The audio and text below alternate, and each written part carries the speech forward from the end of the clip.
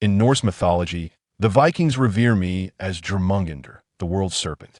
In Christian mythology, I am reviled as the ancient dragon, the old serpent Satan. In Greek mythology, the gods tremble at the mention of Typhon, the hundred-headed giant.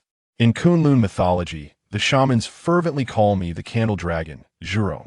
Mayan mythology, Buddhist mythology, Slavic mythology, Celtic mythology, Nahuatl mythology, Japanese mythology, Assyrian mythology, Egyptian mythology, Finnish mythology.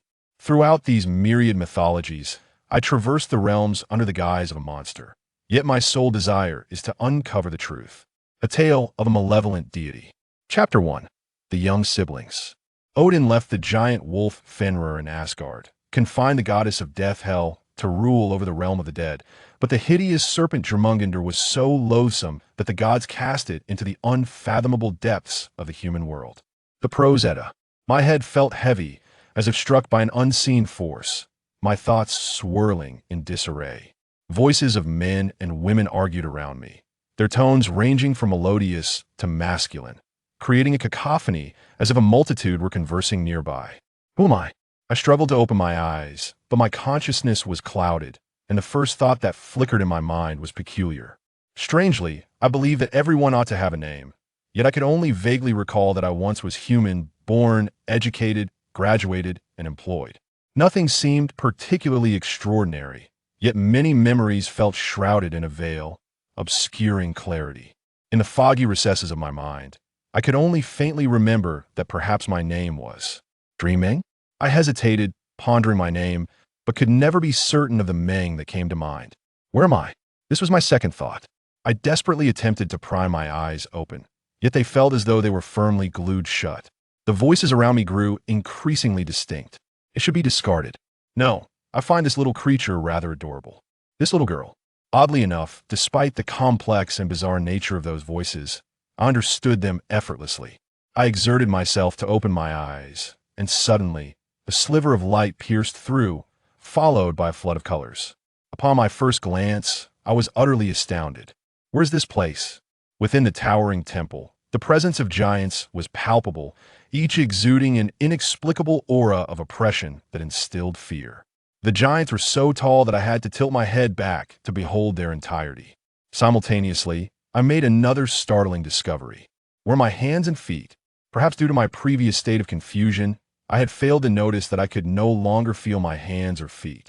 At this moment, it felt as if I had lost them entirely, lying on the ground as if I were crawling. Ignoring the appearance of the giants, I instinctively lowered my head to inspect my body. To my astonishment, where my body should have been, there were only dark, tiny scales and slick, viscous membranes. Turning my head, I noticed a long serpent tail trailing behind me. Without pondering why my head seemed capable of rotating 360 degrees, after surveying my body, I was compelled to accept a stark reality. I had transformed into a serpent, and curiously, beside me lay a creature resembling a newborn puppy and a small girl, sound asleep. The puppy was not particularly surprising, yet what truly astonished me was the sleeping girl. Her left side appeared as a perfectly normal, beautiful child, while her right half resembled a charred skeleton, as if scorched by fire. Life and death, a haunting juxtaposition. As I examined my surroundings, the giants, filled with that oppressive aura, were engaged in a heated debate, and at the center stood an elderly one-eyed man upon a silver throne, adorned with a long beard and clad in full armor. The one-eyed elder wore a grand golden crown, 2 exceptional ravens perched upon his shoulders, while 2 alert wolves crouched at his feet. Unlike the others, the one-eyed elder remained silent, his piercing gaze sweeping in my direction. Though he did not fixate on me, the sharpness of his glance sent a shiver down my spine. Fortunately, the elder merely cast a cursory glance before sinking back into contemplation. Enough! With a sudden roar from the one-eyed elder, the previously clamorous giants fell silent. Once calm ensued, the elder surveyed the assembly before turning his gaze back to me. This time, I could ascertain that he was indeed looking at me, for with his gaze, the eyes of the other giants also turned toward my figure. Under the scrutinizing gaze of the giants, an inexplicable sense of dread washed over me, and I instinctively opened my mouth. Yet, I had forgotten that at this moment, I was merely a snake. Thus, as I opened my mouth, sharp fangs glinted in the light, revealing a primal threat toward the giants before me. HSSS.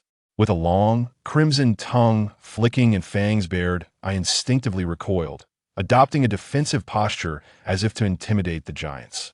I soon perceived that the expressions of the giants reflected varying degrees of displeasure and disdain. The one-eyed elder also wore an expression of displeasure, yet he said nothing, instead addressing one of the giants. "Thor, cast this beast into the sea." The giant addressed, as Thor appeared formidable, clad in armor, his powerful arms indicating immense strength. Without hesitation, he approached me. Thud thud. The clinking of his armor echoed with each step, a testament to the quality of his battle gear. As I beheld this imposing giant, a sense of foreboding crept over me. Wait, hold on. I attempted to articulate something, but I had forgotten. At this moment, in my serpentine form, I could only flick my tongue in response. In an instant, the giant reached out a massive hand toward me. The overwhelming force emanating from his hand felt weightier than a mountain, compressing my entire being. The sound of my bones creaking echoed as a sharp pain coursed through me. Ouch! Before I could utter a cry of agony, the giant glared fiercely, raising his arm high. Ha! With a thunderous roar, his raised arm swung down like a titan spring. Boom! With a sudden, forceful motion of his arm, he shattered the sound barrier in an instant. Amidst the thunderous roar and piercing shriek generated by the friction between the air and his arm, this supreme deity of the celestial realm wielded his colossal strength, capable of shattering mountains, and hurled the still-growing young serpent into the heavens, transforming it into a shooting star that swiftly vanished from sight. After observing Meng's disappearance, the one-eyed elder turned his gaze towards the little girl and the pitiable young dog before him. After a brief silence, he spoke slowly. As for Fenrir and Hela, let Fenrir remain in Asgard. Hela shall go to the realm of the dead. Days later, the entirety of the 9 realms was aware that Odin, the All-Father, had left Loki's 3 children Fenrir in the divine realm of Asgard, while Hela was sent to the land of the dead. In contrast, Jörmungandr, deemed the most unsightly and despised by the gods, was unceremoniously cast into the unfathomable depths of the human world's oceans. In the human realm, the deep sea lay before them. The boundless, shadowy waters were filled only with the howling of the sea winds and the tumultuous crashing of waves, where life was nearly non-existent. Everything appeared so serene, as if it would never change. Yet exceptions always arise. Boom! From the sky, an object plummeted towards the ocean like a meteorite, and in an instant, accompanied by a deafening roar, the towering waves surged violently. After a considerable time, the sea gradually calmed, revealing a limp, small serpent surfacing from the depths. At that moment, its mind was consumed by an overwhelming sense of dread. Damn it, I almost got killed by that guy. Chapter 2. The hunger is a great dilemma. It appeared inexplicably, morphed into a serpent without warning, and was then unceremoniously cast aside by a brawny man, whose strength surpassed Ming's wildest imagination. The only thing he recalled after being flung away was a dizzying disorientation, leaving him utterly lost, oblivious to the cardinal directions. Yet, the sole relief for Ming was the astonishing fact that he had somehow survived. Of course, unbeknownst to Ming, who possessed neither interest in nor knowledge of Norse mythology. The entity he had become was later regarded as the Midgard serpent, a colossal python that encircled the earthly realm, and was the primordial origin of various mythological concepts, including the World Serpent. Although he had only recently come into existence, as a descendant of Loki, Odin's blood brother, and a pivotal character in the cataclysmic events of Ragnarok, conventional harm held no significance for Ming. This was precisely why Thor, the god of thunder, could disregard Loki's presence and unceremoniously hurl him from the heights of Valhalla to the mortal realm, for he was impervious to injury. Nevertheless, Ming remained blissfully unaware of all this, still grappling with the bewildering circumstances and devoid of any comprehension of the identities of those around him. Despite the peculiar rules of the Norse mythological world allowing him to understand the dialogues among the gods and recognize names like Thor and Loki, for someone who had never indulged in American comic films or delved into Norse mythological texts, the anglicized name Thor bore no connection to the divine figure it represented. Thus, he continued to ponder the identities of these enigmatic beings. However, soon he would find no further need to dwell on such matters. For he was hungry. Gurgle, gurgle. Although he did not truly hear the growl of his stomach, the sensation of hunger evoked echoes of the sounds a human belly would emit. Typically, snakes are cold-blooded creatures, often consuming sustenance only once every 10 days or so, yet Ming found himself inexplicably ravenous. It felt as though his abdomen had been constricted, his intestines churning violently, and overwhelming hunger spreading rapidly, as if he had not eaten in years, causing a few drops of venomous saliva to dribble from his mouth. Drip. The toxic saliva fell into the ocean, instantly transforming the dark waters beneath him into a deep, inky blackness. Had there been any life nearby, it would have surely succumbed to Meng's lethal venom. Yet, this was a desolate abyss devoid of any living creatures. Hungry, hungry, hungry. His entire being echoed the same desperate cry. Wait, wait. The faint memories of his humanity and a sliver of rationality compelled Meng to resist this overwhelming urge to succumb to his primal instincts.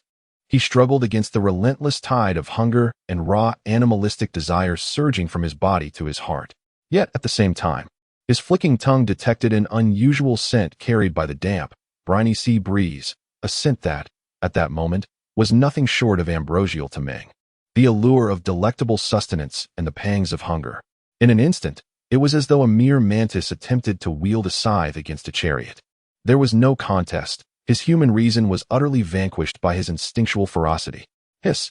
With his eyes glinting red, the venom flowed from his mouth like a cascading waterfall, and without hesitation, he propelled himself toward the source of that enticing aroma, driven solely by instinct. His speed was astonishing, and in the blink of an eye, he darted several dozen meters, soon vanishing from the surface of the ocean, leaving behind a trail of rippling waves that quickly dissipated. Meanwhile, nearby, splash! The wooden oars struck the surface of the sea, stirring the murky, shadowy waters and propelling the vessel forward at a languid pace. Beneath the sun's radiant glow, amidst the vast expanse of the dark ocean, a middle-aged man clad in coarse garb wielded a long oar, rowing slowly. Beside him stood a young man, bearded and watchful, gazing at the sky, occasionally peering into the distance. Kale, stop staring. No matter how anxious you are, Lena won't appear before you immediately, the middle-aged man chuckled, observing the young man's restlessness. Damn old bus. If it weren't for your insistence on catching more fish, we wouldn't be lost in this fog for so long, Kale retorted, turning to face him with irritation. The ocean beneath them contrasted starkly with the familiar azure waters he had known. It was dark and foreboding, devoid of life, and they could not discern any land or islands, leading them to question if they had inadvertently sailed into the realm of the dead. Had it not been for the old fisherman's vague recollection of the legends surrounding the desolate, bottomless sea, they would have been utterly at a loss. Yet now, they could only helplessly navigate their small raft, relying on the sun by day and the stars by night, hoping to find their way out of this lifeless abyss. A place where even the sea gods dared not tread. Aware that his greed had led to their predicament, Old Buzz offered an awkward grin, refraining from countering Kale's anger. After venting his frustrations, Kale took a deep breath, attempting to quell his discontent and regain his composure. Although they had caught a fair number of fish, their supplies were dwindling after more than half a month at sea, and even the fresh water they had brought was running low. If they failed to spot land soon, they would find themselves in dire straits. Lena, he murmured, his heart tightening. Lena had been his childhood companion, and their bond had remained strong. They had been married for less than a month. No, it wouldn't happen, he whispered to himself, tightening his grip on the crude stone pendant woven from grass rope that hung around his neck. Lowering his head, he silently prayed. However, in that moment of silent supplication, he failed to notice something emerging from the surface of the sea. Yet, Kale's unawareness did not extend to Old Buzz, who was still rowing. Kale, look! A hurried voice called out, jolting Kale from his reverie. He instinctively lifted his gaze, only to witness the most terrifying sight he had ever encountered. Splash! A colossal splash erupted from the sea, the waves roiling violently, sending countless droplets glistening in the sunlight, refracting a spectrum of colors. The monstrous creature that breached the surface obscured all light from Kale's view. Before Kale's astonished eyes, dark scales, a massive form, and those menacing serpent-like eyes loomed closer. The gaping maw widening before him, as if intent on devouring everything in its path. Roar! In an instant, darkness enveloped Kale's vision. Chapter 3. Intelligence? Non-existent high above in the distant firmament, the radiant sun goddess, Sol, hurriedly traverses the skies in her chariot of sunlight. Her majestic form barely discernible even above the ocean's surface. In this age where mortals and deities coexist, the chasm between gods and men is not insurmountably vast. The divine frequently mingles with humanity, rendering it all quite natural. Yet, upon the shadowy waves, the satiated Meng displays no interest, appearing languid as he floats with the undulating tides. It must be said, the corporeal form of this earthly behemoth is indeed extraordinary, growing rapidly without consuming anything, defying the law of conservation of mass. From the moment Meng felt hunger to now, scarcely a brief moment has passed, and he has already swelled to an impressive 20 meters, his body as thick as a tree trunk, growing at a rate reminiscent of the stone monkey in Journey to the West who, upon harnessing celestial powers, expands at a mere breath of wind. Indeed, according to legend, after Jörmungandr was cast into the abyssal depths, his gargantuan form encircled the human realm, biting his own tail, yet found himself immobilized by the very ocean he occupied. Compared to this later growth, Meng's current expansion is trivial. However, as he grows larger, his hunger intensifies, in being akin to a deity in serpent form. He is impervious to starvation. Yet, pushed to the brink of madness by hunger, his crimson eyes gleam with a feral light, reminiscent of two great red lanterns. Upon catching the scent of humanity from a wayward inflatable raft, the ravenous serpent, having lost all semblance of reason, disregards all else and voraciously devours the entire raft whole. In that moment, apart from a few remnants of wooden paddles scattered on the surface, no trace of the inflatable remains. Thus, for the first time since his emergence, this serpent, who had not eaten, experiences the sensation of being overfull, compelled to float upon the surface, drifting gently as he digests his meal. Satisfaction. Bliss. Drawing upon the faint remnants of his human memories, Meng struggles to unearth these two unfamiliar terms. In his recollection, these words seem to embody something beautiful. And for the first time, he grasps the essence of fullness. Despite the absurdity of his situation, even amidst divine beings, expecting a simple-minded serpent to ponder the nature of happiness is a daunting task. Even in mythology, Jörmungandr is not renowned for his intellect. Apart from the occasional flicker of humanity and vague human memories that lend him some semblance of thought, he remains, under ordinary circumstances, a creature of diminished intellect. What did I just consume? After languishing in a stupor for some time, the sluggish serpent finally contemplates what he has just ingested. In that frenzied state of hunger where his mind harbored nothing but thoughts of consuming, he vaguely recalls a delicious aroma and a fleeting glimpse of something before pouncing without hesitation, failing to discern its true form. This realization would likely elicit a bemused smile from Kyle and Old Butts, who have just crossed into the realm of the dead. Nevertheless, despite his lack of intellect, Meng harbors a profound fear of that maddening state of hunger he experienced. The desperate compulsion to consume, is an ordeal he wishes never to endure again. Thus, to escape the clutches of hunger, this serpent resolves for the first time in his life to seek out a place where he can satiate his appetite. Extending his long tongue, Meng quickly detects a faint scent of fish ahead. Without hesitation, he propels himself toward that direction. Meng is unaware of how long he has been swimming. He simply notes that the sun above has risen and set 6 times.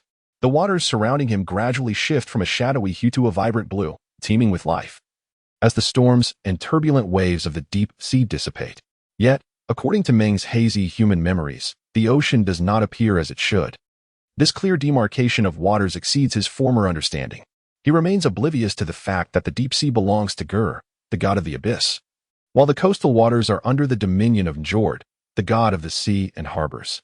Njord, a member of the Vanir Pantheon, is subordinate to Odin, while Gur is an ancient deity existing since the dawn of creation.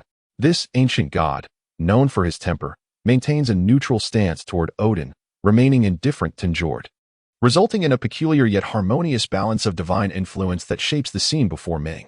However, neither the serpent, with its intellect below 50, nor its former self could fathom the reasons behind this, and after a moment of contemplation, Meng dismisses the thought, opting instead to indulge in a feast. Thus, the innocent fish suffer greatly. Typically, they are merely prey for Norse fishermen, yet they have never encountered such a fearsome predator. Wherever the serpent roams, few escape alive. Whether it be flounders of considerable size, sturgeons as thick as an arm, or even seabirds too close to the water's surface, all are at risk of the serpent's sudden assault, swallowed whole. This gluttonous serpent, seeking mere satiation and devoid of discrimination, revels in his feasting. Yet, unbeknownst to him, On an island several dozen miles away, events connected to him are unfolding. Chapter 4. Waiting by the shore, the ceaselessly turbulent azure sea, with its waves crashing restlessly against the jagged rocks, painted a picture of relentless motion. Upon this rugged coastline, a golden-haired maiden clad in a delicate dress sat perched upon the stones, her bare feet resting lightly against the cool surface as she serenely played a ram's horn. Her demeanor tranquil. The mournful and deep notes resonated, intertwining harmoniously with the rhythmic pounding of the waves, creating an ethereal and exquisite melody. The damp, salty breeze stirred her dress gently, and her long golden locks danced in the wind, enhancing her ethereal and otherworldly presence. This instrument, akin to a flute due to the finger holes carved into the ram's horn, was traditionally used by shepherdesses to summon their flocks. However, its low, melodic tones had garnered immense affection among the Norse people. This maiden was renowned as the most skilled player of the ram's horn on all of Ragnar Island, captivating nearly everyone who encountered her melodies, which were said to move even the gods. Yet, the hearts of the young men of Ragnar Island were heavy with sorrow, for this enchanting beauty had wed another just months prior. At this moment, however, the newlyweds sat at the shoreline, her hauntingly beautiful tunes revealing a hint of melancholy beneath their surface. After a period of time, her music gradually ceased. She gently set down the ram's horn and gazed out over the endless expanse of sea before her, her eyes fixed on the horizon as if she were yearning for something beyond her reach. Suddenly, the sound of lowing cattle broke the silence as a middle-aged man guiding a herd of cows approached along a nearby path. Noticing the girl by the shore, the rugged man called out, "Lena, are you still waiting?" Turning at the sound, the maiden smiled at the man, Uncle Triv. Triv, having watched Lena grow from childhood, wore a warm smile, though a shadow of sorrow lingered in his brow. The seasons had swiftly turned to autumn during her vigil. With a gentle sigh, he continued, "Lena, Kyle has been at sea for several months now." Perhaps as he spoke, he noticed the deepening sorrow etched on Lena's face and quickly shifted the subject. "In truth, Bertan has always held affection for you. He says that if you wish, he would marry you without delay. If you find Bertan too impulsive, then there is also Elra. He is steady and reliable." However, as Triv mentioned Bertan, Lena remained unmoved, prompting him to hastily change his words once more. "Uncle Triv," but Lena interrupted him firmly. Triv's voice faltered, and under her resolute gaze, she calmly shook her head. "I have made my decision. I will continue to wait for him." Her voice, though gentle, resonated with determination. Triv opened his mouth, unsure of what to say. "Then I shall wait. I will wait for him my entire life." Lena's unwavering declaration echoed in Triv's ears. Stunned by her stubborn resolve, he could only sigh in resignation as he led the cattle away. Once Triv departed, a shadow of despondency crept across Lena's face. She lowered her gaze, her delicate fingers gripping the ram's horn tightly, oblivious to the fact that they had turned crimson. The following day, within the solitary temple of Ragnar Island, the statue of the handsome sea god Njord was enshrined at the highest point, overshadowing even the other deities. An aged prophetess sat quietly within the temple, murmuring incomprehensible words. Beside her, Lena pleaded earnestly, "Grandmother Karen, please tell me, what has happened to my husband Kyle?" In Norse belief, the prophetesses were thought to possess the ability to communicate with gods and spirits, so in her desperation, Lena sought the wisdom of the island's seer. Yet, Karen, who had always been accommodating to her, remained silent, regardless of Lena's heartfelt entreaties. With no other choice, Lena turned to leave. As the door creaked shut behind her, the prophetess's murmurs abruptly ceased, plunging the temple into silence. After a long pause, a curious voice echoed in the prophetess's ear. "Why do you not tell her?" Unfazed by the sudden voice, the prophetess, accustomed to the presence of wandering spirits and apparitions, sighed in response. If Lena were to learn that her husband has crossed into the realm of the dead, she would surely faint. "Did a storm befall her husband?" inquired the spirit, astonished. "If it were merely that, my worries would be far fewer," the prophetess replied with a bitter smile. "The truth is, Kyle met his end at the hands of Loki's son, Jörmungandr, devoured whole by the serpent. If Lena were to discover this, she would seek vengeance for Kyle. But who could defeat a goddess offspring? Moreover, Lena is but a fragile girl. Should she stubbornly venture out to sea, she may not even encounter Jörmungandr." But as the prophetess continued her ramblings, a sudden noise interrupted. A sharp crack echoed from outside the door. Startled, the prophetess turned to see Lena standing dazed just beyond the partially closed temple door, the ram's horn slipping from her grasp and rolling at her feet. Chapter 5. Set sail for revenge. "Have you made your decision?" Old Edgar spoke softly, gazing with concern at Lena before him.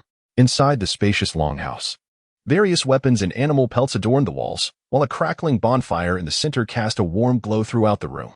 According to Viking customs, all aspects of life, including food and dwelling, were contained within the longhouse, which lacked any division into separate rooms, signifying that a family resided as a single unit within one home.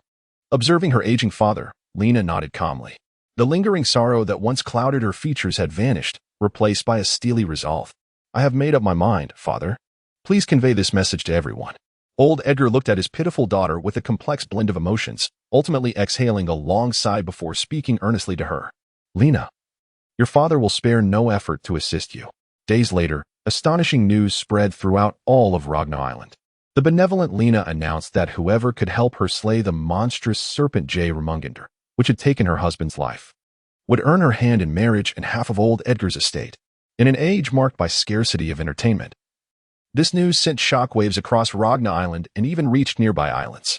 Upon hearing the announcement, countless young men, who had previously wallowed in despair over Lena's impending marriage, erupted into ecstatic cheers. Even those indifferent to Lena felt a stirring of interest. What did half of old Edgar's estate signify? The Edgar family was well known on Ragna Island for their affluence, boasting hundreds of cattle and thousands of sheep. They had 9 sons, all tall and robust, with only Lena as their cherished daughter. Once, Lena had spurned all suitors, save for the impoverished boy Kyle, whom she had married, inspiring envy among many. Now, the unexpected opportunity had arisen. Success would yield beauty, wealth, and the glory of vanquishing the serpent Jörmungandr. All would be within reach. Such temptation was enough to entice countless souls. As for the serpent Jörmungandr, the Norsemen, descendants of those who often acted rashly in the face of uncertainty, brimmed with confidence, declaring that regardless of whether it was the offspring of the god Loki, they would flay it alive. In an era where gods and mortals coexisted, the connection between the two was not uncommon. Thus, the Norsemen felt no fear of the serpent foretold by the seer. Instead, they were eager for the challenge. To them, dying valiantly in battle meant being welcomed into Valhalla by Valkyries, while succumbing to illness on a bed was merely a passage to the realm of death. For the Norse, death in battle was not a source of dread, but rather an exhilarating challenge to confront the serpent. In a short span, the news spread far and wide. From Ragna Island to neighboring isles, and even the continent of Midgard, suitors flocked from all directions, seeking to seize this once-in-a-lifetime opportunity. The Edgar family, in turn, welcomed the suitors with lavish feasts of roasted cattle and sheep. Meanwhile, Lena ventured to the seer's temple, hoping to inquire about auspicious signs to determine when she might set sail for revenge. According to Norse tradition, it was customary to consult a witch or seer before undertaking any significant action, as these elder women were believed to possess knowledge of secrets beyond ordinary comprehension. Each day, Lena visited the temple to ask the seer when she could embark on her quest for vengeance. In her frustration, Lena simultaneously arranged accommodations for the suitors and organized warships, ever prepared to set sail. At last, the seer looked upon the mysterious runes that appeared on the white cloth during her divination. A complex expression crossed her face as she sighed deeply. A favorable opportunity for sailing approaches. However, fate is ever capricious, and until the goddess of destiny reveals her choices, I cannot truly predict what lies ahead for you. Thus, fate is in our own hands, is it not? A cool voice interjected. Turning to face the source, the seer beheld the once fragile girl, now clad in leather armor, holding a spear and shield. The softness in her features had vanished, replaced by a vibrant warrior spirit, exuding the essence of a female combatant. In the past 6 months, this girl, who had once lived under the protection of her father and brothers, had devoted herself to mastering the art of combat, astonishing even the Norse warriors who trained her. Yet, the seer understood that within her burned a fierce flame, a flame fueled by vengeance. All the beautiful and ugly emotions of humanity intertwined, simmering within her, ultimately transforming into a blazing inferno. That flame burned incessantly, scorching her and urging her onward.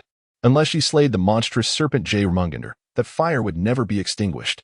The seer nodded, acknowledging the weight of Lena's determination, a moment she had long awaited, filled with restless nights and sleepless turns. However, when the moment finally arrived, Lena felt no joy or excitement, only an overwhelming tide of hatred. 3 days later, a band of over 300 warriors, including Lena herself, armed and equipped, set forth from the jubilant crowd, embarking on 8 dragon-headed ships towards the vast ocean. amidst the throng as the fleet receded into the distance.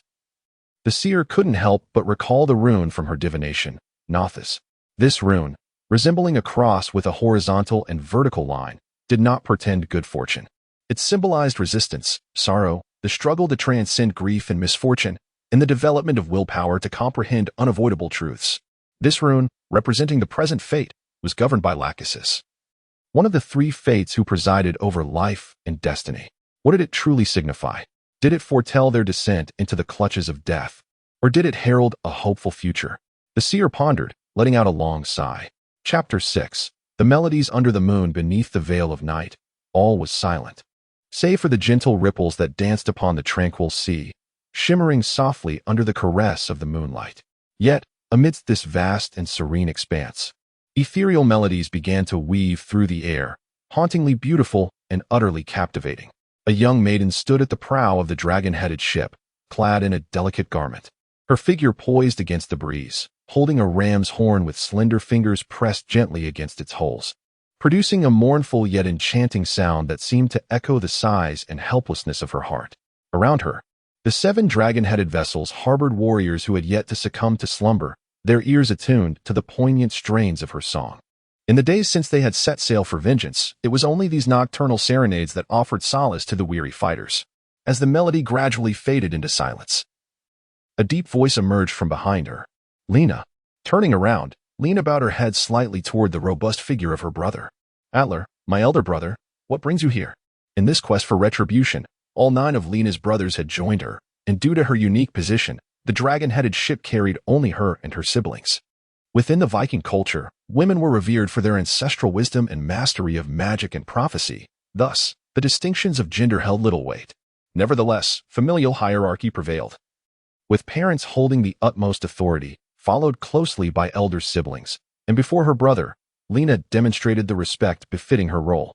Atler gazed at his sister with a sigh. Lena, you need not have come. War is a matter for men, one that should not concern you. The enmity with Kale is our family's burden, and my brothers and I shall seek vengeance on your behalf. You need not. My brother, Lena interjected firmly, meeting his gaze. The women of the North are not known for their frailty.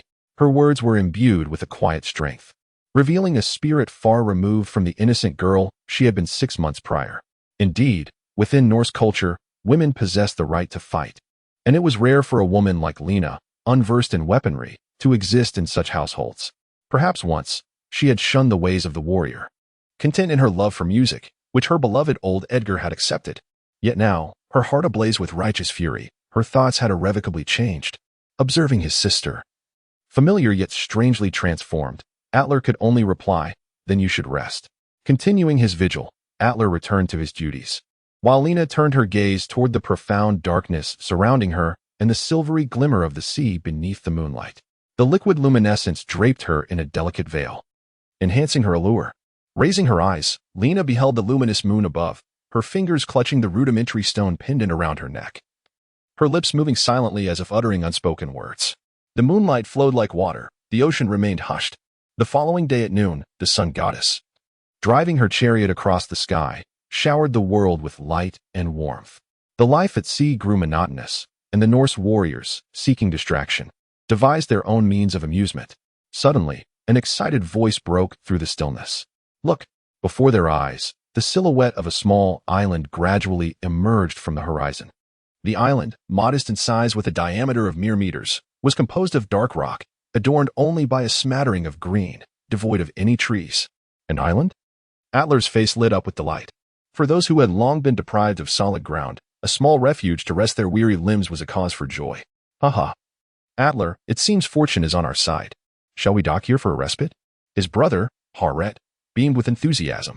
Atler pondered briefly before nodding. Very well. Let us allow everyone a moment of rest.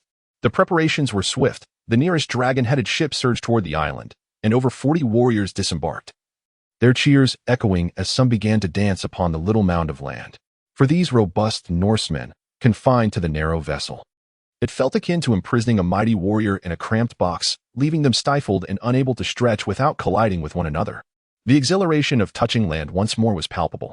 The cacophony of their jubilation reached even Atler, who shook his head and chuckled at the sight of his brothers. Look at them. They are like birds released from their cages. On the island, one warrior, feeling the heat, boldly removed his armor and sat bare-chested, relishing the cooling sea breeze. "By Odin, this feels glorious," he exclaimed, carelessly plunging his axe into the ground. Clang! Sparks flew as the sharp blade failed to penetrate the dark rock, instead bouncing aside. With a mix of surprise and amusement, a nearby comrade quipped, "Hannah, have you not eaten today?" This prompted a ripple of laughter among the group. "Watch me," boasted a burly warrior as he stepped forward, raising his axe and shouting as he swung it at the rock. "Crash! I'll give it a try," another chimed in. "Huh, only I can succeed."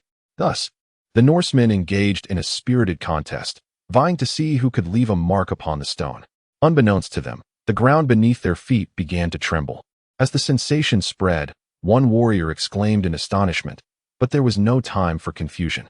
Suddenly, a deafening roar erupted as colossal waves surged forth, and the ground beneath them fissured.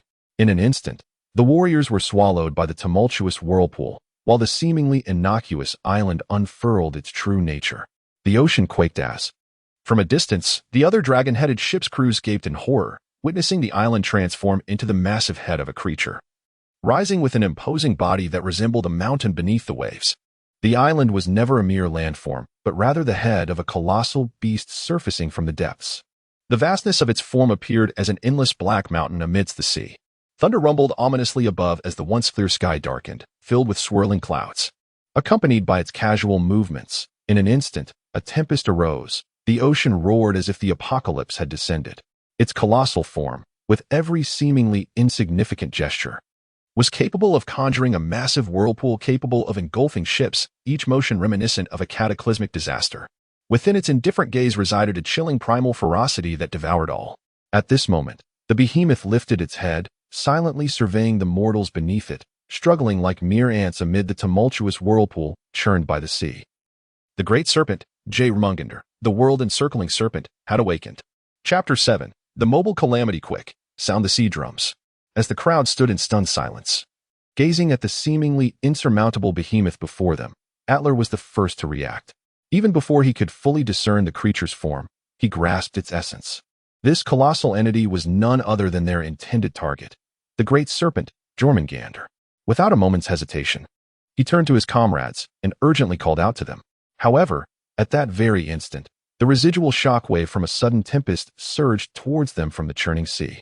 Instantly, a fierce gale arose, powerful enough to uproot trees, sending monstrous waves crashing against the dragon-headed warship, causing it to undulate like a fragile leaf amidst the roaring ocean, teetering on the brink of capsizing. Yet, the ship was adorned with countless enigmatic runes that began to radiate a brilliant white light, like a magical pearl. These glyphs tamed the towering waves that threatened to engulf the vessel, diminishing their ferocity as they approached, transforming into gentle ripples. In preparation for this journey of vengeance, the Edgar family had spared no expense, summoning numerous wizards and witches to inscribe protective runes upon their dragon-headed ship, fortifying it against unforeseen calamities. Clearly, the sorcerers had not cut corners, for even in the face of such tumultuous winds and waves, the ship remained steadfast, though it still swayed considerably. It was merely subjected to ordinary turbulence, far less dramatic than the earlier cataclysmic waves. Meanwhile, one of Atlar's quick-thinking comrades stumbled towards the stern of the ship. He hastily lifted a hammer and struck it fiercely against a makeshift anvil. The resounding clang of metal echoed across the tumultuous waters, followed by a deep, thunderous resonance that rolled like thunder across the sea. The sound, akin to a dragon's roar, reverberated through the air, causing the very surface of the ocean to shudder. At the rear of the dragon-headed ship hung a colossal stone drum, seemingly crafted from jade, secured tightly with an array of ropes, firmly affixed to the vessel. This mighty sea drum was specifically designed by the Norse to combat sea monsters of enormous proportions. A strike on the smaller drum would set into motion a complex mechanism, causing the massive stone drum to resonate with a deep, ominous sound, an auditory assault that deterred the fearsome creatures from approaching. Yet, in the face of this formidable cacophony, the mountain-like beast merely shook its head, seemingly discomforted by the noise. It then plunged into the depths of the ocean. With a tremendous splash, the creature's immense form, resembling a mountain range, stirred the sea, creating towering waves that seemed to reach for the heavens. The sheer height of the waves threatened to engulf the dragon-headed ship. "Evade!" Atlar bellowed to his comrades at the oars, urging them to steer clear of the impending deluge. The burly men strained against the oars, desperately attempting to maneuver the vessel away from the monstrous wave surging towards them. A tidal wave of unimaginable force surged towards the ship, and the runes on its hull erupted in dazzling white light, striving to shield it from disaster. Bathed in the brilliance, the dragon-headed ship transformed into a vessel of light, navigating through the tumultuous seas. Miraculously, the ship managed to ride the wave's momentum, narrowly avoiding the brunt of the impact. However, not all vessels were so fortunate. Atlar watched helplessly as another dragon-headed ship, caught unawares, was swallowed by the relentless wave, vanishing from sight.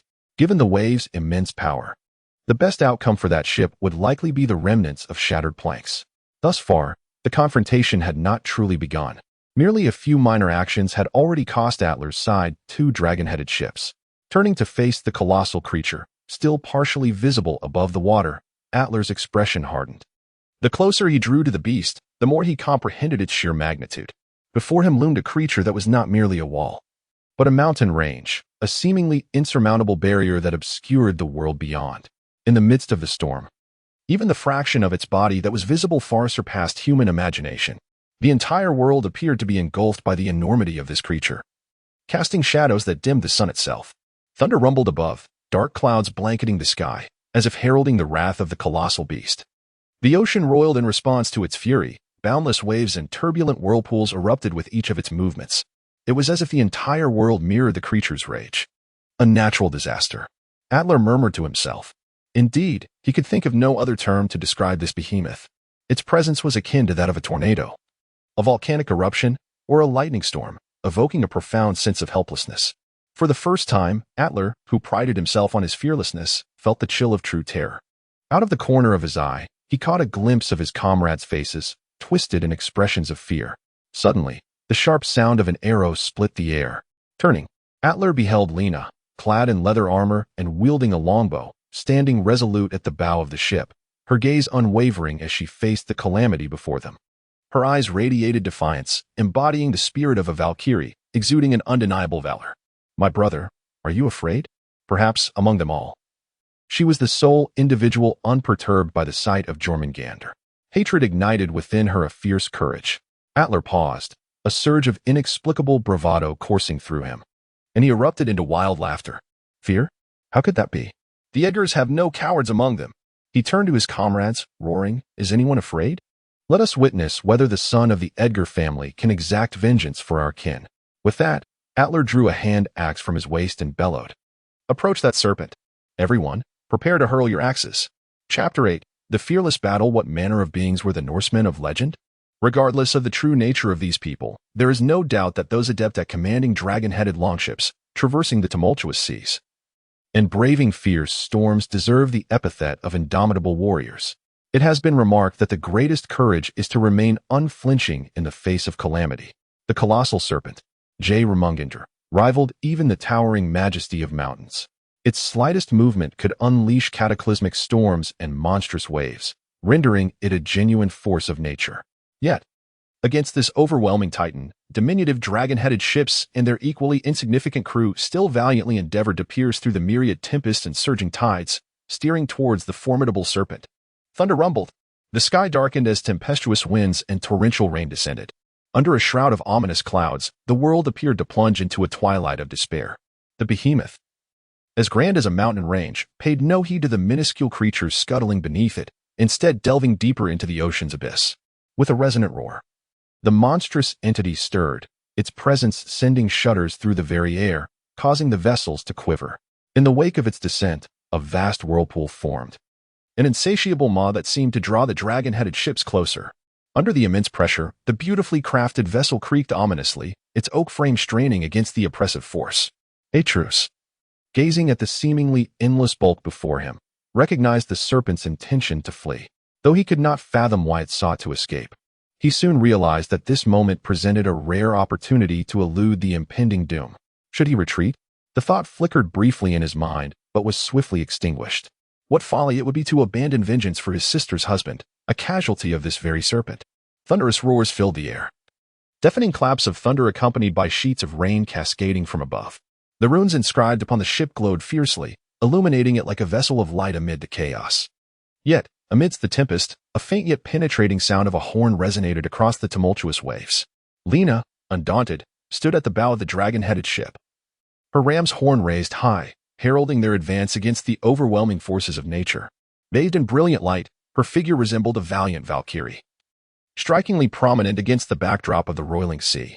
With the fervent blast of the horn, the vessel surged forth, resolutely heading towards the gargantuan beast, followed closely by the remaining dragon-headed ships. With a resounding thud, the ship's specially equipped crossbows unleashed bolts aimed squarely at the serpent's massive form. The thick, arm-like shafts struck true, embedding themselves into the serpent's belly as if its scales were mere illusions.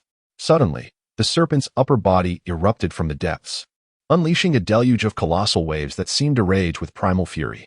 It emitted a mournful cry, a sound so profound that it drowned out the thunder and rain, shaking the very essence of the world. Atreus clutched his ears, overwhelmed by the cacophony, astonished at the unexpected potency of their assault. He had not anticipated such a reaction, given the formidable nature of the serpent's dark scales, which had proven impervious against the swords of the Norse warriors. Yet, as he gazed toward the rear of the creature, he discerned something remarkable. Several kilometers away, the majestic tail of the serpent bore remnants of a molting skin, glistening white against its dark body. In that moment of revelation, Atreus erupted with joy. Look, the serpent is shedding its skin. He realized that Jörmungandr, in its attempt to molt, had only completed the process on its head while the tail remained vulnerable, still in the midst of shedding, a critical moment of weakness. Everyone, attack the serpent's belly. He bellowed with all his might, striving to ensure his voice reached the ears of his comrades amidst the storm. With that, he hurled his axe at the serpent's exposed underbelly, accompanied by a barrage of axes launched by his fellow warriors. Some struck true, while others fell into the depths. But the sight of crimson blood seeping from the serpent's belly invigorated their spirits. Though the wounds were but trifles to such a colossal being, they ignited a flicker of hope. But then, a sudden gust of wind swept through, wreaking havoc. The vessel pitched violently amidst the tumultuous waves. Atreus watched as the gargantuan creature raised its mountain-like head, stirring yet more chaos upon the seas. It loomed over the minuscule beings below, its pupils narrowing into furious slits, an expression of rage igniting within its once calm gaze. Chapter 9. A desperate struggle gazing down at the diminutive vessels and the even smaller creatures beneath. The colossal serpent was overwhelmed by an insatiable fury. For nearly a year, it had prowled the nearby seas, hunting to satiate its relentless hunger, its body growing ever larger with each passing day. Today, it loomed like a living mountain, rising and falling amidst the tumultuous waves of the ocean. As it reached a size beyond even its own comprehension, it began to shed its skin, much like other serpents. However, its immense form rendered this process agonizingly slow. Nearly half a month had passed since it had begun, granting an opportunity for Atlar and his companions. The thick bolts aimed at it were inconsequential, akin to a human being bitten by an ant, something entirely trivial.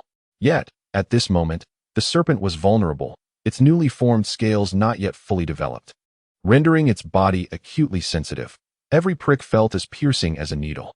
Thus, a tempest of rage surged within the creature. In its hazy memories, it had never intended to harm humans and had shown no interest in consuming them, often opting to avoid encounters, leaving only whispers of sea monsters among fishermen. This time, however, it planned to simply depart, but to its astonishment, these minuscule beings dared to provoke and assault it.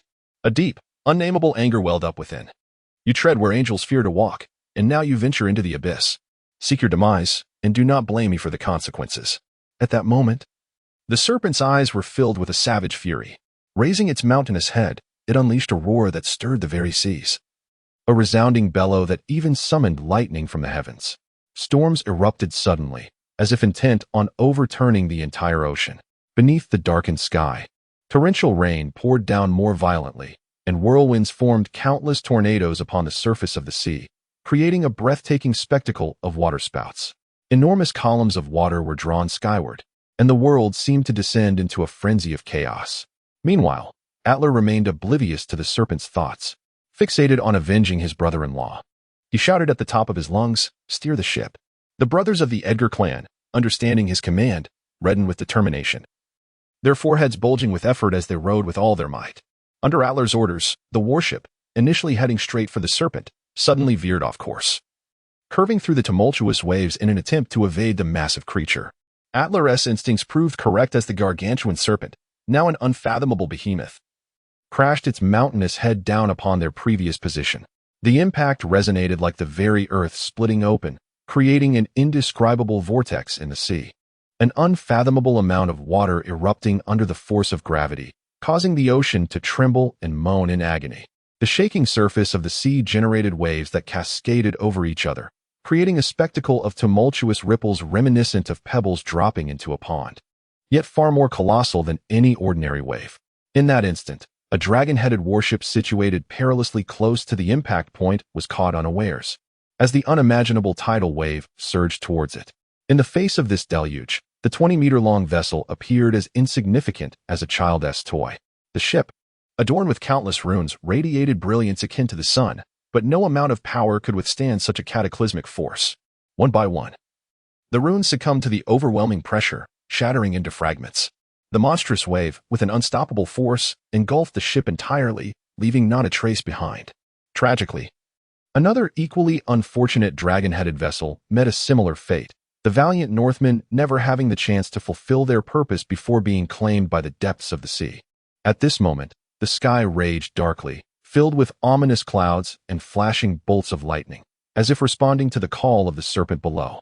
With a thunderous roar, the serpent again breached the surface, sending forth titanic waves as it surged after the fleeing dragon-headed vessel. Its form resembled a vast, unending mountain range, each movement stirring up towering waves and violent winds, as if storms accompanied its every motion. Meanwhile, several other dragon-headed ships finally adjusted their aim, unleashing bolts at the serpent. Thud, thud, thud. The projectile struck its tail and underbelly, piercing the vulnerable flesh devoid of scales, causing blood to erupt forth. Yet, for a creature of such monumental size, these wounds were no more significant than a mosquito bite. In fact, the pain only served to further incite its wrath. With a mighty roar, the serpent raised its upper body, summoning fierce winds as it opened its cavernous maw, inhaling deeply. As it breathed, the storm intensified, wild winds and seawater spiraling into its gaping mouth, and then it unleashed a deluge upon the dragon-headed ship, a torrent like a mighty river flooding forth. Thunderous roars echoed as the tempest descended, the cascading flood resembling a stampede of galloping steeds, its overwhelming force akin to the Yangtze or Yellow River, relentless and all-consuming. "Look out!" Lena shouted in alarm, but it was too late. The dragon-headed ship, unable to withstand the colossal pressure, was obliterated by the deluge, swallowed by the insatiable flood. Chapter 10. The monster in the dim and oppressive atmosphere. Dark clouds enveloped the sky, obscuring the radiant light of the sun. Thunder, fierce winds, and torrential rain intertwined with the deafening roars of a monstrous creature as a violent tempest raged over the tumultuous sea, creating colossal columns of water that soared skyward. Above the shadowy surface of the ocean, a massive serpent, resembling an unending mountain range, writhed in fury, thrashing its body and unleashing countless towering waves with each convulsion. Its movements resembled the cataclysms of the earth, instilling terror and dread in the hearts of all who beheld it. Amidst the tumultuous waves and raging storm, a few dragon-headed warships bore inscriptions on their hulls that emitted a brilliant white light, desperately striving to protect their vessels from impending doom. Yet, confronted by the immense beast before them, a creature of monumental stature that seemed to stretch into infinity, even the fearless Norse warriors could not conceal their trepidation. They feared not death. However, that did not imply a desire for a senseless demise. In the face of natural calamity, even the bravest and most reckless of warriors would not consider their choice to flee from an earthquake or tsunami as cowardice. At this moment, the disaster had indeed descended upon them. "Flee," uttered a Norse warrior clad in armor, the words slipping from his lips. Immediately after, a thunderous roar reverberated through the heavens and the earth, as the enraged beast obliterated the leading dragon-headed ship, releasing a primal scream that seemed to vent its fury and dissatisfaction. The thunderous bellow caused the very ocean to tremble, the surging waves rising and falling as if in fear of the wrath of the serpent that entwined the world. In an instant, a more furious storm surged toward them, accompanied by the tumult of wind and thunder, as colossal raindrops struck their exposed faces, leaving bruises in their wake. "Quick, run!" With no hesitation left, the Norse warriors shouted desperately, their hands furiously wielding the oars, striving to escape the treacherous and perilous waters. Yet, the serpent showed no inclination to pursue. To it, they were but inconsequential ants, unworthy of its attention. It lazily extended its body, intending to descend into the depths of the ocean. Indifferent to the monstrous waves it had stirred, waves that were the harbingers of doom and nightmares for countless beings. Nearby, amidst the churning waves, lifeless bodies bobbed up and down on the surface. Among the many floating corpses, a small figure struggled to cling to the edge of a splintered plank. Striving to pull herself up, coughing, she was drenched from head to toe, her helmet lost to the chaos, her golden hair matted and disheveled. With delicate, pale fingers, she clutched a longbow tightly. When Lena finally managed to hoist herself onto the plank, she collapsed weakly upon it, unable to move for a prolonged time. A deep, bloody gash marred her back, staining her tattered armor crimson. Her body bore numerous injuries, each a testament to her suffering. In that moment, broken and battered epitomized Lena's condition. As she leaned against the bow, she managed to stand, lifting her gaze to survey her surroundings. Bewildered, she observed the countless corpses floating beside her. Recognizing familiar faces among the dead, including those of her brothers, her eyes were filled with confusion as she looked further into the stormy distance, where lightning danced and the tempest raged, shrouding the world in darkness. The massive serpent, akin to an unscalable wall, mocked humanity's frailty and insignificance. Her body swayed precariously, gazing at the colossal creature that evoked despair and helplessness. Her lips quivered, barely whispering, "Why?" Despair consumed her, an overwhelming force that no human could hope to combat. It was a nightmare, a calamity, the serpent Jörmungandr that coiled around the world. A resounding roar echoed across the heavens, stirring storms upon the sea, as if the vast ocean itself trembled in reverence for the offspring of Loki. Meanwhile, tears silently streamed down Lena's cheeks, each drop a testament to her hatred of her own powerlessness. Yet, in the next moment, she wiped away her tears, replacing them with resolve and defiance. With her longbow damaged by the relentless deluge, its string severed, she remained undeterred. With a swift motion, she unsheathed a small knife, cutting several strands of her hair and deftly weaving them into a makeshift bowstring. Gritting her teeth, she tightened the string, her heart swelling with determination as tears continued to flow. "Kale," she murmured silently, as if uttering his name could bestow upon her boundless courage. In times of fatigue, sorrow, and despair, she would remember his gentle smile, the warmth he brought like sunshine. She cherished the boy who would sulk upon hearing of her affections for another, the one who grew anxious at the thought of others pursuing her.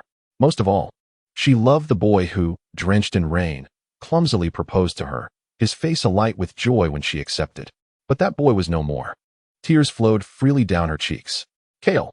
She drew the last arrow from her quiver and knocked it upon her bow, slowly drawing back the string. The bow creaked softly in response to her movements as she focused on the titanic serpent stirring the ocean into chaos. As if sensing her intention, the creature turned its massive head toward her, its colossal visage looming like a divine entity, gazing down upon her with an air of disdain. "You," she muttered through gritted teeth, her longbow drawn to its limit.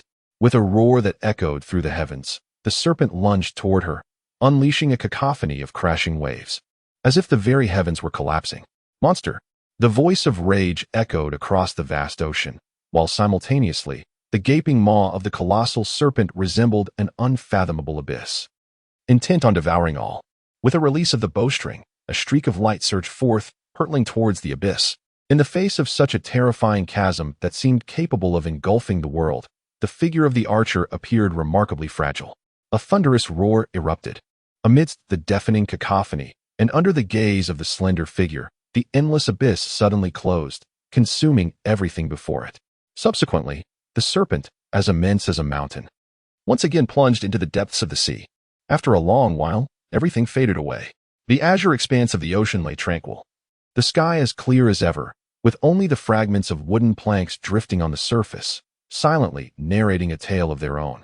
Chapter 11. The Serpent That Encircles the World. Ragnar Island, within the Longhouse. The crackling of the fire echoed through the sturdy wooden structure, where walls adorned with various weapons and animal pelts conveyed a raw, untamed aesthetic. At the heart of the spacious room, a warm fire crackled. And old Edgar sat contemplatively before it, a mug of mead cradled in his hands, lost in silent reverie. "What troubles you? Are you still worried about the children?" Beside him, the middle-aged Jenny, her once lovely features now marked by the passage of time, gazed at old Edgar and spoke softly. Old Edgar remained silent. As a quintessential Norseman, he embodied the traits of his kin: boldness, valor, a fearless disposition, and a penchant for drink. often prone to bouts of anger. Yet, in this moment, he was unusually quiet, seated in stillness, leaving others to ponder his thoughts.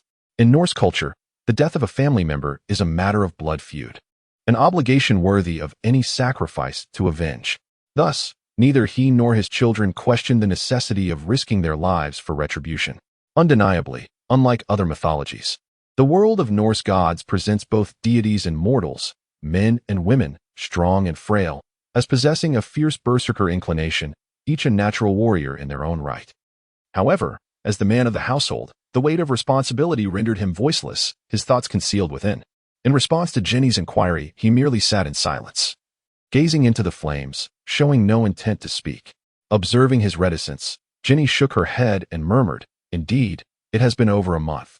With a sigh, she continued, acknowledging that while it was not uncommon for a ship to be at sea for months, the prolonged absence stirred an inexplicable anxiety within her. "God of the sea, Jord, may you safeguard my children and bring them home safe." She silently prayed, when suddenly, the sound of hurried footsteps and urgent knocking echoed through the air. Bang! Bang! The heavy wooden door shuddered under the force of relentless knocking, accompanied by frantic calls. "Old Edgar! Old Edgar! Open the door!" Jenny recognized the voice of the messenger. Og from Ragnar Island. A thought flickered through her mind, prompting her to rise and stride towards the rough-hewn door. Creak. She opened the door to reveal a breathless figure before her, none other than the messenger Og. His tousled golden hair was specked with morning dew, and his athletic frame, known for its swiftness, now bore the marks of exhaustion, suggesting he had run a considerable distance. Raising his head to meet Jenny's gaze, Og took a moment to catch his breath before hesitantly uttering, "Madam Jenny, I hope you can remain calm upon hearing this news," as his words spilled forth. The world around her seemed to fade, losing its vibrancy and turning pale. Staring at Og's anxious face, her ears dulled to the sounds of the world. The once cacophonous environment became eerily silent. Her vision wavered. Names, Atler, Haret, Hannah, Olga, Lena, swirled in her throat, desperate to escape yet rendered mute. Her lips parted, yearning to voice something, but no words emerged. Instead, her body swayed, succumbing to the encroaching darkness, her husband's alarmed expression fading into the background. Be it fisherman or warrior or the womenfolk, all were compelled to marvel at the legend of the colossal serpent. This offspring of the god Loki, an unprecedented creature of immense size, was said to rival the very mountains, with a head that could stand beside any towering peak. When enraged, its gaping maw could swallow an entire city. In the tales spun by bards, this monstrous serpent was notorious for its temper, often stirring the seas into turmoil, provoking storms and tumultuous waves. Those who revered this behemoth began to call it the serpent that encircles the world. Yet, in the unfathomable depths of the ocean, this gargantuan entity lay in an unprecedented state of tranquil slumber. For Mung, the awe and astonishment of humanity were of no consequence. Indeed, even the tiny boats that had once disturbed him during his shedding of skin held little significance. They were merely inconsequential, akin to an ant's bite while one slumbers, easily brushed away without a second thought. Moreover, compared to those diminutive beings, Mung's focus lay solely on his own hunger. As a quintessential mythic creature, Mung defied the laws of science in various ways. For instance, he required no sustenance yet could inexplicably grow larger, a phenomenon that contradicted the principle of conservation of mass and energy. In the brief span of less than 2 years since gaining consciousness, his size had become astonishing. However, with this growth came an insatiable hunger. Only through relentless consumption could he momentarily quell his appetite. This hunger was so overwhelming that it consumed him entirely, leaving no room for frivolous thoughts as he toiled tirelessly to satiate his cravings. As the adage goes, when one is impoverished, ambition falters. In states of extreme hunger, he occasionally found himself with bloodshot eyes, losing all rationality, consumed by thoughts of what to eat next. It was unrealistic to expect this perpetually famished serpent to entertain any other musings. Yet, there was a silver lining, despite the intensity of his hunger. It would not lead to his demise. It was merely a profound yearning. During Mung's first shedding, this insatiable hunger experienced its first respite. Though still ravenous, it no longer drove him to the brink of madness, allowing the serpent a rare moment of peace as he awaited the completion of his shedding. Chapter 12. The solar chariot, the celestial steed, engulfed in flames, gallops across the boundless clouds, pulling the solar chariot as it races through the distant heavens. Behind this divine horse stands the majestic and beautiful sun goddess SL, grasping the reins made of pure gold, skillfully guiding the two celestial steeds. Her golden hair dances wildly in the fierce wind, radiating an aura of authority that is difficult to behold. Beside her, the sun itself blazes fiercely, carried by the chariot, emanating indescribable light and warmth across the world. Onward. Above the immaculate clouds, which at times resemble fluffy cotton and at others appear as elongated ridges, beauty is abundant. Yet, rumble. The fiery steed careens recklessly among the clouds. Wherever it treads, the vast clouds shatter, and any nearby clouds are instantaneously vaporized by the sun it tows. The solar chariot advances freely through the expansive heavens, beneath which lies Midgard, the realm of mortals. As the chariot continues its relentless journey, the sun goddess SL lowers her noble head, gazing down upon the earth below. Through the clouds, she can faintly discern countless mountains and rivers, and with her divine sight, she can even observe the daily lives of mortals. A hint of satisfaction graces her lips. In this era of coexistence between gods and humans, their bond remains remarkably close. The earliest humans were crafted by Odin and his brothers, Vili and Ve. For the Norse deities, humanity, as their creation, is cherished to the extent that valiant mortals are granted the honor of entering Valhalla after death, guided by the Valkyries, to partake in endless feasts of mead and meat, engaging in constant training to hone their martial skills. As a member of the Asir, the sun goddess SL harbors a similar goodwill towards humanity. Were she unwilling to drive the solar chariot daily to illuminate the earth, even Odin could not compel her. To soar across the sky each day and occasionally observe the world of mortals is a life of great contentment for the goddess. However, a thought suddenly crosses her mind, prompting her gaze to shift further afield. To the east of this vast land of Midgard lies the sea. Beyond the sea lies an endless mist. Beyond the mist, at the world's edge, lies a new land, Jotunheim. In this realm dwell countless frost giants, descendants of the primordial ice giant Ymir. At the dawn of creation, Odin and his brothers vanquished the colossal Ymir, transforming his body into the world tree, using his skull to form the heavens and his flesh to create the earth, thus shaping the current world. Yet, Ymir's progeny fled to the fringes of existence in Jotunheim, continually breeding and plotting to overthrow the gods, often attempting to invade Asgard, the abode of the deities. Additionally, to the west lies Vanaheim, home to the enigmatic Vanir gods, and ancient beings like Gur, the sea god, whose allegiance to Odin is ambiguous.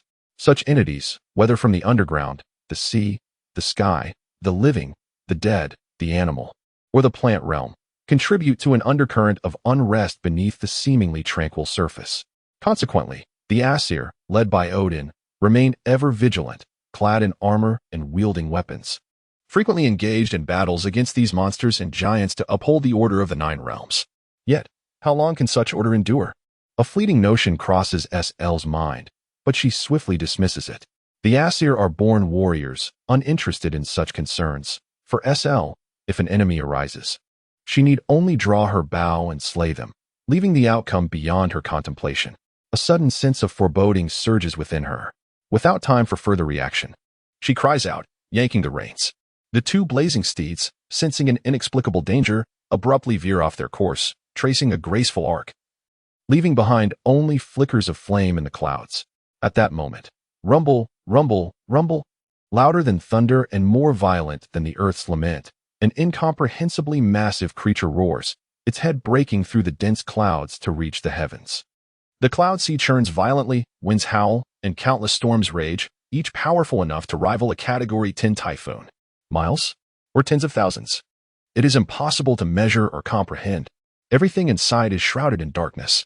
Each scale is of a size beyond mortal understanding, and any movement could unleash a tempest. Half of its massive body remains submerged in the sea, while the other half stretches toward the heavens, yearning to breach the realm of the divine. Infinite grandeur, infinite might, and infinite size. Before such a colossal entity, even the gods appear diminished and insignificant. Loki's offspring, the Midgard serpent? SL gazes in astonishment at the immense being before her. Though it did not appear when Odin sought to deal with Loki's 3 children, as a goddess, I can effortlessly discern the name of the creature looming in front of her. At this moment, the serpent's colossal, mountain-like eyes gaze down upon the astonished sun goddess atop her chariot. Within those crimson orbs lies an insatiable greed, ferocity, and madness. Roar! The gargantuan serpent bellows, opening its abyss-like maw, lunging toward the sun goddess to consume her. Chapter 13. The sun? Food. Hungry. Eat. How I long to eat. In the chaotic mind of the colossal serpent, an overwhelming hunger erupted suddenly since its awakening, saturating its consciousness and dominating its every thought. Under the relentless assault of this primal desire, the serpent, usually clear-headed, now struggled to form coherent thoughts. Reason was utterly obliterated, leaving behind only the raw instinct of survival. All that surrounded it appeared drenched in crimson, with a singular thought echoing in its mind: to consume, to devour. Everything. Amidst its tumultuous perceptions, the most striking object was the radiant and warm light above its head. Thus, this unprecedented and likely unparalleled gigantic serpent yielded to its instincts, lunging towards the source of illumination and warmth. It felt an innate certainty that by swallowing this glowing entity, its hunger would be quenched. Roar! Excitement, greed, brutality, arrogance. The serpent, on the brink of liberation from its hunger, was engulfed in a fervor that coursed through every sinew of its being. It had no doubt of its strength, even as reason faded. It grasped the simplest truth: it was immensely powerful. Boom! The colossal mass of clouds, thick as the land itself, spanned not just kilometers but tens of kilometers. Even an army of thousands would appear insignificant before these clouds, and a city capable of housing millions was but a child's toy in comparison. Yet, before the might of the serpent, these clouds were but fragile constructs, easily shattered. Boom! The serpent effortlessly shattered the tumultuous clouds, and as it clashed with the sky, storms and lightning erupted in its wake. Amidst the boiling sea of clouds, the ferocious serpent raised its head high, akin to a sovereign reigning over its domain, recklessly traversing the heavens. Each movement of its head stirred countless phenomena. Lacking wings and the ability to soar, the serpent still ascended to heights reserved for deities and select beings, merely by virtue of its unprecedented size. Its body remained submerged in the unfathomable depths of the ocean, yet by merely lifting its upper form, its head breached the celestial expanse above. The immense serpent spanned the entirety of the universe. Above the serpent's head, countless stars trembled in terror, fleeing in an attempt to distance themselves from the wrathful beast. Even the fierce Scorpius transformed, abandoning its usual ferocity to escape into the darker void of the sky. The reclusive Cancer, too, sought refuge behind the panicked Aquarius, hoping to evade the serpent's notice. Whether it be thunder, storms, the sea of clouds, the sun, stars, or the dawn's light, all appeared diminutive before this savage serpent. Even without any overt movement, merely its lingering aura was enough to disturb the entire sky. However, the fleeing constellations garnered no attention from the serpent. In its vision, there existed only one object, that which radiated infinite light and heat, to consume it. The serpent's eyes, now a frenzied crimson, fixated on what mortals referred to as the sun, with venomous drool dripping from its greedy maw. Without hesitation, it surged towards the radiant entity. Roar! With a thunderous bellow, the vast expanse of clouds roiled and boiled in response. In its path, the sun goddess SL unhesitatingly turned her chariot to flee. Though a deity, she was not invincible. Rarely, but occasionally, she would engage in battles among giants. Sometimes, even gods would find themselves outmatched by the frost giants that had persisted since the primordial chaos. To retreat when faced with defeat is not seen as shameful among the warrior gods of the Norse, but rather a matter of course, except, of course, for the ever-battling Thor. Thus, the serpent pursued behind the sun chariot, while SL steered her vehicle across the clouds, striving to evade the serpent's relentless chase. The two formed a captivating scene of pursuit. Consequently, in the realm of mortals, the onlookers were astounded to witness an extraordinary phenomenon. The sun, which had always followed a steady course, was now wandering erratically across the sky, as though attempting to escape something. Simultaneously, at the sun's periphery, a dark shadow slowly encroached upon its essence, as if something were consuming it. An eclipse had appeared. Chapter 14.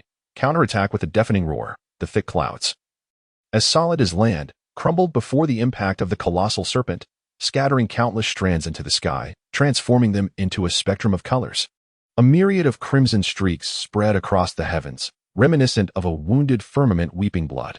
The monstrous creature, deeper than the abyss and darker than the night, greedily opened its gaping maw, as if gathering all its strength to devour the sun whole.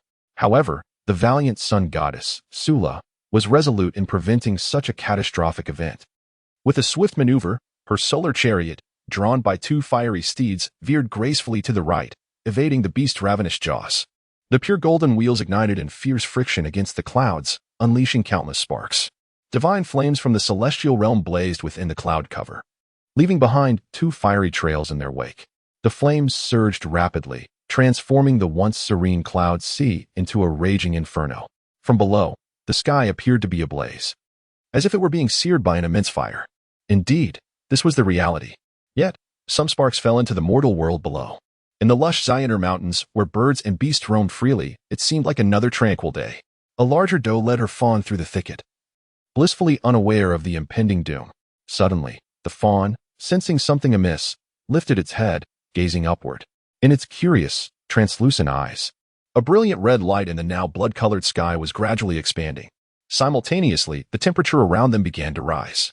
This change unsettled the mother doe, who frantically called for her fawn to flee. But it was too late. With a thunderous crash, a massive fireball, ignited by the divine flames of the heavens, struck the verdant mountains. In an instant, a deafening roar resonated as the earth trembled violently. The collision emitted a blinding white light, as if 1,000 suns had erupted simultaneously, rendering it impossible to behold. The resulting shockwave obliterated everything in its path, reducing mountains and forests to mere dust.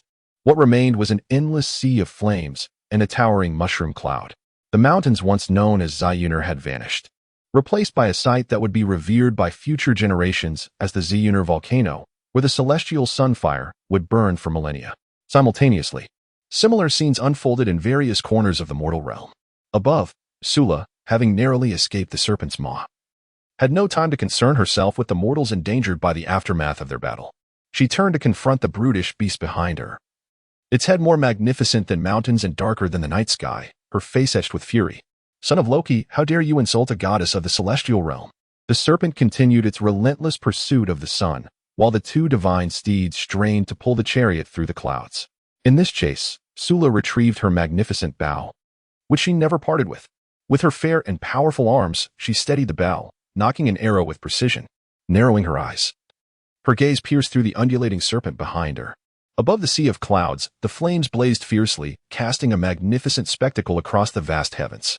Amidst the howling winds, the goddess stood resolutely upon her speeding chariot, clad in armor, bow drawn, eyes ablaze with wrath. Though her form appeared diminutive compared to the colossal serpent, it radiated an imposing majesty. The greedy serpent lunged at the goddess, but in that moment, her finger released the arrow. "Go," she cried out, and the arrow shot forth, capable of piercing the very stars.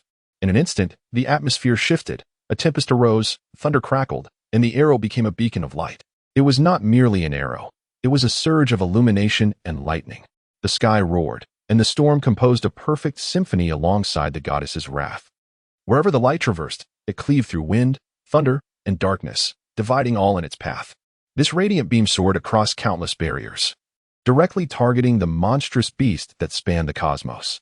Below, countless mortals gazed upward in astonishment, witnessing the breathtaking arc of light slicing through the blood-red sky. The brilliance was so exquisite, it mirrored the essence of death itself. With a resounding crash, the heavens roared in response, as the magnificent light pierced the beast's mountainous head. In that moment, a brilliance emerged, brighter than the sun and more ferocious than flames, flooding the sky with radiant energy. Golden, green, blue, purple, red, an indescribable kaleidoscope of colors erupted, illuminating every inch of the sky, earth, and ocean, transforming the world into a dreamlike spectacle. Across the heavens and the earth, multitudes fell to their knees before this miraculous light, trembling in fear and praying for mercy from the divine wrath. Even as the brilliance began to fade, a lingering, enchanting glow remained visible in the distant clouds, refusing to dissipate. That awe-inspiring presence was more majestic than mountains and more profound than the seas. This was a power that belonged solely to the divine. Yet, gazing at the colossal entity still enveloped in the lingering white light, Sula's expression shifted to one of astonishment. "How could this be?" she murmured, her voice echoing in disbelief as the monstrous creature let out a resounding roar. Chapter 15: The Wrathful Serpent in the Mind of the Colossal Serpent. An indescribable agony relentlessly tore at its already frayed sanity, inciting an uncontrollable fury.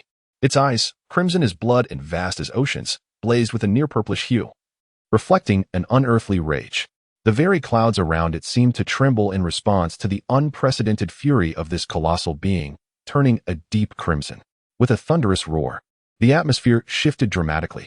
Under the steely gaze of the sun goddess SL, the massive creature, connecting the heavens and the earth, raised its mountainous head and unleashed a deafening bellow that resonated through the celestial realms. The sheer intensity of its roar stirred tumultuous waves upon the sea, shattering clouds and sending stars, previously in retreat from its wrath, recoiling in terror. The heavens themselves, transformed from the skull of the primordial frost giant Ymir by the divine King Odin to shield against chaos from beyond, now trembled under the serpent's wrath. Fractures appeared in the sky, threatening to allow the divine fire to rain down upon the world of mortals. The constellations, filled with dread, screamed as they witnessed the celestial flames descending toward the earth. The sky, once a bastion of order, was now a harbinger of chaos. Yet the serpent, unfazed by the unfolding calamity, gazed down upon the minuscule goddess before it, charging forth in a blind rage. Its cavernous maw widened before SL, intent on devouring her whole. This time, the serpent's focus was not the blazing sun but the terrified goddess herself. It sought to consume the one who had provoked its fury. Regardless of her divine status, all who angered it were destined to perish. Instinctively, SL's thoughts turned to escape. Unlike her previous tactical retreats, this moment was fueled by an unprecedented fear. Her divine steeds, Levac and revere, galloped frantically through the clouds, attempting to flee the serpent's gaping maw. The chariot of the sun raced across the heavens, but the enraged serpent pursued relentlessly. With a thunderous crash, the serpent's enormous head collided with the majestic sky, causing the celestial dome to tremble. The impact sent stars swaying perilously, some plummeting to the ocean below. The furious gaze of the serpent reflected the frantic escape of the sun goddess, whose usually radiant visage now bore the marks of panic. In her haste, she nearly cast the sun from its rightful place on earth.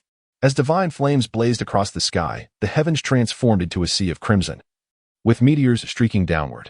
Yet the serpent remained unsatisfied, roaring as it surged in pursuit of the fleeing goddess.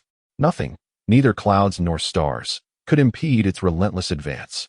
With her complexion paling, SL made a fateful decision. She would flee to Asgard.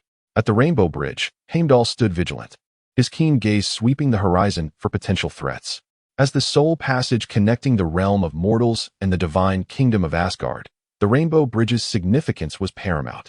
Throughout the ages, countless beings had sought to challenge the gods, making this bridge the front line of defense. Gifted with the strength of the gods, Heimdall had devoted eons to safeguarding the bridge against invasions, thwarting countless attempts by frost giants to breach Asgard's sanctity. Yet, even he had never before witnessed such chaos. The sky burned crimson, stars scattered in disarray, and the sun chariot raced past him in a blur. With his sharp eyesight, Heimdall recognized the sun goddess SL. Her face a portrait of terror, utterly unlike the formidable goddess she typically embodied. Suddenly, a head as monumental as a mountain descended upon the bridge, shaking it to its very foundations. The serpent, intent on following the sun chariot, was met with Heimdall's unwavering resolve. "Stop," he commanded. Though he underestimated the sheer might of the approaching foe, the impact was overwhelming, a force akin to an endless ocean crashing upon him. Heimdall braced against the pressure, his muscles straining, his feet sinking into the ground as he struggled to withstand the onslaught. Just as he felt his strength waning, the oppressive force relented momentarily, prompting him to look up. Above him loomed enormous, icy eyes, gazing down with a mixture of curiosity and disdain. The serpent regarded Heimdall as one might an insignificant insect, dismissing him with a flick of its head, sending the guardian sprawling as it continued its relentless pursuit of the sun chariot, trampling countless divine flowers in its wake.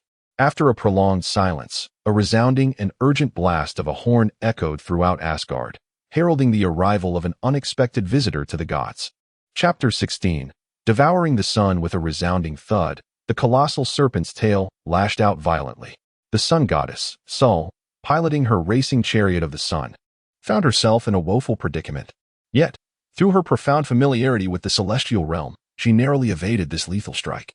Alas, the grand palace beneath her was not so fortunate. It succumbed to the mountainous impact, transforming the resplendent structure into mere ashes, sending clouds of debris swirling through the divine realm, while the cacophony of destruction startled countless beings.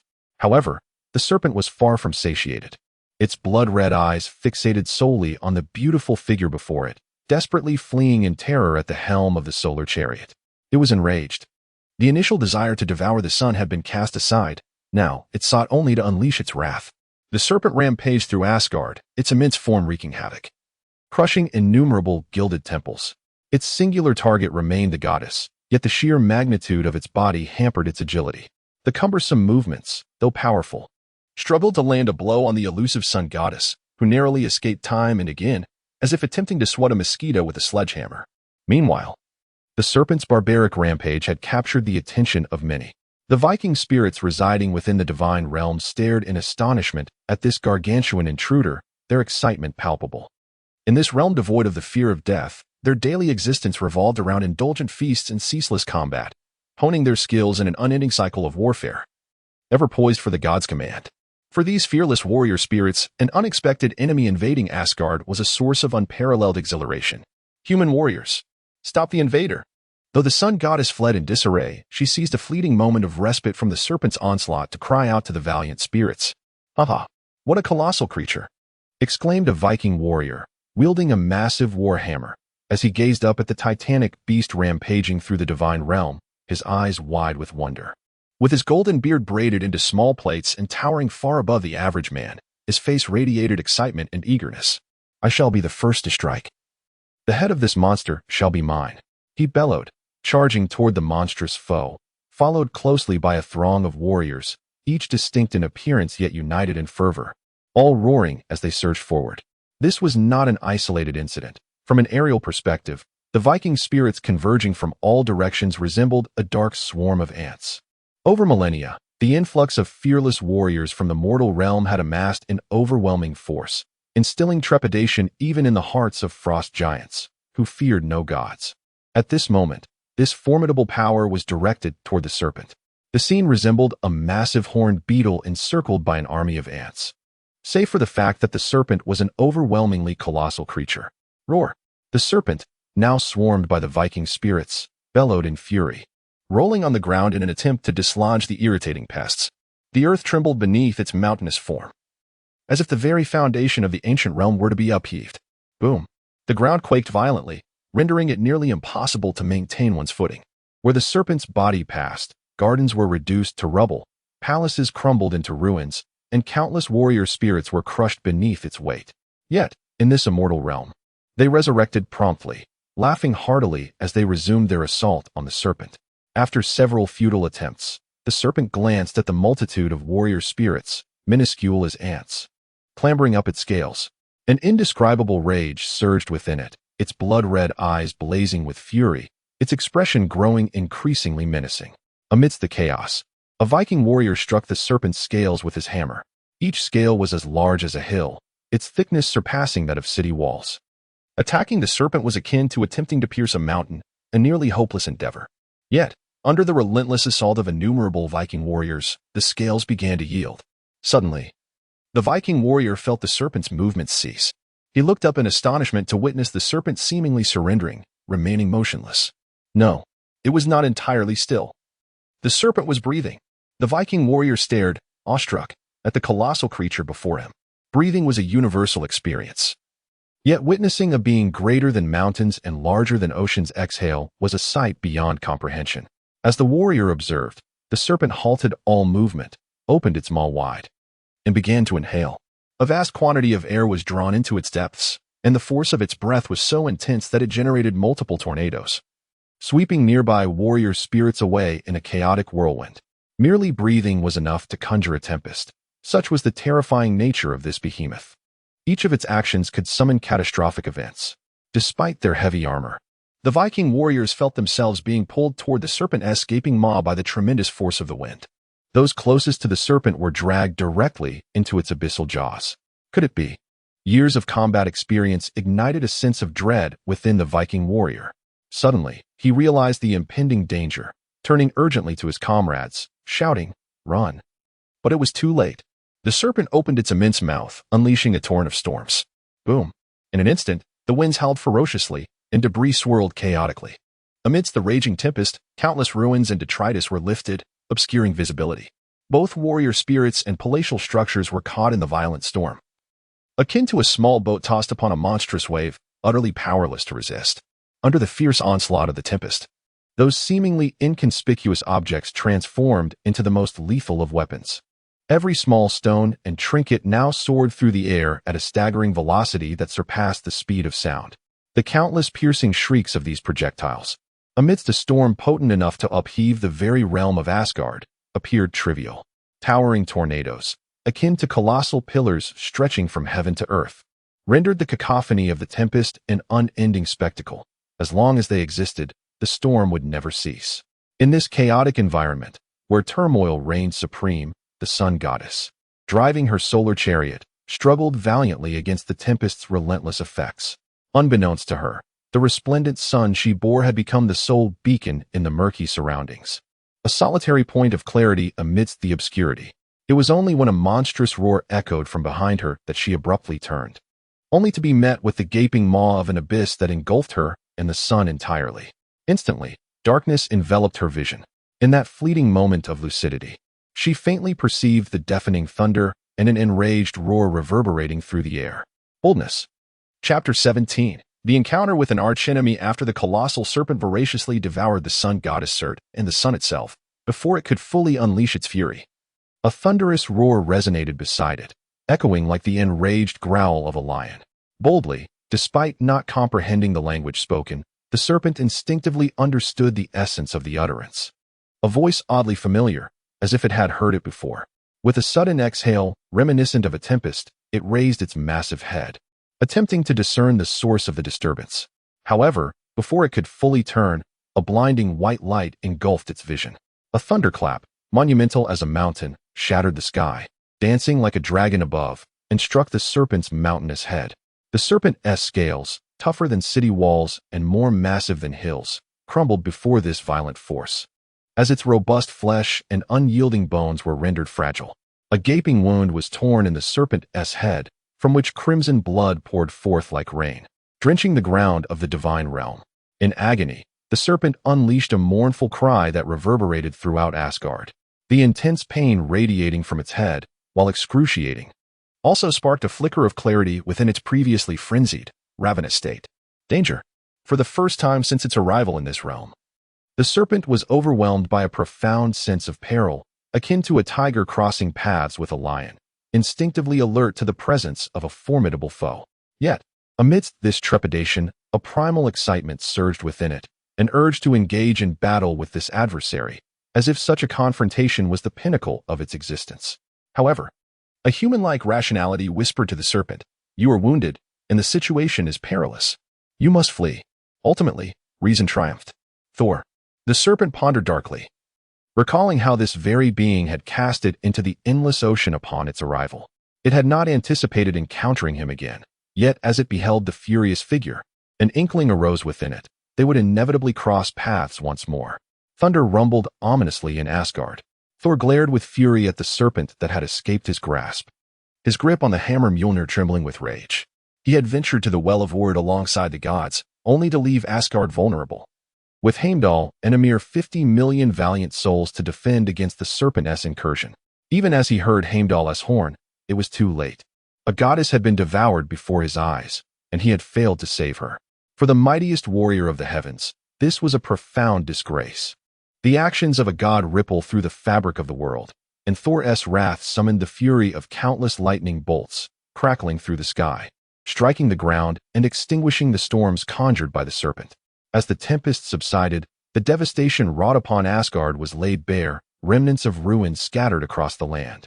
And the once immortal warriors lay in disarray. Faced with this scene of desolation, Thor could no longer contain his fury. He lifted his head and bellowed into the heavens, "Loki." The roar of his rage echoed throughout Asgard. In the human realm, a slender, handsome man lounged lazily in a tavern, indulging in a drunken belch, while the tavern keeper cowered beneath the counter, fervently praying to the gods. The establishment lay in disarray, empty save for the two of them. The recent celestial anomalies had terrified the patrons. Even the fearless Vikings held a measure of reverence for the divine, yet this languid figure seemed utterly unfazed, reclining carelessly. "Hey, innkeeper, bring me more mead," he scoffed, unperturbed.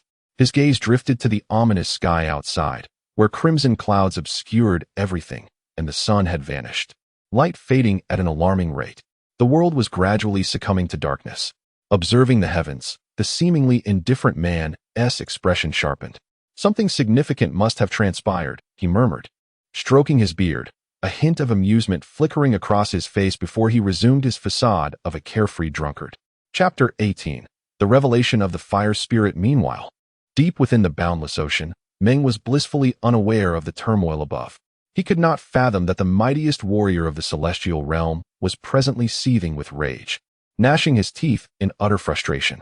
Although Meng thought within the confines of his former human mindset, he lacked the memories that would anchor him to that identity, resulting in a profound disconnection from his humanity. He had grown accustomed to a life of simple existence, indulging in food and sleep without ambition or desire, merely a beast endowed with human thought. To him, devouring the sun or consuming the sun goddess, sir, was merely a natural act of sustenance, devoid of malice.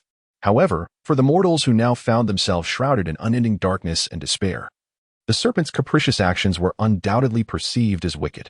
Yet Meng exhibited no interest in the plight of these humans. Their concerns were of little consequence to him. Nevertheless, fate has a way of intertwining lives, even when one seeks to remain detached. In Midgard, in a nameless little village to the south, the sky was an abyss, illuminated only by the moon and a handful of stars. The sparse lunar light cast a somber glow over the village, enhancing its desolation. Only one dwelling flickered with the warmth of firelight, revealing vague silhouettes within. Inside this dimly lit abode, a fire crackled energetically as a group of men and women, young and old, gathered around it, enveloped in an atmosphere of profound silence. Each individual held their breath, their gazes fixed intently on the elderly woman seated closest to the flames. Amidst the crowd, the crone sat before the fire, her arms outstretched as if to embrace the flames themselves. Her face was adorned with intricate, colorful tattoos, and her demeanor was solemn and reverent. She recited a series of complex and cryptic incantations, reminiscent of Nordic language yet distinctly different, as if conversing with an unseen entity. Occasionally, she cast peculiar powders into the fire, coaxing it into a more vigorous blaze. The scene was surreal. The burning fire, the gathered onlookers, and the enigmatic elder all exuded an aura of the uncanny. As her chanting intensified, the once still flames began to writhe and dance, swelling into a towering inferno that nearly reached the ceiling. Amidst gasps of astonishment and fear from the onlookers, the flames morphed into a vague humanoid shape. While the elder's voice rose in urgency and pitch, her body began to tremble uncontrollably, as if possessed by some unseen force. Finally, at the peak of her incantation and the fire's intensity, the elderly woman abruptly ceased her actions and chants. The flames returned to their original state, a mere flicker upon the hearth, as if the preceding events had been but a fleeting illusion.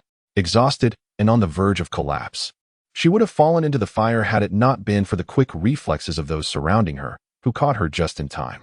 Even so, she gasped for breath, unable to utter a word, though a bowl of water was promptly offered to quench her thirst.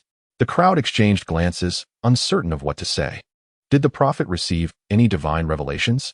After a prolonged silence, one voice, filled with awe, broke through the stillness, directed at the weary woman. The notion of divine insight was monumental, as only the gods could inspire a semblance of fear in the fearless Norse people. Like a floodgate opening, murmurs of worry filled the air. It has been 7 moons since the sun last graced us. Has the deity forsaken us? Silence. You blaspheme. A stern voice rebuked, silencing the whispers. Indeed, since the sky had darkened 7 moons prior, the sun had vanished, leaving the world cloaked in darkness. The absence of sunlight meant crops could not thrive, fishing became perilous, and the fabric of daily life unraveled into chaos. In this state of trepidation, humanity sought solutions, turning to the elderly seer, who was revered as a prophetess, hoping her mystical rites would unveil the god's guidance. However, after surveying the anxious faces around her, the aged prophetess shook her head, declaring, "The gods have not bestowed their revelations." Instantly, the atmosphere erupted with hushed conversations, a cacophony of shock, disappointment, fear, and uncertainty spreading like wildfire among the crowd. In an era governed by divine will, the absence of guidance left these mortals at a loss. Yet, the fire spirit has granted me a glimmer of insight. The words of the prophetess cut through the clamor, restoring order among the throng. A robust man at the forefront gazed intently at her, then posed a cautious question. Do you mean to say? As if drained from her previous exertions. The elderly seer closed her eyes, her voice barely above a whisper. A tremendous force, unimaginable, incomprehensibly powerful, greedy, tyrannical, and utterly malevolent.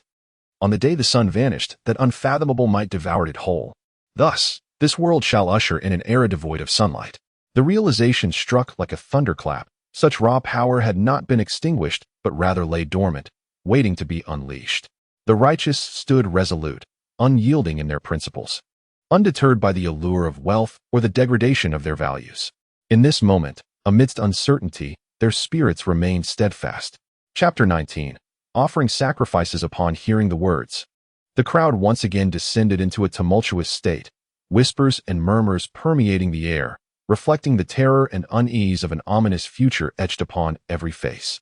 The robust man at the forefront stood in bewilderment, though he lacked the wisdom to comprehend the world that would emerge after the sun's disappearance. The chaos of the past few days sufficed to convey the dread of such an event. But what if the sun were to vanish forever? The thought was too horrific to fathom, and he dared not entertain it. Then, he stammered, at a loss for words. The female prophet fell silent, typically omniscient, yet now enveloped in a fog of confusion and helplessness. After a prolonged period of contemplation, it seemed she reached a decision. Her voice low and resonant. Let us offer a sacrifice. A sacrifice?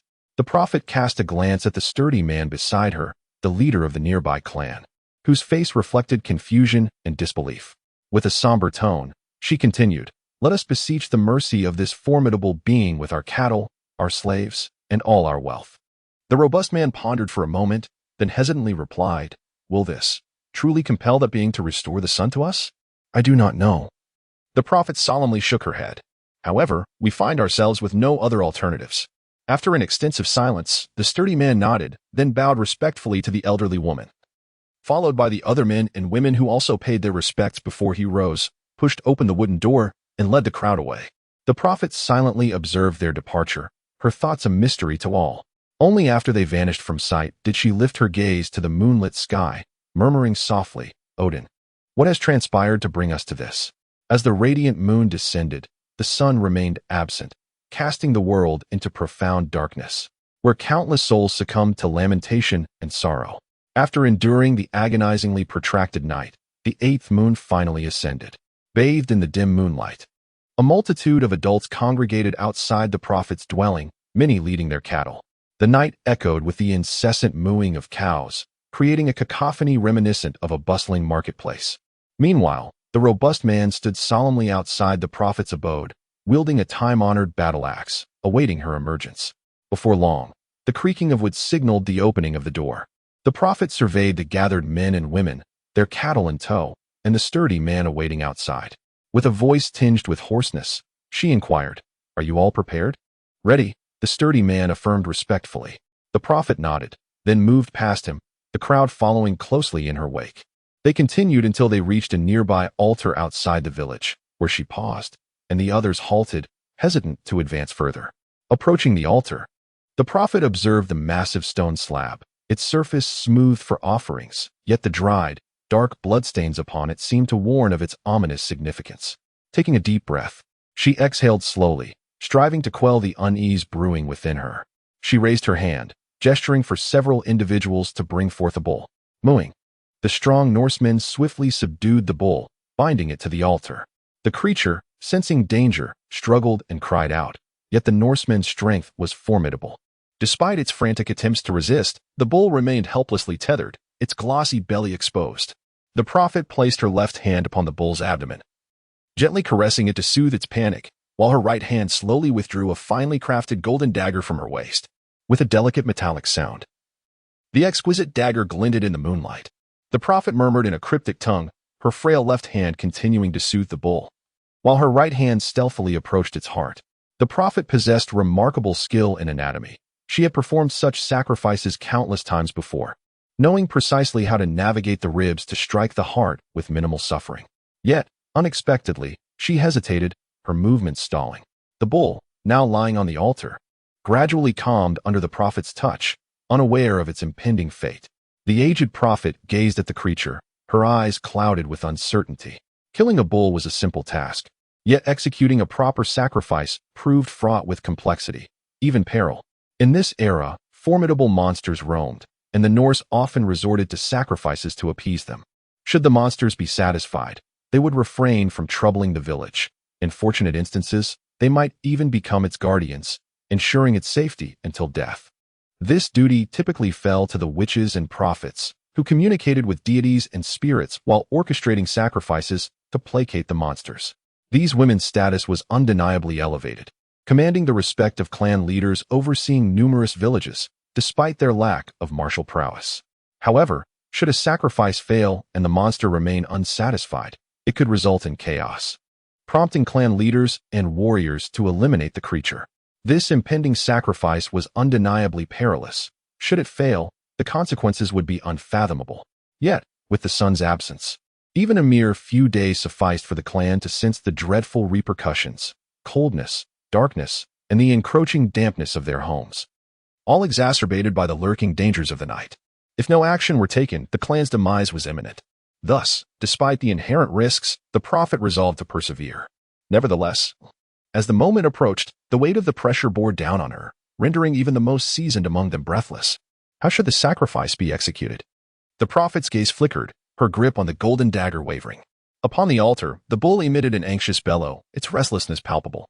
Realizing the futility of escaping the bonds that restrained it, the creature gradually surrendered its resistance, finding a semblance of calm in its bewildered gaze. The prophetess pressed her left hand against the bull's coarse abdomen while clutching a glimmering golden dagger in her right. She began to softly intone an incantation. Then, with a sudden surge of strength in her wrist, a sharp sound of leather tearing echoed. The bull's enormous eyes filled with terror as a searing pain radiated from its abdomen, prompting frantic attempts to break free. It bellowed in desperation, its limbs thrashing wildly. Yet the seemingly frail arm of the prophetess held it down with an iron grip, rendering it immobile. The keen blade plunged deeply into the bull's body, slicing through its chest cavity and revealing the vibrant entrails concealed beneath its soft hide. Despite the deliberate avoidance of vital organs, the bull still clung to life, though its strength waned rapidly. As its abdomen was nearly completely excavated, the creature was left with only a faint flicker of existence, exhalations outnumbering inhalations, as the life force in its amber-like eyes slowly faded. Meanwhile, the prophetess continued her chant, her words unwavering. She set the golden dagger aside on the altar and, with both hands, reached into the gaping wound of the bull's belly. This direct contact with its innards undoubtedly inflicted immense pain upon the bull. Yet it could muster no further resistance, its vast pupils trembling slightly, betraying a lingering awareness. Upon finally grasping what she sought within the bull, the prophetess yanked it out with a forceful pull. A torrent of viscous blood gushed forth, far exceeding the spillage from the initial disembowelment, splattering the prophetess in crimson. It was only then that the bull's pupils froze in a state of utter stillness, enveloped in silence. The prophetess, however, paid no heed to this stillness, disregarding the blood that stained her hands. Instead, she withdrew her blood-soaked hands from the bull's carcass and knelt before the altar. Raising aloft the object, she cradled towards the heavens. Bathed in the silvery light of the moon, the still-beating heart gleamed, exuding an aura of unspeakable malevolence. The prophetess's visage was solemn, her voice continuing to chant the arcane and obscure phrases to the powerful and wise entity. The humble mortal offers this sacrifice. Chapter 20. The blood eagle ritual. Beneath the inky canopy of the night sky, a solitary moon hung high, casting its luminous glow upon the earth. Yet, beside the altar, littered with the carcasses of bulls, dark crimson stains splattered across the ground, creating an eerie spectacle. The female prophet, her expression solemn, placed the heart of the 10th bull upon the altar, incessantly reciting complex and obscure incantations, ignoring the lifeless bodies beside her. 10 robust bulls, 10 hearts forcefully extracted from their still-warm bodies, 10 souls wailing in terror and despair, a blood sacrifice. Undoubtedly, this was the ritual the prophet had meticulously chosen after deep contemplation. Unlike offerings made to deities or spirits, which typically consist of succulent and rich meats, the blood sacrifice was steeped in fear, despair, and cruelty, an offering of living souls, cursed as they departed this world. These tormented souls would serve as offerings to satiate the whims of those with peculiar tastes for brutality. Yet, would it be successful? Even the prophet herself could not ascertain, nor could she fathom the consequences of failure. Gazing at the obsidian sky, the prophet stood before the blood-stained altar, arms outstretched as if to embrace some intangible presence. She slowly closed her eyes, allowing her spirit to sink into profound tranquility, striving to sense the whispers from the beyond. "Listen, please heed the call of your humble servant. I offer you the tormented souls," she murmured. Before her, the 10 bull hearts lay undisturbed upon the altar. Behind her, all present kept a respectful distance, wary to tread too close, and none dared to interrupt the prophet's sacred invocation. Time passed slowly, yet, as the moon descended, silence reigned. The prophet opened her eyes and whispered, "It has failed. It has failed. It has failed." The prophet had anticipated such an outcome and felt no sense of disappointment. The probability of ritual failure was high. It could stem from the offerings being unsatisfactory or from a lack of interest altogether. There were myriad possibilities. In the event of failure, it was not uncommon to attempt another ritual.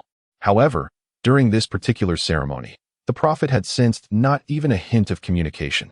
She felt no presence, as if an ant were frantically waving its antennae before an indifferent giant. Is it the offerings that were insufficient? Upon returning to her dwelling, the prophet pondered, surrounded by robust men and clan leaders from nearby tribes, who sat respectfully by the fire, awaiting her guidance. After a moment of contemplation, she spoke. "If the offerings of livestock do not pique the interest of that entity, then let us try using slaves as offerings." The clan leaders exchanged glances and nodded in agreement. As the 10th moon rose after the sun's descent, it was evident that slavery remained prevalent in this world. The Norse people's daily lives revolved around fishing and piracy, raiding for captives and trading slaves, making it clear that the clan leaders had no shortage of slaves to offer. Nevertheless, gathering slaves from villages within a 10-mile radius proved challenging, especially under the absence of sunlight, which made travel even more arduous, resulting in a delay of several days. Ultimately, despite the difficulties, they managed to gather the slaves. "Kneel," commanded a Norse warrior adorned with intricate blue tattoos. The slaves, with their hands bound behind their backs, were mercilessly kicked at the back of their knees, forcing them to the ground.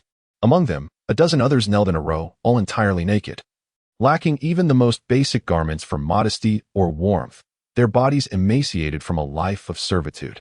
Before them, the aged prophet knelt at the bloodied altar, her eyes closed, murmuring prayers. After a considerable time, the prophet rose gracefully, turning to survey the line of slaves before her. She casually pointed to one, and the Norse warrior behind him understood, swiftly lifting the slave to bind him upon the altar.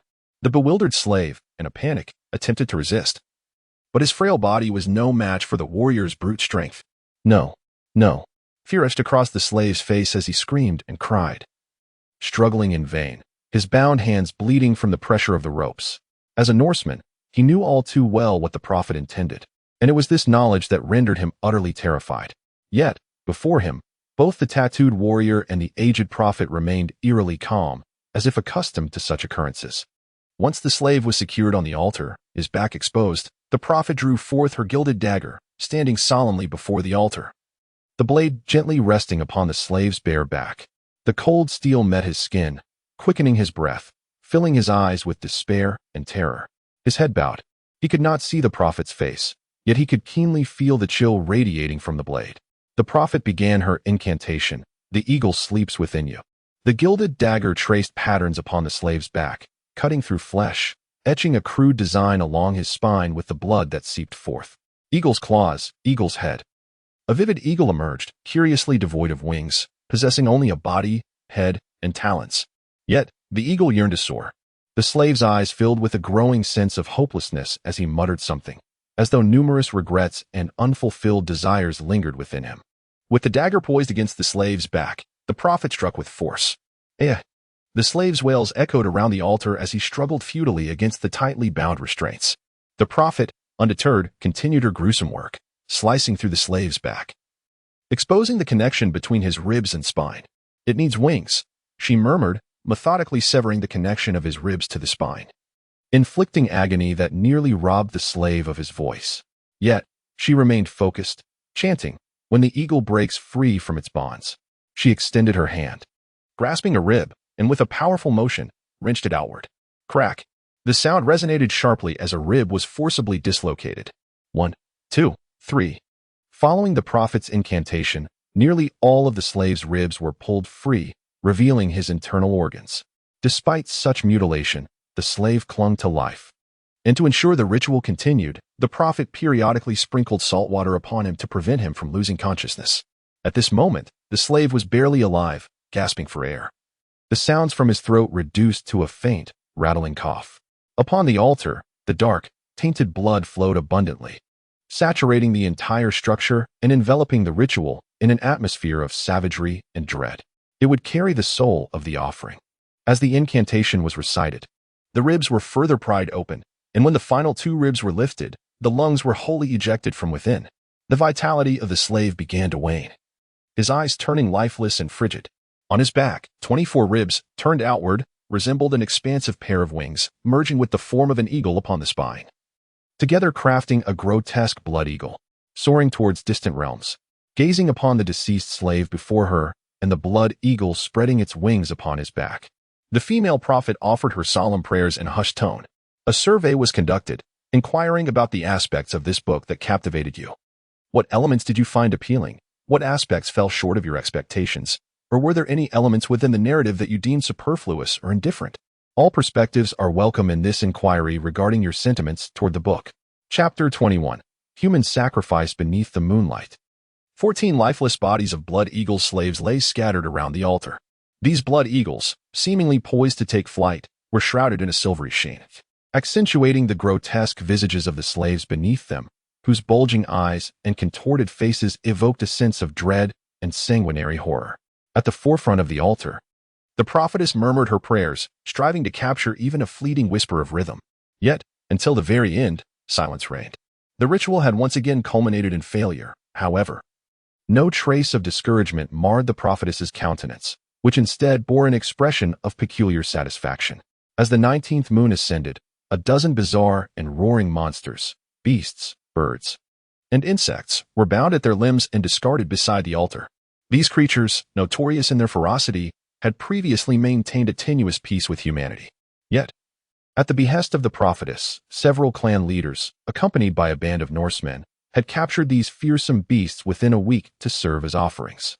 Oblivious to their grim fate, the still-roaring creatures were met with the resolute nods of robust Norse warriors, who raised their battle axes and severed their heads one by one. Crack! The ritual had once again ended in failure. With the 23rd moon's rise, a powerful warrior crouched, his axe poised in defense, keenly observing a great black bear before him, wary of its sudden assault.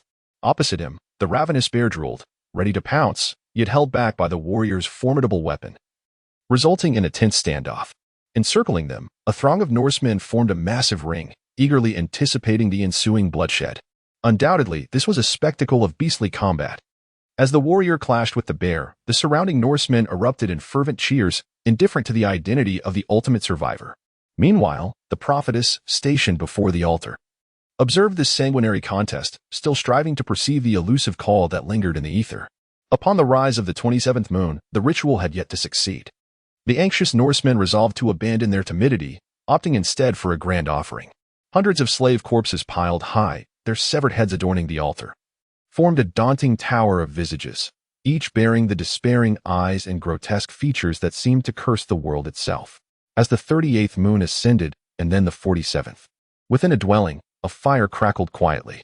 The prophetess sat serenely beside the flames, while several clan leaders appeared visibly troubled before her. Compared to their initial state, these leaders now bore the marks of distress, some with severed limbs, others with missing eyes, or diminished in some other way, with one clearly having recently ascended from the position of a fallen leader. Throughout the preceding months, in their desperate search for offerings, these clan leaders had traversed perilous regions to procure suitable sacrifices, even resorting to the grisly act of offering their own body parts. Yet, their efforts had yielded naught, and they could not afford to remain unfazed. Their clans faced imminent crises due to the absence of sunlight, food shortages, predatory beasts, illness, swarming insects, and the encroaching cold weighed heavily upon them. Snow had begun to fall, with no certainty as to when it would cease. Each day brought illness and death, and the successful ritual had become their last lifeline. Thus, they bore their losses in silence, unable to openly question the prophetess's authority, instead expressing their urgency through veiled hints. In stark contrast to the leader's anxiety, the prophetess exuded a serene confidence. "I have seen," she intoned gravely to the clan leaders. What we must offer is neither flesh nor blood, nor war or torment, but desire. The desire for survival, the yearning born of pain, despair, rage, supplication, madness, warfare, love, greed, wrath, jealousy, and pride. We have offered many times, and each offering has been accepted. I have felt the acknowledgement of that existence. However, these have merely paved the way for a grander sacrifice.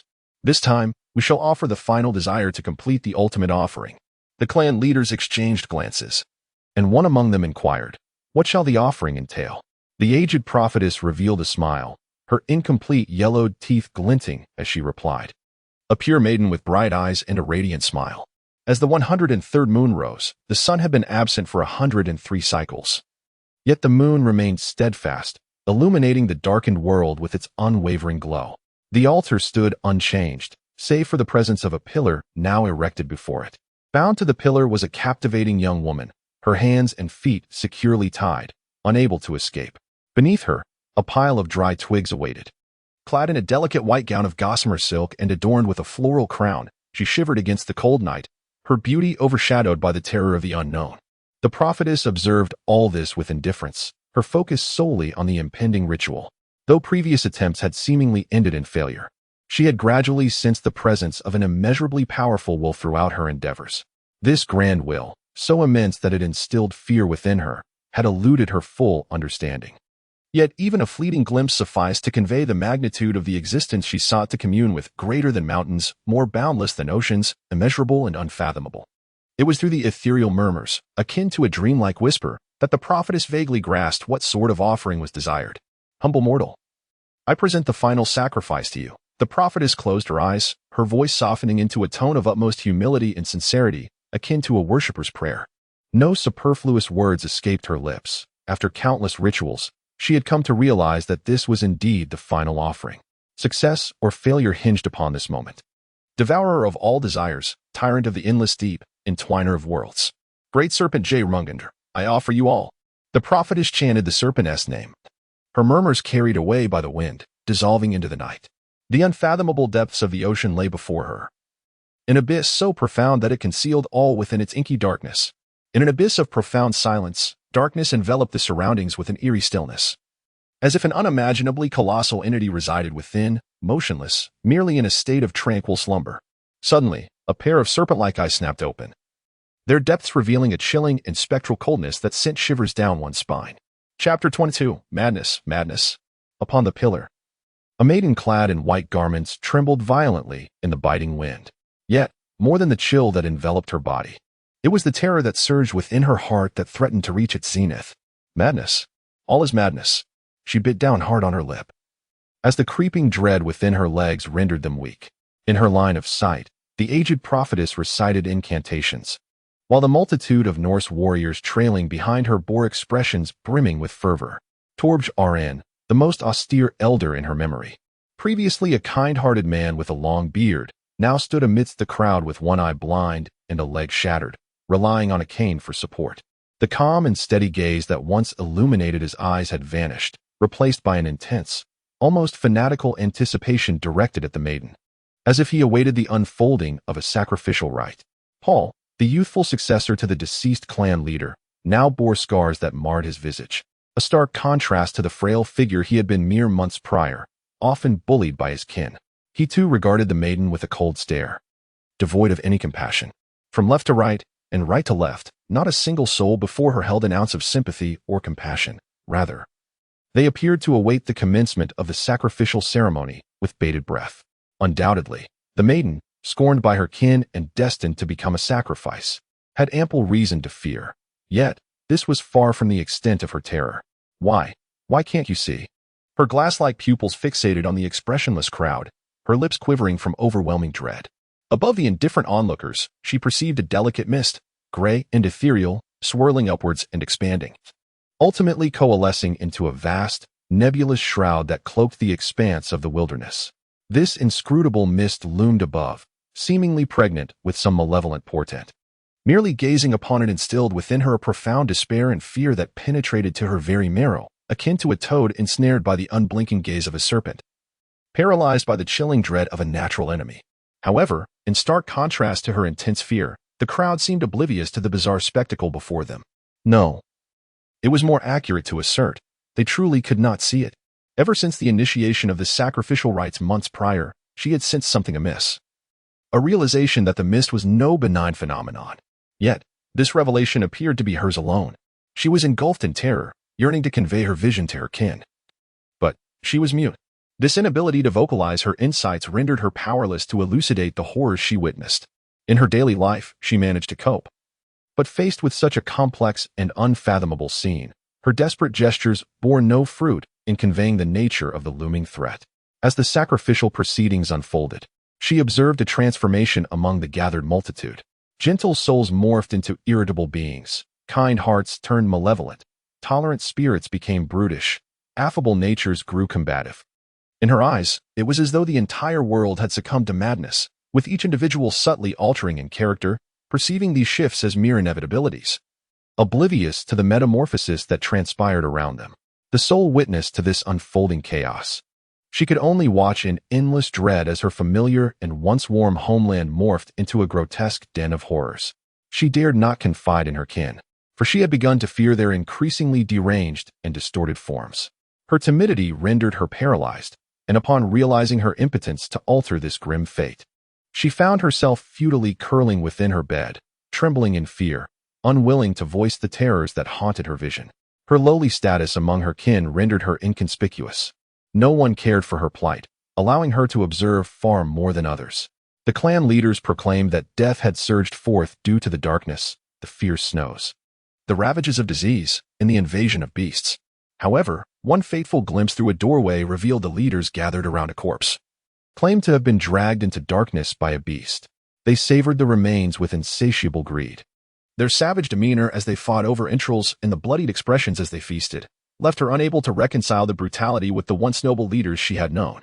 Beneath the facade of normalcy, bloodstains appeared and vanished in obscure corners. Grotesque remnants resembling human nails occasionally marred their meals, and the kin grew increasingly irascible, often resorting to violence over trivial matters. All of this deepened her sense of estrangement from her birthplace. Initially, the ominous mist had been but wisps. Yet as it thickened, it eventually coalesced into a vast shroud floating above, obscuring the sky she had once known. Ultimately, despite her shivering form, she was dragged forth by her kin to become the living sacrifice for the rite. As she gazed at the prophetess murmuring prayers before her, her body shuddered involuntarily. It was not the cold of the night that provoked her tremors, but rather the overwhelming fear that enveloped her, a fear that felt as though she were plummeting into an icy abyss. She could not comprehend the why of it. Yet she knew this was utterly unnatural. Who will rescue me? She longed for salvation, yet as a mute, she could utter not a word. Her mouth opening in silent desperation. She wished to struggle, but her frail strength rendered her powerless against the bonds that confined her, leaving her to await the conclusion of the sacrificial ceremony in terror. Even the longest of prayers must reach an end, and as the prophetess concluded her incantation, she raised her gaze skyward, as if anticipating something. In the night sky, a fierce wind suddenly swept through, then fell silent, as though the rite had failed. However, regarding the gust, the prophetess murmured as if in a trance, "It has come." With her words, the wind surged once more, howling across the wilderness with increasing ferocity, stirring dust and debris from the ground, while nearby, the anguished cries of animals echoed in panic. "It has come," the prophetess exclaimed once more, her voice trembling with an inexplicable exhilaration. The maiden instinctively turned her head, and suddenly a lightning bolt cleaved the night sky. Thunder rumbled ominously. The thunderous roar of the heavens reverberated through the sky, akin to an enraged dragon soaring through the firmament. In an instant, the world was bathed in a blinding light, illuminating all before the young maiden. Yet, upon gazing at the figure standing before her, an overwhelming chill coursed through her, causing her pupils to constrict in terror, the fear within her surging to its zenith. Her body instinctively pressed tightly against the cold wooden pillar behind her. Her teeth clenched as if that frigid support offered more solace than the madness of the world surrounding her. Before her stood a monstrous entity, its icy serpent-like eyes fixated upon her. Unbeknownst to her, her own eyes had transformed to mirror those serpent-like orbs, her face adorned with a multitude of fine scales, while her tongue had elongated and forked, resembling that of a snake. The prophetess, seemingly oblivious to her transformation, gazed back with an expression that betrayed a profound frenzy and ecstatic fervor from which she could not escape. Chapter 23. Sacrifice? This creature is not of her kin. Her kin could never be such a monster. The girl's heart had already turned to ice. Yet there was no denying that the garments adorning the creature were unmistakably those of the female prophet. Under her gaze, the beast contorted its features into a grotesque and sinister grin, erupting into maniacal laughter, arms outstretched in an ecstatic frenzy, shouting wildly, "It has come. It has arrived." Hava hava ha ha ha. Booming thunder accompanied the creature's ecstatic howls as the darkened sky suddenly erupted with the roar of lightning, illuminated by the flashes. The creature's elongated form twisted and shifted, its fervent laughter exuding an inexplicable eeriness that sent chills down the spine. The tempestuous thunder roamed restlessly within the swirling clouds, releasing a relentless barrage of sound. In a heartbeat, torrential rain began to pour, each droplet the size of a soybean crashing heavily upon the girl, who, despite biting her lip until it bled, remained oblivious to the pain. Her body was cold, but her heart was colder, as frigid as ice. Amidst the sporadic flashes of lightning, it became evident that the figures surrounding her were no longer human. Gleaming, dark scales, serpentine eyes, and distorted faces. Apart from a few remnants of their former humanity, they resembled a horde of half-human, half-serpent monstrosities. "My master, I offer you the sacrifice. Please accept the tribute from your most humble and devoted servant." The female prophet, or rather, the creature, exultantly gazed at the stormy heavens above her, kneeling in the downpour, arms wide open, fervently shouting toward the sky, her face alight with fervor. The rain intensified, torrents cascading down. The wood intended for the fire sacrifice had long been swept away by the furious currents, which rose with alarming speed, as if the sky itself had been breached, unleashing countless streams of water. Indeed, it seemed that this was the case. From the murky heavens, a thick mist began to rise, gradually coalescing into a vast crimson vortex, expanding within the night sky, larger than the moon and all the stars combined, resembling a gaping void in the firmament, its indescribable radiance emanating from the eerie red whirlpool, suffused with a sense of distortion. As the girl beheld this spectacle, her complexion turned ashen, her heart racing not from fear, but from the chilling rain rapidly robbing her of warmth. The heavy downpour had dislodged her floral crown, and her disheveled crimson locks fell limply upon her shoulders. The sensation of dread began to wane as she gradually lost consciousness, even the capacity to feel fear slipping away. Her lips turned pale, her mind grew foggy, and the scenes before her became increasingly blurred, transforming into twisted, shadowy figures and indistinct flashes. The cacophony of laughter, thunder, and rain receded into a distant hush. Am I to perish? In her hazy state, a thought suddenly surfaced in her mind. Almost immediately, she perceived a voice, deep, dark, and profound, as if it were a call from the depths of the ocean. When that murmuring voice resonated, the girl felt an overwhelming sense of detachment, as if her very soul were being summoned. Gradually severed from the confines of her body, she attempted to cry out, yet found her voice trapped within her throat. Her eyes trembled uncontrollably, the sounds around her fading away, her vision devolving into a realm of pure white. Within that radiant expanse, a tranquil aura enveloped her, compelling her to succumb to its allure. How beautiful! Staring in awe, a thought flickered in her mind, only to be eclipsed by the encroaching fog of unconsciousness, pulling her deeper into that ethereal light. A thunderous roar, resounding and earth-shattering, jolted the girl back to awareness. Her vision sharpened, revealing a scene forever etched in her memory. In the dim sky, the vast crimson vortex twisted, dominating her field of vision, stretching endlessly to the horizon. Surrounded by whirling clouds, amidst the chaos of thunder and eerie light, even the moon and stars seemed to shrink into insignificance before this colossal presence. The heavens, once a vast expanse, now seemed to be encompassed by this crimson whirlpool, overshadowing everything in sight. At its very center lay an unfathomably immense entity, its serpentine eyes surveying the world with an indifferent gaze, its gargantuan form occupying the majority of the vortex, obscuring the girl's view of its entirety. A mere breath from this colossal being could conjure a tempest upon the earth, its every movement proclaiming its grandeur, capable of effortlessly obliterating this minuscule world. At that moment, those indifferent eyes appeared to gaze directly at her. In stunned silence, the girl stood before this spectacle, her mind rendered incapable of thought, enveloped in a profound tremor of fear. Such terror stemmed from the primal instincts of life, a deep-seated dread of this colossal being. Yet concurrently, there arose an irresistible, almost instinctual fervor to worship. Yes, worship, a fervent adoration. As she beheld this scene, she suddenly comprehended the madness that had overtaken the female prophet. For once one has witnessed the magnificence of such an existence, it becomes impossible to suppress the instinctual shudder and the overwhelming reverence for the formidable. It was akin to venerating the heavens, the sun, the moon, and the stars. Such worship required no justification. It simply arose from the stark realization of humanity's insignificance and frailty in the face of these unimaginable entities, evoking a profound sense of fear that ultimately birthed an inescapable obsession. To revere, to aspire to approach this timeless grandeur, to kneel before such an existence, surrendering everything in fervent devotion. Thus, when the female prophet sensed the magnitude of this presence, she could not quell her instincts, nor resist the tremors of worship and fear. In this moment, the girl too felt everything the prophet had once experienced. In the presence of such existence, one is abruptly awakened to the realization of their own insignificance, humility, and fragility. I offer you all that I possess. Within the bewildered gaze of the girl, an inexplicable emotion gradually filled her bright pupils as confusion receded, replaced by fervor, excitement, and passionate zeal. This mute maiden, who had never uttered a single word, astonishingly spoke her first words. Gazing up at the indescribably immense being before her, her eyes brimmed with obsession and fervor. Thunder rumbled. Amidst the clouds, lightning resounded, extolling the grandeur and immeasurable nature of this magnificent existence. As it looked down indifferently upon the small, fervent humanity below, the colossal serpent slowly opened its abyssal maw. Roar!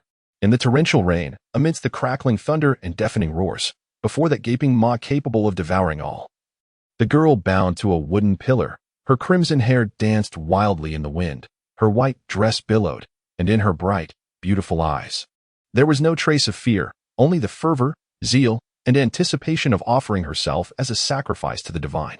Wake up, wake up. How pitiful, she is all alone now. In her ears, faint sounds could be heard, tinged with a hint of sympathy. Amidst the haze in her mind, the girl seemed to hear voices nearby, and someone gently supporting her back, offering her water. Struggling to open her eyes, she found herself lying on a pile of straw. Glancing around to discover she was in a dilapidated wooden hut, with a fire burning in the center, surrounded by a group of armored soldiers who occasionally glanced at her and whispered among themselves.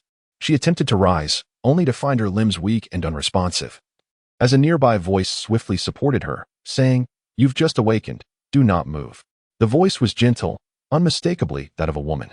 Turning her head, she beheld an older woman with a strong demeanor, clad in leather armor. "Who are you?" As she began to speak, the girl was astonished by her own ability to articulate words. The older woman, unaware of the girl's surprise, continued, "We are soldiers of the kingdom. A few days ago, the heavens shifted dramatically, with thunder and lightning, and King Anthony commanded us to investigate the situation here. However, when we arrived, we found nothing but ruins, and we could only manage to find you, barely clinging to life, beside an altar." As she spoke, a hint of guilt and self-reproach crossed her face. "You are the only survivor we could find." Stunned by this revelation, the girl's expression grew distant. She bit her lip, and tears began to flow silently down her face. The female soldier, witnessing the fragile girl before her, was filled with compassion and gently embraced her, kissing her hair while softly comforting her. Though only the girl knew the true reason for her tears. She had been forsaken by the deity she had once worshipped. Chapter 24. Humanity or Beastliness. Meanwhile, in the endless depths of the ocean, a gigantic serpent, unfathomably vast, lay quietly at the ocean's deepest recesses, attentively observing the weeping maiden. It savored the myriad of complex emotions emanating from her heart: regret, fervor, jealousy, resentment, and fear, each sentiment interwoven and rich, captivating the serpent, which possessed human-like thought processes yet lacked complete human memories. The serpent found this utterly fascinating. Content with its choices, the serpent harbored no ambitions or desires. It sought merely to satiate its hunger and indulge in slumber. Ever since it consumed the sun, it had indeed escaped the pangs of hunger. The infinitely blazing sun, radiating boundless light and warmth, now resided fully within its belly. Compared to mere sustenance, this comforting furnace of warmth not only alleviated its insatiable hunger, but also afforded it ample time to ponder matters previously overlooked. For instance, those faint sounds that had emerged shortly after the serpent's birth. In its relentless hunger, it had neither the time nor energy to heed the minute noises, which were scarcely more than the buzzing of mosquitoes. However, Upon swallowing the sun, such whispers multiplied exponentially, constantly increasing in frequency. The voices belonged to a diverse array of individuals, scholars, kings, prophets, ambitious usurpers, generals, nobles, and pirates, all invoking the name of Ymir. Yet, after indulging in some of these prayers, the serpent quickly lost interest, for many were repetitive, pleading for power, wealth, or offerings of livestock. Had the serpent not consumed the sun, it might have found interest in those offerings, as they could have filled its belly. But now, with the eternal sun within, it found no allure in even the most succulent of offerings. Nonetheless, not all prayers and sacrifices failed to pique the serpent's curiosity. There were some that intrigued it, such as those from powerful and wise beings, or humble mortals presenting their tributes. As it drifted into slumber, a whisper of a prayer reached its ears. Normally, such offerings would elicit no concern from the serpent, and it acted accordingly. Yet this whisper was different. It was persistent and resolute. One offering was insufficient, 2 followed, then 3. However, mere persistence did not sway the serpent. A king, after heeding the priest's counsel, offered 100 bulls daily for several consecutive days in hopes of trading for the sun, yet the serpent merely sneezed, unleashing a tempest that obliterated the kingdom under the wise ruler's reign, for the king's prayers had grown unbearably irksome. The pivotal moment came with one particular sacrifice. A Norse warrior, clad in scant armor and wielding an axe, engaged in a life-or-death struggle against a black bear. The warrior, bearing scars that attested to his prowess, ultimately faltered, allowing the bear to seize the moment and deliver a fatal blow. The crowd erupted in excitement and cheers. Yet from that prayer emerged not only supplication, but also the despair and defiance of the warrior in his final moments. It was this emotional turmoil that intrigued the serpent. It was aware that within its being lay remnants of human memory, or perhaps the memories of a human traverser. It contemplated matters through a human lens. Yet it was perplexed, unable to fully grasp the complex nature of humanity that once propelled it. Instead, it primarily resonated with its primal, beastly instincts. This conundrum left it questioning its identity. Was it a being named Ming, now inhabiting the form of a colossal serpent? Or a serpent endowed with the memories of a being named Ming? To test this, it resolved to use this tribe of humans as subjects for experimentation. The experiment proved successful when a female prophet, in a trance-like state during a sacrificial rite, briefly perceived part of its essence. However, the sheer magnitude of the serpent was overwhelming to a mere mortal, jolting her from her ethereal state. Nevertheless, the serpent left an indelible mark on her soul, prompting her transformation into a hybrid of human and serpent, influencing the clans surrounding her. Amidst fervent rituals and escalating worship, the human consciousness appeared diminutive and trivial compared to the serpent's awareness. Even a mere gaze from the serpent began to exert profound influence, distorting the characters of these mortals, who exhibited more complex personalities and darker traits under the serpent's scrutiny. As the serpent observed their conspiracies, betrayals, and deceptions, it gradually aligned these behaviors with its fragmented human memories, filling it with satisfaction. Yet, still, it found itself unable to fully immerse in their experiences. Observing yet another betrayal among humans, the narrative unfolded as 2 former friends, under duress, one seized the chance to strangle the other in a shadowy alley. The myriad of hesitations and moral dilemmas were painfully mundane. In stark contrast, the serpent recognized that its previous human world could unfold into a 30-episode drama. Yet it realized it could not relate to their plight. Although the intrigues of humanity were amusing, they felt akin to watching a nature documentary, engaging yet devoid of any emotional resonance. Desires for beauty, avarice for wealth, and thirst for power eluded the serpent. It was not devoid of desire. Rather, its cravings diverged fundamentally from those of humanity. The serpent pursued the primal urge to satiate its hunger, while humans chased an array of intricate and convoluted appetites. Was it a lack of identification with its human identity that caused this disconnect? The deeper reasons eluded the serpent, and it chose not to ponder further.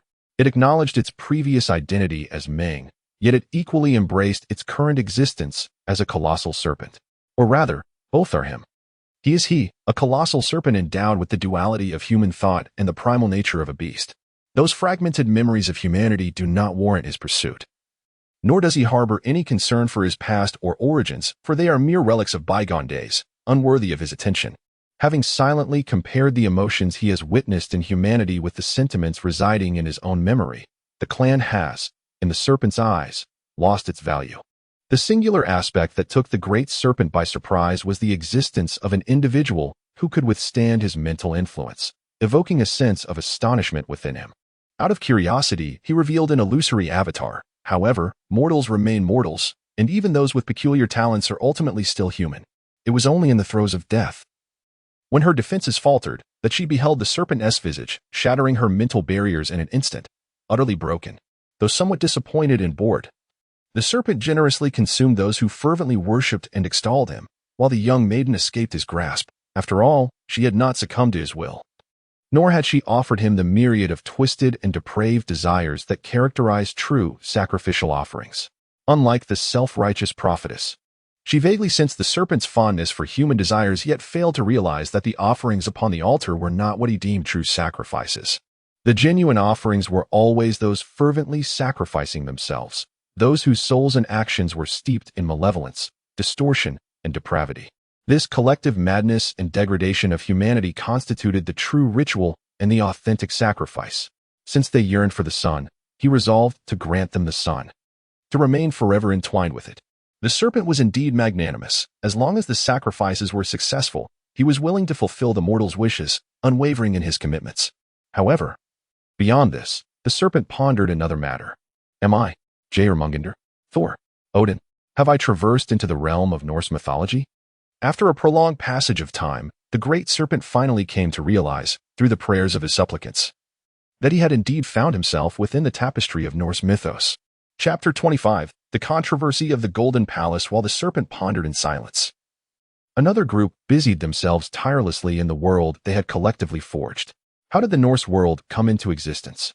Before the formation of the heavens and the earth, Ymir, the progenitor of the frost giants, was slain by Odin and his allies. His colossal body collapsed, transforming into the world tree. The enormity of the world tree is beyond imagination. A single leaf represents an island, a puddle upon it signifies a lake, and the accumulation of numerous leaves forms land, where myriad beings, both divine and mortal, reside. Contrary to conventional understanding, the world tree is an immense, slanted ash tree. It is divided into 3 tiers and 9 realms. Midgard, the world of mortals, lies at the base of the tree's canopy, surrounded by water and oceans, and is the largest in area. Situated in the middle tier, it is often referred to as the midfield. Asgard, perched atop the higher canopy, resides between the sun and the moon, home to the gods and the valiant spirits, representing the pinnacle of the 9 worlds.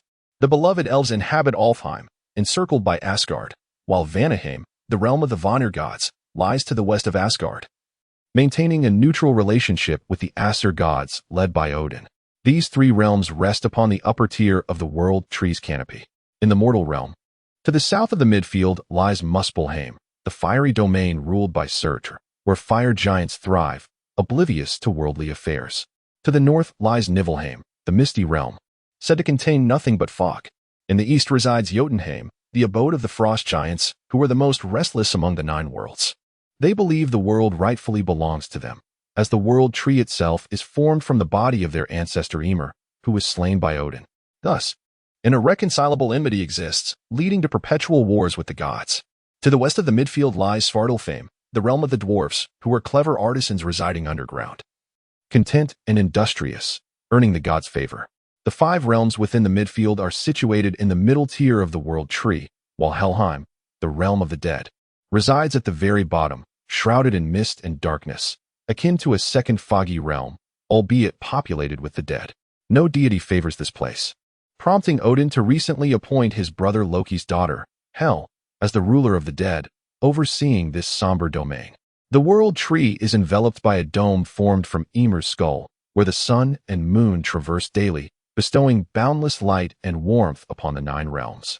At the base of the slanted world tree, 3 robust roots stabilize the universe. Due to the tree's inclination, these roots are not isolated from the 9 worlds. For instance, Asgard, at the tree's apex, is in proximity to one of the roots. One root leads to the realm of the gods, another to the eastern land of frost giants, and the third to the misty northern realm. The 2 tiers of the canopy, along with Helheim at the base, constitute the entire structure of the 3-layered 9 worlds. The 3 massive roots firmly support the universe's stability, while the celestial dome encompasses nearly the entirety of the world tree, with celestial bodies traversing its expanse eternally. Undoubtedly, this represents a meticulous and stable cosmic order, a testament to the wisdom and efforts of the Vanir gods, and a source of immense pride for the deities. Typically, as a reward for their arduous labors, the gods would traverse the rainbow bridge to a place near the root of the world tree, close to the realm of the gods, known as Erdswell. There, amidst beautiful lakes and verdant meadows, they would indulge in revelry, drinking, dancing, and singing. During such occasions, the three Norns would strive to host the gods, providing them with a rare respite. However, this splendid scene has been absent of late, for the guardians of the cosmic order find themselves in disarray. Asgard. In the lofty halls of Odin's palace, the gods engaged in fervent debate. We must deliver severe punishment to that wretched creature. A powerful hand slammed onto the chair, nearly shattering the specially crafted seat, its owner seething with rage. Sever its head. Let it hang before the gates of Asgard for all the cosmos to see, a warning to those who dare to offend the divine. The war god Tyr turned his gaze towards Odin, who presided at the palace's zenith, and shouted in fury. Chapter 26. The terror of the thunder god under the furious gaze of Odin. Silence enveloped the chamber as he leaned against the throne of the gods, deep in contemplation, seemingly pondering some sinister scheme. Behind him, two maidens quietly awaited his command. That wretched creature has wasted too much of our time. It is time for him to learn a lesson, a voice interjected. It belonged to Volundr, the son of Baldur, the god of light. And though he ranked low among the 12 gods in both lineage and power, his calmness, fairness, and decisiveness had earned him the respect of the divine, placing him among the 12 leaders of the gods. Unlike the fearless and rash Tyr, Volundr's thoughts extended far beyond mere bravery. While he acknowledged that the great serpent Jörmungandr should bear the consequences of its actions from a standpoint of justice, he harbored reservations. After all, Jörmungandr was ultimately the offspring of Loki, one of the 12 leaders of the Aesir and Odin's blood brother. If punishment were to be meted out, Loki's opinion should first be sought. Contemplating this, he inquired, "Where is Loki now?" "Who knows? He has probably gone to Jotunheim to cavort with some giantess." "As is his wont," replied Ntt, the goddess of night, her face marred by fatigue and her demeanor lacking vitality. Since the goddess of the sun, Sl, had been devoured by the serpent, Ntt found it increasingly difficult to adapt. The more pressing concern, however, lay in the tiny rifts in the heavens created by Jörmungandr's reckless actions. The chaotic extraterrestrial flames pouring through these crevices posed a dire threat. Before the birth of the world, chaos and fire reigned supreme in the void, and the gods themselves had emerged from such tumultuous surroundings. For the divine, these phenomena were inconsequential, yet for mortal beings, the chaos from beyond could threaten their very existence. Thus, the gods erected the firmament to shield the fragile from the onslaught of chaos, preventing their complete annihilation. The aftermath of the serpent's brazen actions extended beyond mere chaos. The cycles of the seasons, the ebb and flow of climates, the growth of flora, and the flow of rivers and seas across the 9 realms all depended on the gods' intervention. The sudden disappearance of the sun had ramifications that reverberated throughout the cosmos, compelling the gods to work tirelessly to mend the resulting calamities. As the gods deliberated, the grand doors of the Golden Palace were suddenly flung open with a resounding crash. The thunderous noise captured the attention of all present. Standing in the doorway was Thor, the thunder god, his robust form drenched in blood as if he had bathed in a sea of crimson. Blood dripped from him onto the floor, and his fiery red hair and beard left one uncertain whether they were stained by blood or were naturally that hue. In his right hand, he wielded the famed hammer Mjolnir, while his left hand dragged a grotesque frost giant's head, larger than his own form. Glancing around at the assembled deities, Thor's face radiated fury and frustration. He hurled the giant's head into the center of the hall with a loud thud before stepping forward, Mjolnir raised high, crashing it down onto the floor. The impact reverberated through the palace, shaking its very foundations and nearly toppling the startled gods from their seats. Thor, however, paid no heed to their presence, roaring in rage, "I will tear that wretched beast apart." Among the gods, only Odin remained unperturbed upon his throne, observing Thor's outburst in silence. Once Thor had vented his fury, Odin finally spoke, "Have you dealt with the frost giants?" After Jörmungandr's incursion into the Aesir's realm, the sun vanished, plunging the world into darkness. The ambitious frost giants seized this opportunity, rallying a formidable army intent on invading the Aesir's domain via the Bifrost. To counter this invasion, The gods were compelled to manage the ensuing chaos while dispatching Thor, Freyr, the god of fertility, Vidar, the god of the forests, and numerous others to combat the frost giants. I have dealt with them, Thor replied, his voice tinged with incredulity. Those fools will be unable to muster an army to challenge the Bifrost for decades to come. He cast a respectful glance at the thunder god beside him. Freyr, not originally of the Aesir, had entered the Aesir's realm as a hostage after a historic war between the Aesir and the Vanir. Yet his gentle nature and handsome visage quickly endeared him to the Aesir, earning him a place among their leaders. Though Freyr recognized Thor's formidable reputation, he had never witnessed Thor's prowess firsthand, and the recent battle had unveiled the true terror of the thunder god. With a single strike of Mjolnir, Thor could obliterate any frost giant's skull, and with his full might, he could transform a towering mountain into a gaping chasm. The once mighty frost giants, despite their bravery and ferocity, found themselves utterly intimidated in Thor's presence, often retreating without a fight. As the battle reached its climax, the battle-hungry Thor single-handedly swept away the frost giants. Had they not impeded him, Thor would likely have traversed the Ironwood to assault the frost giants' stronghold in Jotunheim. In the wake of this conflict, the frost giants, suffering heavy losses, would be unable to invade the Bifrost again for many years. Reflecting inwardly, Freyr considered himself a formidable warrior among the gods, yet he could not help but feel an insurmountable chasm separating him from Thor. We are not of the same caliber. He sighed. Chapter 27. The god of fire and the king of gods, Thor remained oblivious to the reverence and thoughts that dwelled in Freyr's heart. For him, seasoned in the relentless battles against frost giants, this skirmish was merely another routine encounter. In the grand tapestry of his numerous heroic exploits, this conflict barely merited mention.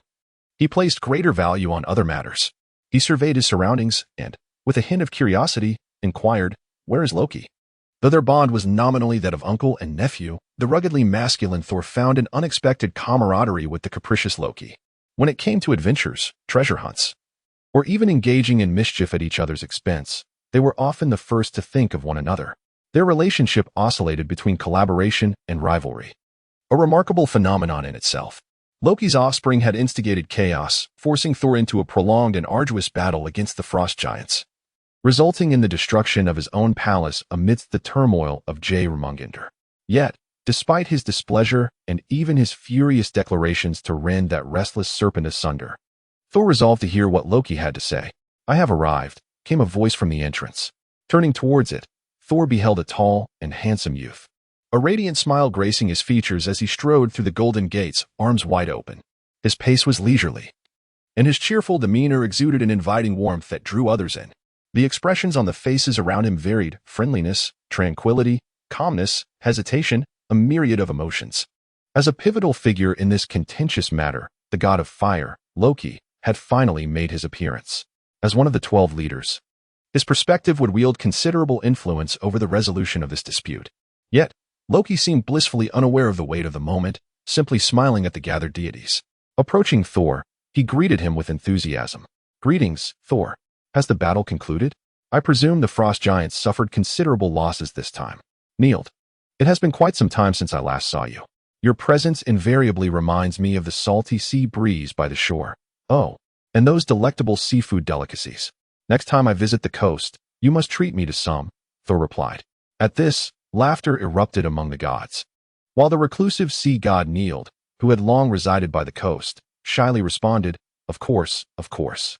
Loki then turned to the battle god Tyr, whose countenance still bore traces of ire, and with a more serious expression, he placed a hand upon his chest, saying, "Tyr, may victory be with you." Even Tyr, who harbored a deep disdain for the great serpent, had to momentarily suppress his anger, solemnly nodding in acknowledgement as he reciprocated the gesture. Baldur. After exchanging pleasantries with the other gods, Loki finally turned his gaze toward the throne at the center of the palace, where the All-Father, Odin, sat in silent contemplation, observing all that unfolded before him. Loki's expression shifted to one of utmost seriousness as he bowed his head deeply in respect, uttering, "Lastly, I wish to pay my respects to our most esteemed ruler of the 9 realms, the Lord of Asgard, King Odin, my brother." He did not rise immediately but remained focused on the wooden floor beneath him, pausing for several breaths. Suddenly, from the corner of his eye, he noticed a pair of ironclad boots rising. The owner of the boots stirred, and the sound of armor echoed softly as he descended from the throne. Stepping closer to Loki, When he stood before Loki, he halted and spoke in a low, resonant voice. "We are brothers, bound by blood. I shall never partake of the mead meant for us both without you. To you, my brother, I offer my respects." With that, a powerful hand extended toward him. Hearing those ancient vows, Loki abruptly lifted his gaze, astonished to behold the one-eyed king, draped in a grand cloak, his visage weathered yet his eyes alight with vigor. He smiled, and in return, extended his own hand, their grips firm, reflecting the trust mirrored in their eyes. "So, what is the current state of affairs?" asked Loki. Reclining languidly on his divine seat, munching on an apple he had produced from seemingly nowhere, while regarding the assembly of gods with ease. After exchanging glances, the god of light, Baldur, spoke up. Aside from that, rivers, mountains, and fauna remain relatively unaffected. The rapidly proliferating beasts have been met with our valiant warriors, and we can still maintain control. However, if this persists too long, the beasts could multiply excessively, which would pose a significant challenge. Moreover, the gardens tended by the elves have suffered greatly. Their king has beseeched me several times for assistance. Baldur spoke with a gentle tone, his compassionate nature evident as he surveyed the scene with sorrow. Unlike other mythologies, the deities of Norse lore regarded the universe as their creation, akin to their dominion. Caring for these realms was an obligation they embraced wholeheartedly. Thus, their divinity stemmed not merely from their might, but from their role as creators and guardians of order within the cosmos, earning them the reverence of mortals. In essence, if the sun were to disappear, even if the present situation were to be sustained, it would not endure for long. Baldur concluded, "That is all." "Is that it?" Loki queried, his brow furrowing in confusion. Baldur hesitated, shaking his head. "It is not solely that. There is also—" He instinctively cast a glance outside the Golden Palace, where ruins and shattered walls lay scattered. "The palace has sustained considerable damage. We cannot keep sending the gods to dwell in Valhalla indefinitely." He sighed heavily, observing Baldur. Loki appeared contemplative, and then a confident smile graced his lips. "It is simple. I already know a solution." Chapter 28. The World Economic System. What do you mean? A look of confusion crossed Badur's face. With a crisp snap of his fingers, Loki chuckled effortlessly. "Dwarves. Dwarves?" Badur repeated, initially perplexed, before a flicker of understanding crossed his features, leaving him visibly astonished as he shook his head. Though the Dark Elves were exceptional craftsmen, they were far from being the servants of the gods, and forcing them to construct palaces for the deities was simply, the Dark Elves, akin to dwarves, emerged in the primordial times following the slaying of the frost giant progenitor Ymir. His blood transformed into rivers, his flesh into mountains, and his bones into ores, while some maggots thrived upon his decaying body. Those who turned towards the light became the beautiful and benevolent light elves, favored by the gods, who tasked these diminutive beings with tending to gardens. In contrast, those who leaned towards darkness morphed into cunning and sly dark elves, whom the gods abhorred, relegating them to the western realm of Vanaheim. Unable to withstand the sun's rays, these diminutive dark elves dwelt underground year-round. Despite their unappealing exterior and treacherous nature, these dwarves were indeed master craftsmen, whether it be Thor's indomitable hammer, Mjolnir, or the captivating necklace, Br Singamen, worn by Freya, the goddess of love and beauty. Both were creations of dwarven ingenuity. Furthermore, many divine artifacts held by the gods were forged by dwarves. Undoubtedly, enlisting these dwarves to assist the gods in reconstructing their palaces would be an effortless task. However, the god of light, Badur, was a quintessential soft-hearted individual. Ever forgiving and reluctant to be harsh, he often found himself indecisive in matters entrusted to him. While this quality might be admirable for a benevolent deity, it evidently lacked the resoluteness expected of a divine heir. In fact, his son, Forseti, the god of truth and justice, was among the 12 chief deities primarily to assist him in resolving disputes. Otherwise, with Thor often engaged in battles against the frost giants, it would be logical for the throne of the divine king to pass to Badur, the eldest son of Odin, favored by the gods. Yet, if the divine king lacked the necessary fortitude, it would not bode well. Thus, a deity capable of aiding the future king in making decisions naturally qualified for a place among the 12 chiefs. For Badur, compelling the dwarves to construct palaces was something he found distasteful. However, not everyone shared his sentiments. The winter goddess Skadi brightened at the prospect, contemplating the idea. For her, who was accustomed to driving away winter wolves and the cold, and who had witnessed death and cruelty, any act of violence seemed trivial. In contrast, Loki observed the god's reactions with surprise before scoffing and shaking his finger. Force? No, no, no, you misunderstand. It's about purchasing with gold. Purchasing with gold? Freya, the goddess of beauty, inquired, somewhat puzzled. It must be noted that even in the realm of myth, some principles of reality still held sway. This newly birthed world, not yet surpassing 100,000 years in existence, had seen countless years of conflict between the gods and frost giants long before its creation, yet at that time, few gods and frost giants existed. Thus, in this brief span of under 100,000 years since the world came to be, humanity gradually emerged, evolving from savagery into civilization. The deities, preoccupied with their responsibilities managing mountains and stars, flora and fauna, and the four elements of earth, wind, fire, and water, had yet to fully grasp the significance of these emerging beings from human civilization. Only Loki, who often mingled among humanity, keenly recognized the true value of this still foreign concept. Of course, we buy with gold, Loki asserted with conviction. He surveyed the assembly of gods, saying, "Do you know how much gold and silver exists in Asgard? 90%. Over 90% of the universe's gold and silver is in Asgard. What does this imply? It means we can control all the gold and silver currency in the world with this 90%. The value, circulation, and usage of all currencies will be under our control. By strictly managing the output of gold and silver and stabilizing their prices, we can manipulate the value of all goods in this world with this little thing called currency.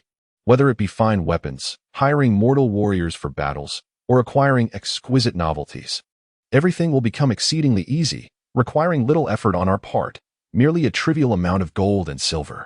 Moreover, if we could introduce the concept of currency to the frost giants, allowing them to join this world market, we might not need to wage war against them at all.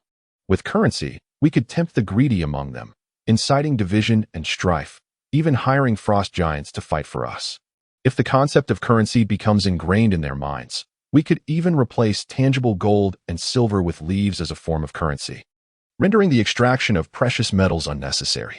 With mere leaves, we could control all beings across the 9 realms, without war, without plunder. By establishing a complete world economic system, we could effortlessly dominate the 9 realms, bringing them under our tangible rule. As Loki spoke, his expression grew increasingly animated, his words flowing faster, his eyes gleaming with pride and delight at his sudden inspiration. Leaves could control this world? How is that even conceivable? Thor instinctively retorted, skepticism evident in his voice. Although Loki's ramblings left him somewhat bewildered, there was one thing he grasped unequivocally. This often whimsical Loki seemed to have concocted yet another absurd idea. Just then, Odin spoke up. Loki's words, though seemingly nonsensical, contained a kernel of truth. The Allfather gently rubbed his forehead with his thumb, pondering deeply.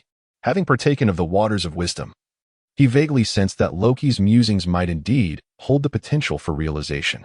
Yet, his rational mind cautioned him that such notions were exceedingly ludicrous.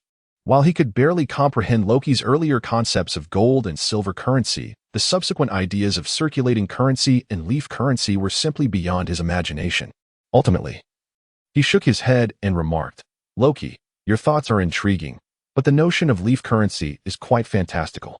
However, if we could employ those dwarves to work for us in exchange for gold and silver, that might be worthwhile. You could endeavor to negotiate with them." Observing the confusion etched on Odin's face and the unabashed astonishment and derision on the faces of the other deities, Loki realized that persuading these gods to believe in and support the establishment of a global economic system was an improbable endeavor. Nevertheless, it mattered little. After all, it was merely a fleeting spark of inspiration, and he himself was uncertain of its success. Though he felt a twinge of regret, it was not of great consequence. Contemplating this, he casually tossed aside the 2 coins in his hand, no longer taking his envisioned global economic system seriously. With newfound confidence, he addressed Odin. "I had anticipated this matter. I have already negotiated with the dwarves, and they have consented to repair the palaces for the gods in exchange for gold." He then turned to face the assembly of gods behind him and continued, "Before I arrived in Asgard, I had thought there might be other repairs needed and had consulted the dwarves about various tasks. However, it now seems that such concerns are unnecessary. Thus, the sole issue remaining is to discuss the son that was devoured by my child." At these words, the expressions of the gods hardened. They all understood that the truly formidable challenge had emerged. Chapter 29. The Fall of the Sun Goddess. When this issue was broached, all the deities grew grave.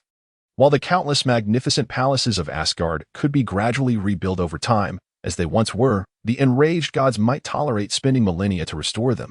However, the disappearance of the sun posed an unprecedented dilemma. If one were to categorize the cosmic order established by the Aesir, the sun undoubtedly played an exceedingly vital role. Its absence teetered this stable universe on the brink of collapse.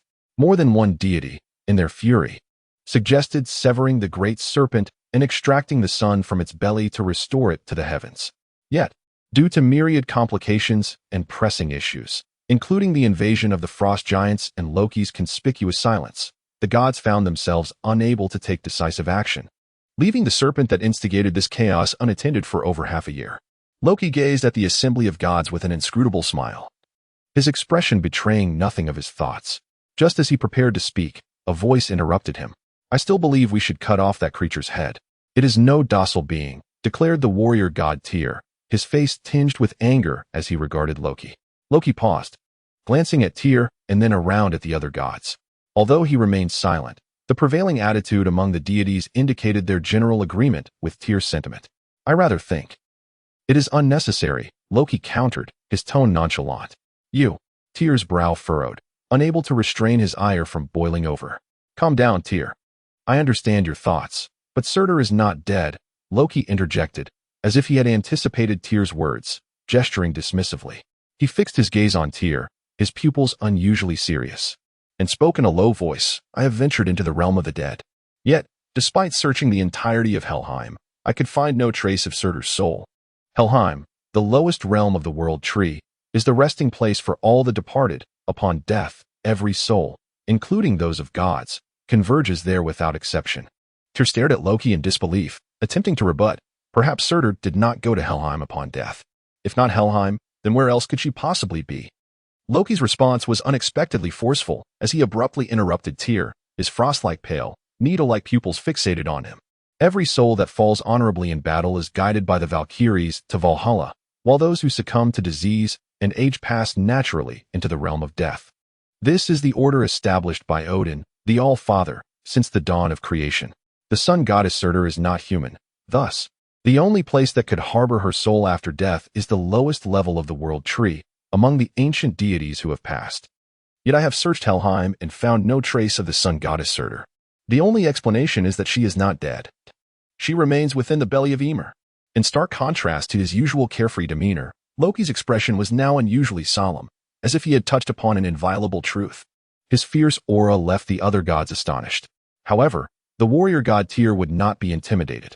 His face contorted with rage. "Are you attempting to frighten me?" he retorted, instinctively placing his hand on the hilt of the sword at his waist. Norse deities are born warriors. Even within Odin's palace, they are clad in armor and armed, weapons never straying far from their sides. And what if I am? In mere moments, the previously cordial exchange between the two gods escalated into a palpable tension. Both poised for combat. An invisible chill of murderous intent enveloped them as they faced each other. At that moment, a thunderous voice broke through the tension. "Enough." The king of the gods struck his staff heavily against the golden steps of the throne, creating a resounding crash that seemed to shake the very heavens and earth. The palace trembled, causing the gods to almost lose their footing. It was only then that Loki and Tyr turned their attention to Odin above them. Noting his stormy and wrathful expression, Loki, however, adopted an indifferent demeanor, lazily reclining on his throne as if the preceding events were merely an illusion. Tyr still glared at Loki with dissatisfaction and anger. The one-eyed god, regarding Loki who was whistling nonchalantly, spoke gravely. "Loki, since you are certain Surtur is not dead, what do you propose we do?" Loki paused in his whistling, then met Odin's gaze, his expression earnest. "We must extract the sun and Surtur from Ymir's belly. Indeed, if the sun goddess Surtur still lived, then the sun must also exist. Thus, retrieving both from Ymir would resolve the matter." Odin observed everything silently, revealing nothing of his thoughts as he regarded Loki with his calm, singular eye. After a prolonged silence, he finally spoke. "You shall go with Thor to resolve this matter." Upon hearing this, a smile crept onto Loki's lips. As Loki and Thor departed from the Golden Palace, the other gods also dispersed to attend to their own affairs, leaving only the silent, one-eyed king seated upon the throne, his hand resting on his forehead, as if deep in contemplation. After some time, he appeared to murmur something softly. and suddenly one of his ravens took flight from the Golden Palace. Chapter 30. Dream fire, an endless inferno, rages forth. The once majestic colossal tree, stripped of its support, slowly tilts, its immense size rendering its fall a protracted event, consuming millennia. Yet, regardless of its sluggish descent, the day of reckoning will inevitably arrive. Beyond anyone's power to avert, the remaining stars plummet from the ravaged firmament, cascading toward the burning earth, while the toxic seas are choked with drifting corpses stretching for countless miles. The heavens, riddled with gaping wounds, can no longer shield this universe, as chaos from beyond seeps in, hastening the demise of this world. Once a realm of infinite splendor, it has now been reduced to ruins. Gods have perished. Giants have fallen, monsters have succumbed, and all life has been extinguished. Blood, corpses, and flames saturate the landscape. The beautiful, the grotesque, the benevolent, the malevolent, the terrifying, the tender, all have perished in that final cataclysmic confrontation. Yet amidst this desolation and the searing flames, a vague silhouette trudges forward with weary determination. Its visage and form remain obscured, but the profound sorrow within resonates palpably. It moves as if in search of something. Has it found what it seeks? Or perhaps not. The answer eludes us. As it confronts this world spiraling toward oblivion, it appears to falter, collapsing to its knees before the realm of death. It gazes vacantly at the disintegrating world, covering its face, ultimately unleashing a despairing wail. Even in the absence of sound, witnessing that frail figure, sprawled on the ground before the blazing world, akin to a helpless child, evokes an overwhelming sense of boundless despair and anguish. In the depths of an endless ocean, a pair of cold, enormous serpentine eyes abruptly open, devoid of any human essence. Is this a dream? Ming, or Emer, contemplates with uncertainty. Since arriving in this world, dreams have become a rarity, though not entirely absent. As a mythical being, the frequency of his dreams is exceedingly sparse, and each instance is anything but ordinary. For him, a mere breath can conjure a tempest, a roar can summon thunder, and a simple movement can unleash a cataclysmic tsunami. To stretch his limbs renders the universe itself too confined. A single drop of blood can transform a frail mortal into a titan of immense strength, and a mere scale can be forged into unrivaled armor. A casual gaze can guide humanity toward a monstrous evolution of half-human, half-serpent. Undoubtedly, despite being deemed a monster, he stands unrivaled among deities. Yet, what might a dream entail for such a being? He can only vaguely recall glimpses of a chaotic world, where three indistinct youths battled a colossal giant, ultimately resulting in the giant's demise and its transformation into a great tree. In other dreams, he perceives an elderly guardian by a spring, conversing with a youth who, after contemplation, sacrifices an eye into the water in exchange for a drink. There are also visions of a man suspended from a tree, silently striking at glaciers with a sword, and a giant engulfed in flames, each scene diverse and vivid. Some dreams Emer can decipher, as even without comprehensive knowledge of Norse mythology, the prayers of supplicants reveal much about the divine. Yet others remain utterly inscrutable. Emer senses that some of these dreams belong to the past, some to the present, and some, perhaps, to the future. However, this particular dream allows Emer to discern something with clarity. The twilight of the gods? Lying at the dark depths of the endless ocean, his pupils gleam with icy contemplation. His understanding of the twilight of the gods is limited, yet he knows it foretells a cataclysmic end, where humanity, deities, and monsters alike are obliterated. Yet, why should he concern himself? Emer closes his eyes once more. For him, as long as the devastation does not directly involve him, the twilight of the gods holds no significance. Others may battle to the death, but all he desires is slumber. Yet, this serpent, albeit possessing some intellect, seems to overlook a critical detail. He too may be on that list of annihilation. Meanwhile, Loki and Thor find themselves ensnared in a predicament. Thor, are you certain we haven't erred in our search? Loki inquires, bewildered by the immense underwater canyon before them. To be fair, this chasm is indeed profound. Peering into its depths reveals only darkness, likely extending hundreds of meters. However, to claim it harbors the world-encircling serpent seems absurd. Damn it, how would I know? I've never been to the ocean floor, Thor retorts. Reaching the depths where the serpent resides was relatively straightforward. The somewhat bashful sea god, Jord, kindly offered them passage. Upon venturing into the vast ocean beyond the coastal waters, they encountered the ancient sea god, Agur. Although furious at the serpent for subjecting his ocean to a barrage of meteors, Aegir nonetheless directed them to a location where the serpent could be found. After bidding farewell to Aegir, the duo pressed onward to the designated site. However, after several days of exploration, they found no sign of the serpent. Aside from some oblivious deep-sea creatures, their journey yielded only the occasional underwater canyon, with no towering monsters lurking in the depths.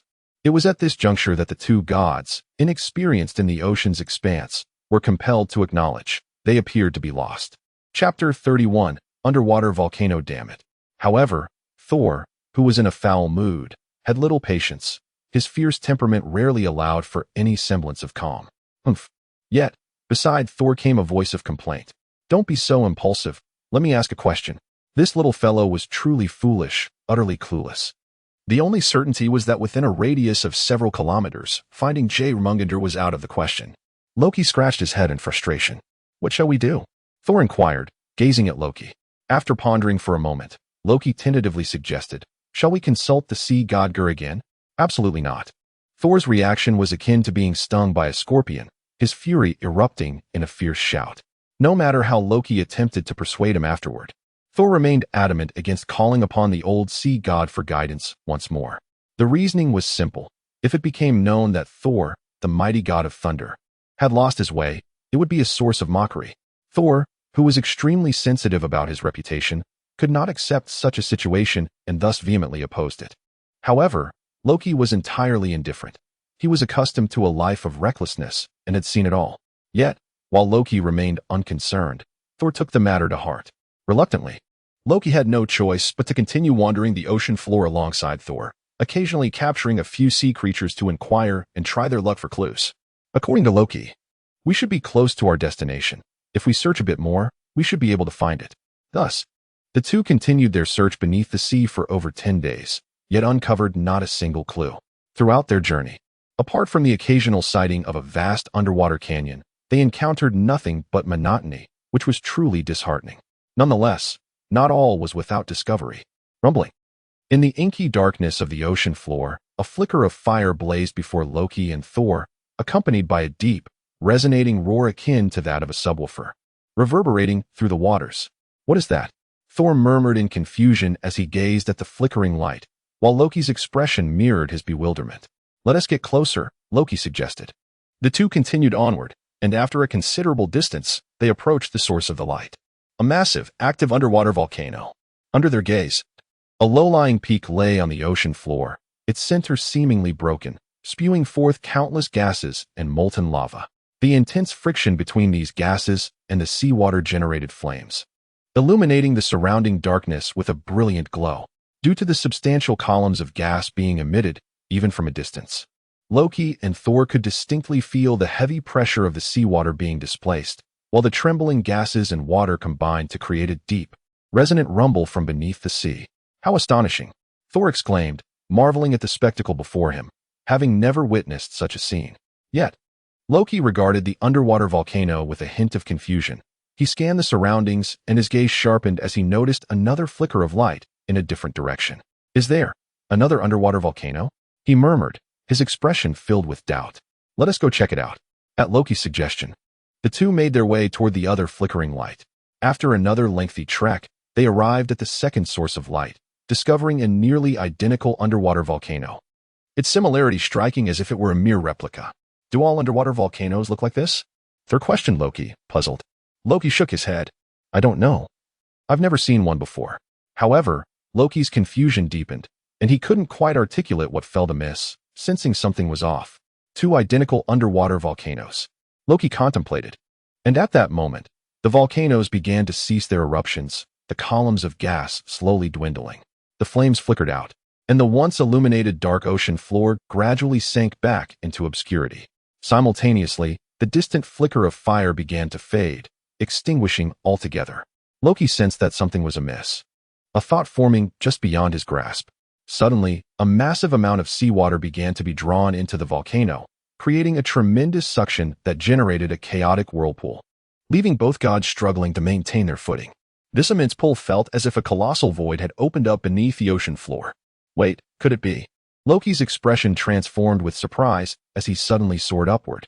Wait, Thor began, but Loki paid no heed to his reaction, flying higher and further out of sight, leaving Thor with no choice but to follow closely behind. After a considerable ascent, Loki finally halted. "Loki, what's wrong?" Thor, catching up, was about to speak when he noticed Loki's gaze fixed downward, his astonishment replaced by sheer shock. Thor followed his line of sight. Before them lay a shocking sight.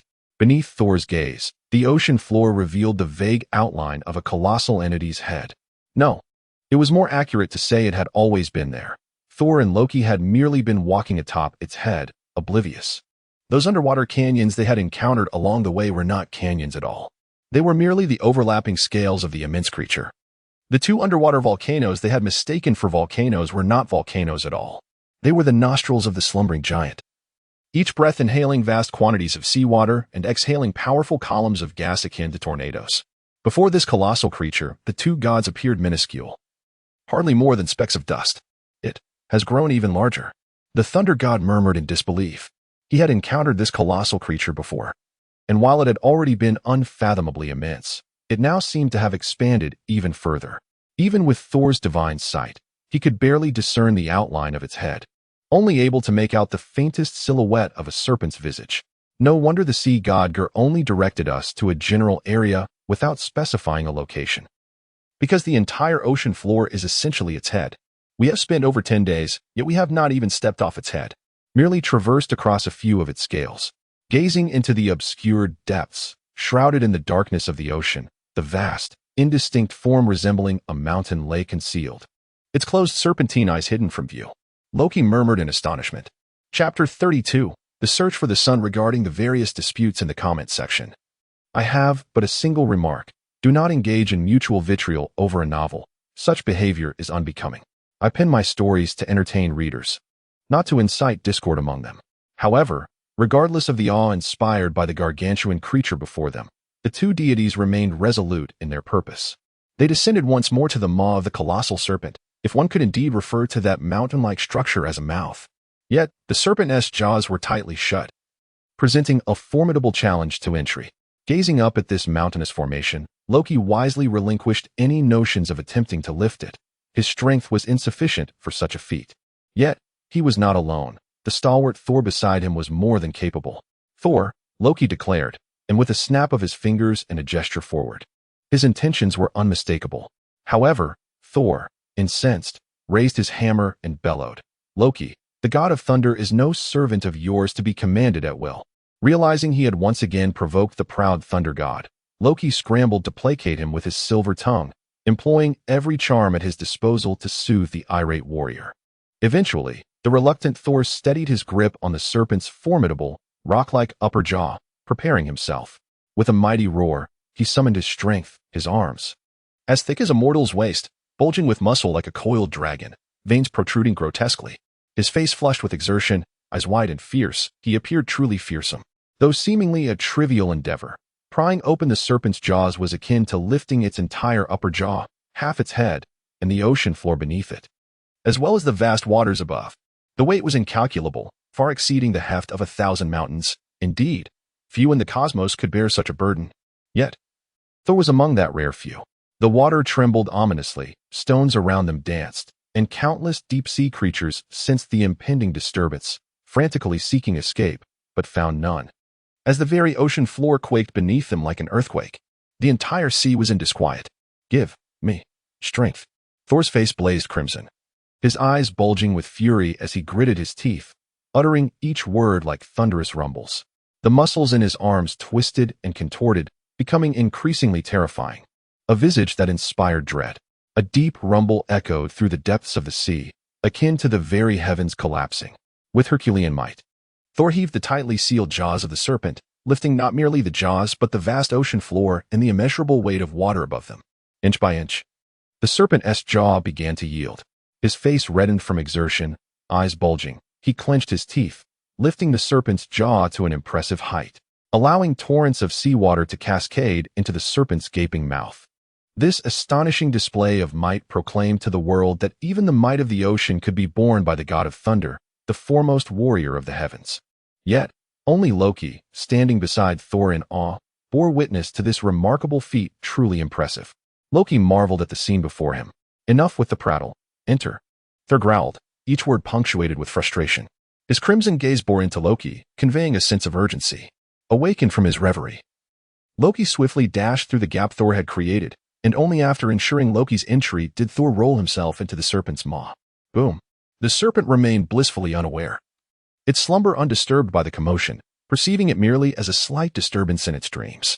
Upon entering the serpent's mouth, the two deities discovered an unexpectedly vast internal space, far exceeding their expectations.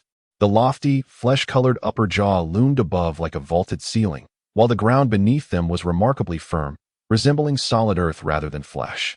In this expansive realm, akin to a vast prairie, the absence of unpleasant odors indicated its relative youth. It was as if they stood in an open, fresh wilderness rather than the cavernous maw of a colossal beast. It seems large enough to accommodate a city, Loki observed in astonishment, though Thor, clearly lacking the luxury of leisure, impatiently urged, "Enough of your musings. Let us seek the sun goddess Sl and the sun itself." Indeed, Loki nodded in agreement. With that, the two ventured deeper into the expansive wilderness within the serpent. Days passed, 1, 2, 3, an indeterminate passage of time. As they traversed, they encountered the grotesque sights of writhing flesh and pulsing veins, which soured their spirits. Thor, in particular, raged with increasing fury, expressing a desire to use Mjolnir to obliterate everything in sight, to escape through the serpent's body itself. Had Loki not been there to calm him, he might have acted on his impulses. For a deity enamored with hunting, warfare, and challenges, the monotony of their journey was a torment. Even Loki, known for his cunning, felt the weight of fatigue. "Next time, I shall bring a war horse," Thor grumbled for the 100th time, frustration etched across his features. Were he to be cast into the battlefield against the frost giants, he would surely revel in the chaos. "Patience, perhaps we shall find our quarry soon," Loki replied, breaking the tedious silence. As they continued, Loki suddenly halted. "What is it?" Thor inquired, turning to face him. "Loki, do you sense a glow ahead?" Loki gazed into the darkness ahead, astonished. Thor, upon hearing this, peered into the abyss of the serpent's belly, where darkness reigned supreme. Yet, among the shadows, something flickered with light, anomalous in this realm devoid of illumination. "You mean to say?" Thor's expression shifted, as if a realization dawned upon him, filled with astonishment. Soon, Loki began to perceive the intensifying brilliance of the light before him, accompanied by a rising temperature that felt as if he were ensconced within a furnace. Ultimately, within Loki's gaze, at the heart of a colossal edifice resembling a palace, crafted from flesh and blood, a blazing orb of infinite light and heat hovered in midair, with countless fragments of flesh absorbing the warmth it emanated. Beside this fiery sphere stood a dimly glowing chariot, upon which lay a beautiful goddess, ensnared in a deep slumber. Chapter 33. The awakening of the slumbering serpent. In the midst of a hazy stupor, consciousness faded into a blur, leaving her unaware of her surroundings. Time slipped away, indistinguishable, until suddenly, a faint sound pierced through the fog. The sound was so delicate that it was barely discernible, yet it persisted, calling out repeatedly. "Sol! Sol!" That name felt eerily familiar, echoing somewhere in her memory, but it remained shrouded in a veil, eluding her grasp. A once familiar name lodged in her throat, yet she could not utter it. "Sol? I am. Sol. Sol." With a jolt, she opened her eyes, darkness giving way to light, illuminating the anxious face of a handsome man before her, who was urgently calling her name. "Loki." As long-forgotten memories surged back, she hoarsely uttered his name. Attempting to rise, she quickly realized her body was devoid of strength, unable to even sit upright. Her heart raced with fear and exhaustion, pounding violently, her breath rapid and shallow, leaving her dizzy and disoriented. Yet, upon witnessing her awakening, the handsome man's face lit up with joy as he turned to shout to another. "Thor, she has awakened." Ignoring the reaction of the two gods, Sol pressed her hand against her still foggy forehead, lifted her gaze, and surveyed her surroundings. Blood and flesh surrounded her, alongside the chariot of war and the blazing sun. In bewilderment, she murmured, "Where am I?" "So, this world has not seen the sun for nearly a year." "Indeed," Loki affirmed with a nod. "What are we waiting for? Let us depart." "Shall we not rest a moment longer?" Thor inquired. "No need," Sol insisted stubbornly, despite her unsteady stance, as she valiantly climbed onto her chariot. Beside her, the sun, seemingly inspired, floated towards the designated resting place of the sun chariot. She closed her eyes, inhaling deeply, then gradually opened them. The weariness that had lingered on her face dissipated, replaced by a radiant confidence that shone like the sun. The sky was a realm of the sun. A kingdom cannot exist without its sovereign. Her voice was resolute and assured, her eyes sparkling with brilliance. Grasping the reins, flames erupted around her hands, cascading along the reins, culminating in two grand fireballs that roared with intensity. Then, amidst the fiery spectacle, accompanied by the resounding neighs of horses, two magnificent steeds of flame emerged from the blaze. Adorned with the reins of the sun chariot, they appeared vibrant and spirited, pawing the ground and snorting, ready to charge forward. Sol turned to Loki and Thor, nodding in invitation. Come aboard, deities. It is time for the sun's brilliance to once again illuminate the earth. The fiery steeds, pulling the golden sun chariot, sped through the vast, indescribable intestines of the colossal serpent, racing with a speed that surpassed mere mortals and gods alike. The burning hooves left behind a trail of flames that lingered like an unquenchable fire. Seated upon the sun chariot, feeling the fierce winds whip against him, Loki shouted with exhilaration, clearly delighted by the astonishing speed. What had taken the two deities days to traverse could now be crossed in the blink of an eye. Undoubtedly, the sun chariot's velocity eclipsed that of all beings, save for a select few gods. No creature could rival its speed, which soared across the celestial expanse. Listening to Loki's unabashed cheers, Sol, the sun goddess, regarded him with surprise, marveling at this god, who seemed perpetually unburdened by negative emotions, forever exuding warmth and vitality, her lips curling into a gentle smile. Though he was an ancient being, Loki retained a vibrancy unlike others, who grew weary with age. Odin, his brother, bore the weight of time, yet Loki remained youthful, ever cheerful, his face a portrait of handsome youth, free from sorrow. Even when drinking and sparring with younger deities like Thor, he exhibited no discord. What an intriguing god he is, Sol mused, glancing back at him, feeling a sense of wonder. Thor, however, regarded Loki with disdain, scoffing at his antics. A tedious display, leaning against the sun chariot. The thunder god cast a sidelong glance at the exuberant Loki, rolling his eyes in response. Suddenly, a violent tremor shook the ground beneath them, unsettling their balance. The flame steeds remained composed, adjusting their galloping pace to stabilize the sun chariot, gradually slowing to a halt. Thor steadied himself against the chariot and exclaimed in astonishment. What is happening? Neither Loki nor Sol could elucidate his query, both gazing in bewilderment at the undulating walls of flesh and pulsating veins surrounding them. In the outside world, beneath the sea, a deep rumble echoed like distant thunder, reverberating from the colossal entity's unconscious movements, spreading through the dark depths. And at the deepest abyss of this shadowy ocean, a pair of immense serpent eyes slowly opened. The slumbering giant serpent was awakened. Chapter 34. Escaping the Great Serpents. A colossal column of air erupted from the serpent's nostrils, mingling with the seawater and transforming into a violent vortex beneath the waves. This slumbering behemoth of the deep remained in a state of drowsy unrest, its transparent pupils reflecting a profound confusion and detachment, devoid of focus. Although this world was bizarre in every conceivable way, defying all that Meng had learned during his human existence, there were certain similarities to the serpentine behaviors he was familiar with. In human understanding, serpents were predominantly cold-blooded creatures, losing heat rapidly and requiring sunlight to absorb warmth. If temperatures dipped too low, they would gradually succumb to a state of lethargy, becoming sluggish and even entering a hibernation-like state. This characteristic allowed them to sustain themselves for extended periods without food, maintaining a low metabolic rate. Strangely, this notion manifested even in Jörmungandr, who scarcely fit the definitions of warm-blooded or cold-blooded. Generally speaking, a great serpent could regain its composure within a mere 2 or 3 minutes, making the situation less dire.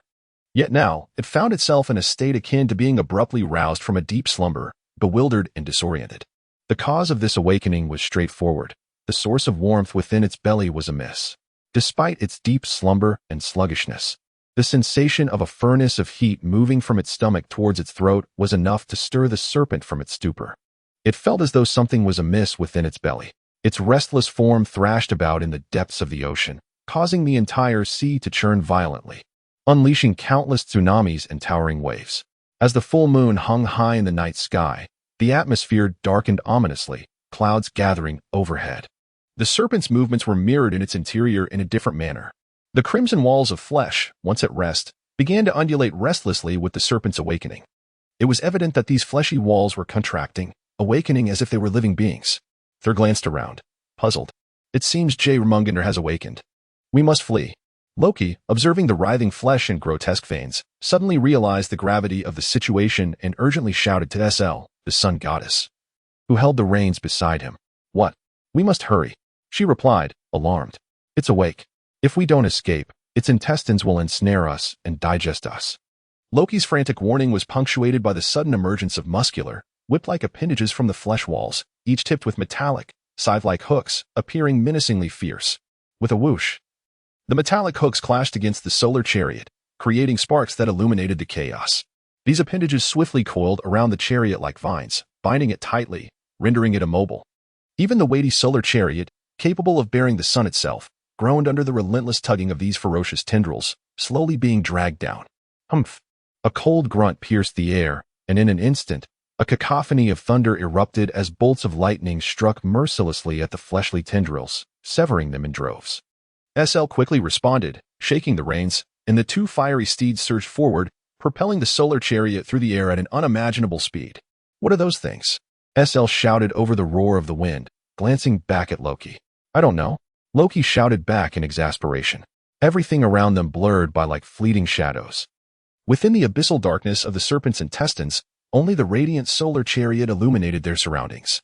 However, this spectacle, though formidable against most ordinary creatures, proved insufficient against the renowned might of three deities. Indeed, the mere presence of the thunderous lightning enveloping the chariot was enough to cleave through the encroaching tendrils.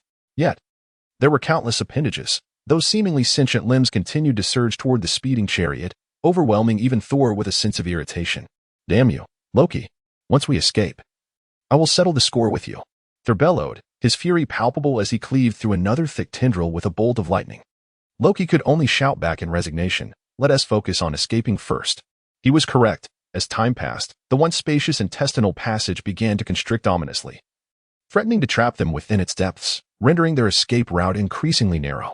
In the external world, deep beneath the ocean, the serpent, sensing something amiss within, instinctively lifted its massive head.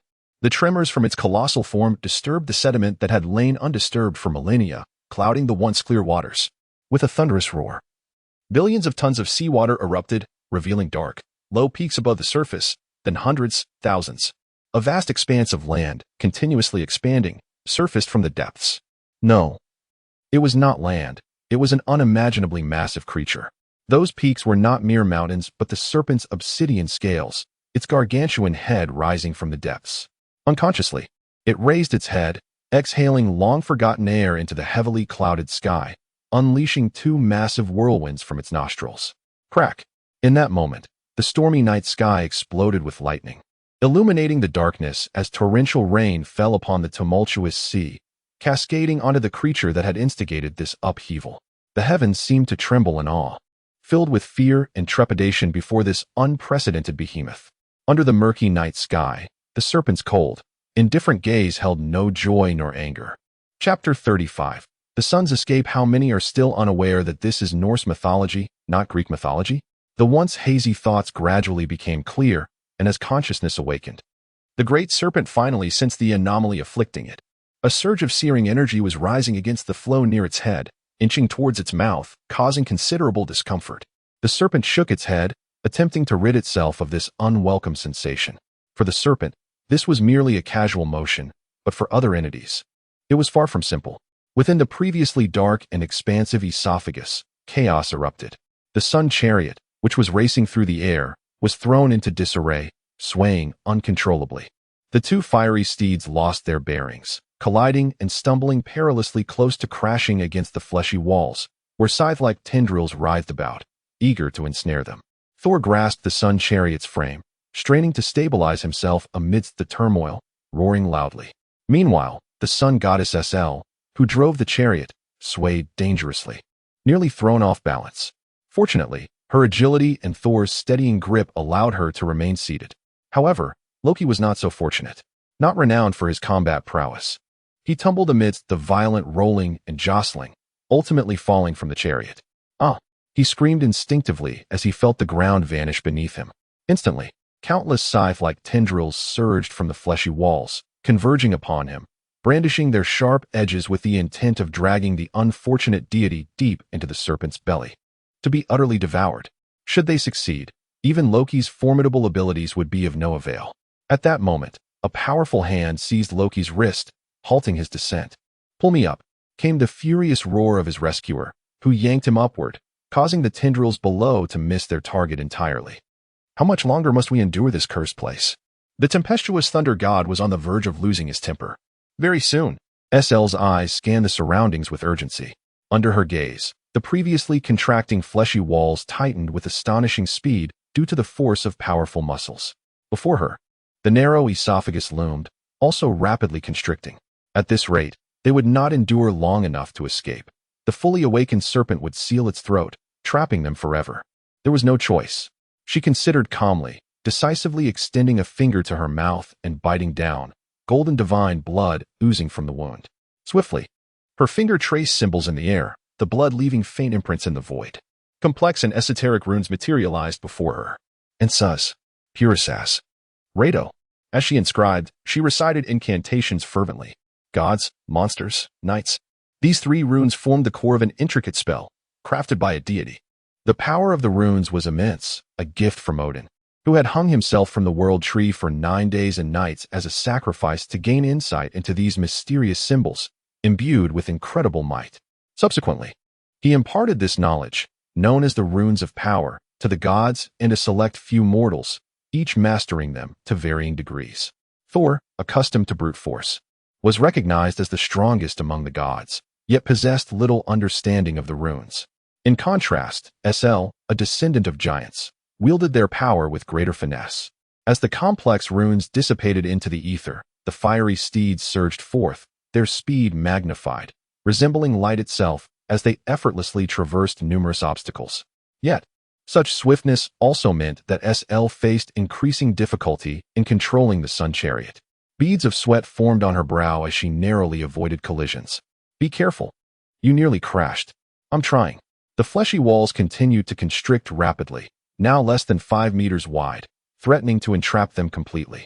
Finally, to SL's astonishment, a gaping serpent's maw emerged within their line of sight. Beyond lay a world long forgotten. Just one more breath, and they would be free.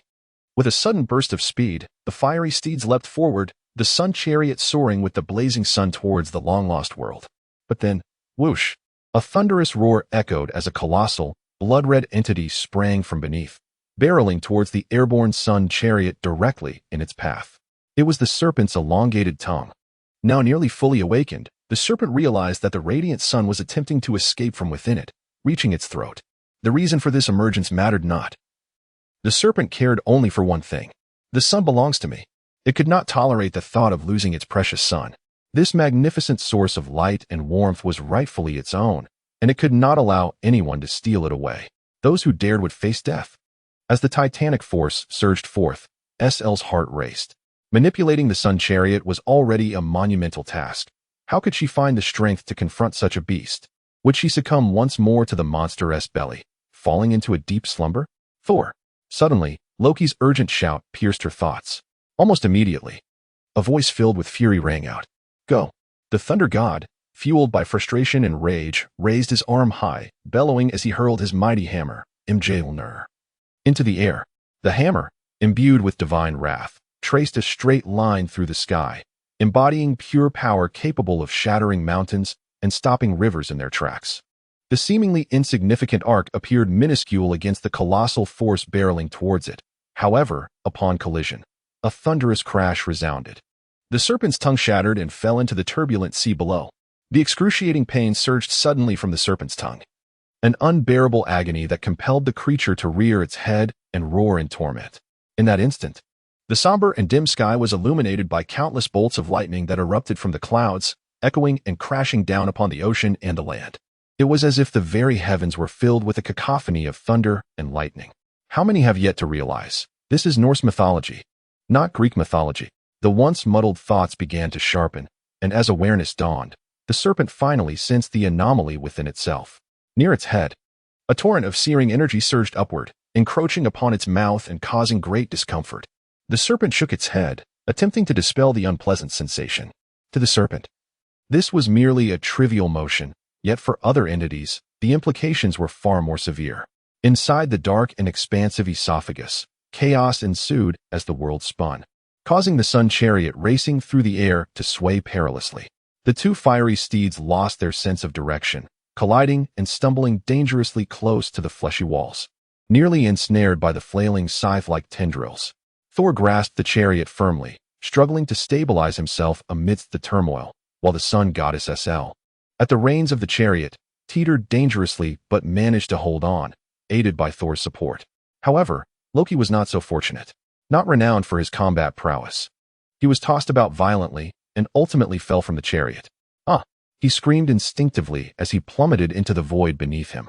In an instant, countless scythe-like tendrils surged forth from the fleshy walls, converging upon him, brandishing their sharp edges in an attempt to drag the unfortunate god deep into the serpent's belly, to be devoured entirely. Should they succeed, even Loki's immense abilities would be rendered futile. At that moment, a robust hand seized Loki's wrist, halting his descent. "Pull me up," he cried out, as a furious roar accompanied the voice of its owner, yanking him upwards, causing the tendrils below him to miss their target entirely. "How much longer must we endure this accursed place?" The irate thunder god bellowed, barely containing his wrath. Very soon, SL responded, her gaze darting around. Under her scrutiny, the once contracting fleshy walls began to constrict with alarming speed, and before her lay the narrowing esophagus, rapidly closing off their escape route. If it continued at this pace, they would not escape. The awakened serpent would seal its throat, trapping them indefinitely. There was no other option. She contemplated coolly, decisively extending a finger to her mouth and biting down, golden divine blood oozing from the wound. Swiftly, her finger traced symbols in the air, the blood leaving faint traces in the void. Complex and arcane runes materialized. Ensuz, Purasas, Rado. As she inscribed, she chanted rapidly. Gods, monsters, knights. These three runes formed the core of a complex spell, intricately woven with transformations and modifications, crafted by a deity's hand. The power of the runes was immense, a mystical script beheld by Odin himself during his sacrifice upon the world tree for 9 days and nights, embodying formidable abilities that bordered on omnipotence. Odin then imparted this knowledge, known as the runes, to other gods and a select few mortals, each possessing varying degrees of comprehension. Thor, known for his brute force, wielded great strength but had nearly no grasp of the runes. In contrast, SL, a descendant of giants, demonstrated a superior command of their power. As the intricate runes dissipated into the ether, the already swift steeds of the sun chariot surged to an even greater speed, resembling bolts of lightning as they effortlessly traversed countless obstacles. However, such velocity also exponentially increased the difficulty of SL's control over the chariot. Beads of sweat formed on her brow as she narrowly avoided collisions. "Be careful. You almost hit that." "I am trying." The fleshy walls continued to constrict rapidly, their width dwindling to less than 5 meters, threatening to ensnare the group entirely. At last, to SL's astonishment, a gaping serpent's maw appeared within their sight, leading to a long-awaited world beyond. With just another breath, they could escape. The steeds, seemingly sensing SL's elation, quickened their pace, leaping forward as the sun chariot soared, propelled towards the long-awaited freedom. But just then, whoosh, a thunderous sound rent the air as a massive crimson object, akin to a mountain, surged from below, hurtling towards the airborne sun chariot. Its trajectory was unwavering, directly in line with the chariot's path. It was none other than the serpent's elongated tongue. Now nearly fully awakened, the serpent realized that the radiant sun, emanating boundless light and warmth, was attempting to escape from within it, now lodged in its throat. Why it was fleeing mattered not. The serpent cared for only one thing. The sun is mine. It could not abide the thought of losing control over the celestial orb. This beautiful entity, radiating infinite brilliance, rightfully belonged to it, and it alone. No one could steal it from its belly. Those who dared would face death. As the colossal entity bore down upon them, SL felt a pang of dread. Manipulating the sun chariot had already stretched her abilities to their limits. Could she truly afford to divert her focus to confront such a monstrous threat? Would she, once again, be swallowed by this creature, plunging into a state of eternal slumber? Thor. The urgent cry of Loki pierced her thoughts. In that instant, a voice filled with fury rang out. Go.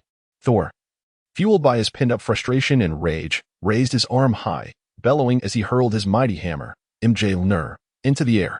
The hammer, imbued with divine wrath, carved a straight line through the heavens, embodying pure power capable of shattering mountains and redirecting rivers.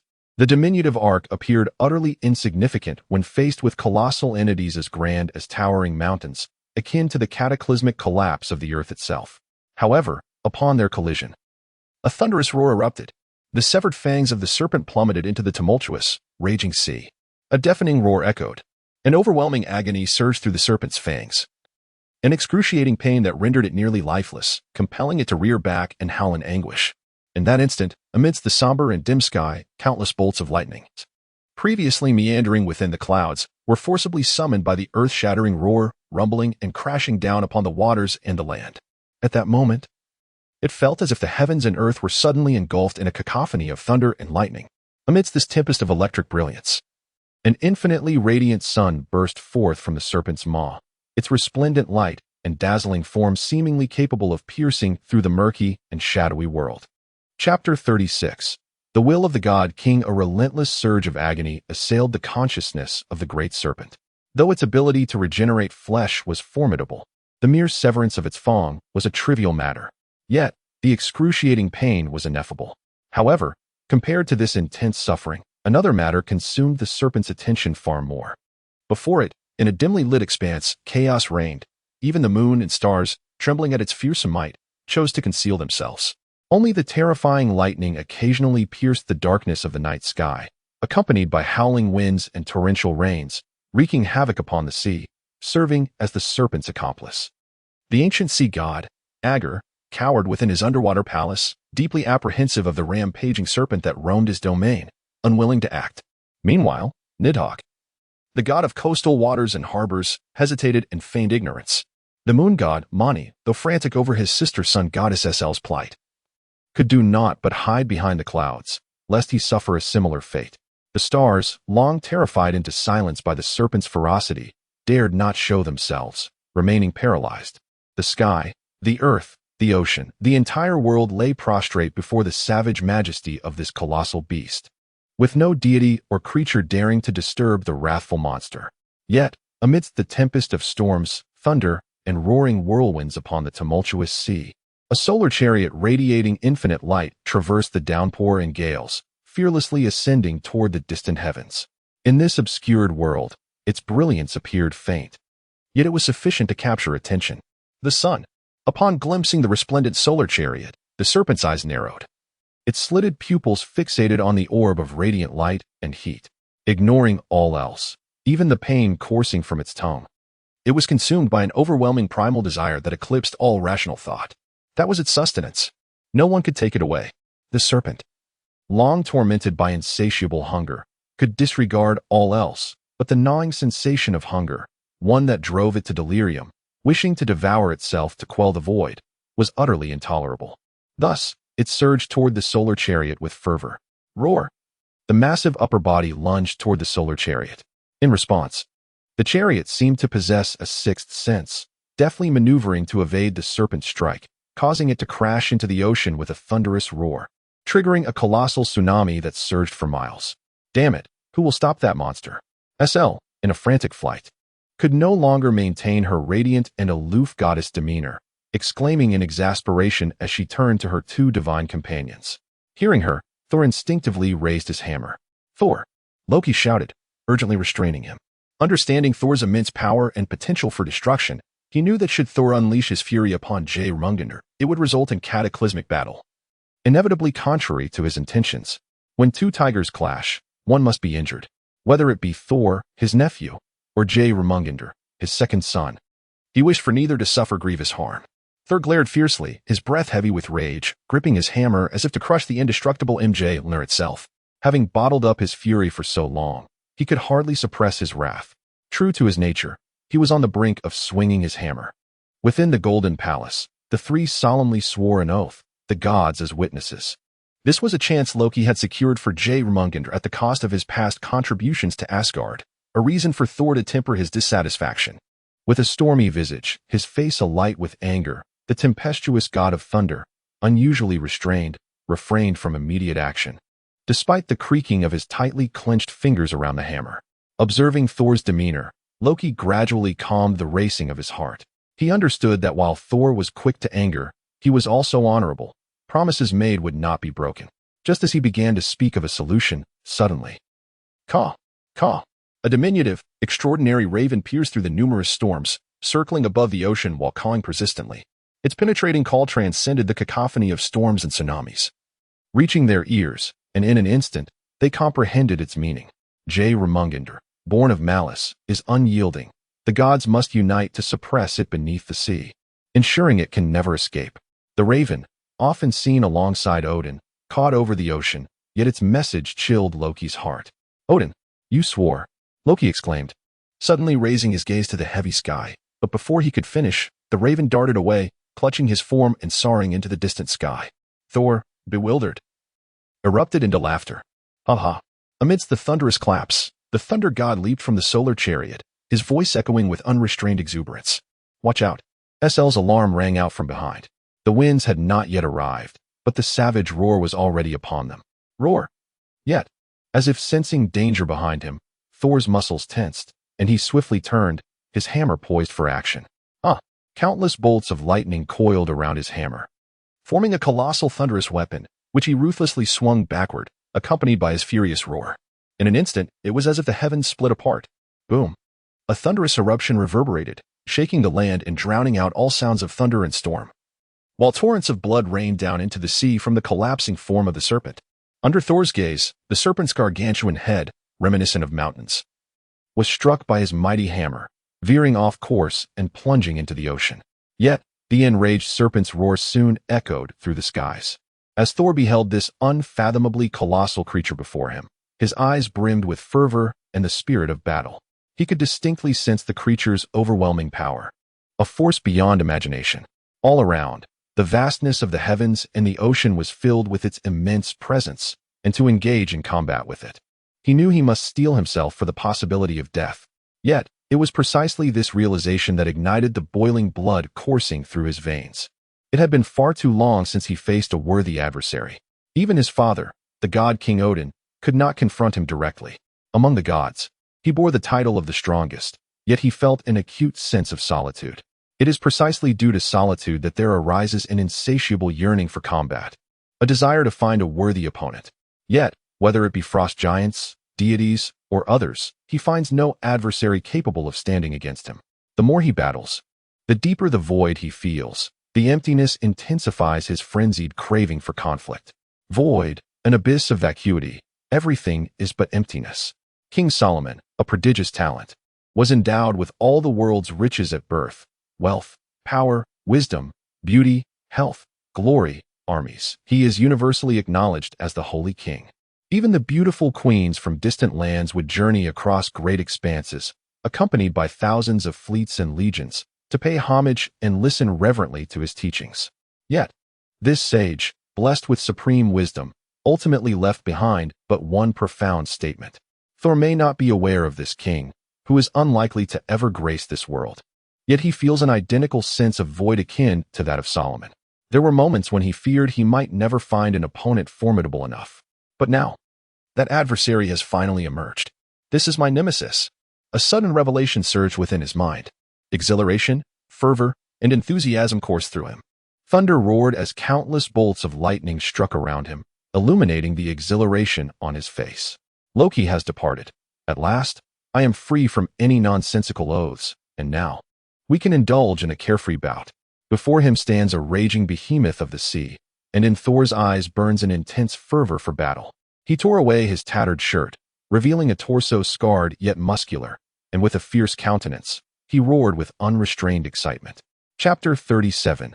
Mutual Dread Beneath the Somber Sky.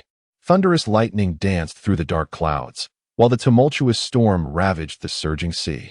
A colossal creature coldly observed the figure before it. With crimson hair, bulging muscles, and an arrogant countenance, the warrior wielded his iconic hammer with an air of defiance, standing tall amidst the chaos of the tempestuous world surrounding him. The serpent recognized him and understood his identity: Thor. Within the depths of his previously furious gaze, a rare flicker of calm and gravity emerged. Thor, or as the impoverished denizens of the north referred to him, Donner, was revered as the protector of the downtrodden, the god of strength and thunder. Eternally eager for battle, yet harboring compassion for the less fortunate. Though his temperament was fierce, he was not unpleasant. As the eldest son of Odin, the king of the gods, he was the mightiest among deities, and his hammer, Mjolnir, possessed unparalleled power. The accolades bestowed upon this thunder god were abundant. Yet the serpent's assessment was simple. He was formidable. Among all the beings the serpent had encountered, he was the strongest. It was precisely for this reason that the serpent refrained from resorting to its usual brute force, opting instead to temper its rage and regain a measure of rationality. Though somewhat dull-witted, the serpent was not devoid of intellect. Its sluggishness primarily manifested in logical reasoning and computational abilities, stemming from its inherent lack of cleverness. However, in other respects, its singular focus granted it a heightened instinctive acuity, surpassing that of ordinary creatures. The serpent's penchant for brute force was straightforward. If problems could be resolved through violence, why bother with contemplation? As its size grew immense, mountains appeared as mere grains of sand, and lakes as but droplets of water. Thus, its perspective on the world shifted accordingly. A swarm of entities that barely registered as dust had no right to warrant its consideration. The serpent was all too aware that deep within the ocean where it lay, there resided a palace of the deep, ruled by the ancient sea god Gur, who harbored unmasked animosity toward it. Yet, the serpent had never acted against him. Viewing Gur as merely a larger ant, an ant of greater strength, but an ant nonetheless, there was no need to strategize against such beings. Just as humans would not devise schemes against ants, the serpent saw no necessity to engage its mind in dealings with these insignificant creatures. The sun, moon, stars, deities, giants, all were but trifles in the serpent's eyes, unworthy of consideration. It acted as it desired, to consume, to kill, to rest, indifferent to the opinions of those diminutive beings. However, Thor was evidently not among them. From him, the serpent sensed an overwhelming power, one that commanded its respect and caution. Against ants, there was no need for thought. Yet against a rival capable of matching its might, the serpent recognized the necessity of strategy. Step aside, it commanded, its vast form partially submerged in the ocean. Coldly regarding Thor, a low rumble echoed, causing the air around Thor to tremble. For the first time, the serpent conveyed its intent, not through words, but through the sheer magnitude of its presence, which reverberated through the atmosphere like a primal roar. "I thought you wouldn't speak," Thor replied, his face alight with battle fervor, laughing maniacally. "Ants are unworthy of conversing with me. They do not deserve it." The serpent gazed down at Thor, its icy eyes devoid of humanity. As it spoke, fierce whirlwinds erupted from its nostrils, sending tumultuous waves crashing into the sea, whipping Thor's crimson hair in the wind. Its gaze grew even colder. "Step aside, the sun belongs to me. If you yield, I may overlook your insolence." With the serpent's deep voice, the ocean became increasingly agitated. Above, the sky remained shrouded in dark clouds, and the lightning seemed to sense the confrontation below, quieting in anticipation. Yet, the stipulation remained. As long as the seemingly insignificant yet undeniably haughty and disdainful thunder god stood in its path, Thor regarded the serpent as a nemesis. Just as the serpent perceived Thor as a formidable adversary. Despite its lofty arrogance, the serpent's apprehension toward Thor was undeniable. This trepidation led the serpent to attempt dialogue rather than resorting to violent domination. In its view, it had extended sufficient respect to Thor. However, Thor clearly held a different perspective. "What if I refuse?" he declared, his eyes glinting with savage excitement. "Then you shall perish." The serpent's voice, now laced with palpable rage, resonated ominously. Under Thor's scrutiny, the serpent's eyes glowed a disturbing crimson, transforming into a sight of terror. Raising its head, the violent motion caused the sea to churn violently, and its imposing figure seemed to dominate the chaotic realm. "No deity shall aid you. Those ants lack the courage to intervene in our conflict. You will die here, thunder god." The menacing tone mingled with the roar of the angry waves, echoing in Thor's ears. Yet, rather than retreating in the face of this blatant threat, Thor's excitement escalated, a feral grin stretching across his face. "They will not come to my aid because I am sufficient on my own." Before his maniacal laughter faded, the thunder god leaped into action, roaring as he swung Mjolnir toward the serpent's head. In response, the serpent, poised and ready, opened its gaping maw and lunged forward. Chapter 38. The Thunder God and the Great Serpent. Though the protagonist is a serpent, the title of the book reflects a deeper truth. In various civilizations and mythologies, The distinction between dragons and serpents is often blurred. One could refer to either without consequence. The primary reason for the title change was that my envisioned title, the earthly giant Python, had already been claimed, leaving me no choice but to alter it. A colossal monster, resembling an unending mountain range, roared as it opened its gaping maw, charging directly at the thunder god before it. Despite its immense size, which might suggest sluggishness, the serpent's true nature belied that assumption. Its powerful muscles endowed it with a terrifying swiftness. Even the slightest movement could effortlessly breach the sound barrier, traversing vast distances in mere breaths. The solar chariot, racing across the heavens with unparalleled speed, found itself hard-pressed to evade its pursuit, barely managing to escape with its life. The combination of its gargantuan size, immense strength, and unparalleled speed generated an unfathomable force. Amidst the thunderous roars, the friction of countless scales against the air produced intense heat, igniting flickering flames along the sharp edges of its scales. From a distance, it appeared as though the serpent's head was crowned with a multitude of fire. Its chilling vertical eyes barely visible among the flames, rendering its already awe-inspiring visage even more terrifying. The air screamed as countless currents were forcibly displaced by the overwhelming force of its charge, creating a dense and oppressive atmosphere that caused the waters beneath to plunge into the depths. The ocean was violently compressed, transmitting immense pressure that shattered the underwater peaks of the abyss, leading to catastrophic geological ruptures. Molten lava erupted from the fissures, releasing torrents of searing magma. The aftermath of such a tumultuous force was already terrifying, but the thunder god Thor faced an indescribable weight bearing down upon him. The violent winds pressed against him with such force that his bones creaked under the strain, as though he were burdened by an entire mountain. No, not just one, but 10, 100, 1,000. The overwhelming weight ripped his clothing to shreds, leaving his exposed skin flushed and bruised, with wounds weeping golden blood. The once light hammer felt as if it had transformed into an immovable boulder, heavy enough to crush stars. Nonetheless, Thor's sturdy hands gripped the hammer tightly.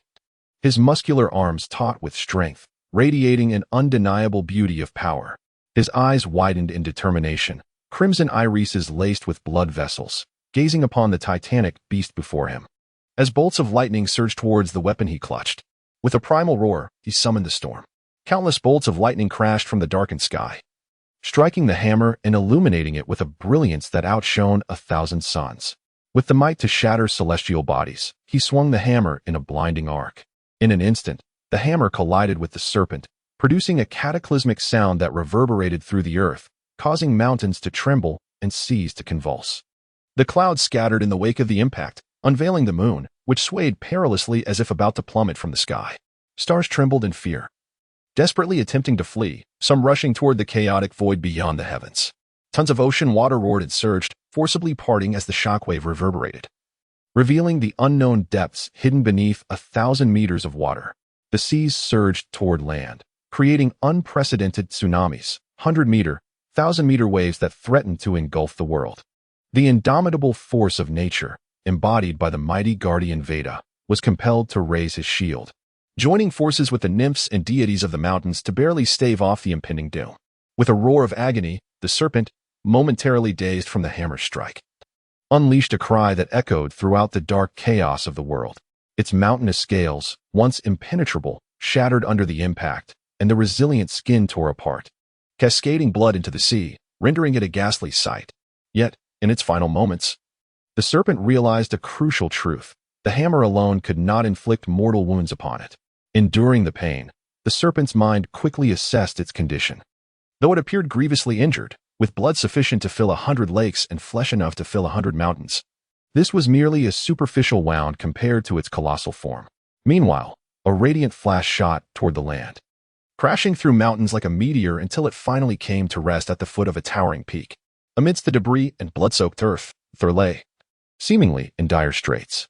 Coughing, he expelled golden divine blood but quickly wiped the remnants from his mouth and, with a shaky push, rose to his feet. Though the pain warned him of his injuries, he paid it no heed. Rather, excitement coursed through his veins. The thrill of battle surged within him as he gazed at the monstrous figure in the darkness, feeling an unprecedented exhilaration. He laughed, his face a mask of fierce joy, a culmination of finally encountering a worthy adversary. With renewed vigor, he grasped the towering mountain beside him, anchoring his feet to the ground as his muscles tightened in preparation. Bolts of wild lightning erupted from his hands, enveloping the mountain in a tempestuous glow. Raising his head high, he bellowed a furious shout that pierced the heavens, veins bulging from exertion, his eyes ablaze with a terrifying intensity. As his roar echoed, the seemingly eternal glitter peak began to tremble under the might of Thor. The thunderous sounds reverberated upon the snow-covered glitter peak. Panicked elk dashed about in terror, while slumbering black bears were roused from their slumber by the trembling ground, emerging from their dens to assess the situation. Countless trees and exotic blooms quivered in anticipation of their impending doom. Crack! Amidst the cacophony of thunderous roars, Thor's form ascended from the earth, clutching tightly to Glitter Peak, which was uprooted along with the mountains hidden beneath the surface. This majestic mountain, towering thousands of meters high, was forcibly extracted from the ground by Thor himself. The colossal mass cast a vague shadow over the earth, large enough to envelop a metropolis of millions. Go! With the mountain raised overhead, Thor bellowed towards the distant colossal shadow, channeling his strength into his arms and hurling it with great force. That immense mass, weighing billions of tons, was launched towards the gargantuan creature. Boom! Caught off guard, the serpent's enormous upper body, emerging from the sea, was struck by the mountain, and under the tremendous inertia, it seemed as though the mountain's form was inexorably tilted towards the boundless depths below, causing the ocean to part in an instant. Boom! Chapter 39. The decision of the sea god as two monstrous beings clashed fiercely above the ocean, deep within the boundless abyss of the sea. A submerged temple trembled amidst the chaos. Within the temple, debris cascaded downwards, while panicked maidens scurried about in a frenzy. In times past, the shrewd old sea god, Aegir, would have ensured they faced his wrath for such disorder. Yet now, he sat upon his throne, his brow furrowed, observing the tumultuous scene before him, utterly motionless. His visage, adorned with a wild beard and hair reminiscent of seaweed, concealed the depths of his thoughts behind sharp, penetrating eyes. Father, the beautiful maiden implored, her upper form humanoid, while her lower half flowed like water. Her exquisite features radiated beauty, and beside her, 8 sisters of varying ages encircled their father, each bearing a distinct expression yet united in their shared concern. Perched upon his throne, Aegir pondered, before addressing his 9 daughters. Pay no heed to that fool Thor. If he wishes to battle that beast, let them engage. It would be best if they both met their demise. As he spoke, he raised his gaze. The murky waters could not obscure his vision. He beheld the divine serpent and the god engage in a titanic struggle. Both land and sky trembled before their might, powerless to withstand the devastation wrought during their fierce confrontation. The ocean, under Aegir's dominion, served as the primary battleground for these titans. Subaqueous mountains crumbled to dust. Vast expanses of sea evaporated into the ether, and celestial bodies plummeted from the heavens into the depths, igniting eternal flames upon the surface. Countless marine creatures perished in the wake of this cataclysm. Yet, Aegir's countenance bore no trace of anger. Rather, he murmured with delight, "Let them fight, let them fight." It would be ideal if they both were to suffer grievous wounds. Having existed since the dawn of time, Aegir was no loyal servant of Odin. He, who ruled the endless steep, had long been a source of trepidation for Odin. Although he had been accepted among the 12 leaders of the Aesir, it was merely an olive branch extended by Odin. Aegir maintained a neutral stance towards Odin, neither distant nor affectionate. In his heart, a singular ambition resided, to expel the Aesir from his sovereign realm, the sea, free from the interference of other deities. Both Jörmungandr, lurking in the depths, and the thunder god Thor, whom he regarded with disdain, were thorns in his side, eager to be eradicated. With a thunderous roar, the enraged serpent reared its colossal head, its tail rising ominously from the distant ocean, casting a shadow over the land. In an instant, the earth quaked as Thor narrowly evaded this lethal strike. Yet where the serpent's tail struck, mountains and forests were obliterated, countless nations laid to waste, and the sea surged into the gaping chasms, cleaving the land in twain. From that moment forth, humanity was left to gaze across the vast chasm, forever separated by its depths. The havoc wrought by the clash of these titans extended far beyond this initial destruction. In the sky, the moon barely escaped a shattering collision with the serpent, leaving only a crescent to persist in the darkness. The once brilliant stars scattered, most plummeting into the ocean, destined to transform into underwater volcanoes. The serpent's venomous spray corroded vast swathes of land, turning it into marshes, while the scales torn from the serpent by Thor became hills and mountains. The tainted blood seeped into lakes and bogs, birthing myriad venomous snakes and lethal flora, which would one day revere Jörmungandr as their progenitor. The flesh ripped from the serpent would morph into fierce beasts, preying upon humanity. This devastation was merely a fraction of the impact caused by their battle. The ramifications extended beyond measure. The very fabric of geography and astronomy was irrevocably altered. Had this not been a realm graced by divine beings, the destruction would have been far more profound. At this moment, the serpent was marred by wounds and blood. Though they were small in comparison to its massive form, akin to a human suffering from a multitude of mosquito bites. Yet, what truly fueled the serpent's fury was its inability to inflict any mortal harm upon Thor. Thor's extensive combat experience far surpassed that of the inexperienced serpent, who often found its attacks evaded effortlessly, while Thor's strikes landed with increasing frequency. Although the serpent did not believe these minor injuries would lead to its downfall, it remained confident that a protracted struggle would eventually leave Thor broken and defeated. Nevertheless, the serpent could not deny a growing impatience for the battle to conclude. With a heavy exhale, the serpent unleashed 2 fierce gusts from its nostrils, gazing at Thor in the distance, who was gasping for breath. Though Thor was bloodied, the fervor in his eyes posed a significant challenge for the serpent. The hammer in Thor's grasp further instilled trepidation within the serpent. While not inherently fatal unless aimed at a vital point, the potential for devastation was ever present. Should I retreat for the time being? The serpent pondered, contemplating its next move. Chapter 40. The Struggle of Gods and the Serpent. The colossal serpent was indifferent to the notion of face. To it, what did face matter? Could it be consumed? Its immense size endowed the serpent with unimaginable terrifying power, yet simultaneously demanded a colossal expenditure of energy to propel its vast form. Until now, the serpent had to concede that it felt a twinge of fatigue and weariness. This realization stirred within it a restless urge. Did it yearn to flee? Thor bellowed, wielding his warhammer with fervor as he pursued the serpent, his heavy footsteps resonating upon the ground, akin to the roar of an earthquake. Meanwhile, he raised his arm high, unleashing a thunderous shout as he hurled his hammer towards the serpent's form. Boom! The mighty hammer crashed against the serpent's scales, penetrating the thick, mountain-like armor and leaving a deep wound in its flesh. Yet, the serpent paid no heed, resolutely plunging deeper into the ocean.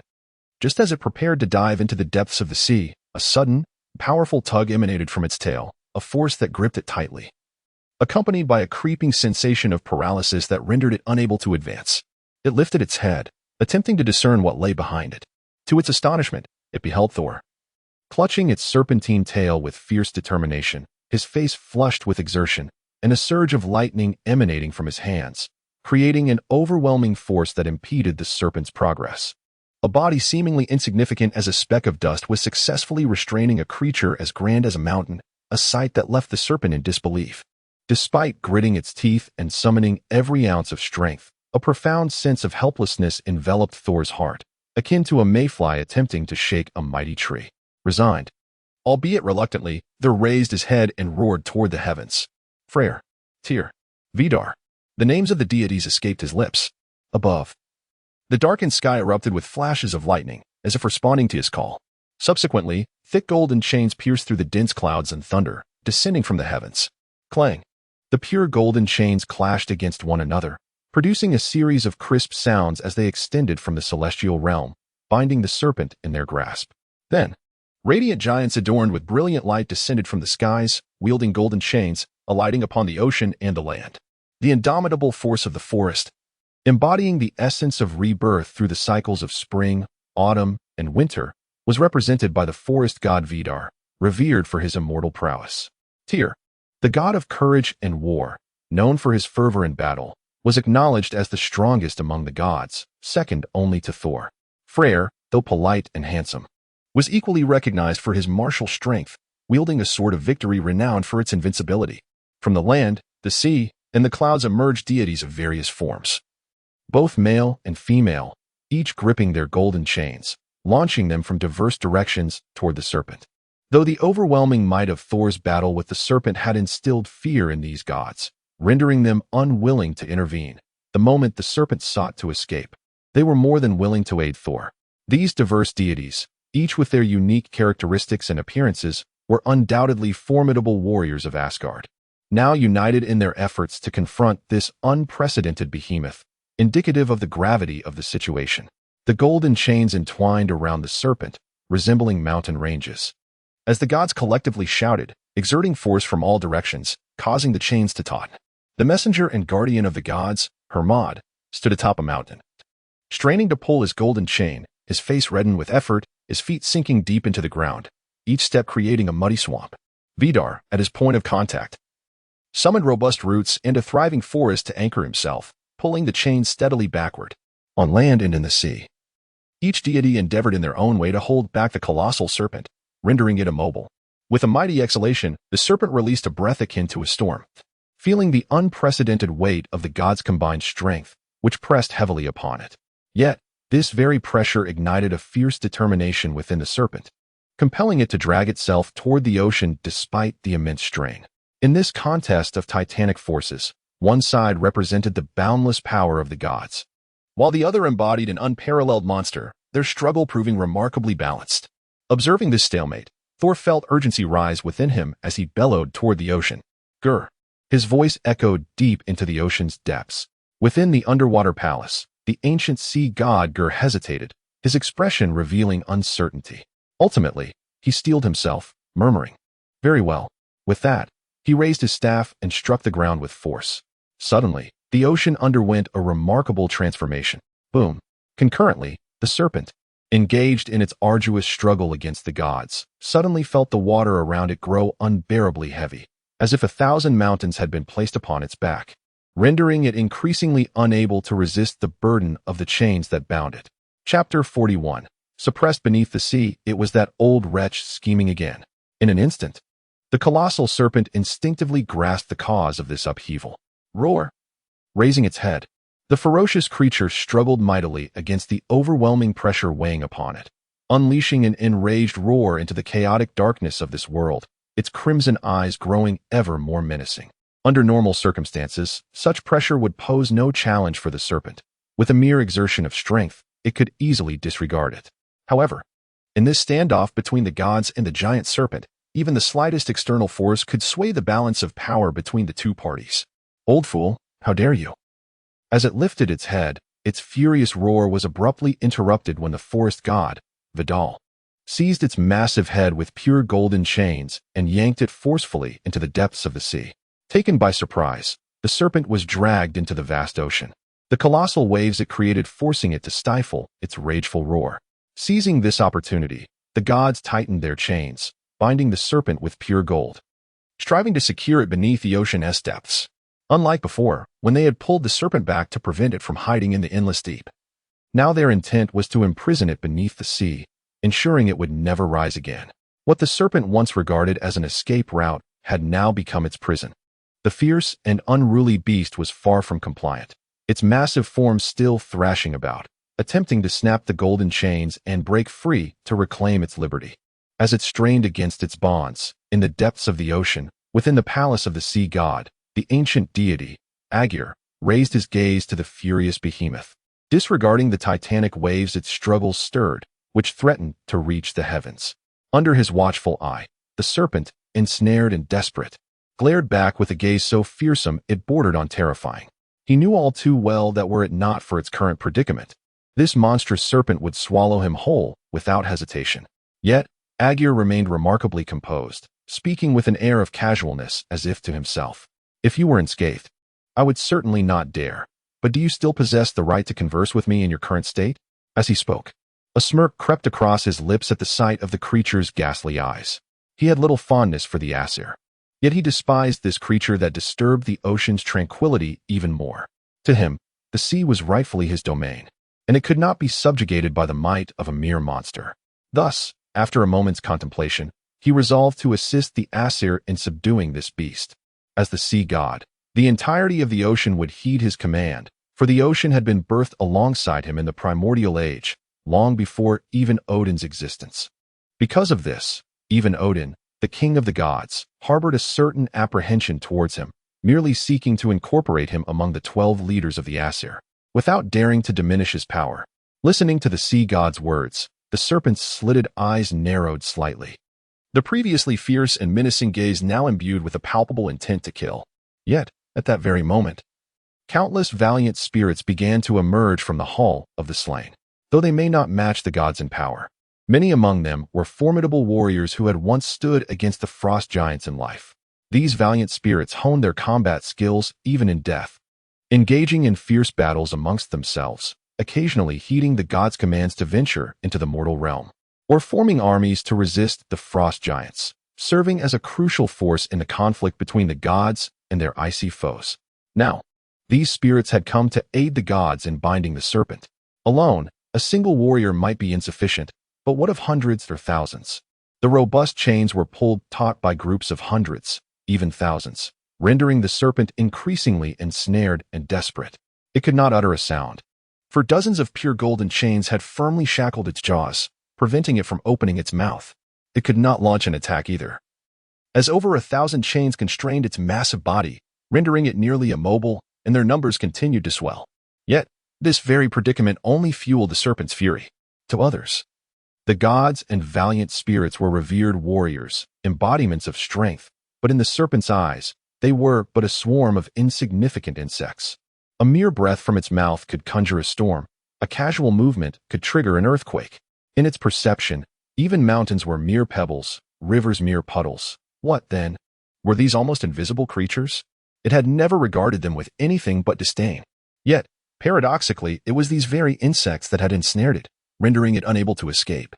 Its gaze twisted into a grotesque snarl, hinting at a darkness that was profoundly terrifying. Umph! With nostrils flaring, it expelled fiercely heated air into the sea, its massive form thrashing violently, and with its brute strength, it shattered numerous golden chains in an instant. Just as the serpent prepared to disregard all else and devour the old sea god, the source of its newfound wrath, a sudden force from its tail gripped it tightly, rendering it immobile. Thor! Its fury intensified. Yet again, thousands of chains fell upon it. No matter how it struggled, it was futile. The weight of the ocean bore down upon it, compounded by the gods straining to tighten their bonds. It seemed as if it could no longer muster the strength to break free. Ultimately, the serpent's colossal head, akin to a mountain, fell helplessly to the ocean floor. Yet its grotesquely contorted eyes continued to glare menacingly at the indifferent sea god, brimming with raw, unbridled fury. Chapter 42. The Day of My Return. Within the magnificent golden palace, the deities entered one by one, their faces displaying varying degrees of joy and satisfaction. For them, a predicament that had troubled them for over a year had finally been resolved. The great serpent was now bound tightly by tens of thousands, even hundreds of thousands of chains, the weight of the entire ocean pressing down upon it, rendering it utterly unable to escape. Yet for some, this was not a cause for celebration. Thor's countenance appeared somewhat dejected and despondent. Even the grip on his hammer lacked vigor. The sealing of the serpent was not a matter of great joy for him, as he had not vanquished the creature by his own strength but had resorted to summoning the aid of other gods, which he perceived as a disgrace. However, the other deities did not share his perspective. Thor! A robust voice resonated in Thor's ears. Following the sound, he turned to see Heimdall, the guardian of the Rainbow Bridge, casting an encouraging glance his way, raising his arm and striking his chest in salute. Undoubtedly, the battle between Thor and the serpent had garnered the admiration and acclaim of all the gods. The cataclysmic scene of their struggle, where heaven and earth seemed to upheave and stars fell from the sky, had compelled even the gods to withdraw in awe, unwilling to intervene. It was only when the serpent prepared to flee that Thor seized the opportunity to grasp its tail, and amidst its distraction, the other gods united to bind it. Ultimately, with the assistance of the old sea god, they managed to confine this colossal creature deep within the ocean. Had Thor not been present, the gods might have defeated the beast, yet it could very well have escaped into the depths of the sea. For the old sea god alone could not have restrained it as effectively as they had now. In the eyes of the other deities, the greatest credit for capturing the serpent clearly belonged to Thor, and this would undoubtedly become one of his many glories. However, glancing at Heimdall, Thor forced a smile, evidently still harboring some dissatisfaction. Then, he surveyed the surroundings, keenly aware of a pressing absence. "Where's Loki?" he inquired casually. Yet the mere mention of the name seemed to cast a shadow over the previously light-hearted atmosphere. The gods exchanged hesitant glances, silence enveloping them, an awkward tension gradually spreading. He has departed. Odin, seated upon the throne of the All-Father, finally broke the uncomfortable silence, his expression calm, betraying no hint of his thoughts. Then, turning his gaze towards Thor, his tone softened slightly. Roar. Suddenly, a furious roar erupted from below. A thunderous sound that reverberated throughout the golden palace, causing the gods to turn pale at the familiar din. Beneath the brooding sky and tumultuous sea, the storm raged on unabated. In the depths of the ocean, a colossal creature struggled desperately, exerting its last vestiges of strength in an attempt to break free from the myriad shackles binding it. In the depths of its blood-red eyes, beyond the boundless fury, lingered an unmistakable ferocity. Its sharp fangs clamped fiercely onto the pure golden chains that constricted it, inscribed with countless runes, yet despite its gnashing, they remained seemingly unyielding. This cunning serpent had deceived all the gods. The stout golden chains were tightly wedged against its scales, and as it writhed, the friction between its scales and the chains produced a deep, resonant sound. Undoubtedly, the god's confidence was not misplaced. Innumerable chains bound the serpent, coupled with the immense weight of the ocean pressing down upon it, making any hope of escape seem futile, at least theoretically. Its sharp teeth gripped the chains. The glimmering links adorned with countless intricate runes emitted a faint golden glow, proving impervious to the serpent's relentless gnawing, mocking its futile defiance. Yet, within the serpent's fierce gaze, a rebellious fury persisted. An indescribable emotion surged within the serpent's consciousness, and along with it, a peculiar hue emerged within its menacing eyes. Humiliation. An inexplicable sense of indignity, an overwhelming feeling of being a prisoner, enveloped the serpent's heart. It yearned for something unprecedented, an intense desire to act. Cracks began to form upon its sharp fangs, and simultaneously, tiny fissures appeared upon the golden chains. Damn it, deities, it struggled, its taut scales bristling, powerful muscles tensed, engaging in a violent clash with the chains. The links tightened, embedding themselves within the serpent's flesh, causing blood to seep forth. Agonizing pain coursed through every part of its being, yet it seemed oblivious, its cold, fierce eyes betraying nothing but savagery and wrath. Damn it, crack! The copious blood seeping forth threatened to stain the entire ocean crimson, and the once steadfast golden chains suddenly began to snap. 1, 2, 3, 10, 100, 1,000. It was as though a chain reaction had been triggered, with the breaking of the first chain. A cascade of links followed suit. Nevertheless, the vast ocean still bore down upon it, as if transformed from mere liquid to a solid mass. Countless tons of water pressing relentlessly against the serpent. Yet this enraged behemoth exhaled storms, striving to lift the entire ocean. Could it truly achieve such a feat? Was it even possible? Yes. The ocean trembled in response, the waters rising, for in the depths lay an audacious creature attempting to lift the entire sea. A tremendous weight bore down upon the serpent, its fierce eyes filled with rage and bloodshed. Its battered form still bleeding, struggled against the overwhelming pressure of the ocean. Inching upwards, schools of fish, plants, and sea monsters swam in panic amidst the turbulent waters, fearing the impending catastrophe. The old sea god, seated upon his throne, gripped the armrests tightly, his astonishment tinged with a hint of dread. The entire ocean was truly on the verge of being overturned. Within the golden palace of Asgard, the gods exchanged glances, while the countenance of the All-Father Odin grew increasingly grim. Arrogance. For the first time, a hint of anger tinged his voice. As he spoke, he removed a golden bracelet from his wrist and cast it into the sea. Long ago, the goddess Sif, wife of Thor, possessed a magnificent mane of golden hair.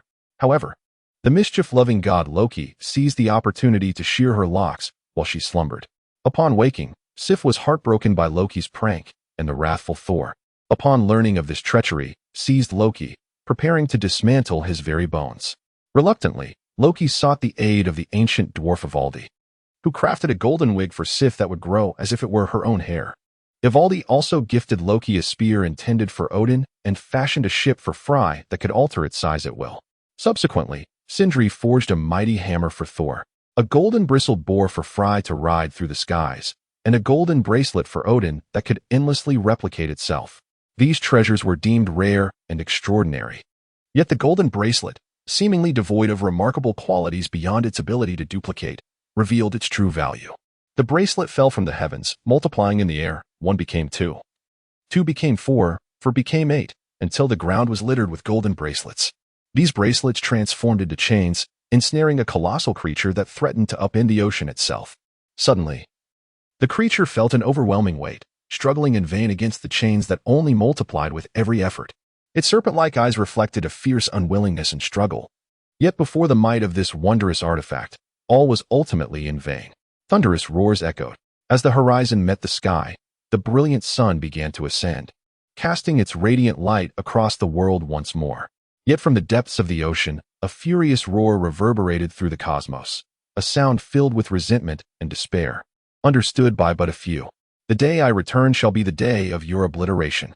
Chapter 43. The Fenris Wolf, the Colossal Serpent. Bound by chains and firmly imprisoned beneath the depths of the sea, found itself utterly powerless. The weight of the ocean above it rendered any attempt at movement futile. Nearby, the ancient sea god Gur vigilantly observed its every motion. The vast ocean served as a prison, with Gur as its relentless warden. Gur harbored no doubts about his role as the guardian of the serpent. Instead, he seized the opportunity to patrol the waters, occasionally checking for any signs of the creature's escape. The monstrous entity, with its fierce nature and formidable power, threatened to upheave the very ocean itself, instilling a sense of dread, even fear, in Gur. In fact, Gur's concern for the serpent's condition was so profound that he initially visited daily. It was only after 2 or 3 years, upon confirming the serpent made no attempts to break free, that he reduced his visits, though he continued to inspect it 2 or 3 times each week. Above the waters, the sun goddess Sl, who bore a deep grudge against the serpent, along with Mni, the moon god who had suffered the loss of a significant portion of his moon due to the serpent's wrath, as well as countless stars and clouds, perpetually monitored its movements. At the slightest hint of unrest, they would sound the alarm, summoning the deities to intervene. From the sea to the sky, despite the multitude of stars, none cast a benevolent gaze upon the serpent. The clouds, no matter how beautiful, offered no shade or solace. A myriad of eyes, watchful, resentful, hostile, fearful, and suspicious, were fixed upon it. The vastness of the world could not accommodate a serpent imprisoned beneath the ocean's depths. Had it not possessed an exceptionally tenacious vitality, even the gods would have been unable to slay it. They could only confine it to the depths, where it might have otherwise succumbed to death, its spirit relegated to the roots of the world tree, alongside the long-lost deities and fallen giants. Imprisoned beneath the sea, the serpent received no sustenance, and an overwhelming hunger enveloped it once more. In its frenzied starvation, the serpent would howl in anguish, desperately attempting to struggle against its restraints, the chains digging painfully into its flesh and bones. Its blood and flesh scattered into the ocean, attracting countless predatory fish. But the serpent could do naught but wait in vain for its hunger to subside, for its wounds to mend, until it could withstand the gnawing of these insignificant creatures. Yet, hunger would inevitably return, and the cycle would repeat itself. Each time the serpent writhed in torment, its immense form would reverberate through the ocean's depths, triggering volcanic eruptions and unleashing tsunamis upon the surface, even causing tremors on land. Yet, the serpent could not perish. Neither its insatiable hunger nor its injuries could extinguish its life. They merely sentenced it to an eternity of suffering. Regardless of its hunger, its form continued to grow ever larger, an unending cycle of torment. The serpent's once haughty gaze, now dulled by suffering, transformed into a chilling indifference. Yet, the aura of ferocity and savagery within it only intensified. Days passed in an endless cycle of anguish and struggle, until one fateful day a ferocious howl echoed from the heavens, resonating through the clouds and reaching the ears of the slumbering serpent below. Bored and restless, it lifted its head to behold the blood-red clouds and the rain of crimson falling upon the earth, instinctively sensing that something was amiss in the skies above. It would be some time before the serpent learned, through the whispers of passing spirits, of the turmoil above. The gods, believing themselves secure after subduing the serpent, had not foreseen the emergence of a new threat within Asgard. Fenrir, the wolf, had grown. Initially, Loki's monstrous offspring had been cast into the endless sea due to the serpent's unsightly appearance, while the half-dead Hel was appointed by Odin to rule over the realm of the dead. Fenrir, however, had been spared as a pup, appearing weak and even somewhat endearing in his youth. After careful consideration, Odin had decided to keep him in Asgard, hopeful that he might serve a purpose in the future. Odin's leniency was notable. As long as one possessed ability and was not inherently evil, they could reside in Asgard, just as Sl and her brother Mni. both children of giants yet granted divine status, and Loki, born of frost giants yet accepted among the gods. So too did many others of mixed lineage find favor in Asgard. However, after retaining Fenrir, circumstances took a turn for the worse. The once cute pup rapidly grew into a formidable beast, its ferocity and brutality eclipsing even that of the serpent. The gods, including Thor, began to regard the wolf with deep apprehension, with only the fearless god Tyr daring to feed it. Following the serpent's confinement, this trepidation only intensified, prompting the gods to deliberate on how to manage the increasingly uncontrollable Fenrir. Should they resort to forceful suppression? Even Thor, after careful consideration, shook his head. The wolf's strength rivaled that of its brother, and Thor lacked the confidence to subdue it. A battle within Asgard could spell disaster for the realm, which had only recently been restored. Thus, after much contemplation, the gods resolved to employ cunning strategies instead. Chapter 44. The dust settles in a palace within Asgard. The ravenous and brutal demon wolf feasted greedily upon the flesh and blood of the fallen creature beneath it. Its eyes glowed a chilling green, and its razor-sharp fangs could effortlessly shatter anything in their path. The wolf's fur stood rigid and harsh, resembling barbed thorns, exuding an aura of ferocity. Despite the stark differences in size, there existed an unmistakable kinship between this beast and its brethren. Cold, cruel, devoid of humanity, and utterly contemptuous, it was a true monstrosity. At that moment, the grand doors of the palace swung open with a creak. The demon wolf raised its head, and within its icy gaze, a group of potential prey entered its lair. Indeed, they were but food to the wolf. In its eyes, the world was divided into two categories: consumable food and temporarily inedible food. Even the gods, in its perception, were merely walking sustenance, albeit ones that frequently provided more food. Thus, the demon wolf magnanimously decided to bide its time before devouring them. Yet, amidst this group of wary prey, the wolf sensed a palpable trepidation, even fear. "Fenrir, shall we play a game?" Stepped forth a notably large morsel, addressing it. The wolf recognized this individual, for he was the only one unafraid of it, Tyr, the god of war. However, the wolf's attention was captivated not by the identity of the speaker, but by the notion of a game. "What sort of game?" it inquired, its cold eyes fixed upon him. The gods had wagered against the demon wolf Fenrir, first lauding its immense strength. They presented a chain forged by Thor's hammer, known as Gleipnir, which had been tempered for 9 days and nights, claiming they wished to test Fenrir's might and requested that it allow itself to be bound. The arrogant Fenrir readily agreed, but with a mere exertion, shattered the chain.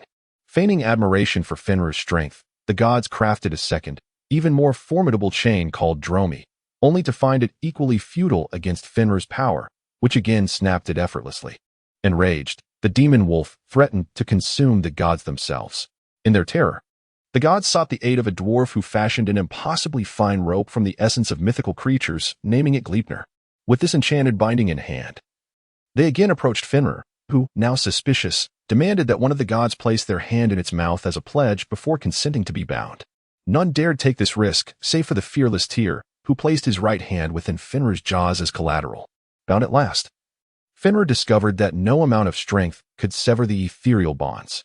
In a fit of rage, it bit off Tyr's hand, cursing the hypocrisy and shamelessness of the gods. Yet, the gods swiftly pried open Fenrir's jaws with a dagger, silencing its roars, while the blood that flowed formed a river of crimson. And fearing the bindings were insufficient, they further secured it with a rope named Jelgja, pressing it beneath a colossal stone known as Gile, leaving Fenrir with no hope of escape. The furious howl of the wolf, which reverberated through the dark expanse, was a manifestation of Fenrir's realization of the betrayal it had suffered. The blood rain was the essence of Tyr's severed wrist, spilled upon the mortal realm. Even with its jaws restrained, the serpent beneath the sea could still hear Fenrir's low growls carried by the wind, a sound filled with fury, resentment, and an almost palpable curse. It cursed the day it would devour those deceitful gods, unleashing its boundless wrath and vengeance through blood and death. The serpent, submerged in the depths, listened in silence until it suddenly raised its head, ignoring the tightening chains that bit into its flesh, and roared toward the heavens. The resounding roar sent tremors through the ocean and summoned storms in the sky, causing the stars to tremble in fear. Believing the serpent was finally attempting to break free from its chains, the clarion call echoed through the firmament. Above, the valiant host of the Einherjar, led by the beautiful Valkyries, descended from the clouds to the sea, poised to prevent the serpent's escape. Yet, the ocean remained placid, save for a few ripples. At that moment, the old sea god Agr glared darkly at the serpent, cursing it, but the serpent paid him no heed, never once glancing at the ancient deity. To it, he was nothing more than an insignificant insect, although once mighty and now diminished from prolonged confinement in the depths. The serpent found no merit in acknowledging Agr, for the old god lacked the standing to command its attention. Patience, it murmured silently to itself. Meanwhile, within Asgard, the gods rejoiced in celebration of a momentous occasion. Loki's daughter, Hel, had finally succeeded in ruling the realm of the dead and humbly approached Odin, the All-Father, to pledge her loyalty. The realm of the dead, or Helheim, served as the natural abode for all departed souls, lying at the base of Yggdrasil. The world tree, a cornerstone of existence that predated the tree itself. Countless spirits slumbered therein, including ancient deities who vanished before the dawn of time, underscoring its significance. Yet, Helheim was a peculiar and desolate place, one where only the dead could dwell. Even the gods struggled to adapt to its environment, with only Odin and a select few, along with Hel, born of both life and death, capable of governing this realm. Initially, after much deliberation, Odin entrusted Hel with dominion over Helheim, granting her the title of queen, hoping to alleviate Loki's distress. After all, to banish one child while keeping another in Asgard seemed cruel.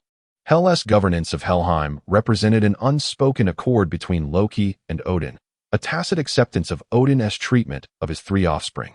However, Helheim could not be deemed the territory of the Aesir gods, as the ancient spirits were not easily subdued.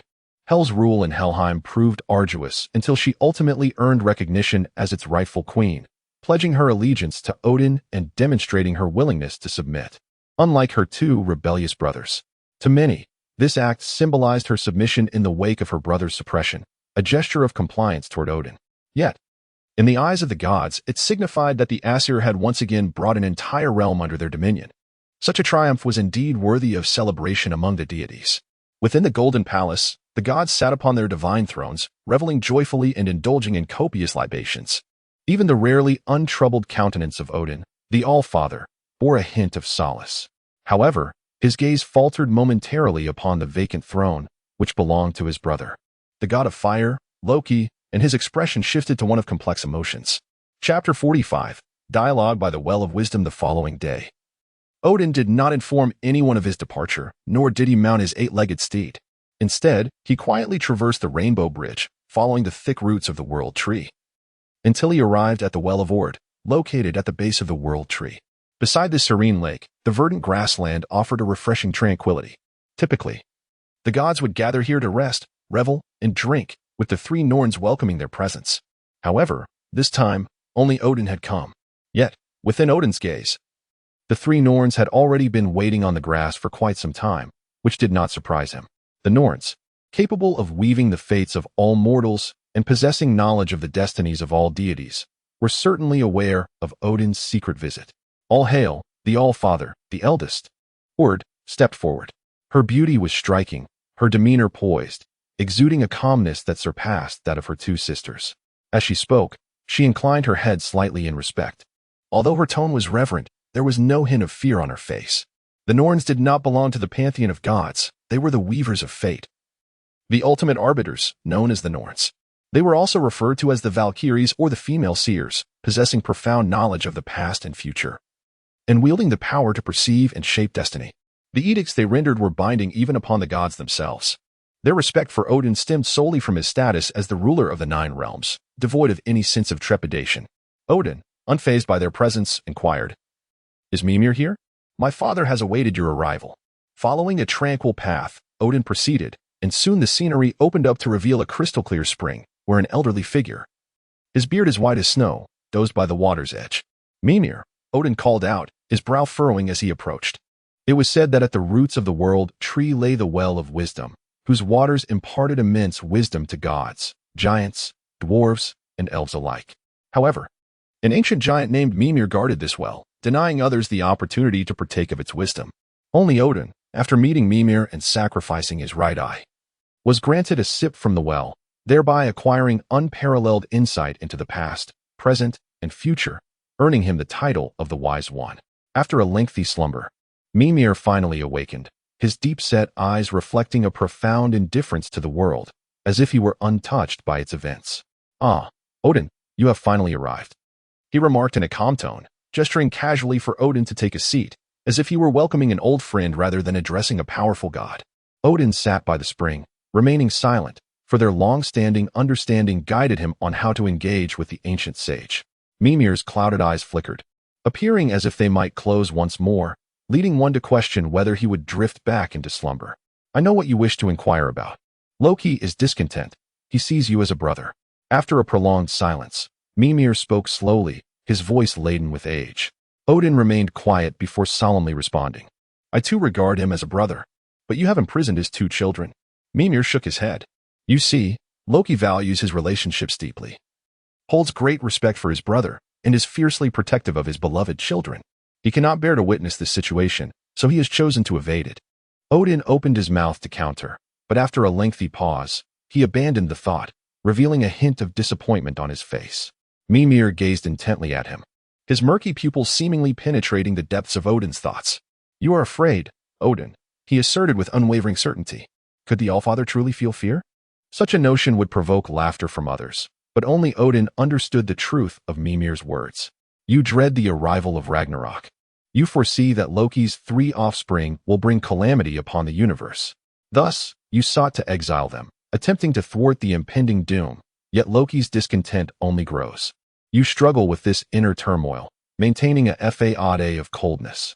You hung yourself from the world tree for 9 days and nights, sacrificing yourself to glean the secrets of the runes, hoping to wield their boundless power to save this world. You summoned the valiant warriors to Valhalla, honing their skills for millennia, amassing an army of 50 million souls, all in preparation to resist the coming of Ragnarok.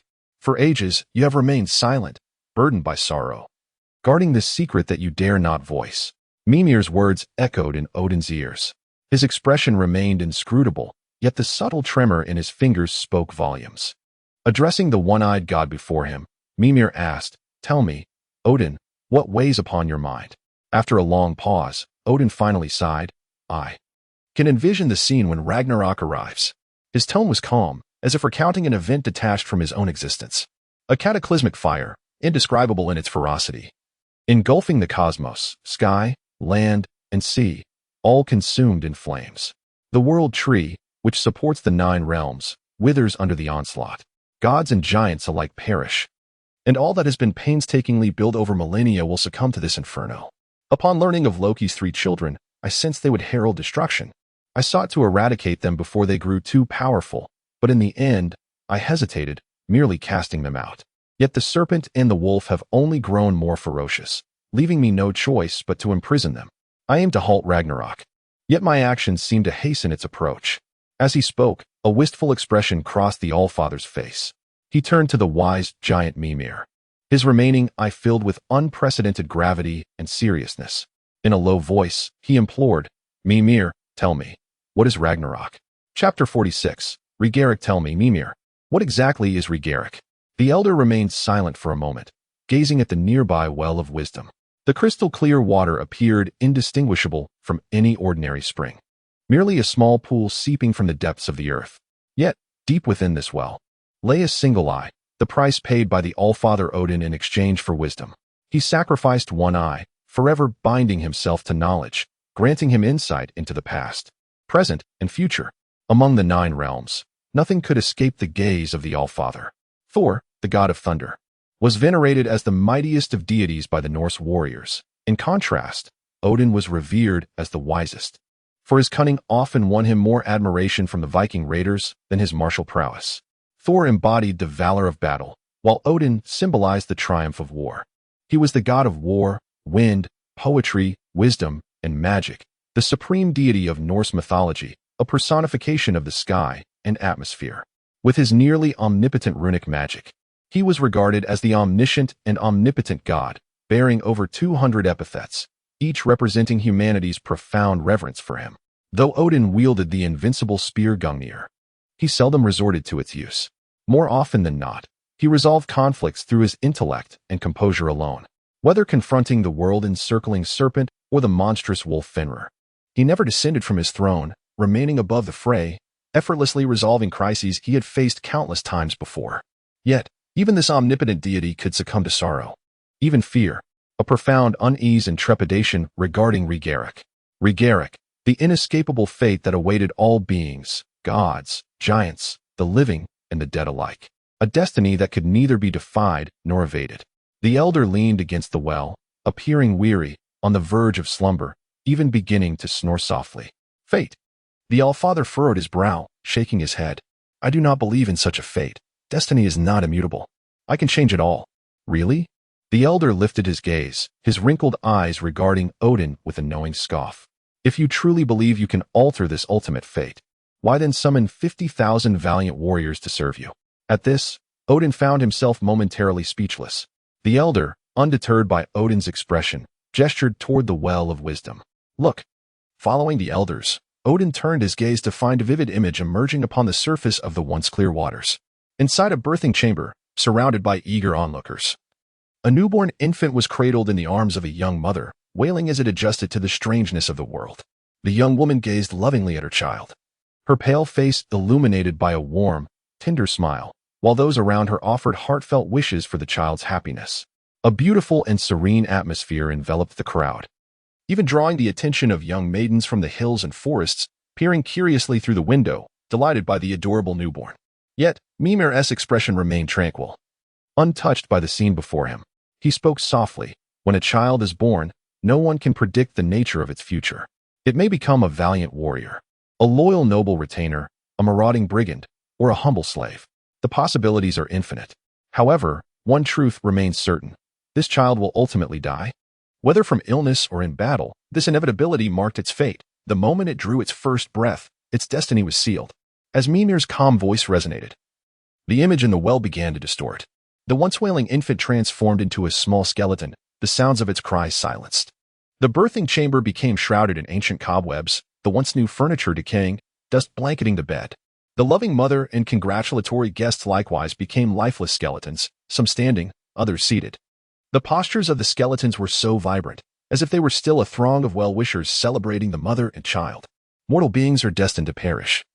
Such is the fate that befalls humanity. Because it was born, it will die, thus forming a cold and unyielding cycle of cause and effect. Indeed, all mortals must face death.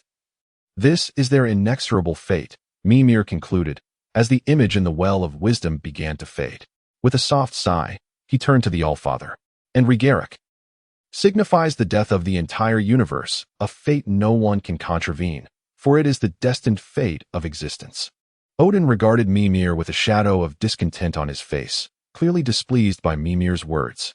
However, being the most astute of deities, he soon grasped a crucial insight. If human mortality stems from their birth, then what accounts for the death of the universe? Mimir smiled enigmatically, revealing a meaning that eluded clear definition. You should comprehend this, Odin. The arrival of Rigeric, the death of the universe, is the consequence of your slaying of my father Ymir, the creation of Yggdrasil, and the establishment of the 9 realms. Chapter 47. Fated destiny, you have created this world, giving it birth, and thus it is destined for death, the death of the world, which is Ragnarok. Although facing the enemy who killed his father, it seems there should be an insurmountable hatred between them. Yet, both appear as if nothing has transpired, calmly engaging in dialogue, with the wise giant patiently elucidating Odin's confusion. So much time has passed, the grievances of countless millennia long settled.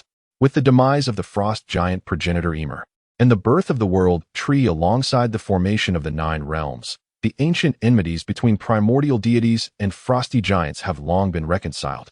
Even before the birth of heaven and earth, when all was chaos.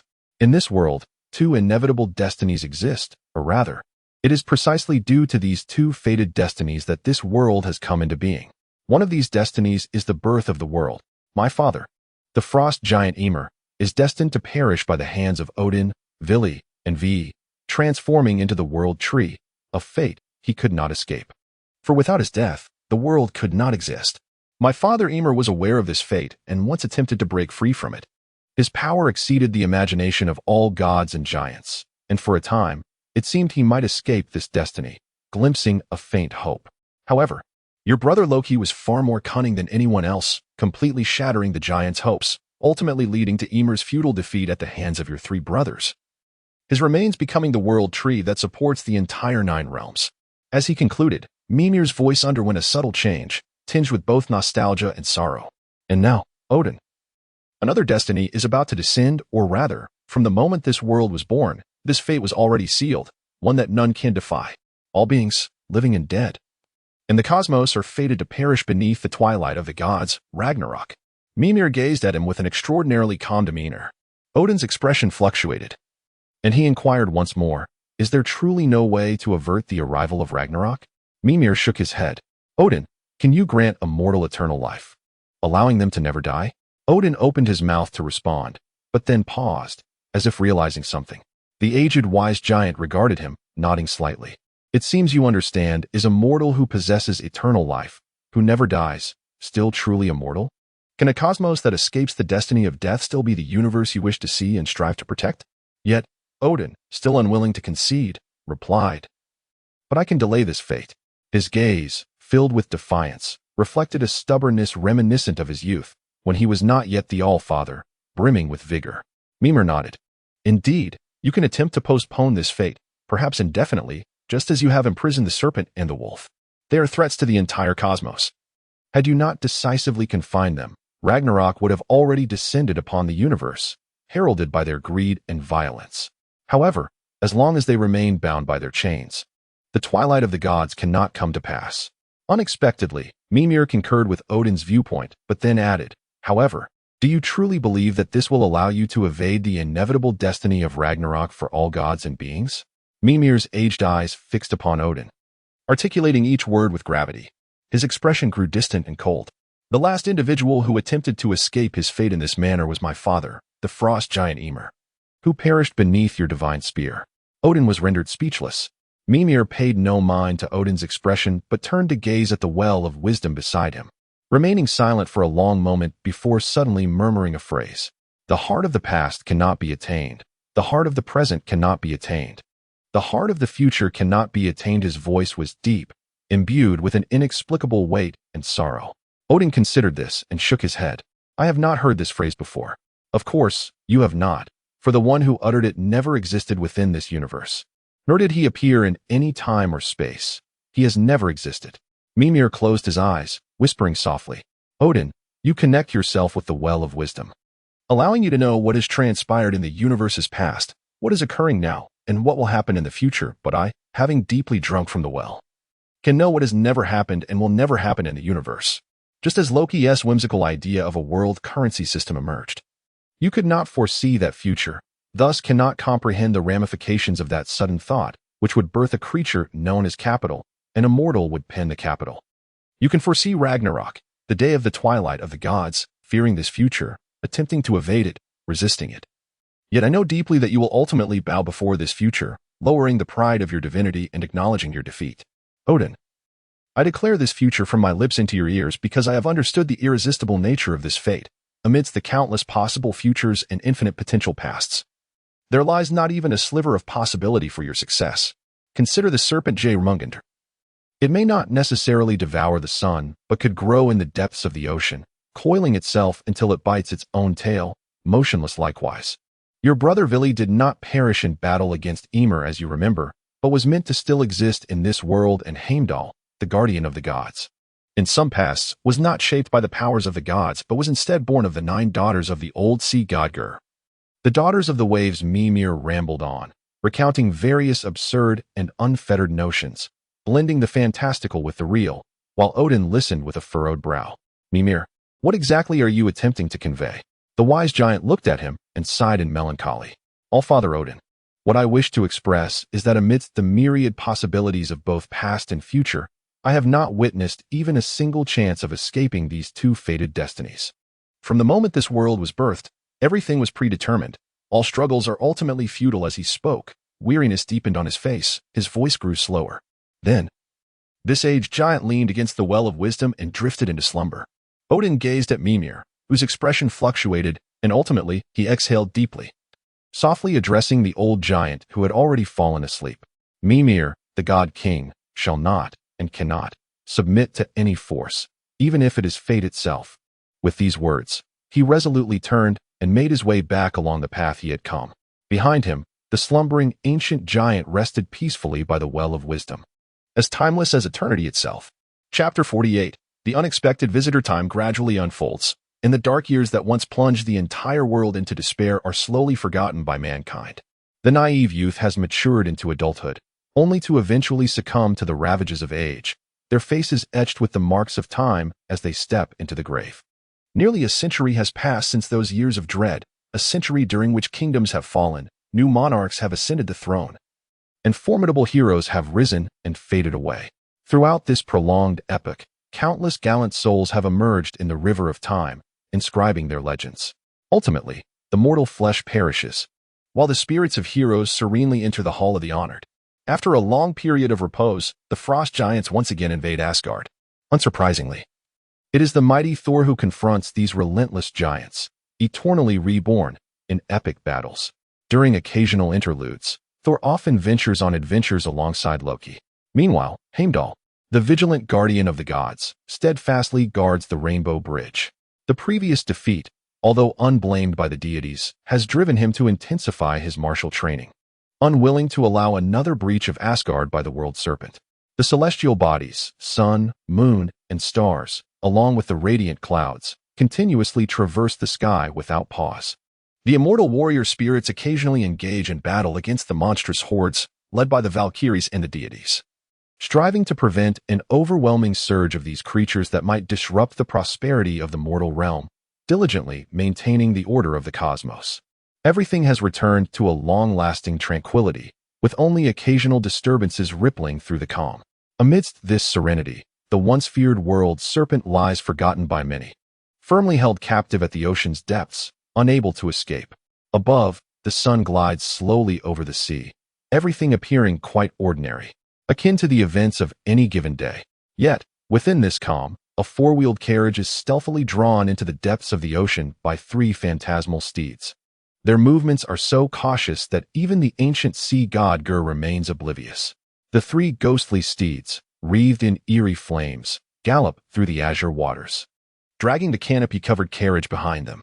The carriage, constructed of bones, is adorned with a dome-shaped canopy draped in sheer fabric, obscuring the figure within, rendering it impossible to discern her features. The slender silhouette appears to be that of a woman, though her beauty or lack thereof remains indistinguishable. The icy aura of death emanates palpably, even through the veil. The spectral steeds, tireless and undying, proceed without a driver, seemingly aimlessly racing toward the ocean's abyss. Suddenly, a tremendous roar erupts. The ocean floor heaves violently, and an endless darkness surges from the depths, akin to a gaping chasm, striving to engulf the carriage within its inky void. Yet, the carriage's owner appears to anticipate this, and without uttering a word, the three ghostly steeds abruptly change direction, swiftly evading the encroaching darkness. As the swirling sediment settles, the unfathomable abyss reveals its true nature. The gaping maw of a serpent capable of devouring the sun and moon looms, its insatiable eyes glinting with madness, greed, and desire. In this underwater realm, one can faintly perceive the colossal creature's head, as well as the massive chains deeply embedded in its flesh and scales, binding it in captivity. The creature is so immense that its entirety cannot be discerned at a glance, yet even the mere hints of its form evoke a sense of its staggering enormity. In the presence of this beast, the carriage appears diminutive, akin to an ant, or even less significant, merely a speck of dust. Were it not for the chains that firmly restrain the creature, it would have surely consumed the carriage whole by now. Faced with the staggering disparity in size, the figure within the carriage remains unperturbed, her expression seemingly tranquil behind the veil. Has my hunger reached such an extent that even I cannot recognize myself? Her voice carries an icy indifference, chilling enough to evoke shivers, as if addressing a corpse, exuding arrogance and hubris. With a delicate motion, she raises the sheer fabric, gazing down upon the serpent ensnared by countless chains in the ocean's depths. Despite their kinship, her cold, indifferent gaze reveals no trace of emotion for the creature below. The serpent's eyes, filled with madness and insatiable desire, elicit a sense of dread, yet she remains unafraid. She knows the serpent is observing her as well. Aha, the serpent hisses, its breath stirring the ocean floor into tumultuous whirlpools, its gaze fixated on the carriage, perpetually filled with ravenous hunger. Undoubtedly, even having recognized her identity, the serpent, starved for over a century, is consumed by thoughts of consumption. If one were to deprive a person of sustenance for 3 days, they would think of little else but food. After 7 days, They might even resort to gnawing on their own fingers. So, what would happen if one were to starve a being for over 100 years? How profound would that hunger be? Food, food, food. The serpent's eyes, reflecting the figure of the woman, brim with deep-seated greed and desire. It has been too long since it last feasted. Merely gazing at her form stirs its hunger to the core, every muscle and cell in its being clamoring for sustenance. Consume her, consume her, consume her. The urgency of this craving resonates so powerfully that the serpent seems to be experiencing vivid hallucinations. Yet, the figure within the carriage remains resolute, her eyes growing ever colder. Should the serpent truly be driven to madness by hunger and insist on devouring her, she would have no choice but to await the next opportunity. Unexpectedly, hiss ha ha ha ha ha ha ha ha ha. In her gaze, while the serpent's greed and madness still linger, a chill emerges from the depths of its eyes. A deep, rumbling laughter fills the space around her, beginning as a quiet chuckle, escalating to boisterous guffaws, ultimately crescendoing into a cacophony of wild, unrestrained laughter. My sister, the ruler of the realm of the dead, loyal servant to Odin, has come to this place? Amidst the serpent's raucous laughter, a figure draped in a cloak comes into view, half of her visage radiating beauty, while the other half resembles a skeletal countenance. Pale and frigid, the goddess of death, Hel, the serpent's nominal sister, gazes down upon it with indifferent disdain. Chapter 49. A dialogue between two monsters. The frigid gaze of the serpent's eyes fixated upon the diminutive figure before it, while the other party, too, regarded the colossal creature with a similarly inhuman, chilling stare. Even an onlooker, oblivious to the nature of their relationship, would be compelled to exclaim, how strikingly similar they are. Despite their starkly contrasting sizes and forms, the expressions in their eyes bore an astonishing resemblance, both devoid of compassion, both imbued with arrogance and disdain, and equally devoid of any semblance of humanity. Loki's three offspring, a monstrous wolf, a giant serpent, and a half-dead being, though vastly different in appearance, shared a singular trait. They were fundamentally monsters. The wolf reveled in devouring all, disregarding even the gods. The serpent, immense in size, could envelop the entirety of the human realm within its embrace.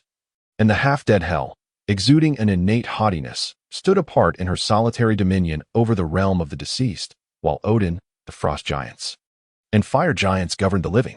These three proud and arrogant beasts scoffed at the mundane, deeming conversation with the insignificant beneath them. Only a select few could earn their regard.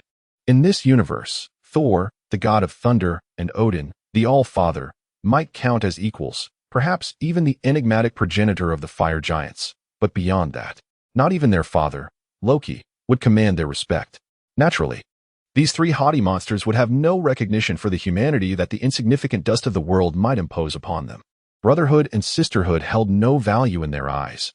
Only power was of consequence. Hel could keenly sense the predatory hunger radiating from the serpent before her, its greedy gaze laden with a ravenous desire to consume her. Should she show the slightest hint of weakness, the serpent would seize the opportunity to swallow her whole without hesitation.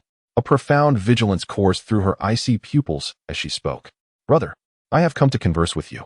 Beside her, a seemingly ordinary puppy emerged from her feet, warily observing the towering behemoth from atop the carriage. Though the pup appeared unremarkable, the faint outline of its skeletal frame hinted at its extraordinary nature, instilling within it an unwavering courage even in the face of such a colossal creature. The serpent, bound by countless chains that constricted its flesh and bones, merely regarded her with a cold stare, its slitted pupils widening to reveal a soul-chilling, intangible power that could ensnare any ordinary gaze, reducing them to mere thralls, forever chanting praises to the serpent. Then, a low, mocking laughter echoed. I see no reason for us to converse. The serpent's eyes suddenly twisted with a savage gleam, its massive form beginning to stir as the chains binding it rattled ominously, sending shockwaves through the depths of the sea, stirring violent whirlpools. It was starved beyond measure, unwilling to engage in pleasantries with the sister it recognized only by name, preferring instead to consume her outright. As the serpent stirred, Hel felt a primal sense of danger wash over her. At that moment, a sudden yelp. The puppy at her feet leaped from the carriage, its form shifting dramatically, swelling to a monstrous size as if skinned alive, revealing a horrifying body drenched in fresh blood, far larger than an elephant. A terrifying aura emanated from this blood-soaked hound, Garm, Hel's loyal guardian of the gates of Helheim. devoted to her with an unwavering ferocity that would devour any spirit defying her command. Despite appearing minuscule against the giant serpent, Garm's fierce growl and bared teeth radiated a defiant aggression, intent on battling the serpent to protect its master. As the impending clash loomed, Hel, unwilling to witness their fight, furrowed her brow and spoke. "Father wishes me to tell you. He will find a way to rescue you." At her words, the serpent paused, its movement stilled, and a low, rumbling voice emerged. "Loki? What has that fool planned? Does he dare to defy Odin openly?" The tone dripped with derision. Clearly, the serpent held no respect for Loki. Hel's expression darkened, displeased by the serpent's tone. Among the three siblings, not all shared the disdain for their nominal father. Hel, the most human in thought, harbored a surprising respect for Loki. "Regardless, Loki is ultimately our father. To insult him is to belittle ourselves." Her voice bore a hint of indignation. The serpent scoffed dismissively. Perhaps. As Hel's displeasure intensified, her inherent wrath threatened to surface, urging her to engage the serpent in battle. To prove that she, too, was a monster, not to be trifled with like the ants it crushed. However, her ascension to the throne of Helheim stemmed from a greater capacity for calm and rational judgment than her two brothers, enabling her to suppress the tumultuous urges within her. Thus, despite her frustration, she refrained from any rash actions. "Father does not yet intend to confront Odin. He told me he will attempt to rescue you and Fenrir. But first, you must endure." After a prolonged silence, the serpent's mountainous head rose, inching closer to Hel. Its breath stirred a maelstrom that unsettled Garm, whose long fangs were bared in a deep growl, attempting to intimidate the serpent. Yet, the serpent dismissed the fearsome hound as an insignificant pest.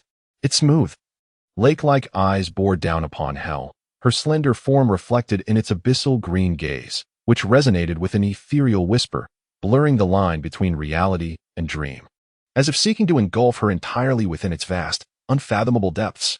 Unflinching, Hel met her brother's gaze with fearless resolve. Then, a deep and chilling voice echoed in her ears. "I can endure, but should Loki fail to liberate me, on the day I break free from these chains, the entirety of the universe shall crumble beneath the wrath of my Jörmungandr." And so, Hel departed. Though somewhat dissatisfied, this initial encounter yielded what she deemed valuable insights. The silent, dark depths of the ocean remained devoid of life, save for the ominous glow of the serpent's emerald eyes, shimmering with an unnameable light.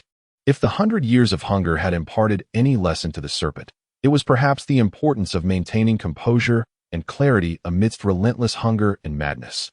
The chains deeply embedded within its flesh and bones, and the remnants of its body ravaged by the carnivorous denizens of the deep, compelled it to remain resolute.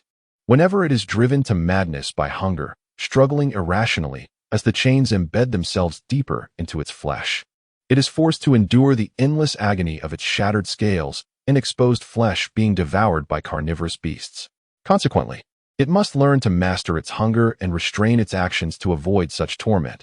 The prolonged suffering and predicament have, with great difficulty, enabled it to maintain a semblance of control over its sanity. However, it will never express gratitude to the deities who have ensnared it within this boundless abyss. On the contrary, the arrogance and pride that once defined it are gradually being stripped away, while the innate savagery and ferocity within it only intensify.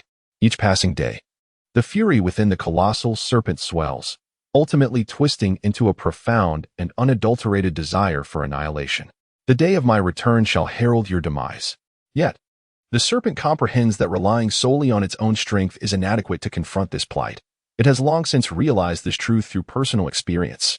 Despite its formidable power, it cannot contend with all the deities alone. Only by harnessing the strength of others can it hope to realize its ambitions. Initially, it believed that perhaps only the similarly afflicted Fenrir, the wolf, could assist it. But the arrival of Hel has sharpened its awareness of a crucial insight. Father has no intention of opposing Odin, not yet. This statement is particularly intriguing. The serpent's eyes glimmer with a hint of amusement and curiosity.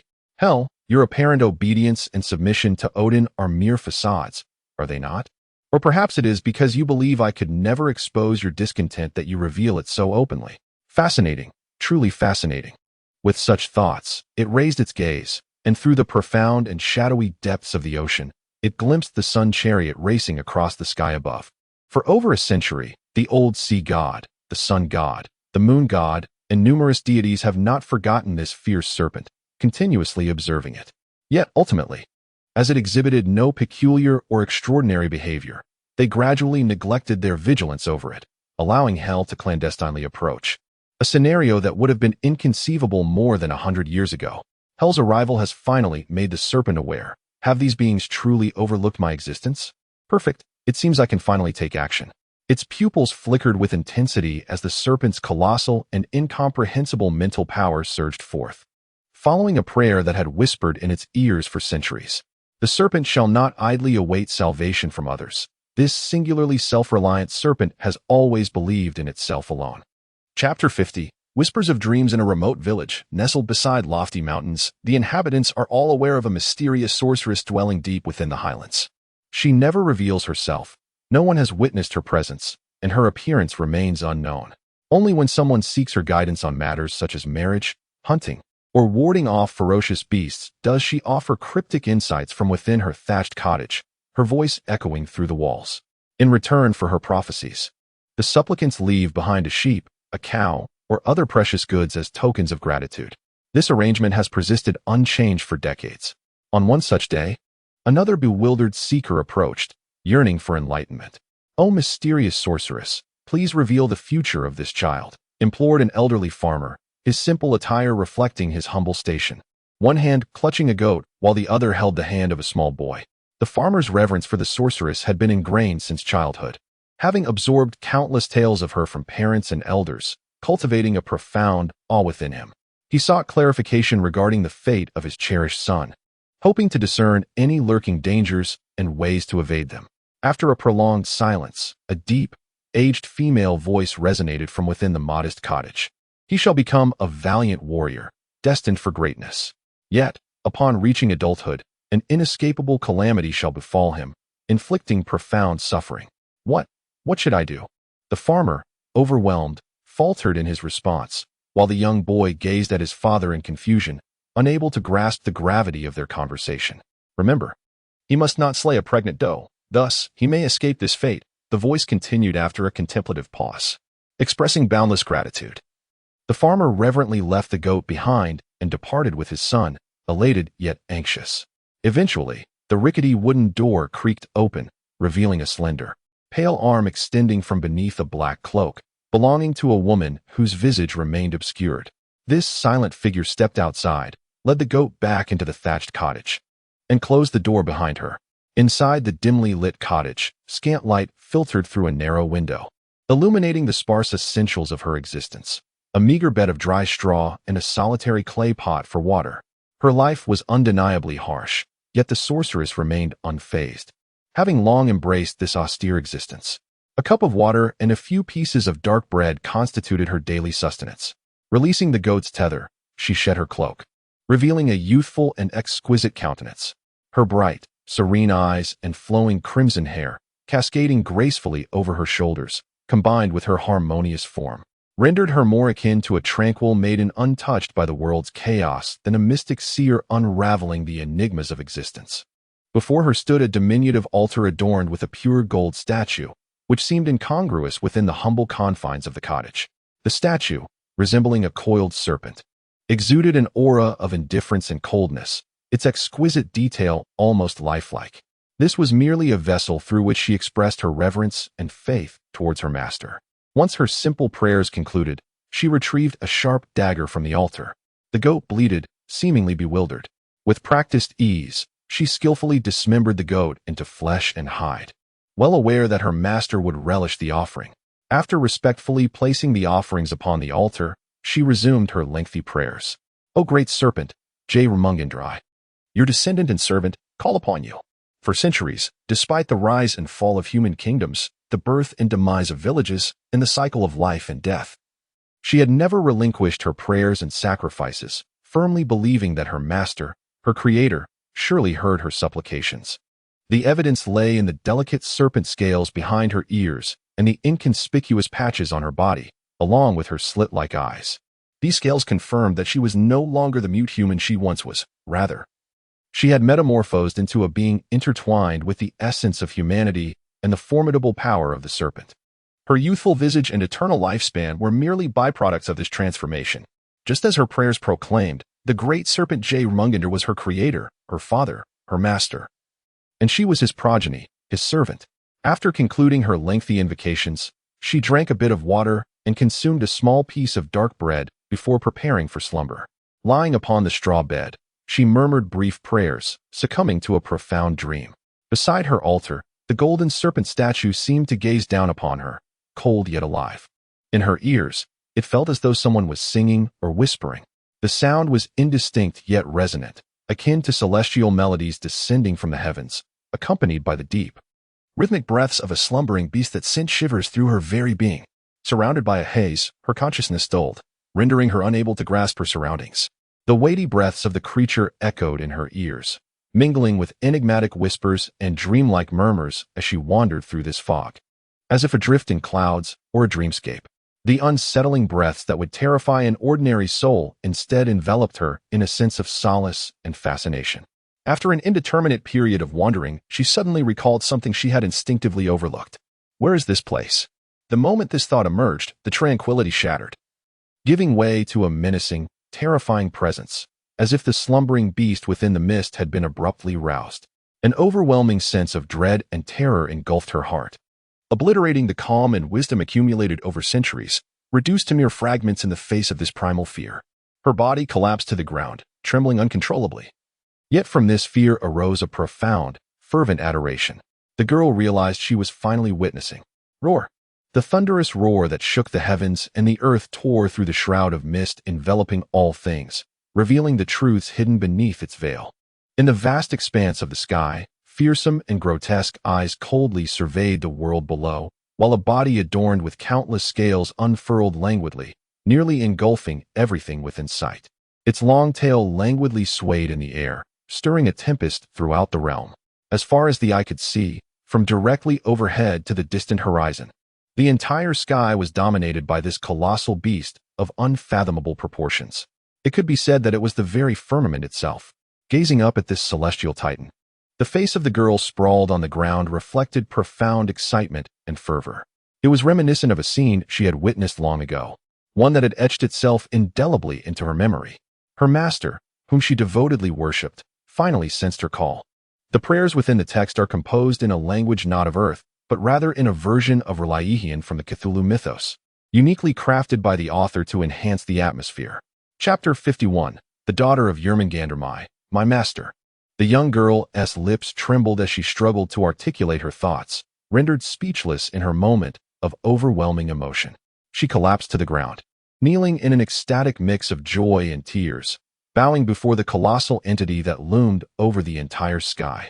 For over a century, the fervor rooted in her bloodline had intertwined with a deep-seated yearning, leaving her unable to suppress the tremors of fear, shivers of delight, and adoration within her.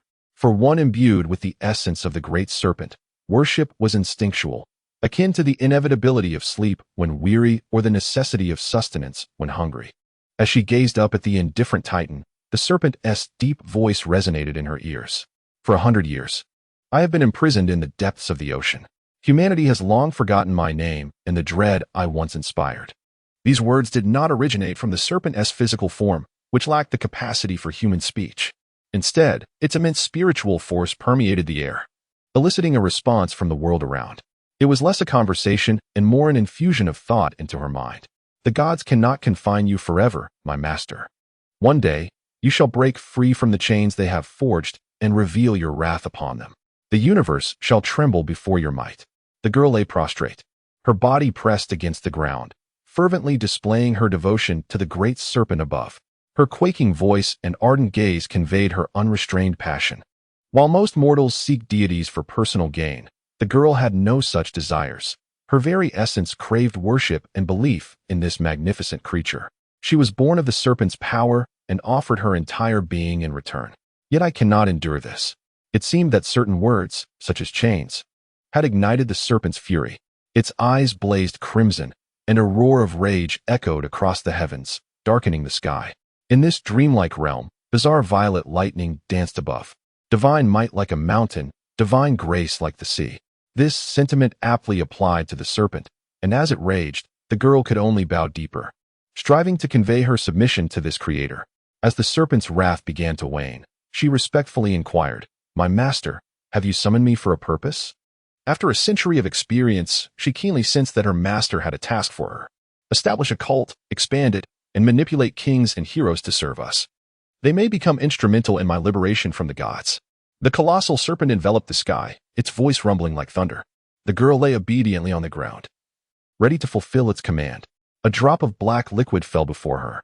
"Drink my blood, and you shall gain my strength. Go east, carry my will and power, and command the serpents and beasts born of my flesh. You will rule that region as the Eastern sovereign, expanding your influence across the land." The serpent valued this pawn highly, even offering a drop of its own lifeblood. This single droplet could transform a mortal into a demigod. As the serpent's voice reverberated, the girl gazed in astonishment at the black blood before her, her expression a mixture of surprise and apprehension. "My master, how can I accept your blood as a gift for your servant?" Faced with such an invaluable offering, her first thought was one of fear and unease at the serpent's willingness to part with its blood. Undoubtedly, in her heart, the serpent was the most revered, and even a single drop of its essence should not be shed. Such selfless devotion could only stem from a being infused with the serpent's power. "What is it that you require?" The serpent's deep voice descended from the heavens. "Please, grant me a name." She lay before it, unable to see the serpent's movements, only sensing a profound stillness in the air above. After a long pause, she heard a laugh. "Ha ha, ha ha ha, ha ha ha." The serpent's uproarious laughter stirred a tempest in the sky, infused with both rage and approval. "A bold request, and I grant it. You shall bear a name bestowed by me.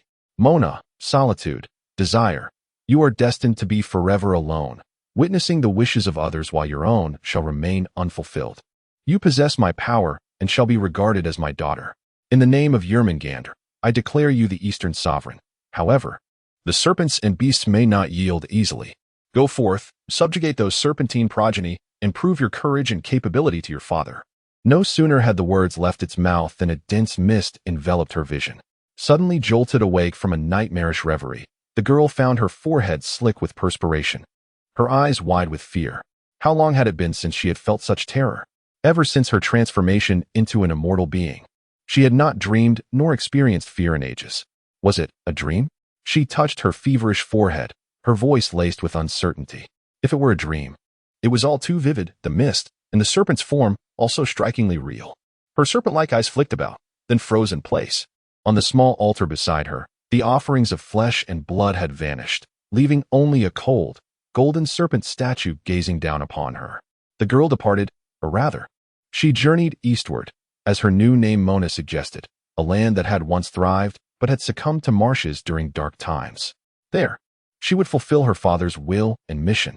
She faced a stark choice: either perish and become a mere skeleton in the swamp, or conquer the land and ascend as its sovereign.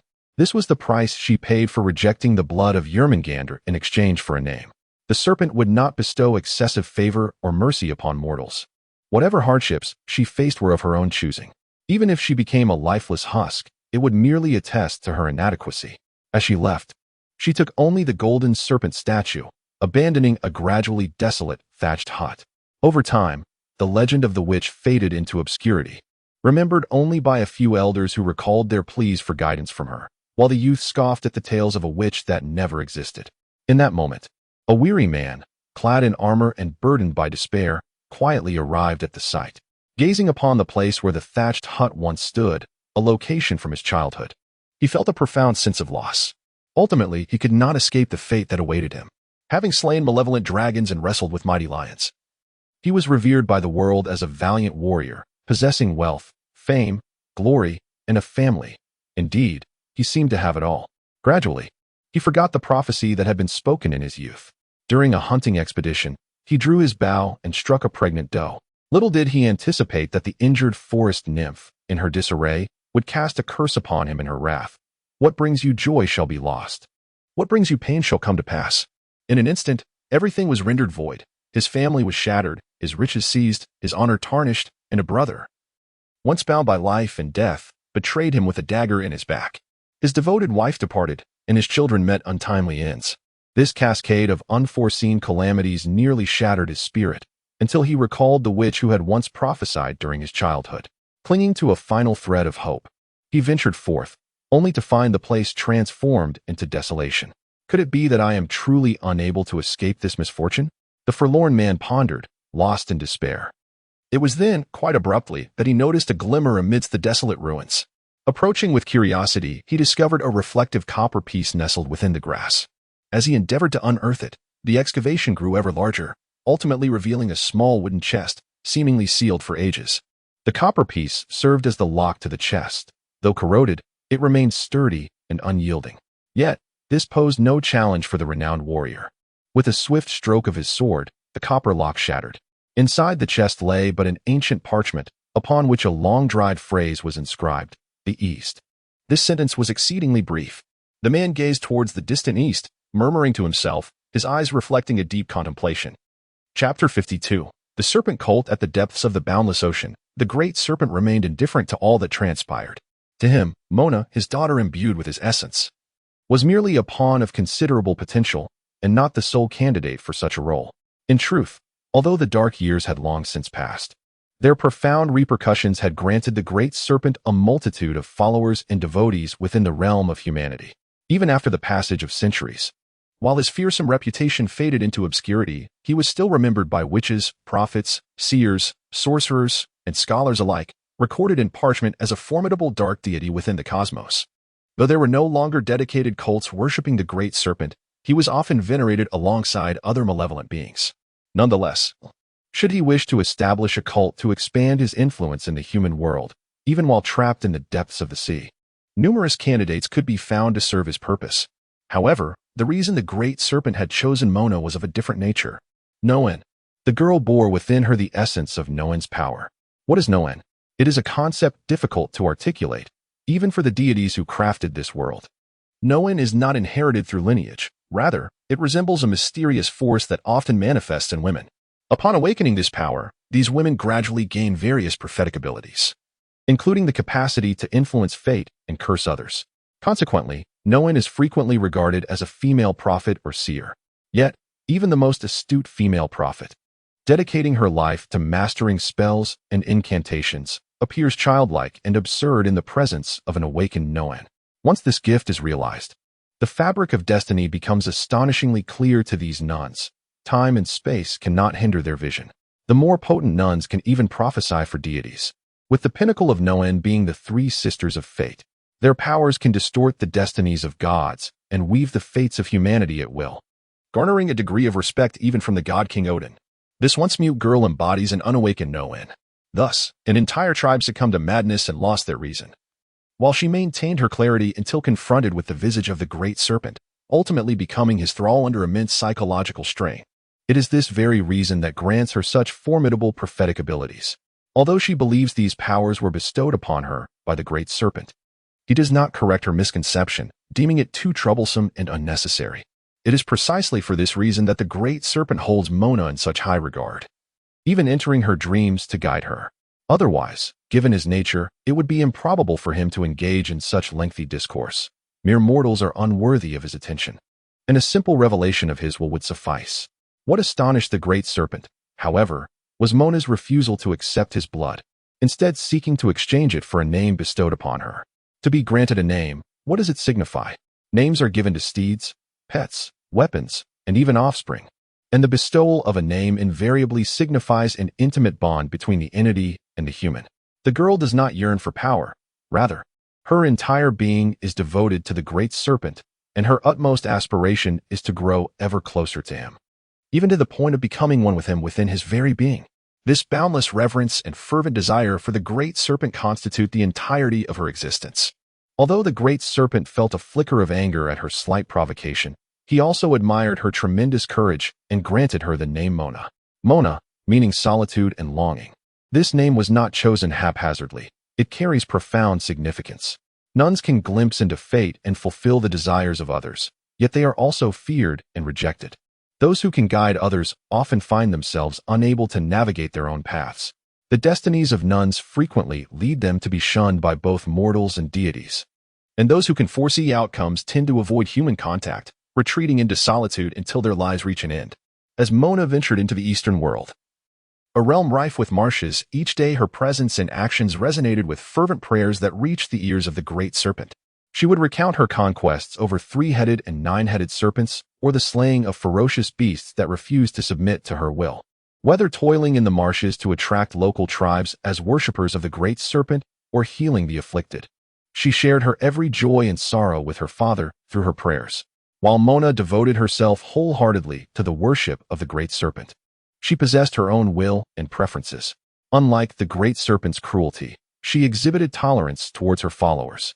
She tirelessly sought magical herbs to concoct potions, dispelling the miasma and plagues that plagued the marshes, driving away venomous creatures, and commanding them to refrain from encroaching upon her followers' lands.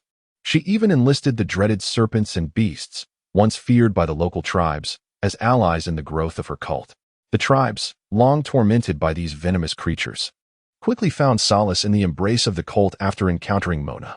With her innate gifts, she effortlessly discovered safe and pure water sources, banishing toxins into the tribe's people. Mona's presence appeared as that of a goddess, inspiring profound admiration. Thus, a cult devoted to the Great Serpent, known as the Serpent Cult, began to expand alongside the name of the Serpent Maiden, Mona, within this treacherous, toxin-ridden marshland. As the Serpent Cult grew, it gradually captured the attention of certain individuals and factions. Chapter 53. The Dilemma of Expansion in a Secluded Part of the Dense Marshland. There lay a clearing at its center, where a grand and solemn serpentine statue made of stone stood. Surrounding it were offerings crafted from an array of fruits and meats, their delectable aromas tantalizing the senses. Beside the statue, a group of graceful young women adorned in magnificent feathered garments made from birds' plumage danced around the idol, wearing headdresses woven from long, vibrant feathers, as they performed a solemn sacrificial dance, their lips uttering obscure invocations. Chyi, Hrironaic Nea. We gather in this moment, calling upon our Father. The tone of the invocation was profoundly reverent, imbued with a raw and primitive cadence, harmonizing with their elegant and expansive movements. While it was indeed a ceremony, it resembled an exquisite art form. The young maidens, in their every gesture, expressed their fervent devotion and eagerness to please the deities they revered. Subtly, fragments of serpentine scales could be seen adorning their wrists, necks, and behind their ears, hinting at their not entirely human lineage. Accompanying their dance were masked maidens, wielding various instruments made of bone and wood, producing deep, melodious accompaniments that enriched the beauty of their sacrificial choreography. Yllll geb stel bsna, voltlagon siftain og, nea gioke, sychhynyth. We pray here, beseeching our slumbering Father to allow us to serve you eternally. The young women encircled the serpentine statue, singing and celebrating, as the joyous ritual seemed as if it would never cease. Not far away, a young attendant cast anxious glances at the ongoing ceremony, occasionally peering toward a particular individual within, evidently yearning to speak, yet too timid to interrupt. No one dared disrupt the ritual. Within this marsh kingdom, which had existed for centuries, the veneration of the serpent was absolute. Those who dared offend the sacrificial rites had met their demise, thrown into the pit of serpents, devoured by countless snakes. Finally, after what felt like an eternity, with the last note of music fading into silence, the beautiful maidens straightened their postures, bowed gracefully, and began to withdraw, thereby concluding the ceremony. Only then did the attendant's face brighten, and she took small steps toward the group of masked musicians. Your Grace? The serpent lady, the young attendant addressed one of the women, half bowing, her voice filled with reverence. What is it? The woman, surrounded by the elegant musicians like stars encircling the moon, gently removed her crescent-shaped mask, revealing a youthful and beautiful countenance. Her lips parted to release a calm and melodious voice. For over a century, her visage bore no traces of the passage of time, remaining as it had 100 years prior. Yet, one could discern a newfound dignity and gravitas, her snake-like pupils exuding an air of regal magnificence that added an aura of inviolable sanctity to her already enchanting beauty. News from the border. In the vast kingdom of the serpent cult, with its millions of inhabitants, few dared to confront the might of the serpent lady, whose power accumulated over centuries instilled fear in the hearts of many. Upon hearing the attendant, the serpent lady's expression shifted to one of understanding, and she nodded. I understand. Such a matter, capable of shaking half the kingdom, was met with her light acknowledgement. But the attendant's face betrayed urgency. You need only convey my words to the elders, the serpent lady replied softly, as if sensing the attendant's unspoken thoughts. The attendant, now silenced, retreated to relay the message to the esteemed elders of the kingdom. The musicians, too, withdrew, leaving the grand ritual space desolate, with only the Serpent Lady remaining. After a prolonged moment of contemplation, the Serpent Lady clasped her hands together, closed her eyes, and whispered prayers to an unseen presence. My father. In the depths of the ocean, the great serpent opened its eyes, its cold pupils pondering in silence. Is it truly due to the barrenness of the land? For over a century, Mona had diligently executed its commands, often exceeding expectations.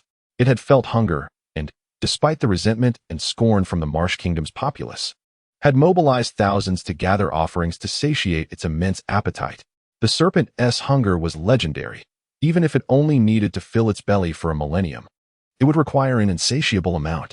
To stave off the monotony of its oceanic confinement, it had even taken to crafting songs and dances for Mona's entertainment, demonstrating the extent of her devotion to the father she revered. The great serpent observed all this, occasionally drawing upon memories from its past to assist Mona with knowledge of agriculture, construction, and other skills, imparting wisdom that had long lost significance to itself, yet proved invaluable to the burgeoning civilization. However, no matter how astute the intellect, it could not overcome the geographical desolation. The vast eastern marshlands, though not entirely swampy, contained patches of plains and mountains. Yet, the harsh environment meant that despite the young women's best efforts, the population remained a mere few million, confined to a territory that was a fraction of the entire continent. Simultaneously, unsettling news emerged. Soldiers reported sightings of exquisitely armored warriors searching the marshlands. Spirit warriors? Had the emergence of a formidable kingdom in these supposed wastelands drawn the gaze of the divine? The great serpent pondered. For now, it desired to avoid direct confrontation with such deities. If conflict were to arise, it was not the moment. Yet, it was not in the serpent's nature to remain idle. What course of action should it take now? Deep within the ocean's depths, the serpent's cold gaze flickered with uncertainty. What it gradually overlooked, however, was that having once been complacent in its power, it was now compelled to engage its mind, as confinement had stripped it of its strength. In a sense, this newfound necessity could be deemed a blessing, perhaps. Chapter 54. The underwater city. Deep within the palace at the ocean's depths, the old sea god, Agr, found himself in a peculiar state of mind. Recently, an array of strange and enigmatic sea creatures had been surfacing in the waters he governed. In truth, many of these beings were unfamiliar even to the ancient deity, as they appeared sporadically, often solitary, ephemeral in existence, making them difficult to fully comprehend. However, Agr was largely indifferent to these bizarre entities, only taking notice when they formed a significant presence. Yet, this latest creature had aroused his profound astonishment. Is this the creature? He inquired, regarding the being before him, his white whiskers swaying gently. Indeed, my father, replied a goddess beside him, her upper body radiating beauty while her lower half transformed into shimmering waves. The 9 sisters of the waves often manifested in their fluid forms, patrolling the vast ocean, serving as Agr's invaluable aides, assisting him in myriad matters. Agr, being of advanced age, had found the burden of managing the ocean increasingly taxing. The gods, too, are not immune to mortality. They age, not merely in physical form but in spirit, as the weight of countless experiences dulls their vigor. Thus, he frequently relied upon his daughters for support. However, gazing at the creature before him, Agr's brow furrowed with concern. Before him, a half-human, half-fish monster struggled vigorously, its form reminiscent of a hunchbacked, diminutive human, adorned with scales, claws, and webbed limbs. Its head bore resemblance to a horrific deep-sea fish, yet it possessed a complete set of facial features. It writhed against the bindings of seaweed, emitting a raspy sound that suggested an inarticulate language. Clearly, this creature exhibited intelligence. Indeed, these sea monsters not only possessed intellect but had also developed a concept of civilization. The 9 sisters had observed these beings taming sharks and whales as mounts, wielding crude, bony weapons to hunt within the ocean's depths. Undoubtedly, they represented a civilization of considerable advancement. Such civilizations among marine life were not uncommon. However, it was peculiar that these creatures appeared fully formed, exhibiting substantial culture upon their emergence. As the 9 sisters continued their patrols, they encountered more of these beings, which prompted them to capture one for Agr's judgment. After a moment of contemplation, Agr asked, "Where did you first encounter this creature?"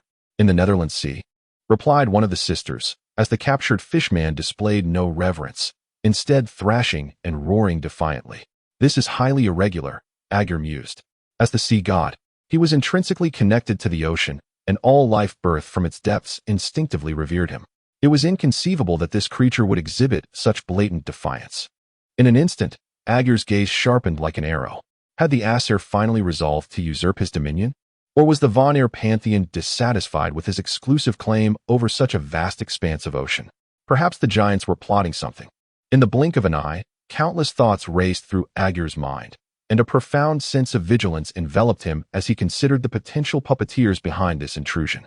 He extended his hand toward the fishman's head.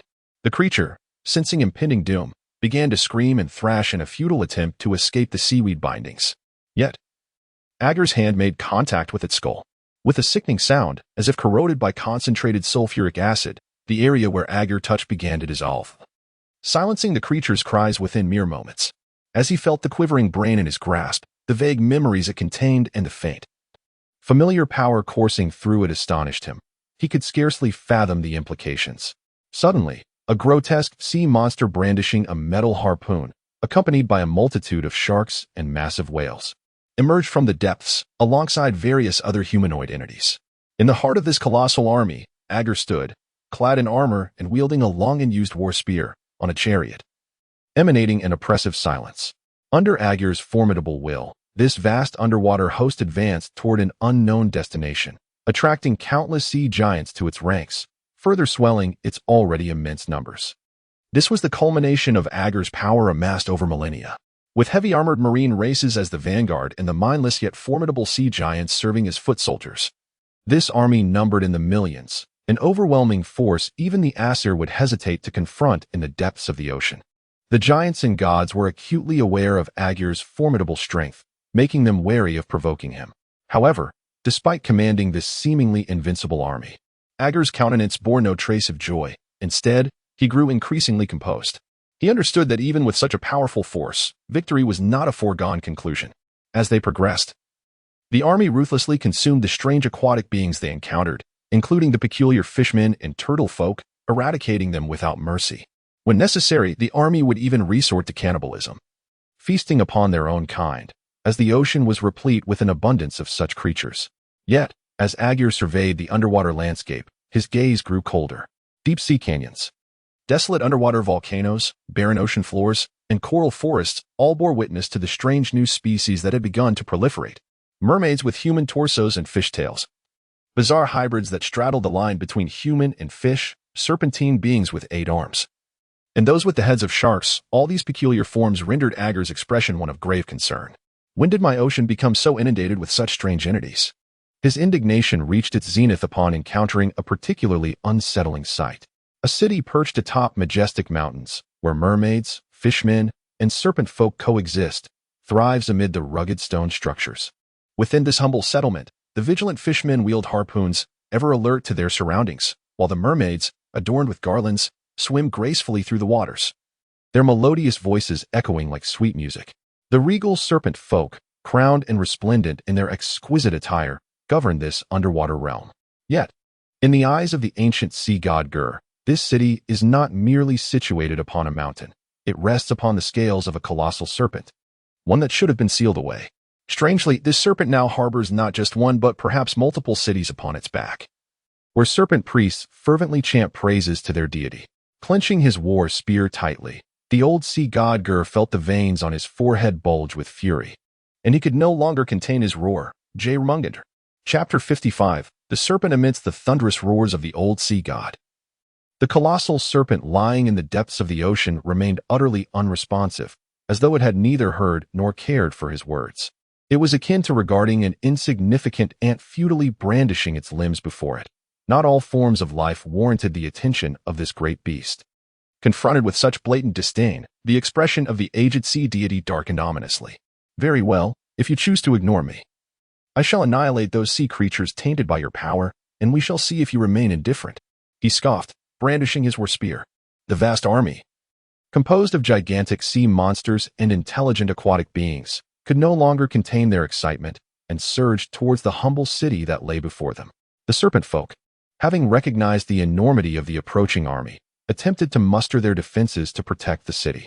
Yet, despite their valor, They appeared insignificantly small against this multitude, which numbered in the millions and tens of millions. The sheer mass of their dark forms was sufficient to obscure all light above the small city. Above, ahead, to the left, and to the right, colossal deep-sea beasts, some measuring dozens to even hundreds of meters in length, charged forth alongside the oceanic knights mounted upon them. Their furious cries echoed as they trampled through the city, reducing it to mere rubble. This invincible army pressed onward, like a black tide, sweeping across the ocean floor. Wherever they passed, solitary intelligent beings and established cities alike were obliterated in an instant. War? No, this was merely a crushing force, akin to squashing a minuscule insect. Before this immense army, even mountains would be leveled to the ground. One underwater city after another fell to ruin, and countless serpent folk, merfolk, and other aquatic beings were forced to retreat to their ancestral home, Nanu. This was the origin of these oceanic beings, their greatest city, capable of sheltering 1 million inhabitants and spanning over dozens of kilometers. It was here that bizarre marine monsters were born, a sanctuary regarded as sacred by these creatures. Yet now, this sanctum stood on the brink of annihilation. Gazing upon the vast city that the serpent and fish people revered as sacred, Aegir's eyes turned icy. With a sweeping gesture, he commanded his army to level the city to the ground. Just then, a thunderous rumble echoed, like an earthquake in the depths of the sea, as the ground trembled beneath their feet. The accumulated soil and rock of the ocean floor quaked, as if a formidable power surged from the depths below. The ocean floor began to crack, deep fissures spreading across the solid bedrock, forming chasms that yawned wide. Beneath the surface, something unimaginably colossal seemed to be rising, lifting the entire seabed. Amidst the panicked flight of countless aquatic beings, their terrified screams mingling with the cacophony, something magnificent and unfathomable emerged from the depths below Nanu. The great serpent raised its head. Its scales were as massive as mountains, and the valleys between them resembled deep gorges. Its cold, indifferent eyes stretched wide like vast lakes, and with its movements, seismic tremors and whirlpools erupted, creating massive vortexes that devoured the marine beasts, reducing them to mere remnants. The once great city of Nanu, capable of housing millions, appeared as a diminutive and exquisite crown beneath its head. Within Nanu, the serpent folk, fish folk, and merfolk knelt in reverence, fervently praising their deity's might and grandeur. This colossal entity regarded the overwhelming army before it, which surged like a dark tide, extending to an unseeable horizon, with an air of indifference. Perhaps the army, numbering in the millions and tens of millions, was sufficient to instill fear in the hearts of gods and giants alike, yet to the immense serpent, they were little more than an inconsequential spectacle. As the serpent moved, golden chains emerged from the sea's surface, their roots deeply embedded in the ocean floor, tightly binding it and locking it to the serpent's flesh and bones, rendering it nearly immobile. Its massive form remained largely restrained, capable only of raising its head. Yet even this act commanded a tremor of dread among those who beheld it. Observing the scene before him, the old sea god Aegir let out a cold laugh. Jörmungandr, you have finally revealed yourself. His booming voice echoed far and wide, reaching the ears of the serpent. With a resounding roar, 2 colossal jets of air erupted from its nostrils, sending shockwaves that cleared a path through the vast army. Those caught in the immediate blast were obliterated, while even those farther away were hurled into the distance by the residual force. In this one careless act, at least tens of thousands of aquatic beings and sea monsters perished. Though this loss was but a mere leaf falling from a tree compared to the army's enormity, it nonetheless instigated a wave of unrest among the vanguard, who began to tremble in fear of the titanic creature. A deep, mocking laughter then resonated in Aegir's ears, a sound laced with derision and indifference. Insect, are you addressing me? Insect. The term dripped with condescension and arrogance, causing veins to bulge upon Aegir's forehead. He retorted with a cold smile. What is it that you desire? Do not forget, you are but a prisoner.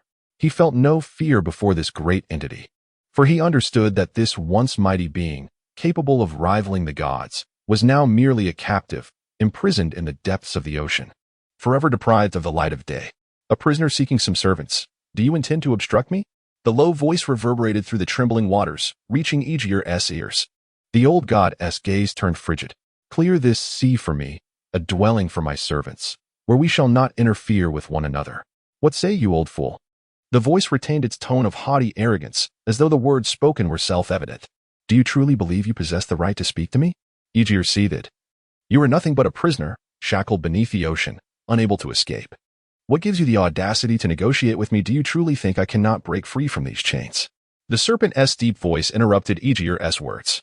Under the sea god's watchful gaze, the serpent's cold and indifferent slitted pupils gradually constricted, revealing a glimmer of savagery and madness. Chapter 56. The fierce yet feeble. Under the proud gaze of the ancient sea god, Aegir, the serpent's vertical pupils gradually filled with a blood-red hue, twisted and maddened, brimming with boundless malevolence and cruelty. You serve as my sentinel, yet I have tainted a legion of followers. Instead of directly informing the Asur, you chose to come with your army. Why? The serpent's deep voice carried an inexplicable allure, compelling one to succumb to its persuasion. Because you do not trust them. You do not believe that when the Asur confront me, they would safeguard your ocean.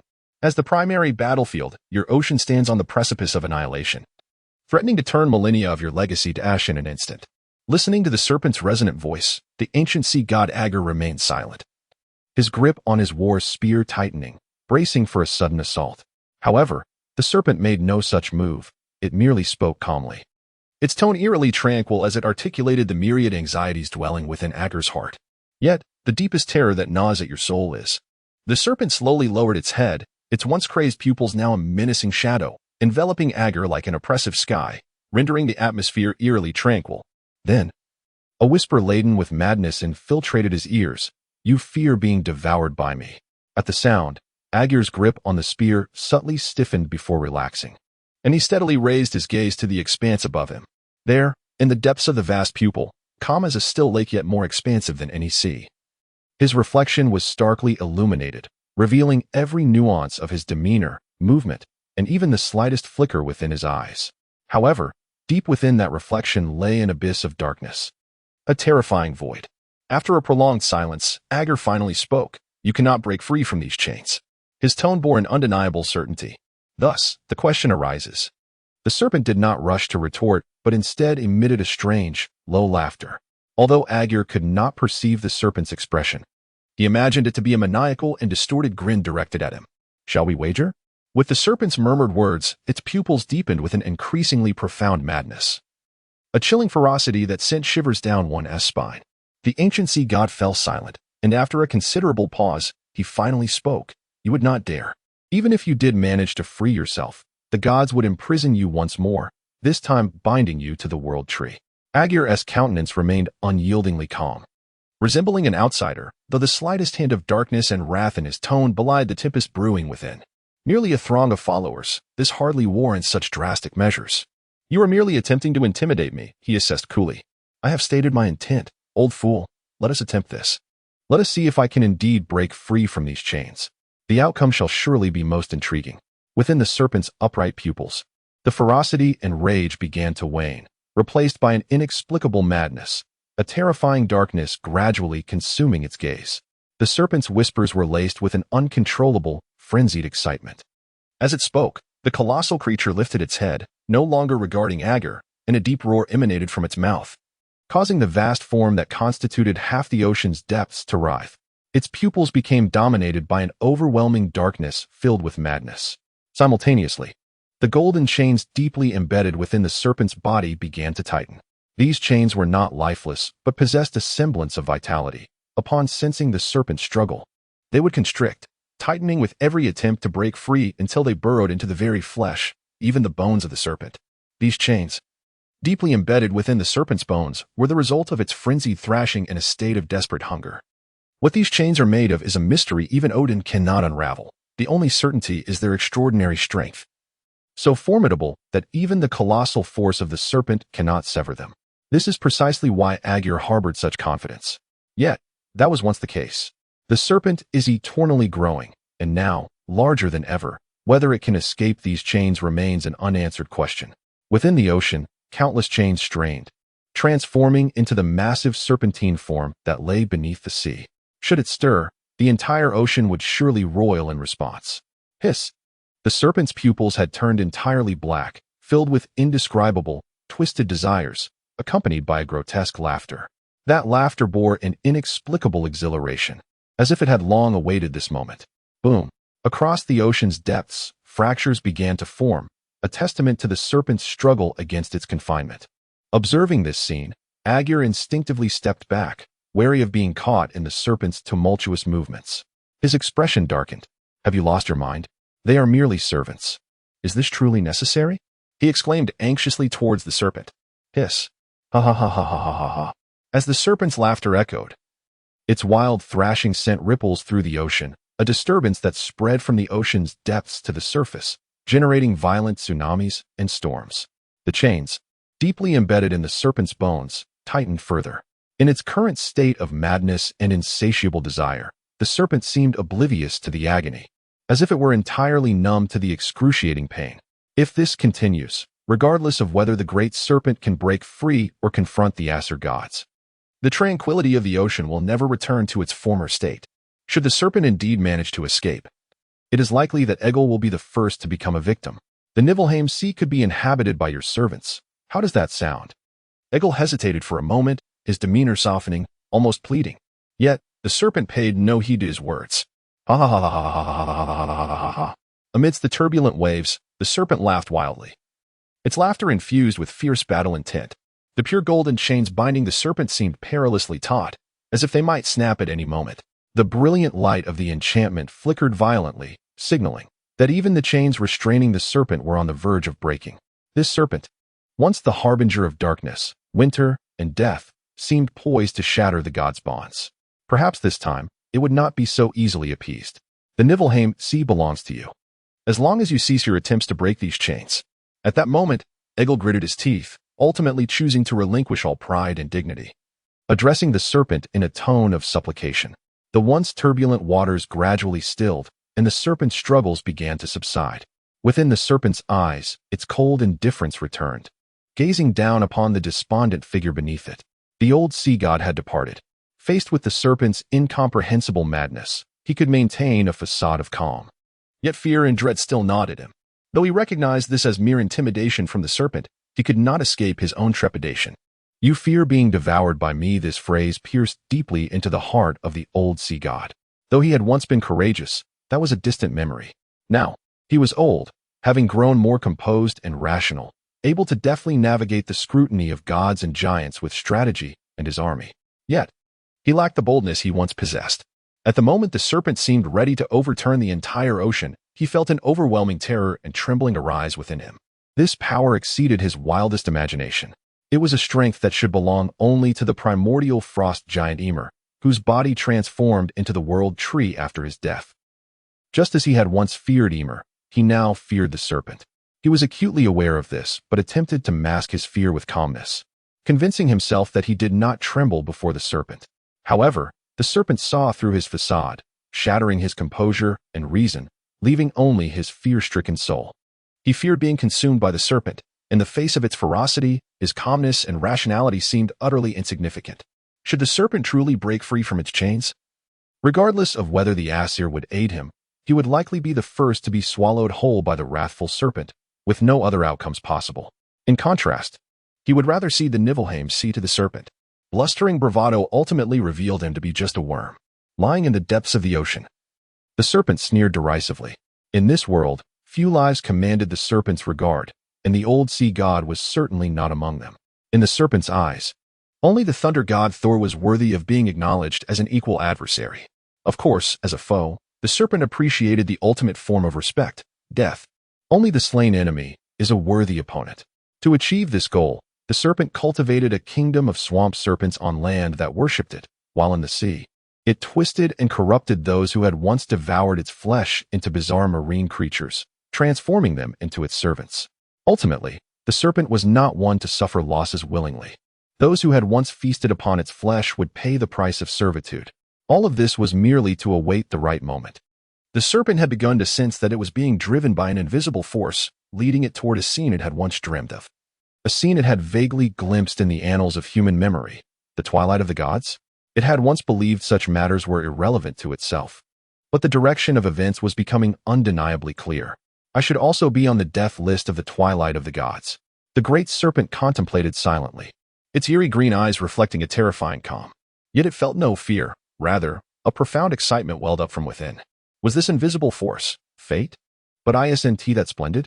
If this is fate, then let it be wielded by me. It was more than eager, anticipating the arrival of the twilight of the gods. for then it could unleash its pent-up rage and consume the very architect of its torment beneath the waves. Thor. In the depths of the ocean. The serpent murmured, a chilling cold enveloping its words. Chapter 57. The untimely girl. Time flows swiftly, the years like water, and it is unknown how many have passed. In the eastern realm of the human world, renowned for its jungles and marshes, lies a certain place in the kingdom of Rist, at the dim seashore. Upon a stretch of sand, a group of men and women clad in black encircles a small boat. The expressions on their faces are largely silent and sorrowful, enveloped in an atmosphere thick with grief. Among them, a woman adorned in splendid silks weeps softly, her cries resonating with deep sorrow, evoking profound sadness. Enough with the weeping. Such lamentation is unbecoming. A tall, middle-aged man admonishes her, his thick brows resembling blades, conveying an unyielding authority that is unmistakable. Yet, despite his formidable presence, he is rendered powerless by the weight of bereavement. Our daughter was so young. How can I bear it? She lifts her gaze to the small boat, where numerous oil lamps flicker. Beneath the gentle glow of the lamps, a delicate girl, appearing no older than 11 or 12, lies peacefully upon the vessel, clad in intricate and luxurious garments. Her pallid complexion and slender limbs evoke the image of a porcelain doll, hinting at the purity and beauty she would have blossomed into had she lived. However, like a flower that withers before it can bloom, this exquisite child has departed from the world too soon. The woman's sorrow deepens as she gazes upon her.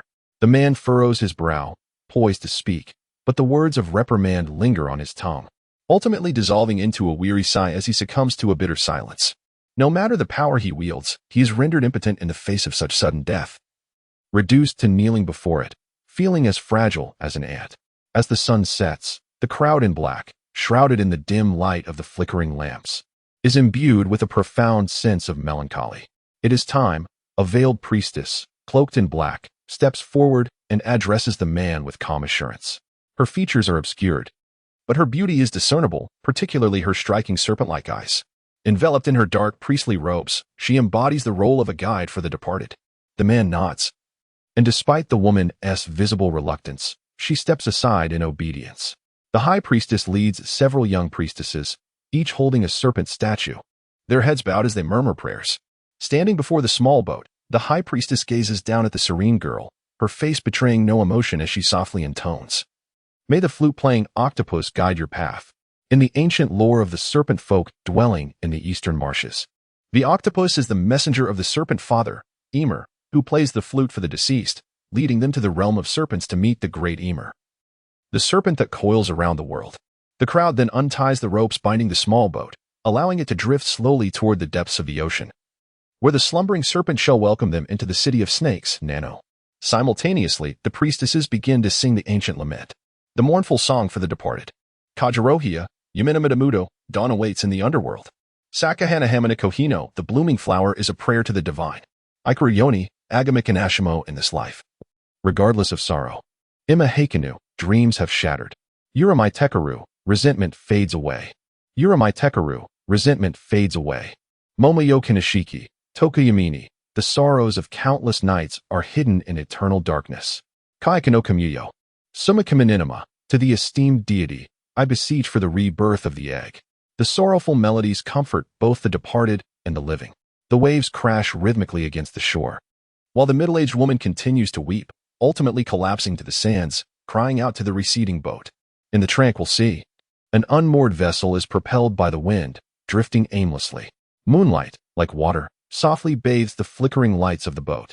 Beneath the moon's glow, the girl in her opulent robe lies peacefully amidst a pile of precious trinkets and mementos, her pallid face exuding an inexplicable beauty, as if she merely slumbers. The sea is as still as a lake, undisturbed, save for faint, distant sounds. The lamplit boat drifts quietly. For how long? No one knows. Gradually, the flickering lights begin to dim, one by one extinguished as the oil runs dry. When the last lamp, after a prolonged struggle, finally succumbs, darkness envelopes the entire vessel. The final connection to the world has extinguished. Without warning, the boat glides serenely into the ocean. With a soft gurgle, it disappears silently, leaving behind only a small bubble. The girl's body descends deeper into the abyss. Unbeknownst to her, countless malevolent eyes watch her, yet their owners remain motionless. Her meticulously arranged hair unfurls gracefully. Her luxurious robe, soaked, drapes chaotically, revealing a small patch of serpentine scales upon her shoulder. It is uncertain how much time passes, but the girl, previously in eternal slumber, seems to hear a haunting melody. For all the nights and days, the blue-green moon is hidden away, even when the moon does not shine day and night. A melodious voice, sorrowful yet beautiful, emanates from the depths of the sea. Her long eyelashes flutter, and her once closed eyes gradually open, revealing a pair of amber serpent-like pupils. Within those clear and pure orbs lies a hint of confusion and bewilderment. As she moves her limbs, feeling the stillness of her lifeless body, she opens her mouth, but no sound escapes. At that moment, a soft, mournful sound reverberates beside her. The girl turns her gaze to find a massive octopus, adorned with tentacles, hovering nearby. This gentle giant, with its long tentacles resting human-like upon a flute, seems to accompany the poignant song, producing a melodious tune that resonates through the depths. Its tentacles meandered aimlessly through the sea, unwittingly encircling the girl, as if immersed in a sublime melody of sorrow and beauty. As if sensing the girl's gaze, the colossal octopus slowly opened its eyes, a pair of cold and indifferent pupils fixed upon her. Then, these eyes closed once more, disregarding the girl before it. As the octopus leisurely descended into the deeper realms of the ocean, for reasons unknown, an impulse surged within the girl. She spread her arms wide, stirring the surrounding waters, and pursued the direction of the octopus. Chapter 58. 1,000 years from the depths of the ocean, a melody sung in an ancient tongue wafted through the air, reminiscent of 1,000 voices lamenting the untimely demise of a life. Though the girl could not comprehend the words, she instinctively understood their essence. Before her, a colossal octopus gracefully descended into the ocean's abyss, seemingly guiding her onward, pausing occasionally as if to wait for her. Thus, she ventured deeper into the sea. Amidst the mournful serenade, the girl finally glimpsed a flicker of light in the inky darkness below, the ethereal city of the ocean floor. Exquisite houses adorned the cityscape, interspersed with magnificent underwater bridges, fountains, and statues that painted the scene as a blooming garden. Countless petals cascaded from above, transforming the atmosphere into a veritable sea of flowers. Within this enchanted city, beings of strange forms roamed, serpentine men, half-women with the grace of fish, and fearsome fishmen wielding weapons.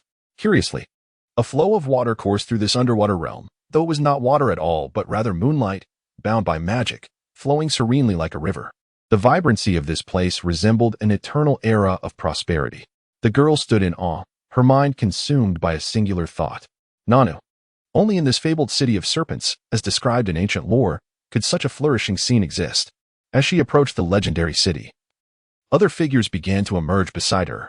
A serpent man clad in ancient armor rode a massive whale, his expression a mix of surprise and recognition as he respectfully saluted her with a hand to his chest. Confounded, the girl could not fathom the reason behind this reverence. Meanwhile, the enormous octopus grew impatient, emitting sharp sounds urging her to follow.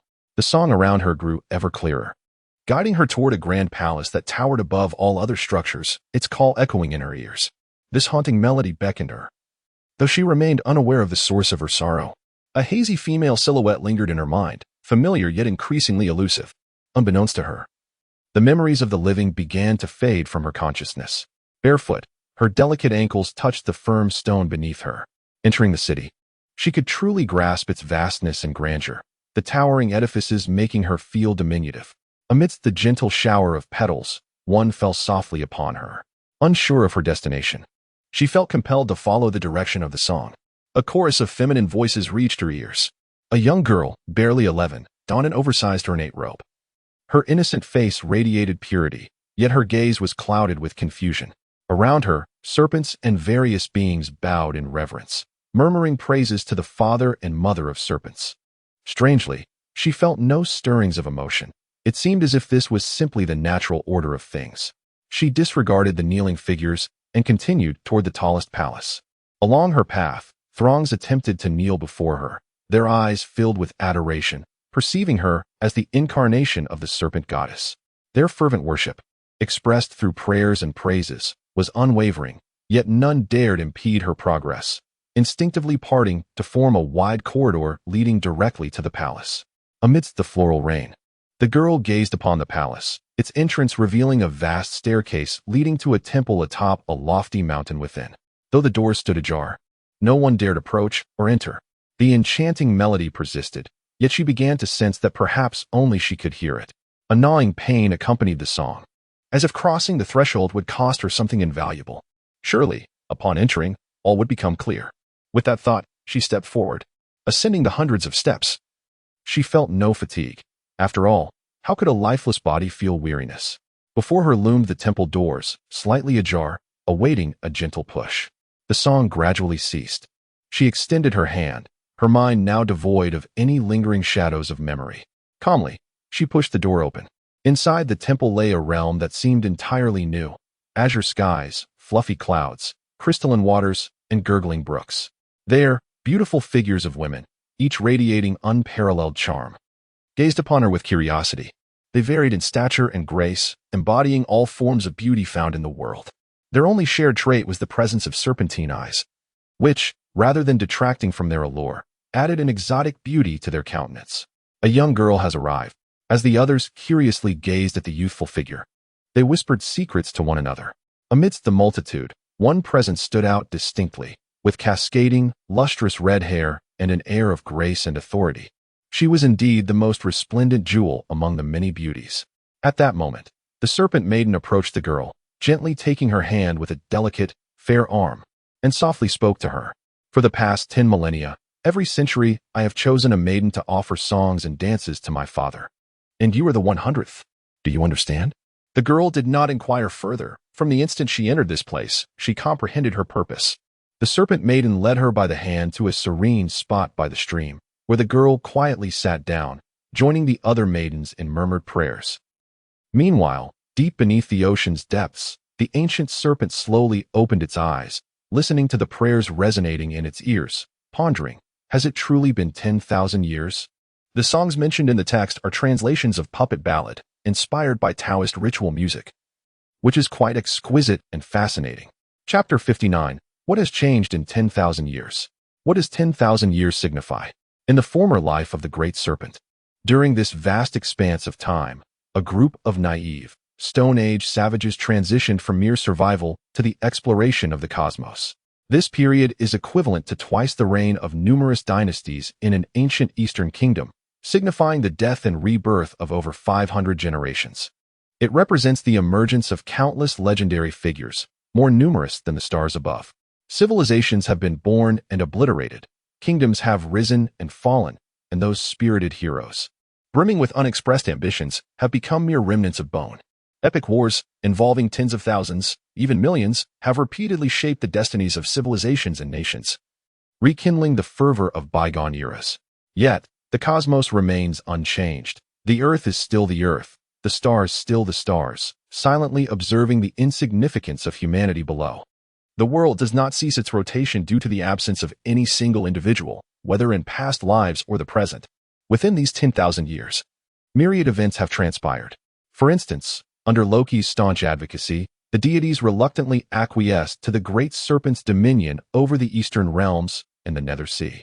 However, this very action led to Loki's alienation among the Aesir, as he fervently attempted to justify the serpent's release, which ultimately failed. The gods murmured their discontent, accusing their leader of neglecting the glory and interests of the Pantheon, fixating instead on his unruly offspring. Moreover, following intermarriages between several Vanir and Aesir gods, a formal alliance was forged between the two factions, marking a cessation of hostilities. Additionally, enmity between elves and dwarves solidified, while Odin restructured the celestial constellations. Yet, most significantly, were the unprecedented 4 cataclysmic confrontations between the gods and the frost giants. Each conflict drew in numerous races, resulting in a grand reshuffling of the world, with humans, gods, giants, and various creatures either willingly or forcibly participating. Many civilizations perished, while others flourished, including the serpent's cultivated kingdom of snake men, which repeatedly found itself embroiled in these monumental struggles, determining the fates of 9 realms. The first war between giants and gods directly led to the demise of Mona, the queen of the snake men, who had ruled the eastern swamp for over a millennium. Consequently, the great serpent sought the soul of Mona from hell, the ruler of the underworld, establishing a decree that all souls chosen as attendants of the Snake Queen would not fall under hell's dominion. The second war, however, did not significantly affect the serpent. It merely resulted in the gods and giants tearing open the ocean, causing countless waters to cascade into Hell's realm, forming the River of the Dead. Each battle between gods and giants reverberated throughout the cosmos, with the 4 unprecedented wars forcing the frost giants into retreat, to the point where they struggled to maintain control over their stronghold, Jotunheim. The Asir, emboldened by their victories, ascended to unprecedented heights of power, with all ancient gods and giants across the cosmos bowing in submission. The domains of the sun and moon became the territories of the gods.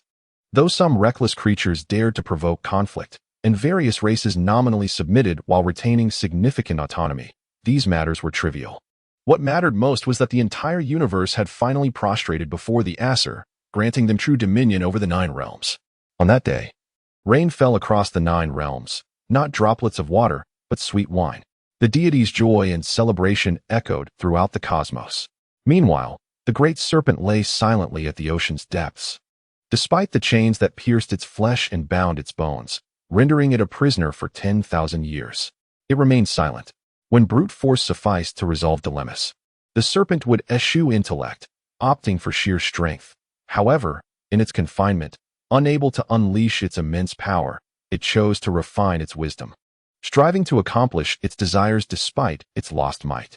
Over the millennia, countless transformations occurred, including a profound evolution in the serpent's character and intellect.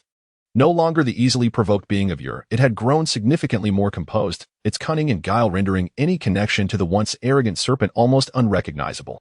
Nonetheless, 10,000 years could not alter certain immutable truths, such as the cold hatred crystallized into a lethal intent. The once audible curses and growls of the monstrous wolf had faded, yet the serpent did not believe the beast had relinquished its thirst for vengeance. On the contrary, despite the silence, it could sense the distant, chilling wrath and brutality emanating from the creature. The malevolent energy, steeped in darkness from a millennium of festering resentment, hinted at a monstrous figure lurking in the depths of shadow, poised to roar in defiance against the gods. Were a human to experience such sentiments, madness would likely ensue. Yet, the serpent remained steadfast. Although it remained uncertain whether it had once been human or had merely inherited memories as a serpent, one truth was clear. Through the passage of over 10,000 years, it had irrevocably transformed beyond the recognition of any ordinary human. At this moment, it simply wished to await patiently to endure.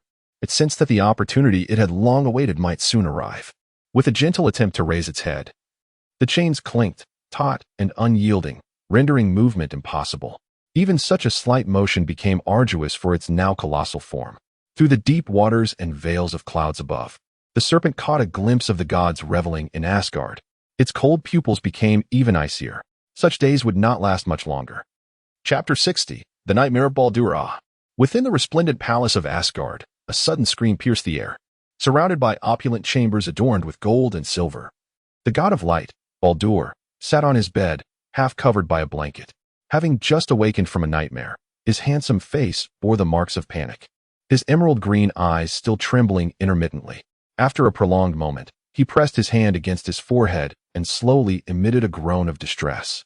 The news of Baldur being haunted by nightmares spread throughout Asgard within a few months, stirring discussions among the gods. Known for his benevolence, Baldur was indeed exceptionally kind-hearted, a rarity among the predominantly fierce Norse deities, earning him a reputation akin to that of a saint. Just as he embodied light, he harbored no disdain for others based on their morality, gender, race, or origins, treating everyone equally with the same radiant kindness. It is said that even the serpent imprisoned beneath the sea had encountered him during a chance outing, finding him surprisingly agreeable, distinguishing him from the gods deemed worthy of extermination, creating a separate category of deities that could be spared. From the realm of the gods in Asgard to the land of the frost giants in Jotunheim, apart from Helheim, which was too inhospitable for anyone but the dead and a few gods, Baldur had friends scattered throughout the 9 worlds. However, this very disposition led to his indecisiveness and inability to act resolutely. As Odin's eldest son, second only to Thor, he was the heir to the throne of the gods. Hence his son Forseti was appointed as the god of justice and truth to assist him in making various judgments. Yet now, this future king of the gods found himself ensnared in the throes of nightmares. Gods seldom dream, and when they do, their dreams are often extraordinary. They may traverse time, foreseeing events of the past and future, or navigate the boundaries of life and death, communicating with remarkable beings from both realms. Nightmares, however, typically herald ominous omens.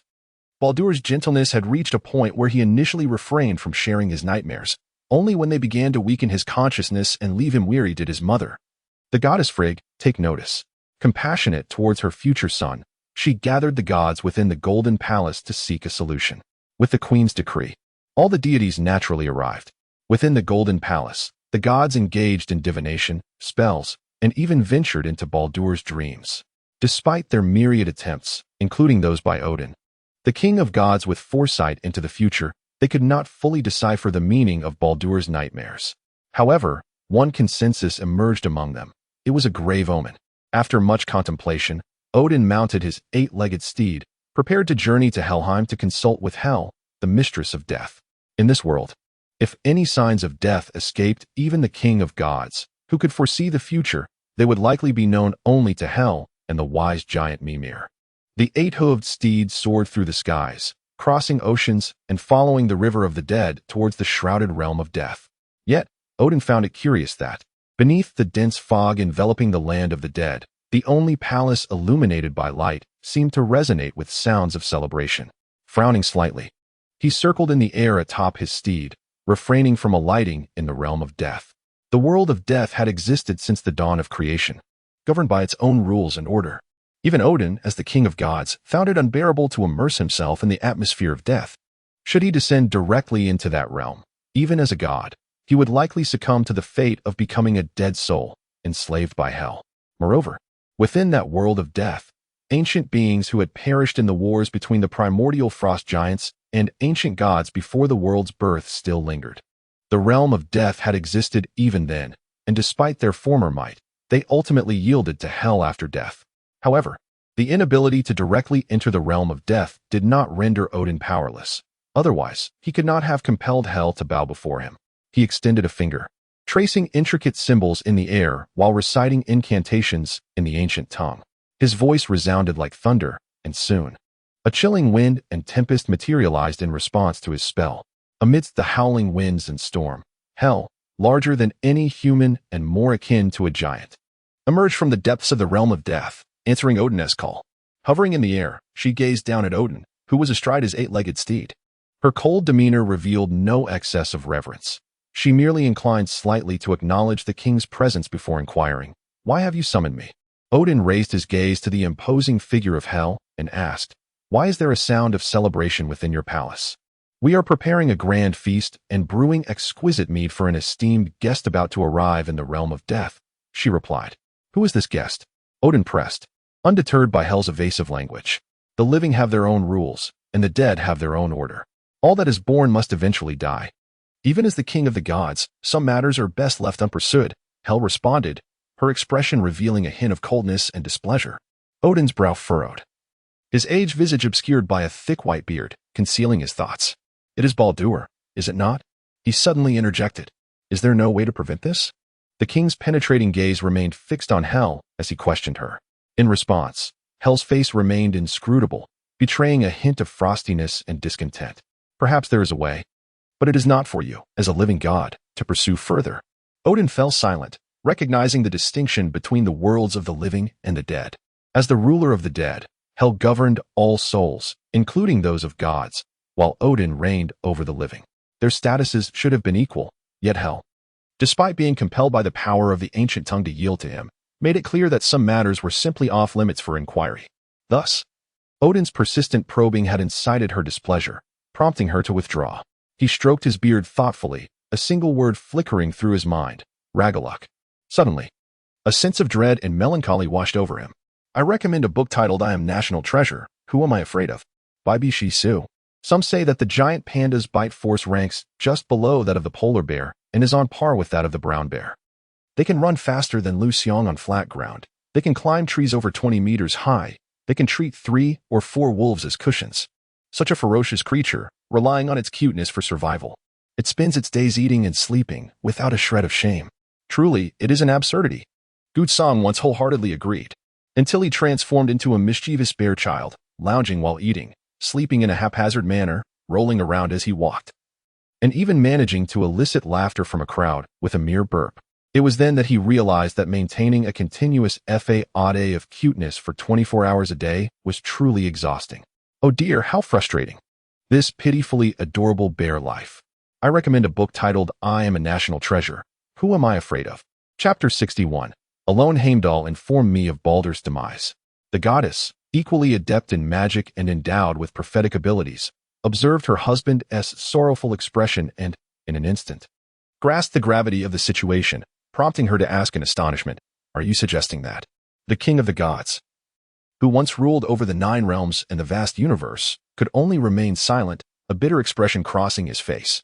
Within the entire cosmos, aside from the wise giants who had partaken from the well of wisdom and the All-Father himself, only the 3 fates and Frigg, the goddess, could vaguely sense the impending doom, known as Ragnarok. Frigg quickly comprehended the significance of this revelation. Is there truly no other course of action? After a prolonged silence, Odin shook his head, unable to conceive a solution. The goddess, too, fell silent, her gaze shifting anxiously towards another direction, obscured by the palace. Yet she could see through the barriers to where Baldur lay in bed, once strikingly handsome, now contorted in anguish, drenched in sweat, ensnared by tormenting nightmares. Biting her lip, Frigg gazed at her suffering child, her heart heavy with pity. Baldur, mother will surely aid you. Meanwhile, Odin sat silently upon his throne, lost in thought. The fierce determination of a mother is formidable. What, then, if that mother is a goddess? After resolving to act, Frigg revealed an unprecedented ferocity and resolve. In mere days, whether giants or deities, flora or mortals, all beings of the world received her uncompromising decree. The entire universe was to swear an oath to never harm the god of light, Baldur. Frigg's intentions were straightforward, in the face of a life and death crisis. She merely required that all living beings refrain from causing harm to Baldur. Her command was extraordinarily forceful, for gods and giants. She personally led the Valkyries and numerous heroic spirits to demand compliance, exuding an air that brooked no defiance. For mortals and other entities, a written edict commanded their obedience to the goddess's will. For the first time, all beings across the 9 realms received a direct order from Frigg. This decree naturally extended to the great serpent imprisoned deep beneath the ocean. Under the vast, azure sky and amidst the surging sea, several Valkyries clad in resplendent armor rode celestial steeds, hovering in the air, flanked by countless heroic spirits whose overwhelming presence obscured the sun, plunging the ocean into shadow. Jörmungandr, by the goddess's command, you shall swear an oath to never harm the god of light, Baldur. A striking Valkyrie advanced, addressing the ocean with authority. As she spoke, her spear and shield were poised defensively, embodying a readiness for conflict. The caution displayed by Skadi was warranted. During the serpent's reign of terror, she had guided innumerable heroic spirits and had witnessed the chilling enormity of the serpent, possessing a keen understanding of its might. If Jörmungandr were to unleash its fury, even the combined strength of several Valkyries and millions of heroic warriors might prove insufficient to contain it. Beneath the surface, the great serpent, bound by countless chains, lifted its head, casting a sardonic gaze upon the shadowy legion above.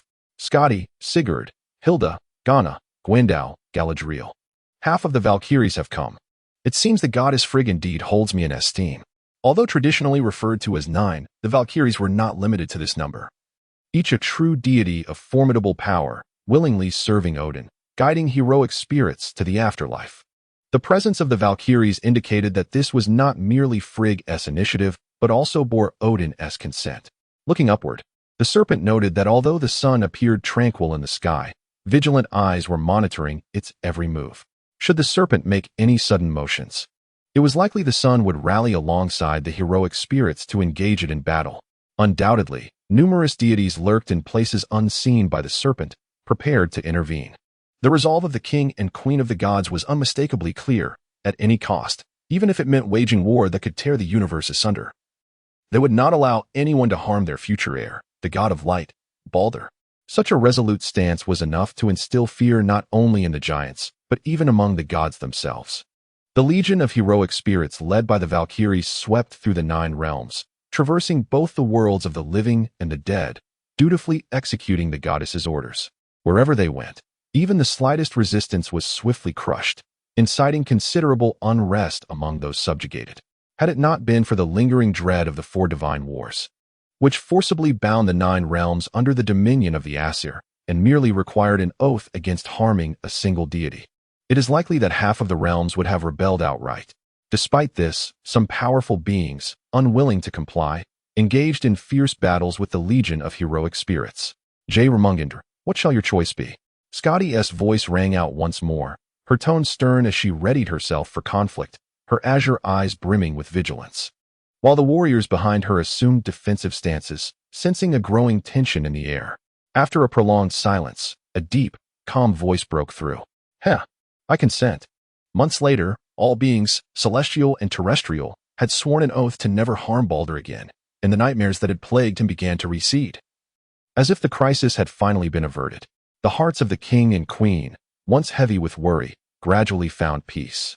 Within the golden palace, the god of light, Baldur, restored to his former glory, sat upon his throne, smiling as he received heartfelt congratulations from the other gods, expressing gratitude for their assistance. Odin and Frigg observed from their thrones, smiling upon the harmonious scene before them. The grand hall was filled with an atmosphere of tranquility and joy. Yet, in a shadowed corner behind a pillar, a lone deity leaned against the column, arms crossed, turned away from the revelry of the other gods, silently watching. His face obscured in shadow, his expression unreadable, he stood apart from the celebration, enveloped in a sense of detachment and solitude that starkly contrasted with the jubilant ambience surrounding him. He remained there, silently listening to the laughter of the gods just a few paces away, a short distance that seemed to divide him into a world entirely his own. No one noticed him, or perhaps the other gods deliberately ignored this former leader of the 12. Chapter 62. The exile from Asgard. In the serene confines of Asgard, the god of light, Baldur, sat quietly in the garden. Unlike other deities who reveled in the thrill of battle, Baldur, as the chief deity, found solace in the pages of books. Regardless of the genre, any text captivated his attention. Chirrup, the cheerful melodies of birds filled the air around him, as he immersed himself in his reading. A sudden disturbance disrupted the tranquility. A piercing whistle sliced through the air as a gleaming spear hurtled towards him. In that fleeting moment, Baldur's expression shifted to one of astonishment, yet he was unable to react in time. Just as the spear was about to strike him, it inexplicably faltered midair and clattered to the ground with a resounding thud. The laughter of distant gods echoed, and Baldur, taken aback, could only muster a smile before returning to his book. Since Baldur had vowed to the cosmos, he was impervious to harm and death, transforming the act of hurling weapons at him into a whimsical pastime among the deities. The gentle-hearted Baldur accepted this new game with grace, understanding the nature of his bold and troublesome Norse kin. Nearby, a towering figure watched Baldur with a mix of envy and melancholy. This was Hod, the god of darkness and Baldur's brother. Unlike Baldur, who was favored for his striking looks and charm, Hod felt overshadowed. His own unremarkable appearance rendered insignificant in the radiance of his brother, even though he possessed formidable strength, second only to Thor, and diligently fulfilled the tasks assigned by their father, Odin. He remained unnoticed, eclipsed by Baldur's brilliance. A surge of inexplicable jealousy ignited within him, yet he quickly quelled it, for he respected his brother. He sighed as he gazed at Baldur in the distance. At that moment, 2 sighs echoed in unison. Hod turned abruptly to find Loki, the god of mischief, elegantly feasting on an apple, sighing as well. "What brings you here?" Hod inquired, his brow furrowing slightly. Since Loki had desperately attempted to defend his children, the relationship between him and the other gods had soured, leading to his isolation. Only a select few, such as Thor and Baldur, maintained any connection with him, and Hod clearly did not belong to that circle. The diminutive and humble brother, overshadowed by his luminous sibling, felt the sting of neglect. Loki, with an unsettling calmness, seemed to peer into Hod's soul. "You should yield to your brother," he spoke, his tone serene yet penetrating. Hod shifted uncomfortably under Loki's gaze, contemplating a retreat. However, Loki's tranquil words halted him. After a moment of silence, he turned to face Loki, who continued to munch on his apple, and asked, "What do you wish to convey?" Loki regarded him with cold, serpentine eyes, a cryptic smile playing on his lips. Though complaints were forbidden, a small venting of frustration might be permissible. In that instant, Loki produced a short branch of mistletoe from his cloak, which transformed into a slender sword in his hands. "Would you like to toss this sword at your brother, to release a fraction of your pent-up discontent?" Loki's voice, laced with temptation, whispered in Hod's ear. After a brief hesitation, Hod grasped the wooden sword firmly and turned his gaze towards Balder, who appeared to be surrounded by a cascade of flowers and light, embodying the brilliance of his existence. Nervously tightening his grip on the sword, Hod murmured to himself, "Though I cannot voice my grievances, perhaps a slight release of my emotions is acceptable." Despite his reservations, he rationalized that Balder's invulnerability rendered the act a mere jest. Unbeknownst to him, however, Loki's eyes glinted with a chilling void. Hod, the god of darkness, hoisted the wooden sword high, his muscles taut with anticipation. Aiming steadily at the unsuspecting Balder, with a thunderous roar, Hod flung the sword with all his might, and the god of light collapsed in the distance. Loki's laughter erupted behind Hod, a cacophony of amusement, tinged with a hint of sorrow. Balder was dead, plunging the world into an abyss of darkness. As storm clouds enveloped the sky and restless lightning danced among the clouds. In that tumultuous moment, something fell from above. Boom! A deafening crash resonated as a massive crater formed in the once flat ground, revealing a tattered figure within. Cough, cough! The once radiant deity, who had smiled brightly at the gods, now lay there, coughing up blood mixed with fragments of his own shattered insides. His physique, not as robust as Thor's, had suffered grievously from the wrath of the gods who had cast him from Asgard. Several ribs had fractured upon impact, embedding themselves deep within his organs. Had it not been for his formidable regenerative powers as a frost giant, he might well have succumbed to his injuries. Thunder rumbled ominously overhead as storm dragons roamed the skies, and torrential rain began to pour. In the deluge, a shallow pool of crimson water quickly formed in the crater. Lying in this filthy abyss, the figure did nothing, merely resting quietly, allowing the rain to tousle his hair, his lifeless eyes void of any emotion. After a prolonged silence, he finally extended a hand to shield his face. Raindrops cascaded down, creating streaks upon his visage, resembling silent tears cascading from his soul. Chapter 63. Preparations for war. Months later, the Nine Realms became aware of the devastating news. The god of light, Balder, had been slain by the god of darkness, Hod, who had incited the wrath of the fire and mischief god, Loki, resulting in him being banished from Asgard by the furious deities. Meanwhile, the dark god Hod found himself engulfed in profound unease. The gods sought to retrieve Balder's soul from Hel, the goddess of death, but she resolutely denied their request, citing the order of the living and the order of the dead. Despite the gods' furious outcry, they were powerless against Hel, who dwelled in the realm of the deceased. Many perceived this as Hel's fierce retaliation for her own half-exile to the land of the dead, yet her true thoughts remained a mystery. In Norse tradition, the death of a loved one is a profound sorrow, and being killed by one's kin deepens that grief. Initially, the gods were engulfed in sadness, but the All-Father Odin took an astonishing step. He united with a giantess named Linda and fathered a new deity, Vali, who matured into adulthood within a day. Freshly born and unkempt, Vala, though a family member, was simultaneously not, and obeyed his father's command to wield spear and shield, ultimately slaying the dark god Hod. No one could fathom Odin's decisive actions. All they could do was accept his judgment. On the exalted throne of the All-Father, Odin silently surveyed the 9 realms below, his stoic demeanor shrouding his thoughts in mystery. However, none of this concerned the great serpent, who was preoccupied with preparing for the impending twilight of the gods. Thus began his final preparations for war. 10,000 years had not been spent in vain. Not only the serpent folk, but humanity had evolved from rudimentary tribal structures to a mature feudal system. Weapons had transitioned from stone, bone, and rudimentary iron to the era of steel. Cities had transformed from low earthen walls to robust stone fortifications. And the civilization of humankind had advanced far beyond what was conceivable in earlier times. The ancient epoch where warriors donned mere lion skins and wielded simple clubs was long gone, supplanted by an era where heavily armored soldiers, equipped to the teeth, reigned supreme. In this age, any capable soldier donned thick armor and wielded specialized war hammers crafted to pierce the resilient coats of armor that ordinary blades could not penetrate. Even archers and crossbowmen, who relied on distance, were clad in lightweight scale and chain mail. In the face of such militaristic advancements, the archaic scene of warriors in robes armed with mere blades was utterly inconceivable, and any such attempt would surely be crushed by these elite troops. Though still in the era of cold weapons, the human societies of this world surpassed the late period memories of the serpent as former life. Even in the late 15th century of his past, humanity could not boast of such abundant steel production that every soldier could be outfitted in full armor. Yet, in this realm of deities and diverse races, such feats were indeed achievable. Humanity had gleaned extensive arcane knowledge and forging techniques from the light elves and dwarfs, with the knowledge of the former rivaling that of the gods and the latter capable of crafting divine artifacts. The mere acquisition of such knowledge had incited transformative changes across the human world. Preceding the great battle, divination and prayers to the gods were commonplace, and weapons were inscribed with runes or infused with arcane spells. The presence of divine beings and magic was ever looming in the fabric of human society, mirroring the scientific principles known to the serpent in his previous existence.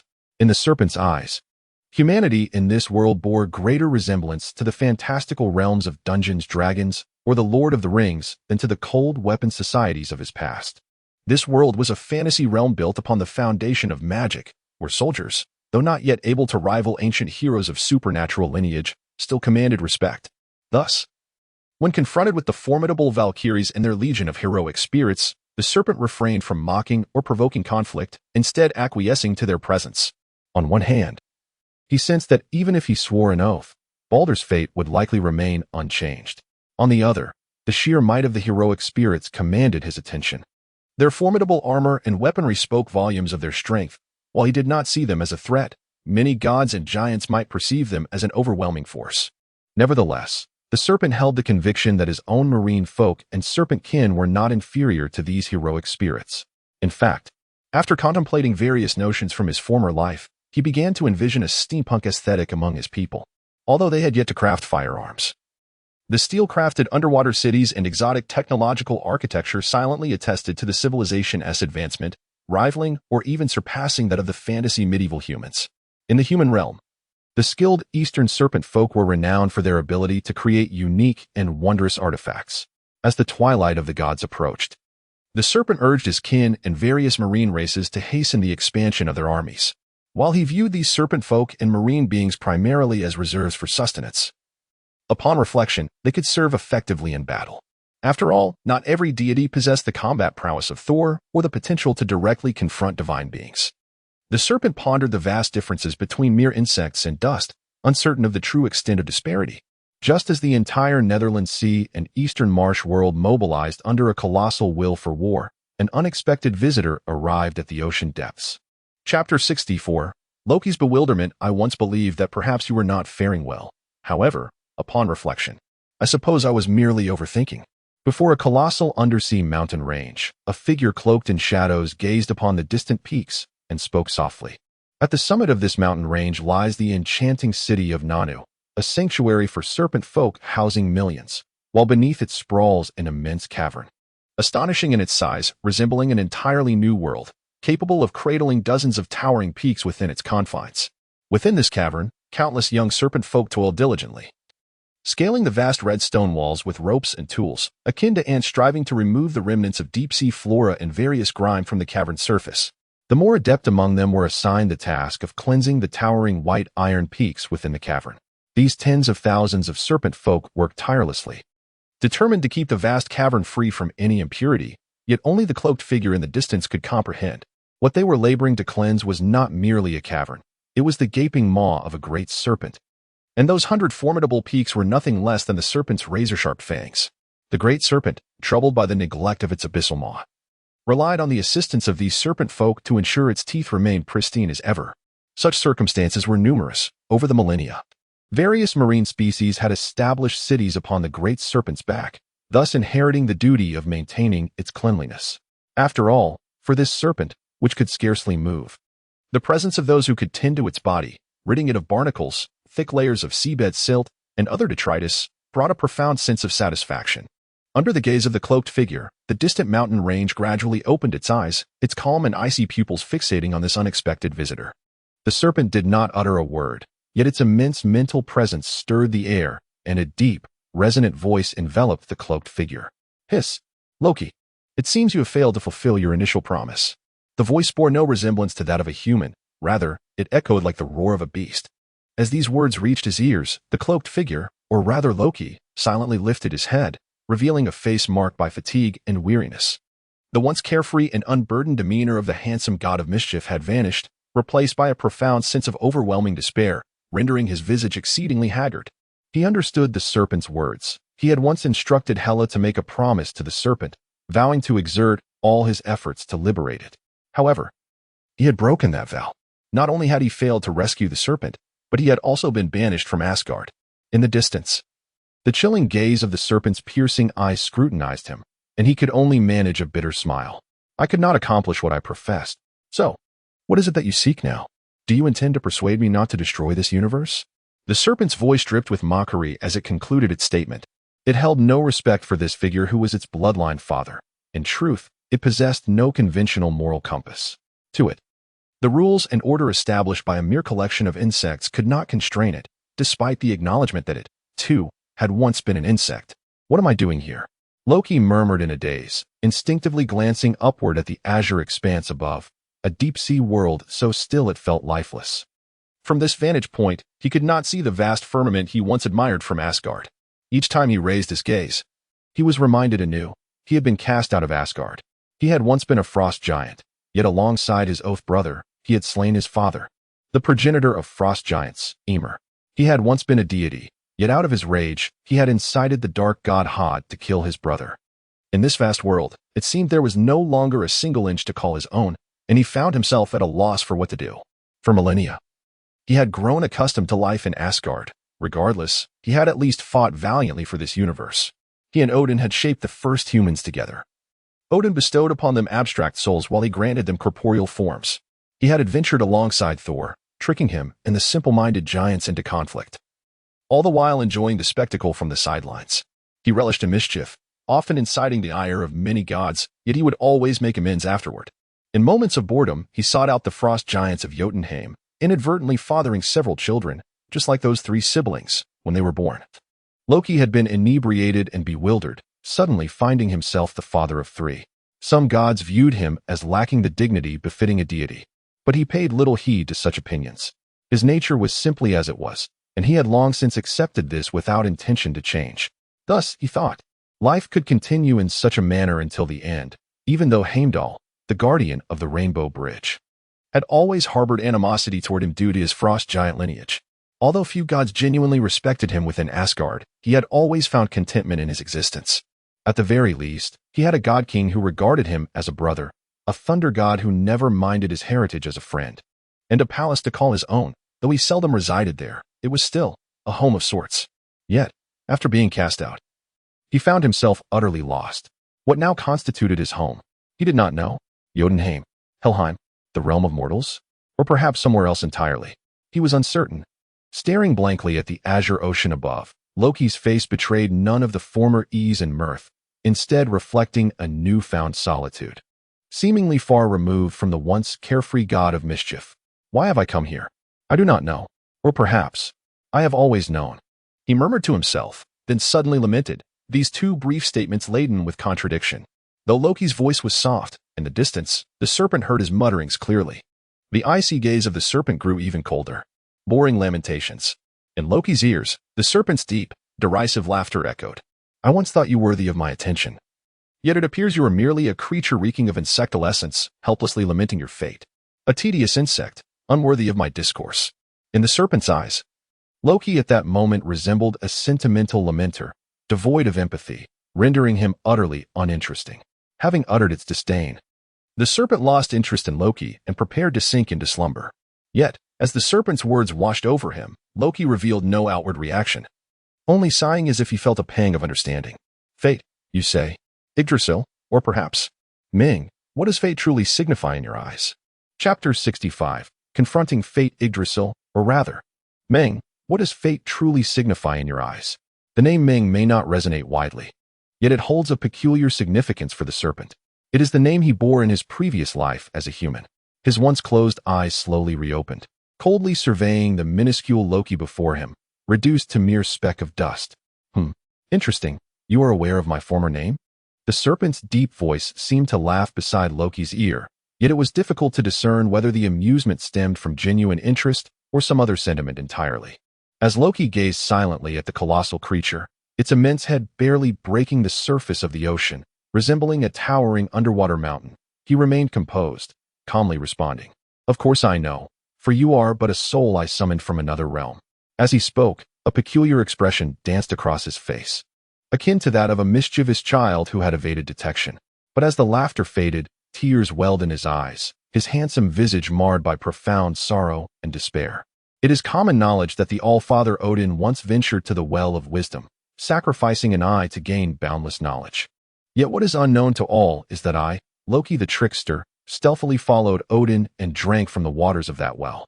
A strange smile played at the corners of his mouth. I foresaw the coming of Ragnarok, and in my desire to avert that fate, I summoned a human soul from an unknown world, intent on altering destiny. This soul intertwined with that of my child, creating an entirely new being. An anomaly that should not have existed within the tapestry of fate, a creature neither human nor divine. As he spoke, he lowered his head in desolation, his eyes reflecting a sense of confusion. I once believed that an unusual piece on an orderly chessboard could bring about change. Both Odin and I perceived that future and endeavored to alter it, yet we were ensnared like insects caught in a web. The more we struggled, the more deeply we became entangled. Foreseeing the peril faced by your trio of siblings, I chose to acquiesce to Odin's actions, unaware that my retreat would lead to your imprisonment or exile. Unable to accept this outcome, filled with resentment, I incited the dark god Hod to slay his brother in a fit of rage. Fate. Is this truly fate? What a mockery it is of me. At that moment, he succumbed to laughter, lamenting his own pitifulness and helplessness. He gazed upward, the azure sea still shimmering above. Yet to his eyes, that vast expanse appeared as a colossal web descending upon him, and he felt like a feeble insect striving to escape, yet utterly powerless. To struggle? Or not to struggle? What awaited him was but the inevitable course of destiny. In the distance, the serpent gazed down indifferently, remaining silent. Loki, seemingly unperturbed by the serpent's silence, took a long pause before finally speaking. Yggdrasil, what does fate signify in your eyes? Loki refrained from addressing the serpent as Meng. For both he and the serpent understood that the human named Meng was merely a fragment of the serpent's soul. The serpent is Meng, yet simultaneously Yggdrasil. The two are one and the same. To the serpent, Meng represents its infancy, while Yggdrasil symbolizes its maturity. Both are facets of its being, yet neither encapsulates its entirety. Fate, you say? What an intriguing question. The serpent's deep voice echoed in Loki's ears, imbued with an otherworldly coolness and indifference that evoked an unsettling fear. Possessing human thought, yet embodying the awareness of a beast, the serpent's non-human traits emanated not solely from its colossal form, but from a soul that had long transcended humanity, becoming a true monstrosity. Both humans and deities often contemplate issues through a similar lens. In fact, those humans endowed with souls by Odin are more akin to gods. The serpent, however, is not. It is a creature of pure monstrosity. In this moment, the beast scrutinized Loki's inquiry from its unique perspective as a monster. In my previous life, or rather when I was merely human, someone once proclaimed, "All that you can change, and all that you cannot change constitutes fate." I once believed this to be true. Listening to the serpent, Loki keenly discerned an implication. Once? So you no longer hold that belief? Then, what does fate signify to you now? The serpent's vertical pupils glimmered with a hint of derision as it gazed down at Loki. Fate. A mere fabrication conjured by feeble creatures, never truly existing in any tangible form. The serpent's deep, non-human voice resonated around Loki, akin to thunder, laden with scorn and contempt. I too once existed as a minuscule speck, understanding the terror and trepidation that accompany the unknown. Helplessness, despair, fear, and anxiety. These emotions intertwine, rendering the insects powerless over their futures, allowing them to drift along, lamenting their misfortunes, which they perceive as fate. In its words, the serpent did not deny its past as a human, just as it did not deny its former existence as a mere insect. For this is the truth. The serpent, proud and disdainful, would not refute this fact. Insects delight in fantasies. Their frailty compels them to seek ways to appear formidable, thus constructing nations, ethnicities, cultures, customs, and histories. As it spoke, the serpent's deep voice inexplicably chuckled. Did nations ever truly exist? Did ethnicities ever truly exist? These are but imaginary constructs built upon illusions of a collective fantasy. The only reality is a multitude of isolated, unrelated humans, often strangers to one another. This stark and simple truth is apparent even to the most primitive beasts, Yet these diminutive insects refuse to accept it. They conjure an intangible connection called nation or ethnicity. Perceiving themselves as a collective rather than individuals, they impose a faade of moral and legal authority, feigning dominion over other insects, governing their inner worlds. All of this serves merely to unite them, creating an illusion of strength. However, insects remain insects, inherently weak, and when confronted with the unknown and the mysterious, their frailty is laid bare, leading them to lament their fated suffering. The serpent's pupils brimmed with mockery. Fate is merely the lamentation of insects regarding their inability to control the future. It has never truly existed. Gazing silently at the colossal serpent before him, Loki inexplicably smiled and spoke. Has fate ever truly existed? Is this the world as seen through the eyes of a monster? Yet, Jörmungandr, I can feel the unbreakable shackles of destiny weighing upon me at this moment. Shackles? There exist no such chains. You are inherently free to traverse this universe. Unbound and limitless. The only thing that confines you is your own mind. The serpent's derisive laughter echoed in Loki's ears. Clearly, the serpent did not share Loki's perspective. Their differences lay in the contrasting views of two distinct beings, two disparate realms. What if you two were ensnared by that predetermined fate? Loki queried, his tone imbued with a profound significance as he fixed his gaze upon the serpent, as if he had seen through to some hidden truth. The serpent understood the essence of Loki's inquiry. According to that fate, it was destined to perish within this very moment. Even if there were chains of destiny, I would break free from them to discover the true nature of fate.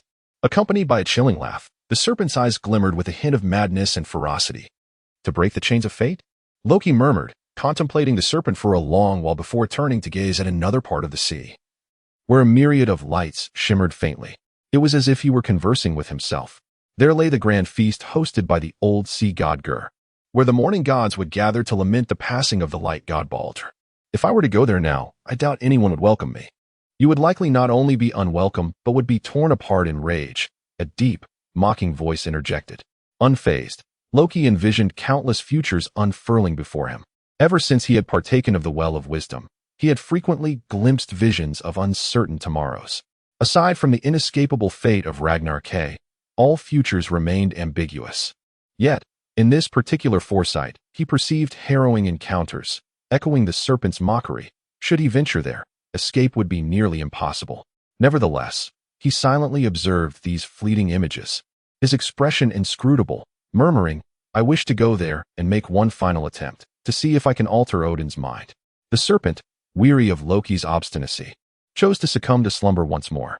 Why have I come here? Perhaps I have always known. With a visage as serene as still water, imbued with a sense of determination, he inhaled deeply and whispered, even if I am deemed a malevolent god, at least I can be considered a deity. Even if this is my fate, I wish to confront it head-on, even if it leads to my utter destruction. Unbeknownst to him, Loki's fist slowly clenched, and then he soared towards the radiant expanse. In the distance, the serpent watched indifferently as the figure faded away, before gradually closing its eyes and drifting into slumber once again. Chapter 66. Loki and the Gods Within the Depths of the Ocean Palace. Numerous deities encircled a vast wooden table, ample enough to accommodate thousands. The table was adorned with an array of exquisite delicacies, rare and hard to find. Sourced from the heavens, the earth, and the waters, both winged and unwinged, comprising meats and non-meats, a veritable feast of earthly delights. The gods, shrouded in melancholy due to the demise of the god of light, Baldur, gathered here under the aegis of the old sea god, Gur, seeking solace from their sorrow. Save for Thor, who was still engaged in battle with the frost giants in the distance. The faces of those who shared a close bond with Baldur reflected their grief, sighing deeply and cursing Loki amidst their lamentations. Nevertheless, the sumptuous food and lively atmosphere gradually dissipated the gloom, transforming the initially somber banquet into one of joviality. At the head of the table sat Odin, the All-Father, silently observing the unfolding scene, his profound single eye harboring inscrutable depths, as if lost in contemplation. Beside him, the host, the old sea god Gur, maintained an air of calmness, choosing not to involve himself in the disputes of the Aesir. Well aware of the invisible boundaries that separated giants and gods. Though he had summoned the deities to this feast, he spoke little, remaining neither too distant nor too close. Odin, I lament the passing of Baldur, Gur remarked, an appropriate note of sorrow gracing his countenance. Odin, non-committal to Gur's sadness, remained silent for a lengthy moment before softly uttering, "He has arrived." His voice was so faint that amidst the revelry, it might have gone unheard, save for Gur, who was closest to him. "What? Who do you speak of?" Gur inquired, furrowing his brow, eager for clarification. Just then, a clamor erupted from outside the palace. "You cannot. No, you cannot enter." The urgent voices of Gur's servants, Fimifeng and Elder, reached the ears of the gods within. They turned their gazes towards the entrance, where, despite the servants' fervent attempts to obstruct him, a familiar figure pressed onward into the palace. Amidst the profound backdrop of the ocean, under the watchful eyes of the assembled gods, the slender form of Loki strode in, his handsome visage adorned with a broad smile, reminiscent of times past. Addressing the gathered deities, he extended his arms and cheerfully proclaimed, "Noble gods, might I be invited to partake in this grand feast?"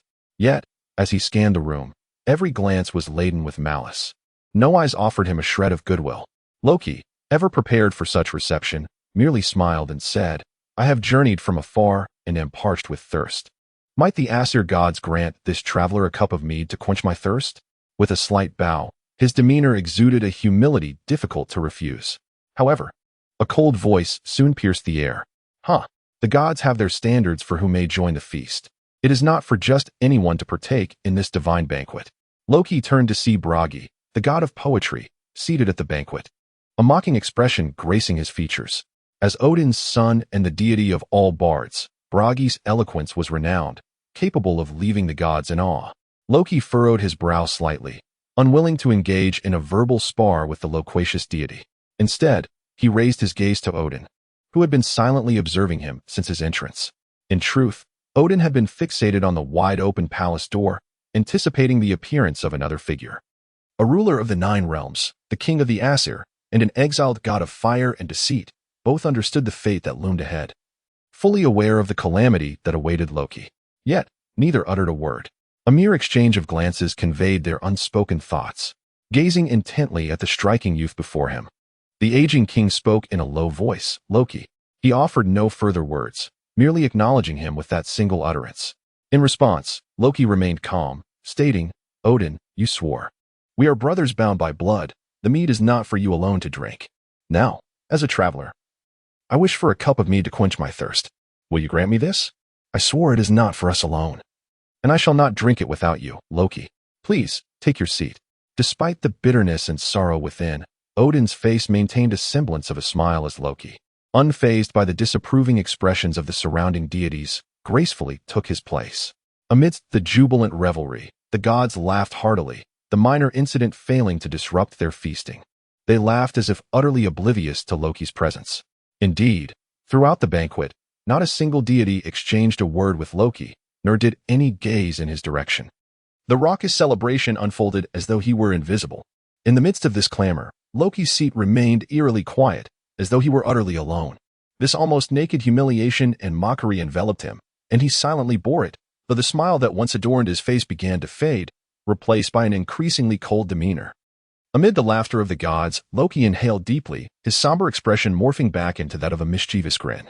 Rising from his seat, he lifted the horn filled with mead and proclaimed loudly, "All male gods of Asgard, let us drink to this toast." With Loki's sudden stand, the previously boisterous banquet fell into a hush, as if the gods awaited this moment, the moment Loki would unleash his wrath. He surveyed the assembly, then continued, "All female gods of Asgard, let us raise our cups." His voice did not falter. He raised the horn again, calling out, "All hypocritical gods, let us drink to this toast." A mocking smile played upon his lips, and his gaze turned frigid, sensing the growing animosity around him. He realized that should Odin's face betray the slightest displeasure, they would swiftly descend upon him in fury, tearing him to shreds. A smirk curled at the corner of Loki's mouth, devoid of fear, instead showcasing his signature sardonic expression as he directed his scorn towards Bragi, seated farthest from him. Only the god of poetry, Bragi, is unworthy to partake in this cup. With Loki's derision, he observed Bragi's face transition from shock to profound anger. Chapter 67. The other side of the gods. How dare you say such a thing, Loki? The god of poetry, Bragi, rose in fury, his face flushed with indignation. Loki merely regarded him with a bemused smirk, which soon erupted into hearty laughter. Bragi, Among the gods, you are the most timid. Every time you face the giants in battle, you merely cower and retreat. This drink is meant for warriors, not cowards. Upon hearing Loki's words, the expressions of the gods darkened, revealing their displeasure. Bragi, thrust into the spotlight by Loki, appeared utterly humiliated and retorted, his face reddening with rage. In eloquence or on the battlefield, I have never been defeated. Loki, speak such nonsense again, and I shall sever your head. Oh, spare me, Bragi. You are all bluster and no backbone. You may seem heroic in grandiloquent speeches, but when faced with a true giant, even a myriad sends you scurrying away. Indeed, you have never lost, for you have never truly fought. He lounged back, propping his feet upon the long table, casting a languid glance at Bragi across from him. Bragi's teeth ground together in frustration, his eyes aflame with anger, fist clenched tightly, yet he refrained from acting out. At that moment, the youthful goddess Idun, sitting beside Bragi, cast an angry glance at Loki before turning to her husband, gently tugging at his sleeve. Let it go, Bragi. For the sake of our kin and children present. Why stoop to Loki's level and bicker here? At her words, Bragi glanced around at the other gods, the storm of anger upon his face gradually dissipating. Both Bragi and Idun were among the 12 noble Asur gods, and to engage in a heated argument with Loki in such company would be quite unbecoming. Suddenly, with a mocking laugh, Loki interjected, Idun, do hush. I can boldly declare before the gods that you are nothing but a promiscuous harlot, unable to resist a robust man, even seducing the murderer of your brother. Loki's words were sharp and venomous, striking directly at Idun, rendering her face pale. You. Idun rose abruptly, her body trembling with fury, her fingers shaking as she pointed at Loki, unable to articulate her outrage, tears silently streaming down her cheeks.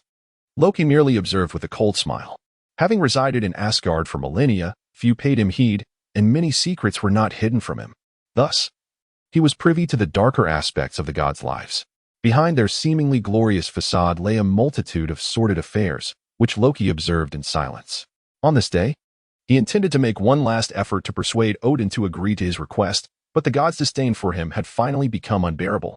The pent-up resentment and indignation accumulated over millennia erupted at last.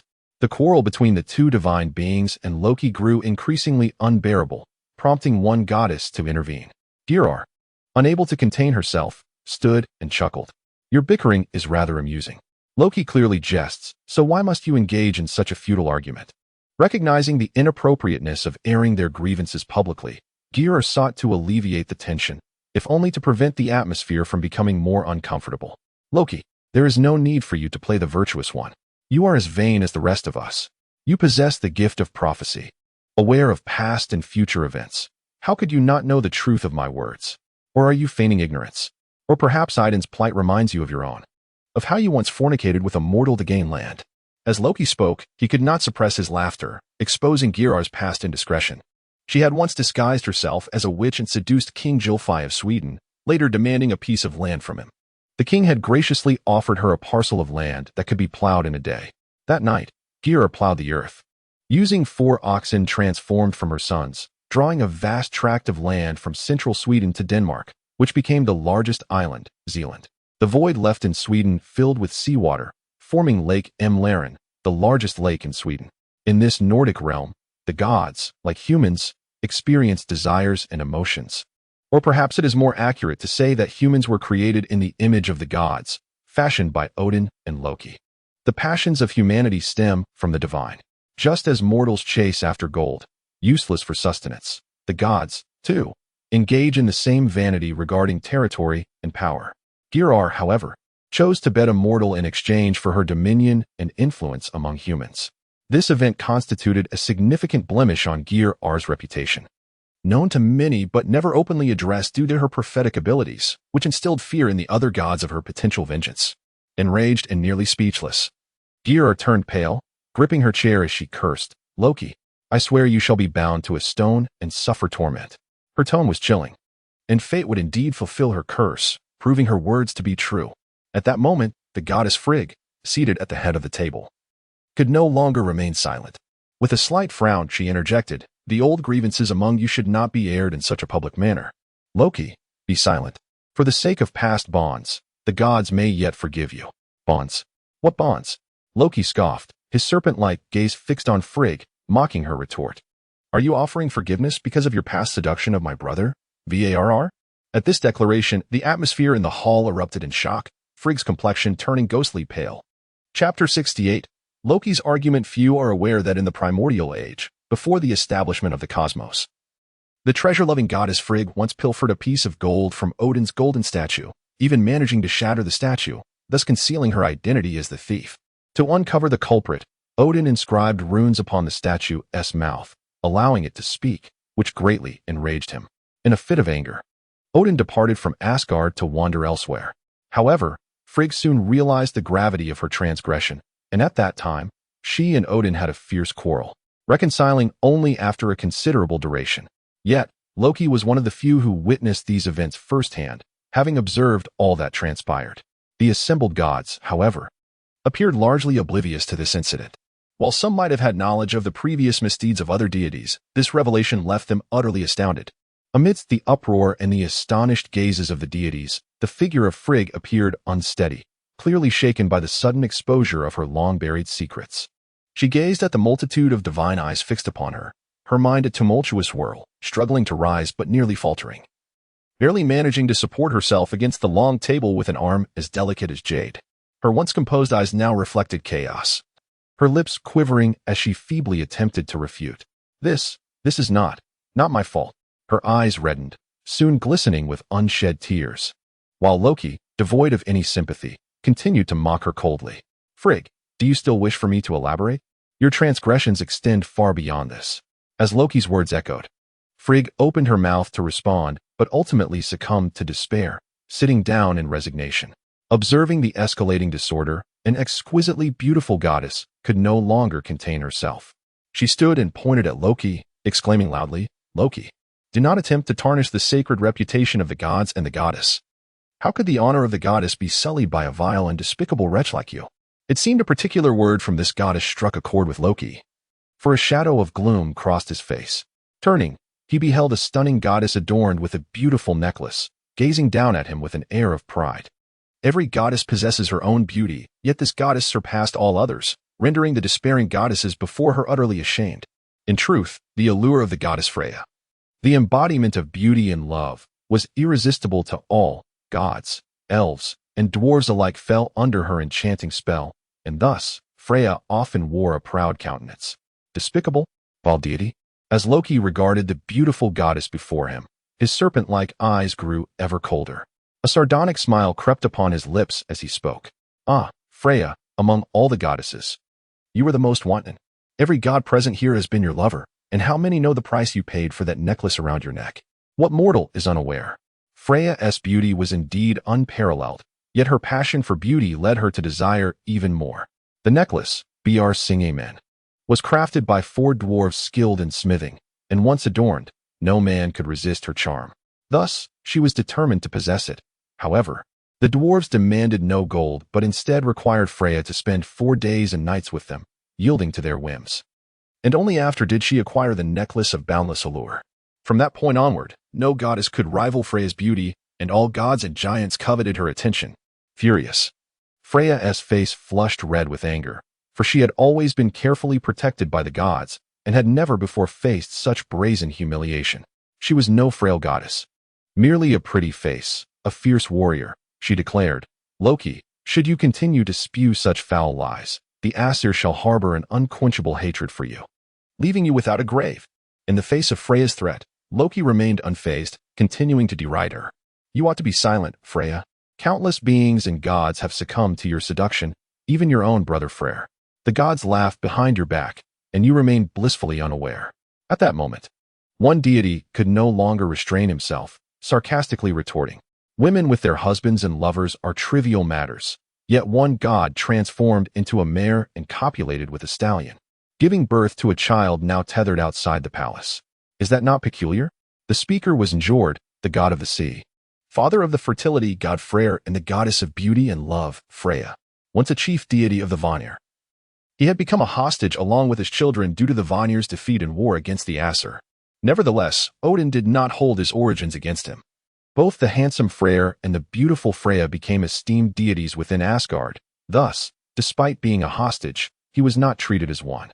In the past, Njord had considered Loki a friend, often sharing seafood with him. However, as the god's relations with Loki soured due to the treatment of the three siblings, their bond grew increasingly distant. Now, with Loki targeting his children, Njord could not remain passive. He stepped forward to counter Loki's jibes, referencing an event that traced back to the very establishment of Asgard. Not long after the creation of the world, the gods sought to build Asgard, surrounding it with a formidable wall capable of repelling all foes. Yet, the scale of this endeavor far exceeded their expectations. A skillful giant, riding a horse, boldly claimed he could complete the grand wall within 3 winters, on the condition that he would wed the goddess Freya upon completion. The gods, skeptical that anyone could accomplish such a monumental task, feigned agreement to his terms while imposing even more stringent conditions. He must finish the wall within a single winter without assistance from any other giants, and should he fail, they would not hesitate to execute him. Unexpectedly, the giant agreed without hesitation, and soon a magnificent wall began to rise. The gods soon realized that the giant's horse, Svalfari, was no ordinary steed, tirelessly transporting massive stones day and night without fatigue. Just 3 days before spring, the wall was nearly complete, and the gods grew increasingly anxious about relinquishing Freya to the giant. In this moment of desperation, Loki devised a plan. Thus, the wall surrounding Asgard remained incomplete, a gap that later became known as the Gateway, connecting Asgard to other realms through the Rainbow Bridge. Heimdall, the guardian of the gods, established a fortress there, keeping vigilant watch, marking the lone vulnerability of the otherwise impregnable Asgard. The result of the union between the mighty stallion Svalfari and Loki's transformation into a mare was that Loki bore an 8-legged foal named Sleipnir, which he subsequently gifted to his brother Odin, becoming Odin's renowned steed. At this moment, the gods were gathered in the underwater palace of the ancient sea god Gur, reveling in their libations, while the magnificent 8-legged steed was led outside the palace. Listening to the taunts of NHGGR, Loki's expression darkened further, and he spoke with deliberate intensity. NHGGR, there are matters I should have kept to myself out of respect for you, but I can no longer endure. Your son and daughter are, in truth, the offspring of you and your sister. The sibling bond is, after all, a tradition of your own lineage. Chapter 69. The gradual decay of the gods. On this occasion, the banquet had utterly collapsed. Under Loki's relentless barrage of words and his merciless unearthing of dark histories, the gathering had devolved into a bitter exchange of mockery and vitriol between Loki and the gods. Amidst this turmoil, a righteous deity could no longer remain passive. The war god Tyr furrowed his brow. He found no interest in the petty scandals and intrigues being aired. However, one particular mention by Loki sparked a desire to counter his claims. Frey, a valiant warrior known for his unmatched prowess in battle, was not one to abandon maidens, leaving them heartbroken, nor did he covet the wives of others. Instead, he remained steadfast and kind-hearted, known for his generosity. The warriors he captured were always released from their bonds. Frey was not as despicable as you suggest. Unexpectedly, Tyr's silence only incited Loki further, who erupted into laughter, taunting him mercilessly. O Tyr, do not pretend to be so simple and virtuous. While mortals regard you as the god of oaths, you have never honored your promises. Your severed right hand, bitten off by Fenrir, stands as a testament to your unreliability. It was evident that Loki harbored a deep-seated resentment regarding the imprisonment of his monstrous wolf offspring. The wolf had not betrayed its trust. It was the gods who had deceived it, binding it with chains and forcing a knife against its jaws, rendering it helpless. Tyr's face darkened with fury, unable to restrain his sarcasm. Loki, though I have lost a hand, you have lost a child, shackled in chains that may only be lifted on the day of destruction. Loki's expression turned grim as he regarded Tyr, a cold smile creeping across his face. Poor one-handed Tyr, shall we speak of your beloved wife? She and I shared a secret affair that bore a child, and you remain blissfully ignorant. At this proclamation, an uproar erupted among the gods. Tyr, taken aback, felt his countenance twist into a mask of rage. Loki, I shall kill you. Loki, he roared, attempting to charge forward, only to be restrained by his fellow deities. Regardless of the turmoil, shedding blood at a divine feast was considered ill-omened. Though the gods simmered with anger, they adhered to their own sacred protocols, forcing themselves to endure the moment. Yet, even as Tyr was held back, his eyes burned crimson with fury, bloodshot and wild, as he gasped for breath, glaring at Loki. In stark contrast, Loki maintained a facade of indifference, coolly savoring the mead in his horned cup. It was then that Fry, who had remained silent until now, finally spoke. Fenrir is locked beneath a great stone, bound in iron chains. Loki, you would do well to silence your tongue and refrain from further nonsense. Otherwise, the gods may forge a set of chains for you as well. Loki shot him a sidelong glance, scoffing. Fry, you coveted the daughter of the giant Ymir, using threats and manipulation to win her hand, offering as dowry that invincible sword of victory. Should calamity befall you and you lose that magical blade, how will you survive? You a fool, unaware that you are but a pawn in another's game. Lose that sword, and you will come to regret it.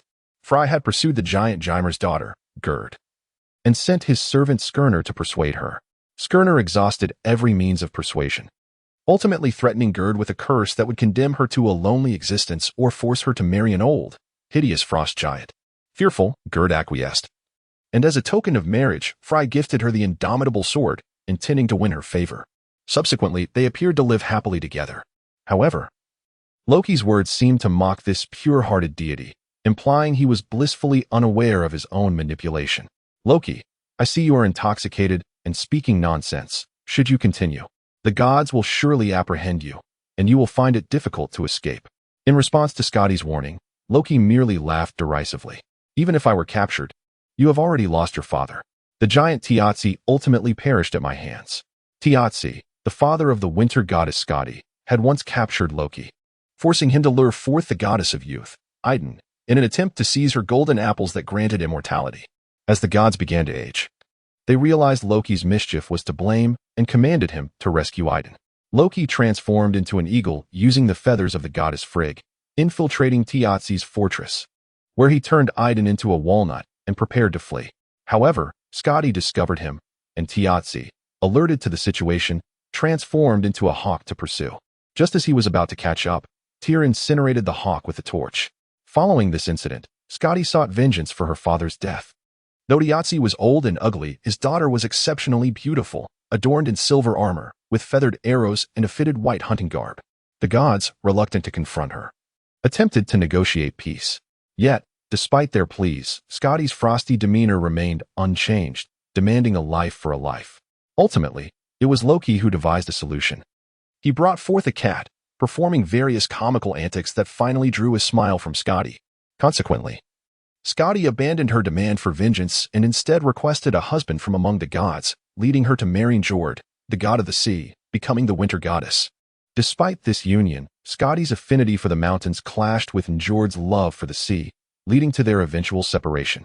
In time, Skadi found companionship with Ullr, the winter god born of Thor and Sif. On the surface, their union seemed harmonious, yet unbeknownst to them, Ullr had caught the attention of Frigg, who took him as her lover. Frigg, do you wish for me to continue? Your affairs extend far beyond this. Loki's earlier taunt served as a subtle warning to Frigg, revealing his knowledge of her secrets.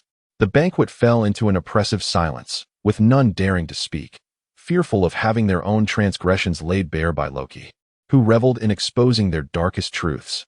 At that moment, Thor's wife Sif approached Loki, filling his horn with sweet mead. She calmly spoke, Loki, this cup is brimming with delightful mead. Drink it first before we continue. No matter how you may accuse me, you must acknowledge that I am the singular embodiment of purity among the Aesir. Loki fell silent, casting a glance at the beautiful and dignified Sif, the wife of the thunder god Thor, gentle, radiant, kind, elegant, and virtuous, beyond reproach even from Loki himself. For a moment, he seemed at a loss for words. And after draining the mead from his horn, he finally said, if anyone in all of Asgard possesses unblemished integrity, it would undeniably be you. You uphold your virtue and cherish your husband. It is indeed difficult for me to cast aspersions upon you. Hearing Loki's words, Sif smiled slightly. However, suddenly, a mocking expression crossed Loki's face as he leaned closer to Sif and whispered, but I alone know of the blemishes upon this pristine facade. For you harbor a secret lover besides your husband Thor, a sordid and vile god Loki. The hushed banquet erupted in astonishment. The once tranquil atmosphere was shattered as the gods murmured in disbelief, their faces etched with shock. No one could fathom that the goddess Sif could have a lover, and that it would be Loki himself. Loki, observing Sif's face turn pale, erupted into uncontrollable laughter, clutching his stomach and pounding the long table before him. Yet, amidst his laughter, tears began to stream from the corners of his eyes. He laughed and wept simultaneously, his demeanor bordering on madness. He raised his head and looked around. Every deity who met his gaze hastily averted their eyes, fearing exposure of their own dark secrets. How peculiar that these fearless gods now trembled before him. In this absurd scene, Loki suddenly grasped a deeper truth. Both he and Odin had long sought to evade the calamities that heralded Ragnarök. Since the dawn of creation, they had vanquished countless monsters that could bring about the twilight of the gods, repeatedly delaying its arrival. Yet, perhaps the catalysts for Ragnarök extend beyond mere monsters. When did the once noble and valiant Aesir begin to indulge in such decadence? The male and female deities engaged in wanton rivalry, while goddesses quarreled over adornments and beauty, and gods slandered one another. The hallowed beings who were once wise and upright now harbored shadows of vice and corruption. How many amongst them could claim to be blameless? Once, the gods derided the frost giants for their debauchery, yet now Loki found it increasingly difficult to discern who among them was truly divine. The once illustrious deities, unbeknownst to themselves, had fallen into a state indistinguishable from the savage frost giants they once scorned. In a moment of clarity, Loki perceived an unsettling truth. If those adversaries are the sparks igniting the flames of Ragnarök, then these decayed and corrupt deities serve as the kindling that feeds those flames. Throughout history, how many times had they thwarted the arrival of Ragnarök? How many monsters had they eradicated? How often had they delayed the twilight of the gods? The conflict between the Vanir and the Aesir was itself a prelude to Ragnarök, yet the Vanir had been defeated by the Aesir. Under any circumstances, as long as the gods united and fought as one, no adversary could withstand the collective strength of their unity. But could the Aesir truly continue to stand together and fight like warriors? Loki was uncertain. Suddenly, a profound rumble echoed from beyond the palace. As if the very earth trembled with the footsteps of giants. The thunderous roar resonated within the palace, and all the deities turned to listen, suddenly realizing a grave truth. Thor, the god of thunder, had arrived, having rushed back from the battlefield against the frost giants, and had overheard the exchange between Sif and Loki. The gods shivered at the sound. When this wrathful thunderer unleashed his fury, no one could predict the consequences. Loki, outside the palace. Thor's furious roar shook the very foundations of their underwater abode. The god of thunder had come. Amidst the deafening peals of thunder, an enraged roar reverberated throughout the submarine palace, causing it to tremble and unsettling the assembled deities. The platters laden with delicacies upon the long table were overturned, and countless precious porcelain vessels shattered upon the floor. In the midst of this pandemonium, heavy footfalls echoed from beyond the palace walls. Thump, thump.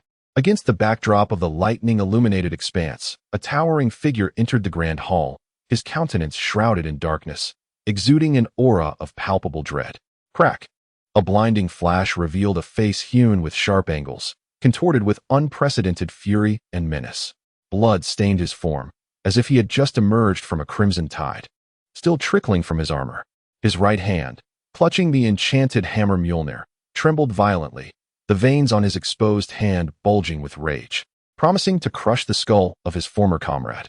Of all the gods, he alone had been absent from the feast, engaged in battle against the frost giants who dared defy divine rule. Having vanquished them, he had hastened to the submarine palace, only to overhear the conversation between Loki and Sif. He gnashed his teeth, first casting a deep, accusatory glance at Sif, whose face was pale with remorse. Then, ignoring her, he turned his gaze upon Loki. Loki, he bellowed, his voice a low growl that inspired unease. I will slay you, you treacherous, vile, and loathsome wretch. With that, he advanced upon Loki, his eyes ablaze, not metaphorically, but literally, with flames erupting from his very pupils, engulfing his body in an inferno. Each step left a trail of burning embers, which ignited the waterless palace floor. Such was the manifestation of divine wrath, an unquenchable fire that raged without end. Before this fiery apparition, Loki's mocking facade crumbled, replaced by a look of grave concern. Escape was impossible. The certainty of this fact weighed heavily upon him. The palpable intent to kill permeated the air, threatening to unleash the hammer upon his skull. How many frost giants had the thunder god slain? An unquantifiable number, akin to counting the grains of sand on a beach. Loki was but another frost giant, albeit one versed in the arcane arts, a mere morsel to be devoured. Countless futures flickered before him, yet with each step of the thunder god, the possibilities diminished, replaced by visions of his own demise. Death, death, death, death, death, death, death, death,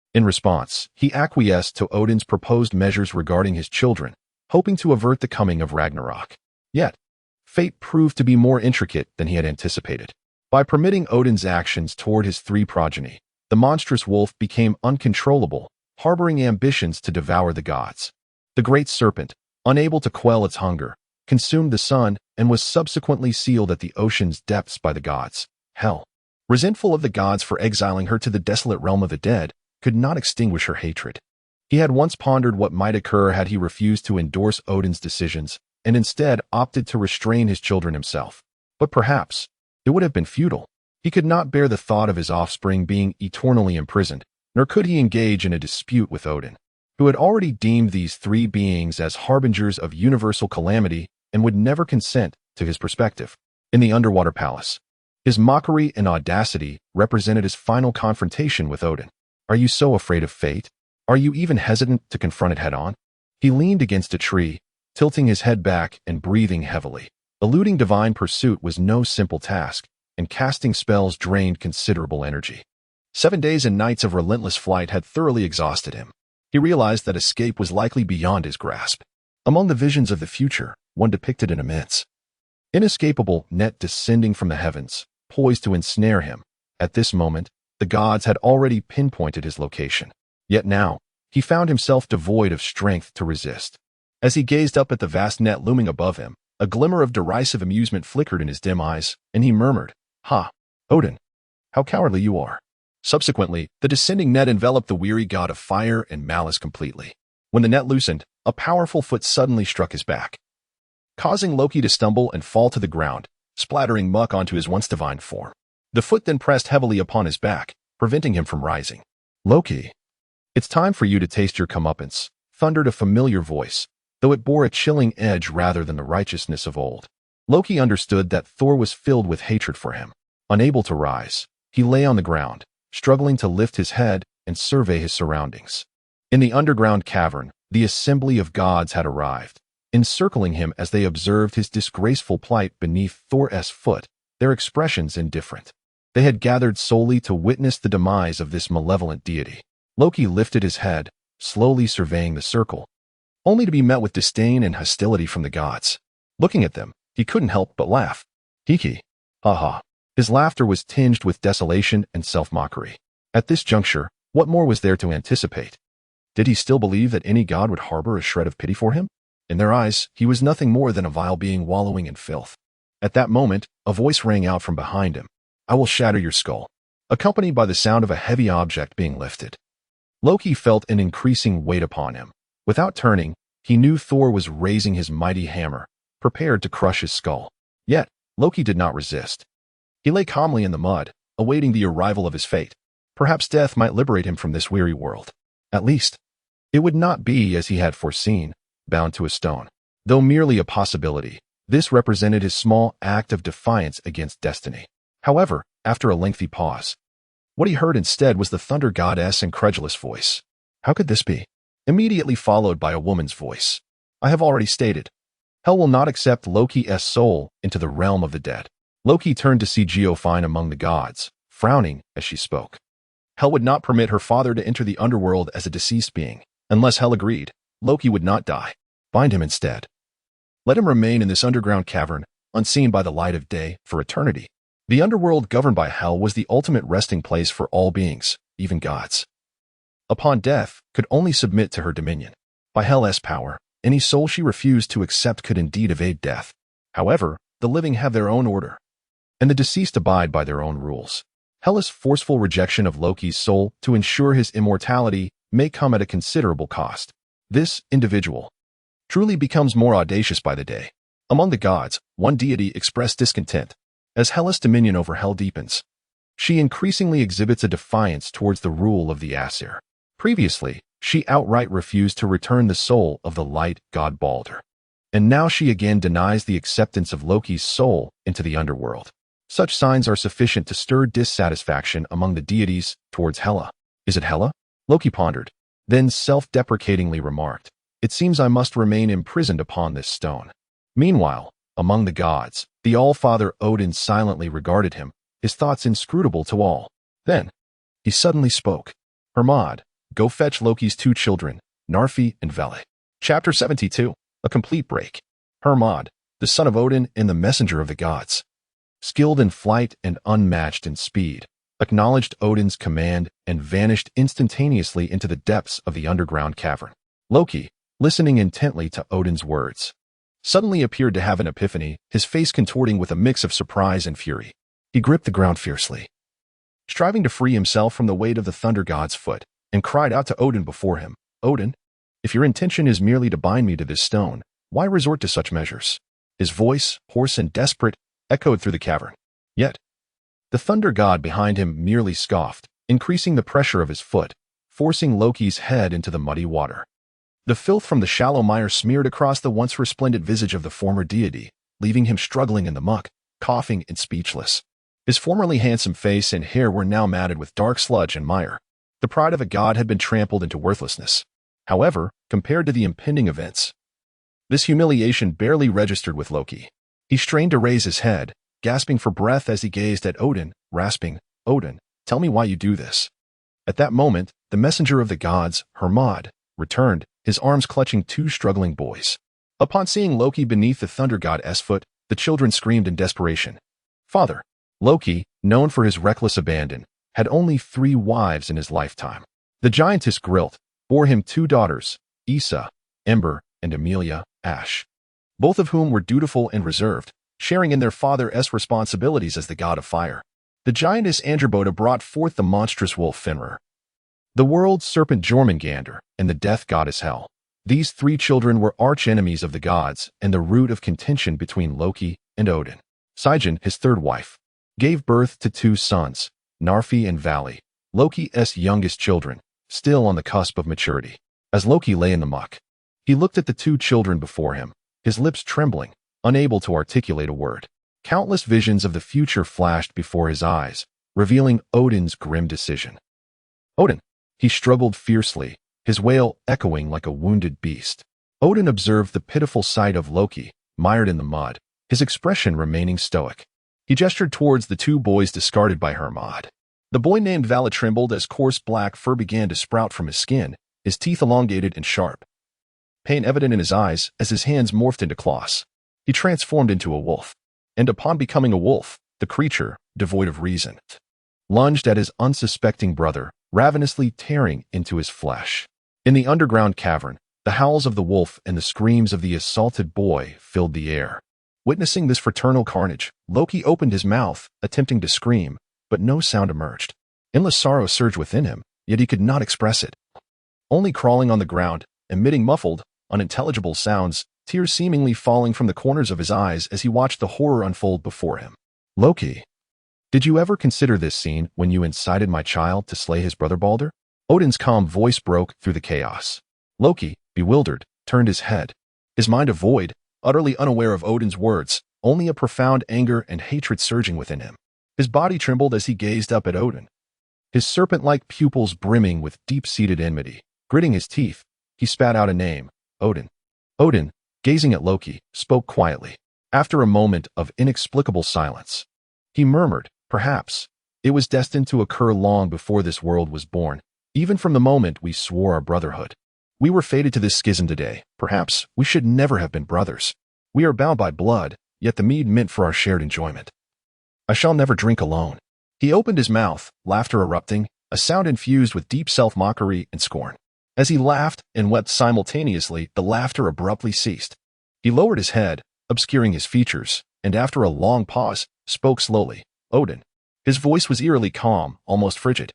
Odin leaned down, silently observing his once brother, Loki, who struggled to raise his head, gazing up at Odin. Their foreheads nearly touched, their eyes clashed, one pair serene and silent, the other filled with unutterable darkness and resentment. How Loki gasped, his dark and icy gaze fixed on his brother, gritting his teeth as he declared, "Odin, you will pay for this."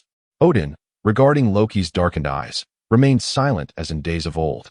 He stood upright, not glancing back at Loki, but addressed the other gods nearby with calm resolve. "Ordinary chains cannot restrain Loki. His magic is too adept, of that I am well aware. Thus, I shall carve open the belly of his child, using the intestines of his own flesh to forge chains, cursing him with the blood and flesh of his kin. rendering him unable to escape. Loki, still submerged in the filth, merely scoffed, his cold, dark eyes staring indifferently at the gods, instilling an unsettling dread among them. "I wish to see his face no more. It disturbs me," spoke Skadi, the goddess of winter, furrowing her brow at Loki. "You may capture a venomous snake, using its poison to erode Loki's visage, so you will never again have to behold his face," suggested the goddess Geofine to Skadi. Regardless of the god's discourse, Loki remained silent, merely responding with a cold smile. After a protracted silence, the gods departed. In the dark, shadowy underground cavern, only Loki remained, bound by ropes to the rock.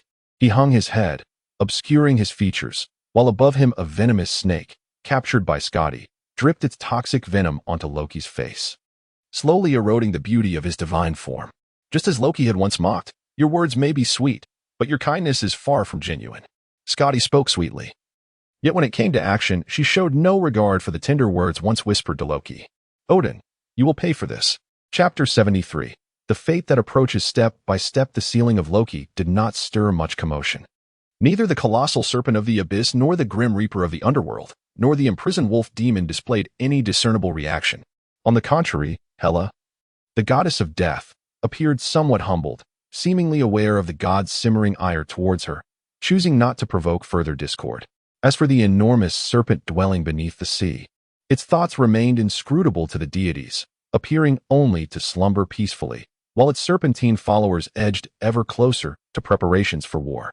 In the current climate, where ambition and conspiracy brewed among the gods across the 9 realms, the divine beings turned a blind eye, too preoccupied to concern themselves with the serpent's intentions. Loki's daughters, Issa and Emilia, maintained a low profile, refraining from any outrageous acts. Yet beneath this seemingly tranquil facade, even the most humble of divine servants sensed the undercurrents of turmoil. The events between Thor, the god of thunder, and Sif remained shrouded in mystery. All that was known was that the tempestuous Thor had since become taciturn, no longer visiting Sif's palace and instead remaining at the forefront of battle against the rebellious frost giants. As king of the gods, he could not display his wrath and dissatisfaction among the Pantheon, for such emotions would breed unease. However, as a husband, he was entitled to express his anger and discontent towards his unfaithful wife. Loki's remarks at the divine feast had sown seeds of suspicion, discontent, and indifference among the gods. The fire god's imprisonment directly extinguished the flames of the world, causing the climate across the 9 realms to grow increasingly frigid. Despite the efforts of the sun goddess SL and the winter god, among others, to sustain the warmth, the climate's deterioration was barely staved off, and the encroaching cold became inevitable. This transformation was richly documented in the annals of human history: cold, snow, famine, and frozen corpses. All historical records unanimously echoed these terms. In the absence of Loki, the fire god, and the light god Balder, the 9 realms plunged into a protracted ice age, with winters extending excessively long, engulfing half the year in an unyielding chill. In the fields, crops struggled to grow. The fleeting spring could not sustain humanity's hunger, leading to skirmishes and wars over the scant resources.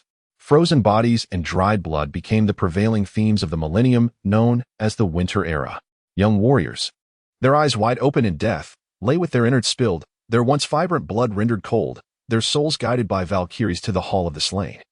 While crows circled above the desolate battlegrounds, cawing mournfully, humanity's once glorious epoch had abruptly descended into a state of languor.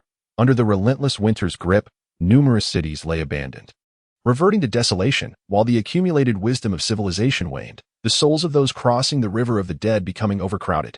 In this dismal atmosphere, a prophecy concerning Ragnar K, meaning the destruction of the world in Old Norse, began to circulate among the 9 realms.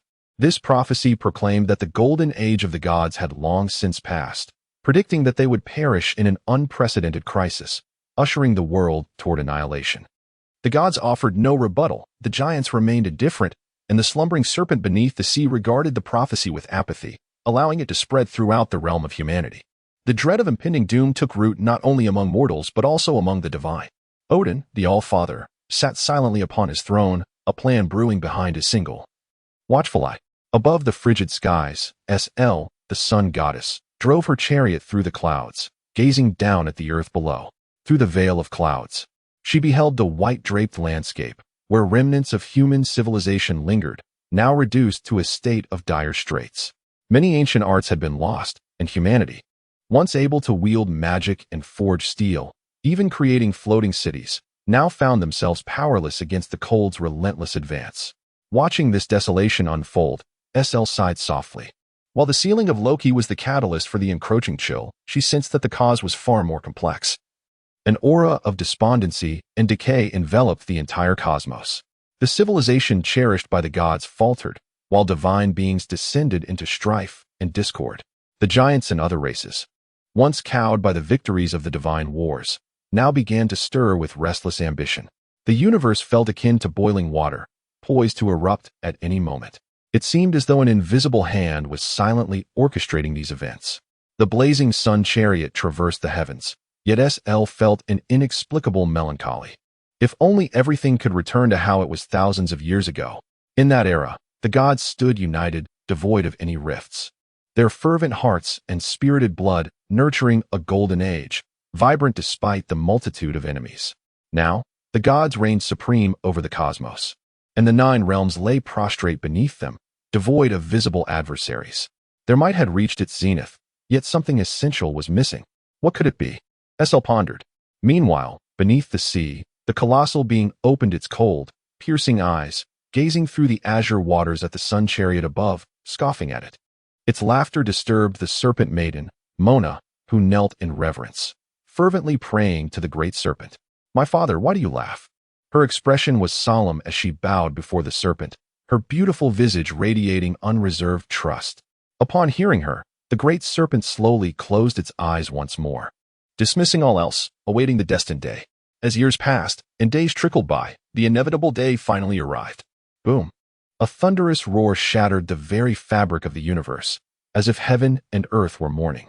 The world tilted under this unprecedented cacophony, and all beings within the 9 realms, whether gods, giants, or monsters, awakened to the primal terror that surged through them. Chapter 74. The black dragon Nidhogg, the supreme King Odin, seated upon his exalted throne, was stirred by a profound tremor. After millennia, the lines of age had etched themselves deeper upon his brow, and his once grizzled beard had turned nearly entirely white. With a startled widening of his single eye, capable of penetrating all truths, he gazed down from the pinnacle of the 9 worlds towards the source of the disturbance below. In the northern realm of fog, Niflheim, a place perpetually shrouded in dense mist and eerily silent, once deemed devoid of life, a colossal black dragon with immense wings emerged as the world tree tilted. The obscuring mists began to dissipate, revealing the fearsome creature. This dragon, with a skeletal form exuding an aura of deep malevolence, was accompanied by an enormous entity beneath it, resembling a continent and vaguely reminiscent of vast tree roots. What kind of tree could possess roots so vast and robust, akin to a continent, sprawling like the ocean? It was none other than the world tree itself. And this black dragon was none other than Nidhogg, a name Odin recognized all too well. Odin's countenance darkened as he observed the dragon, gritting his teeth in anger. Over the countless ages since the birth of the cosmos, ominous signs of world destruction had awakened him more than once, reminiscent of the unprecedented war between the Aesir and the Vanir, the primordial fire giant Surtur, Loki's 3 offspring, and the clashes between frost giants and deities, culminating in the presence of this venomous dragon, Nidhogg. At this moment, the black dragon roared with glee at the severed roots of the world tree, reveling in its triumph over the cosmos. Despite the immense size and resilience of the roots, Nidhogg's relentless gnawing and the corrosive effects of its venom had finally led to their complete severance.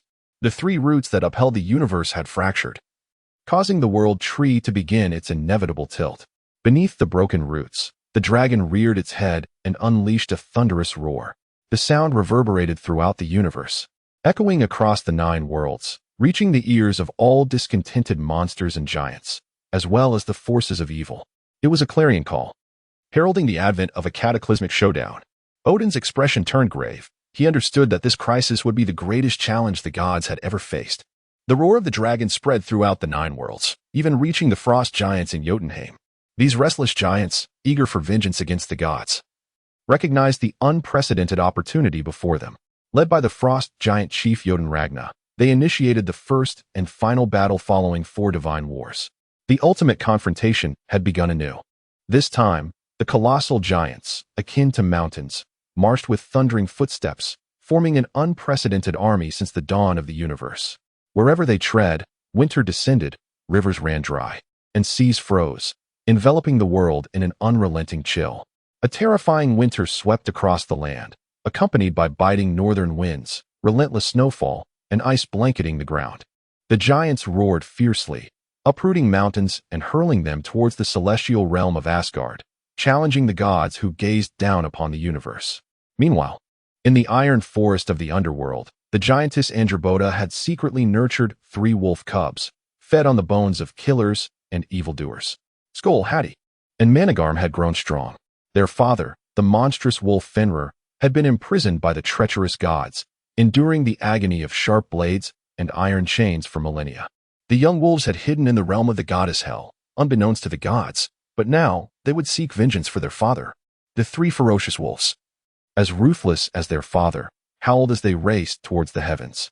Skoll pursued the solar chariot of the sun goddess Sl, while Hati chased the lunar chariot of the moon god Mni. Managarm's insatiable greed surpassed that of his brothers as he opened his gaping maw, intent on devouring the stars above. Many ancient monstrosities stirred as well. The chains and seals once used by the gods to bind them could no longer suppress their thirst for revenge. From the depths of the earth, they struggled and roared, eager to partake in this unparalleled final confrontation. Simultaneously, a colossal serpent, long slumbering in the depths of the ocean, finally awoke, merging with the profound seabed. It lifted its head, hearing the roars of Nidhogg. From the city of Avalere, the cries of countless beings echoed in its ears. Observing the tumultuous universe, a sinister glee glimmered in its cold, serpentine eyes. For over 10,000 years, it had been sealed beneath the ocean, biding its time for this moment.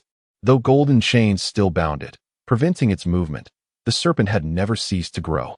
Now, its power had reached unimaginable heights, beyond anyone's conception. With a heavy exhale, the serpent stirred the waters, causing massive upheavals that even disturbed the distant palace of the ancient sea god Gur.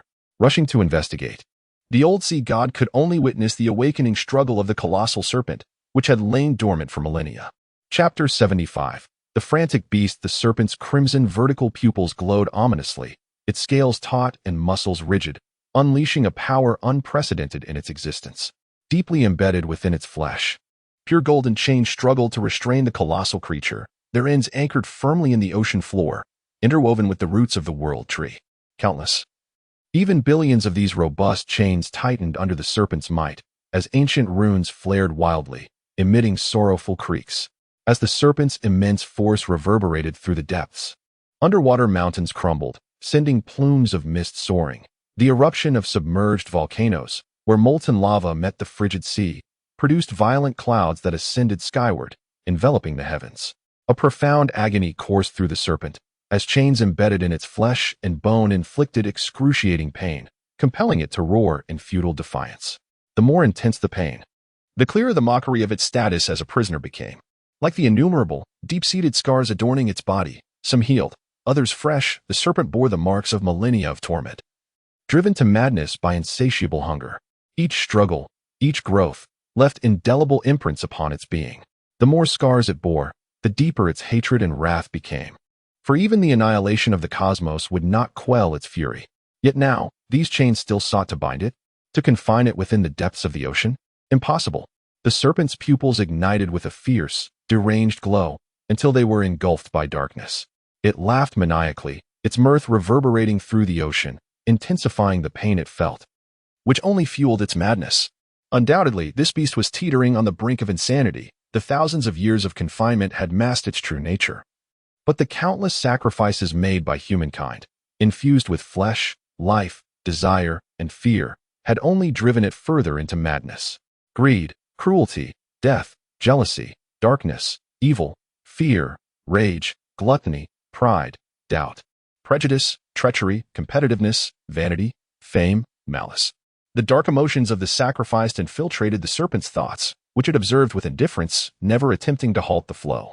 Though ultimately these were but the desires of mere insects, humble and superficial, yet the serpent did not resist. On the contrary, it found pleasure in them. The serpent had always been arrogant and proud, viewing the desires that could lead ordinary beings to madness as mere entertainment. At this moment, these desires surfaced. allowing the emotionless serpent to experience the profound rage of humanity.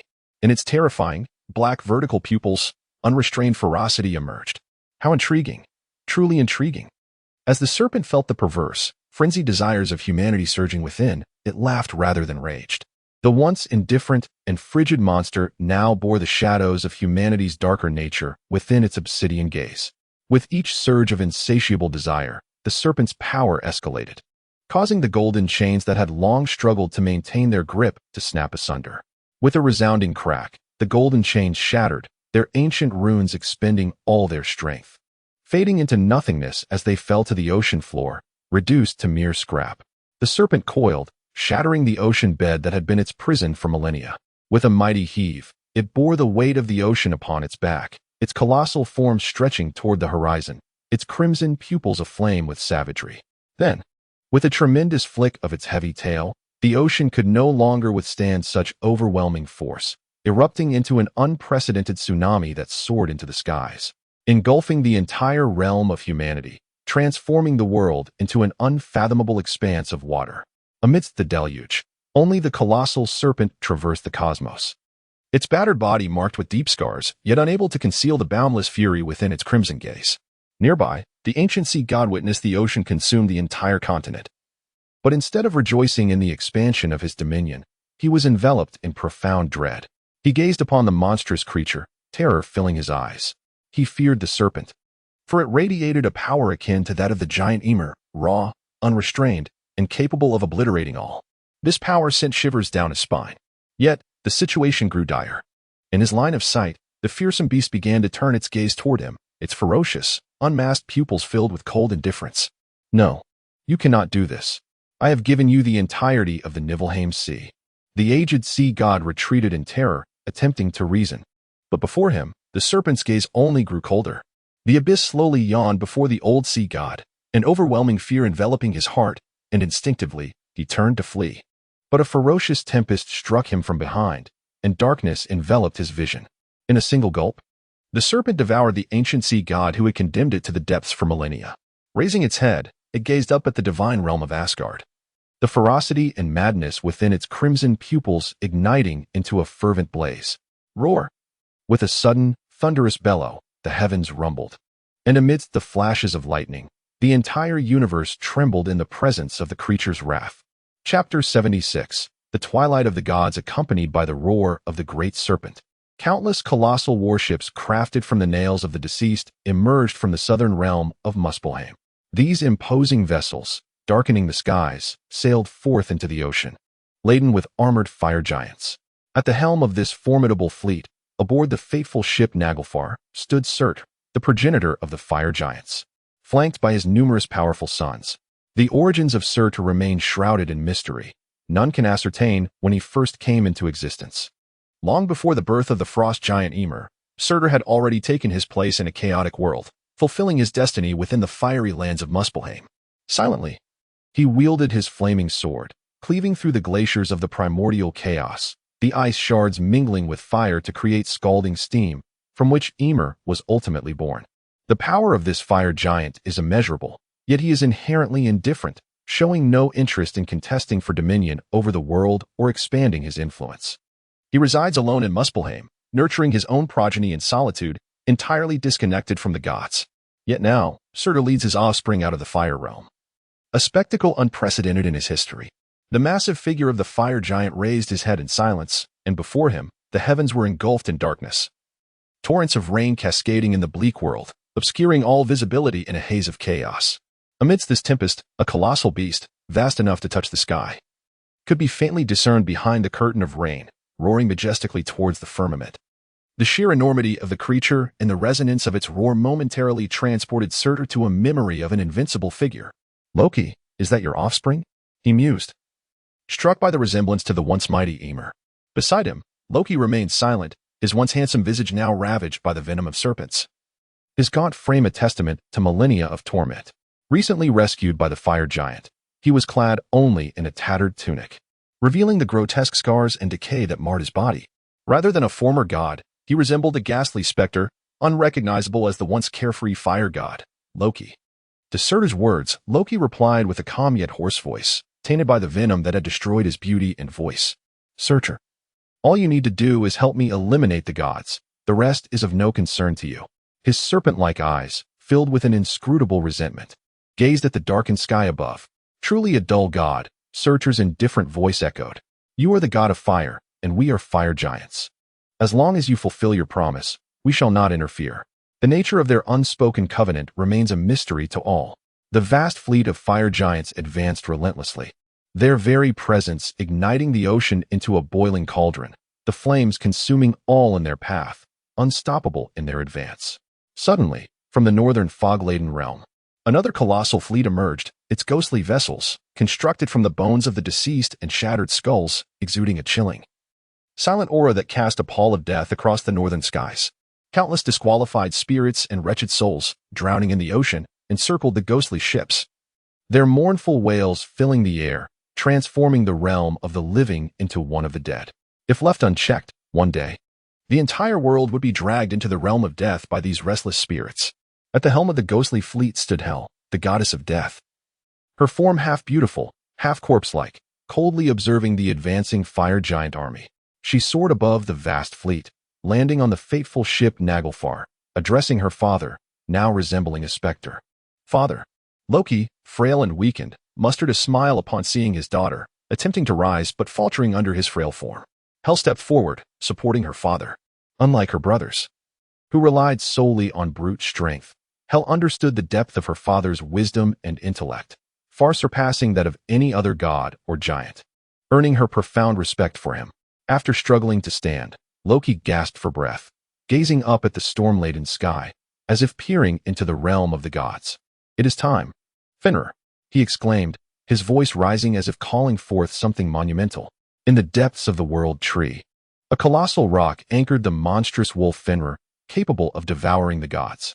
A dark essence enveloped the area, punctuated only by the occasional fearsome growl, a testament to the creature imprisoned within. Suddenly, the sound of snapping chains echoed, heralding Fenrir's liberation. The wolf raised its head, its furious eyes ablaze with hatred after 10,000 years of torment. It was time to exact vengeance upon the gods. With a thunderous howl, Fenrir's form expanded, surpassing mountains and seas, its size rivaling that of its brother. The wolf's maw opened wide, one paw in the realm of the living, the other straddling the underworld. The universe felt constricted, as the wolf and serpent each claimed half the world, Fenrir roaring defiantly, releasing the pent-up fury of its long imprisonment. Meanwhile, in the realm of Asgard, Heimdall, the guardian of the gods, bore witness to the unfolding chaos and, without hesitation, sounded the war horn to summon the gods. The resounding call of the war horn echoed throughout the universe, announcing the impending arrival of an unprecedented final battle. Chapter 77. The Great War approaches. Meanwhile, the fateful ship Naglfar, laden with the flames of giants, along with numerous ghostly vessels, has already set sail towards the Rainbow Bridge. The frost giants of Jotunheim have also arrived beside this bridge. Among the 9 realms, aside from the lifeless mist land and the human world, which was swept away by the serpent, half of the remaining 7 realms have gathered here. The frost giant leader, Frym, a colossal figure whose movements resemble shifting mountains, surveyed the 2 massive fleets before him. He quickly grasped the situation and stepped forward to address Loki in the tongue of giants. Son of Ymir, you shall lead us in vengeance against those deities. The resounding voice of the giants echoed like thunder, making the gravity of the situation unmistakable. A decisive battle was imminent, and the entire cosmos required a commander to lead this unprecedented army. Undoubtedly, Loki was the most fitting candidate, both in terms of identity and capability. I vow that you shall have what you desire, Giant Frym, Loki replied. At this moment, the monstrous wolf and serpent lowered their heads in acknowledgement. Their immense, otherworldly eyes loomed like celestial bodies against the darkened sky, gazing down upon their progenitor, Loki. The wolf, Fenrir, merely snorted, summoning a rumble of thunder, while the serpent disdainfully flicked its tail, causing the oceans to tremble. Despite their annoyance, the 2 behemoths tacitly accepted Loki's leadership. They marched side by side, followed closely by numerous frost giants, fire giants, the deceased, and a multitude of malevolent creatures. The magical wolf raised its head, unleashing a torrent of flames towards the heavens, while the serpent opened its maw, spewing venom and toxic mists, soon enveloping the universe in a shroud of poison and fire. The serpent glanced at the magical wolf, who returned the gaze, their eyes reflecting a chilling cruelty, almost as if the serpent beheld a reflection of itself. Ha ha, the serpent laughed, finding the magical wolf's demeanor unexpectedly appealing. Perhaps it was their shared immense strength or their mutual monstrosity that forged an instant kinship between them. Amidst the swirling poison and flames, the black dragon Nidhogg emerged from the abyss, soaring above the vast fleets and giant armies, flapping its massive wings and emitting a haunting wail. From the depths of the ocean and the city of Niflheim, half-human, half-serpent creatures, as well as numerous venomous serpents, crawled forth. These armored serpentine beings were led by the Serpent Queen, Mona. Clad in exquisite armor and surrounded by hundreds of beautiful maidens, Mona gripped her pure golden scepter, a symbol of her ancient Eastern lineage, as she rode atop a gigantic dolphin, closely pursuing her creator and father. The fire giants charged forward, mounting their fiery steeds as they set foot on the Rainbow Bridge, roaring with the intent to storm into Asgard. Yet, with a thunderous roar that reverberated through the cosmos, the bridge could not withstand the weight of so many fire giants, and the millennia-old structure collapsed. In the realm of the gods, upon hearing the war horn, the deities began to prepare, gathering within the golden palace. The divine vision allowed them to witness the assembly of the rebellious forces below, and an indescribable rage surged within their hearts. For thousands of years, the universe had groveled at their feet, yet now, those giants who had fallen in battle, the imprisoned monsters, and the suppressed malevolent gods dared to unite in rebellion. Amidst the fervor, the All-Father Odin remained silent. After a long pause, he finally spoke. There is something I must reveal, a prophecy concerning the fate of the gods. The prophecy of Ragnarok slowly escaped Odin's lips. Unlike the ambiguous tale shared among mortals, the All-Father, having drunk from the well of wisdom, foresaw a future far more detailed than any other deity could comprehend. This prophecy was so precise that it foretold the demise and fate of each god. The All-Father, the All-Mother, the Thunder God, the God of Love, the God of War, the God of Poetry, the God of the Forest, the Winter Goddess, the Goddess of Prophecy, and the Goddess of Spring, including himself. All their destinies were calmly articulated by Odin. Listening to the dire fates that awaited them, every god named by Odin turned pale, knowing when one would die and by whose hand was, after all, a most unwelcome revelation. The deities exchanged glances, initially silent, until the one-handed god of war, Tyr, stood up first. With boundless courage, he gazed at the All-Father seated upon the throne and spoke calmly. All-Father, I was born a warrior, unacquainted with the concept of fate. Even if what you speak is indeed my destiny, I would prefer to die upon my shield. His voice carried a profound conviction as he took a deep breath, struck his chest, and proclaimed to the All-Father, Command us. Summon all gods and valiant warriors of the cosmos to mount our steeds and raise our banners. For this universe, and for this prophecy, let us demonstrate that the deities are not a band of cowards who cower before fate. Even in death, gods should die valiantly upon their shields, not languishing in bed, succumbing to fear and cowardice. Tyr's voice grew increasingly fervent. The term coward struck deeply into the hearts of every god present. With Tyr's words, one by one, the gods arose. They spoke not a word, but the fervor in their eyes spoke volumes. Though the divine beings were not without their imperfections, despite their myriad dark histories, they remained proud warriors, unwilling to yield easily to fate. Observing the eager expressions of the gods before him, the aged one-eyed All-Father remained silent. Yet a smile gradually crept upon his lips, blossoming into laughter. For the first time in millennia, since partaking of the well of wisdom, the weight of Ragnarok had pressed heavily upon his shoulders, silencing his laughter. Yet now, he laughed heartily, the weariness in his visage illuminated by a radiant smile, as if the burdens of countless years had lifted, leaving him with an overwhelming sense of relief. Thor, Frey, you valiant warriors of Asgard, proceed to guard the towering walls of Asgard, ensuring that no giants breach our sacred realm. Heimdall, maintain your vigilant watch at the entrance of the Bifrost, God of War. Assist Heimdall in his duties. Valkyries, summon the spirits from Valhalla, informing them that the great battle is upon us. The All-Father meticulously assigned tasks to each deity, even including the goddess, who was instructed to join her maidens in standing watch at the ramparts. In the eyes of these gods, there existed no distinction between genders. They all shared a singular identity, warriors. Yet, the gods soon realized that the All-Father had not mentioned his own role. And what of you, my father? Inquired Bragi, the god of poetry, with a hint of confusion. Me? The All-Father paused, his gaze shifting downward, his single eye penetrating through Asgard, the mortal realm, and even the depths of hell, delving into the farthest reaches of the world tree. There, an ancient giant with a beard as white as snow rested by the well, lost in slumber. Observing this scene, the Allfather murmured, "There is yet one matter. I must seek clarity."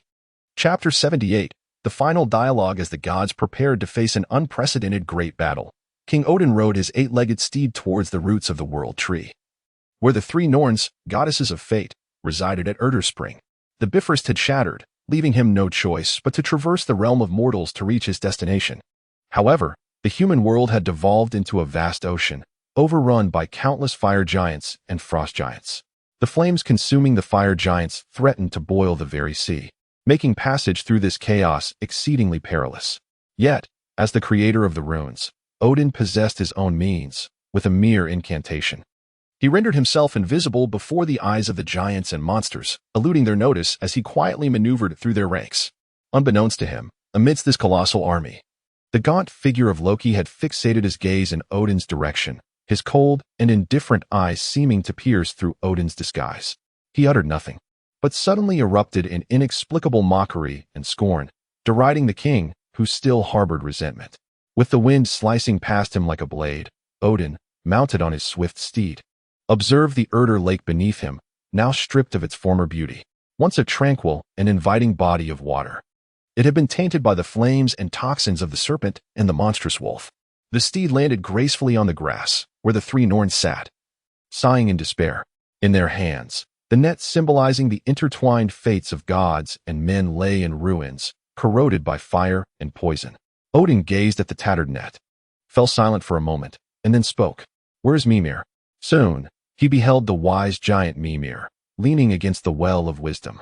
Mimir, his beard as white as snow, appeared to have anticipated Odin's arrival. He regarded the approaching king with calmness and remarked, "O king, on the eve of Ragnarok, what business brings you here?" Odin met his gaze, initially quiet, then slowly replied, "Mimir, tell me, have I erred? What if I had not severed ties with Loki?" Mimir glanced at him, a faint smile gracing his lips as he responded, "Odin, you are indeed peculiar. You imprisoned his two children for millennia, exiled his daughter to the realm of the dead, forced his three wives into hiding due to your decisions, cursed his two brothers to turn against one another, silenced his daughters, rendering them voiceless, and bound Loki himself in a subterranean cave for thousands of years, enduring the agony of venomous burns. All his kin have suffered because of you, and yet you ponder what might have been had you not broken your bond with him. How should I evaluate you, Odin? I merely wish to save this world," Odin asserted, to which the ancient giant remained noncommittal. "Indeed, you strive to salvage this world. Had you not imprisoned Loki's three children, Ragnarok would have unfolded over 10,000 years ago. Had you not relentlessly pursued the black dragon Nidhogg, it would have occurred 30,000 years prior. And had the Aesir not triumphed over the Vanir, this universe would have perished in that divine conflict, even earlier. If the Aesir had not established a stable order, the cosmos would have crumbled at its inception." Mimir concluded, offering a begrudging acknowledgement of Odin's efforts. "But my efforts remain insufficient. I ultimately failed to avert Ragnarok's approach," Odin lamented. "What difference does it make, even if you had done better?" Mimir countered, shaking his head.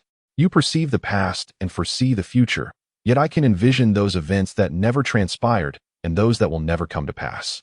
Even if you and Loki had never split, even if Nidhogg had willingly obeyed your will, even if his three children had embraced your divine authority, even if the frost giants had relinquished their hatred for the gods and accepted their dominion, even if the gods stood united, free from decay and corruption, even if the Vanir and Aesir merged harmoniously, even if every potential peril were eliminated and you strove for perfection, I must candidly inform you, Odin, the twilight of the gods shall inevitably arrive. Odin, in that unrealized future, the gods, flourishing to the utmost, may seem destined to reign for millennia.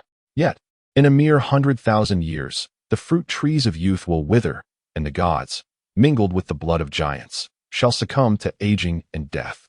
In their struggle and despair, the gods will gradually fade.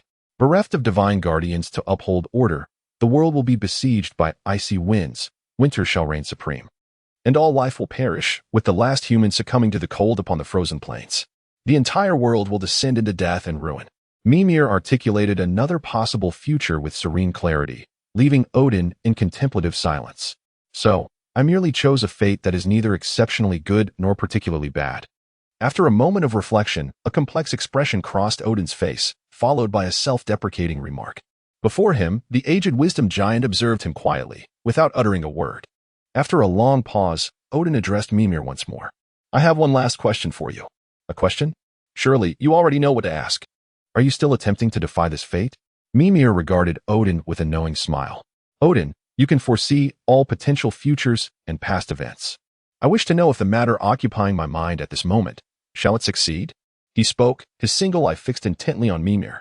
Odin, concerning the matter that weighs on your heart, I cannot reveal the answer.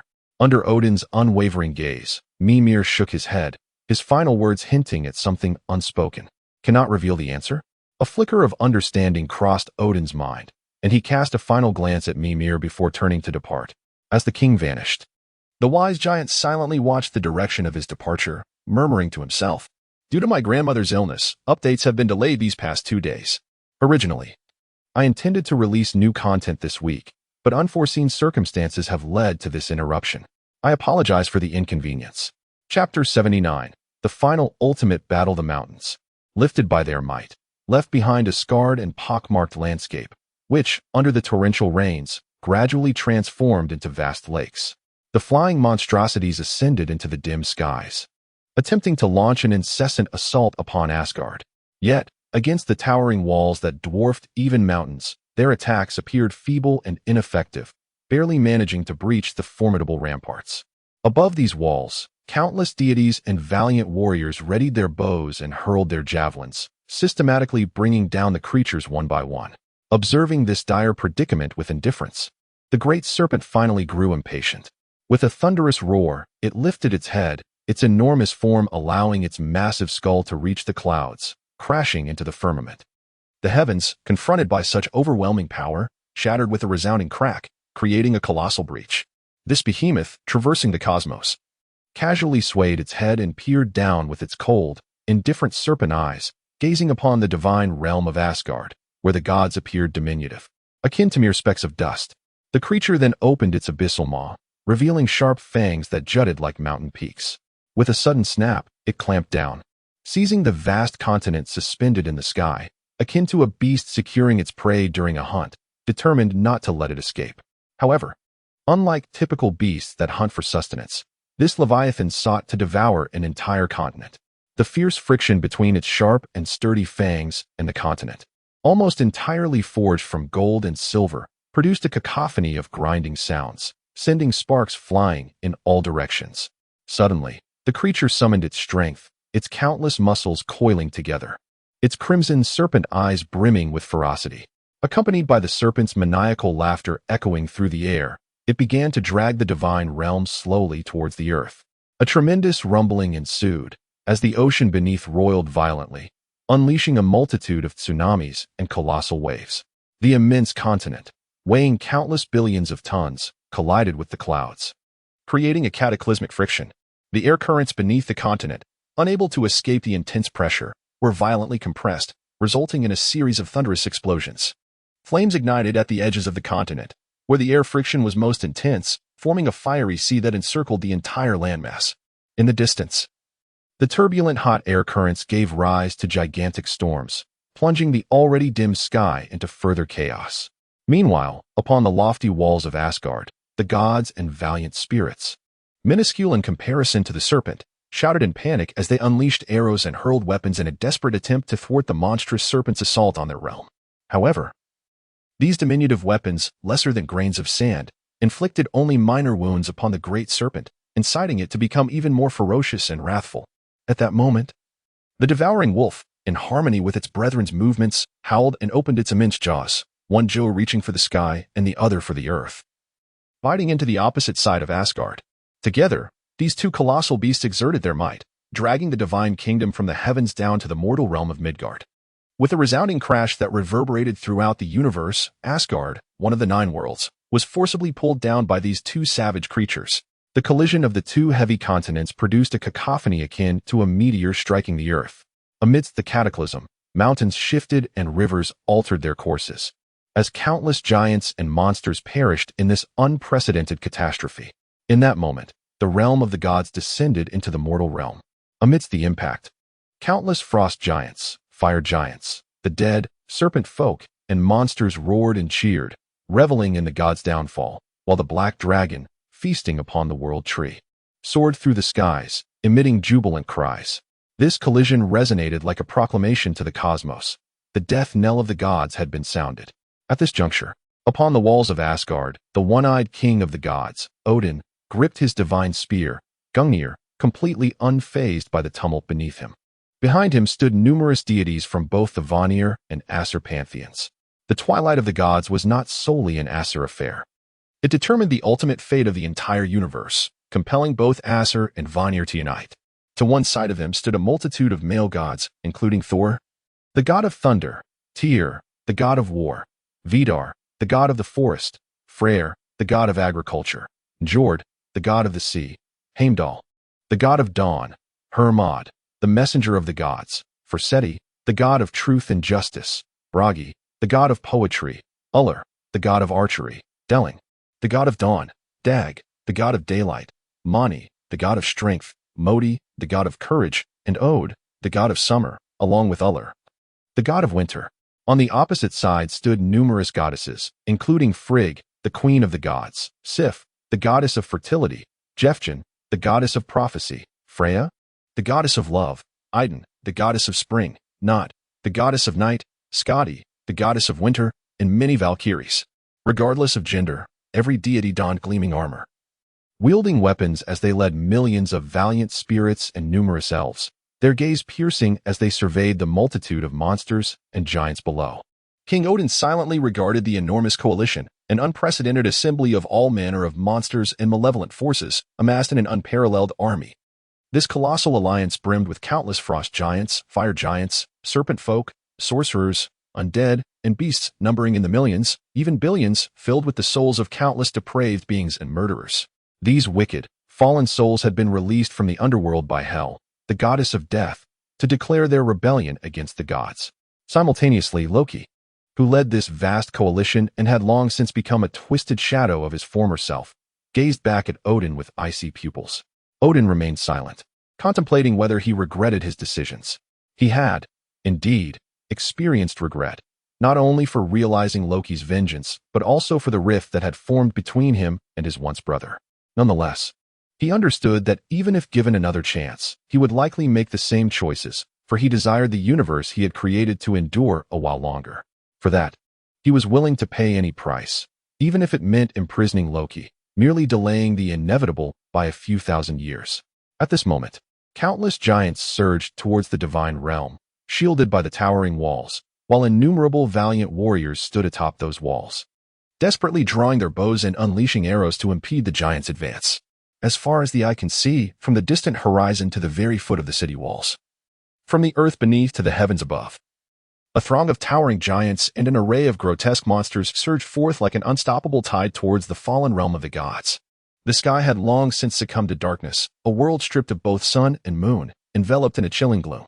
The deity king gazed down upon the chaos below, inhaling deeply the frigid air. With his divine spear, Gungnir, raised high, he suddenly hurled it into the midst of the giants at the base of the walls. Thus commenced the twilight battle that would determine the fate of the entire universe.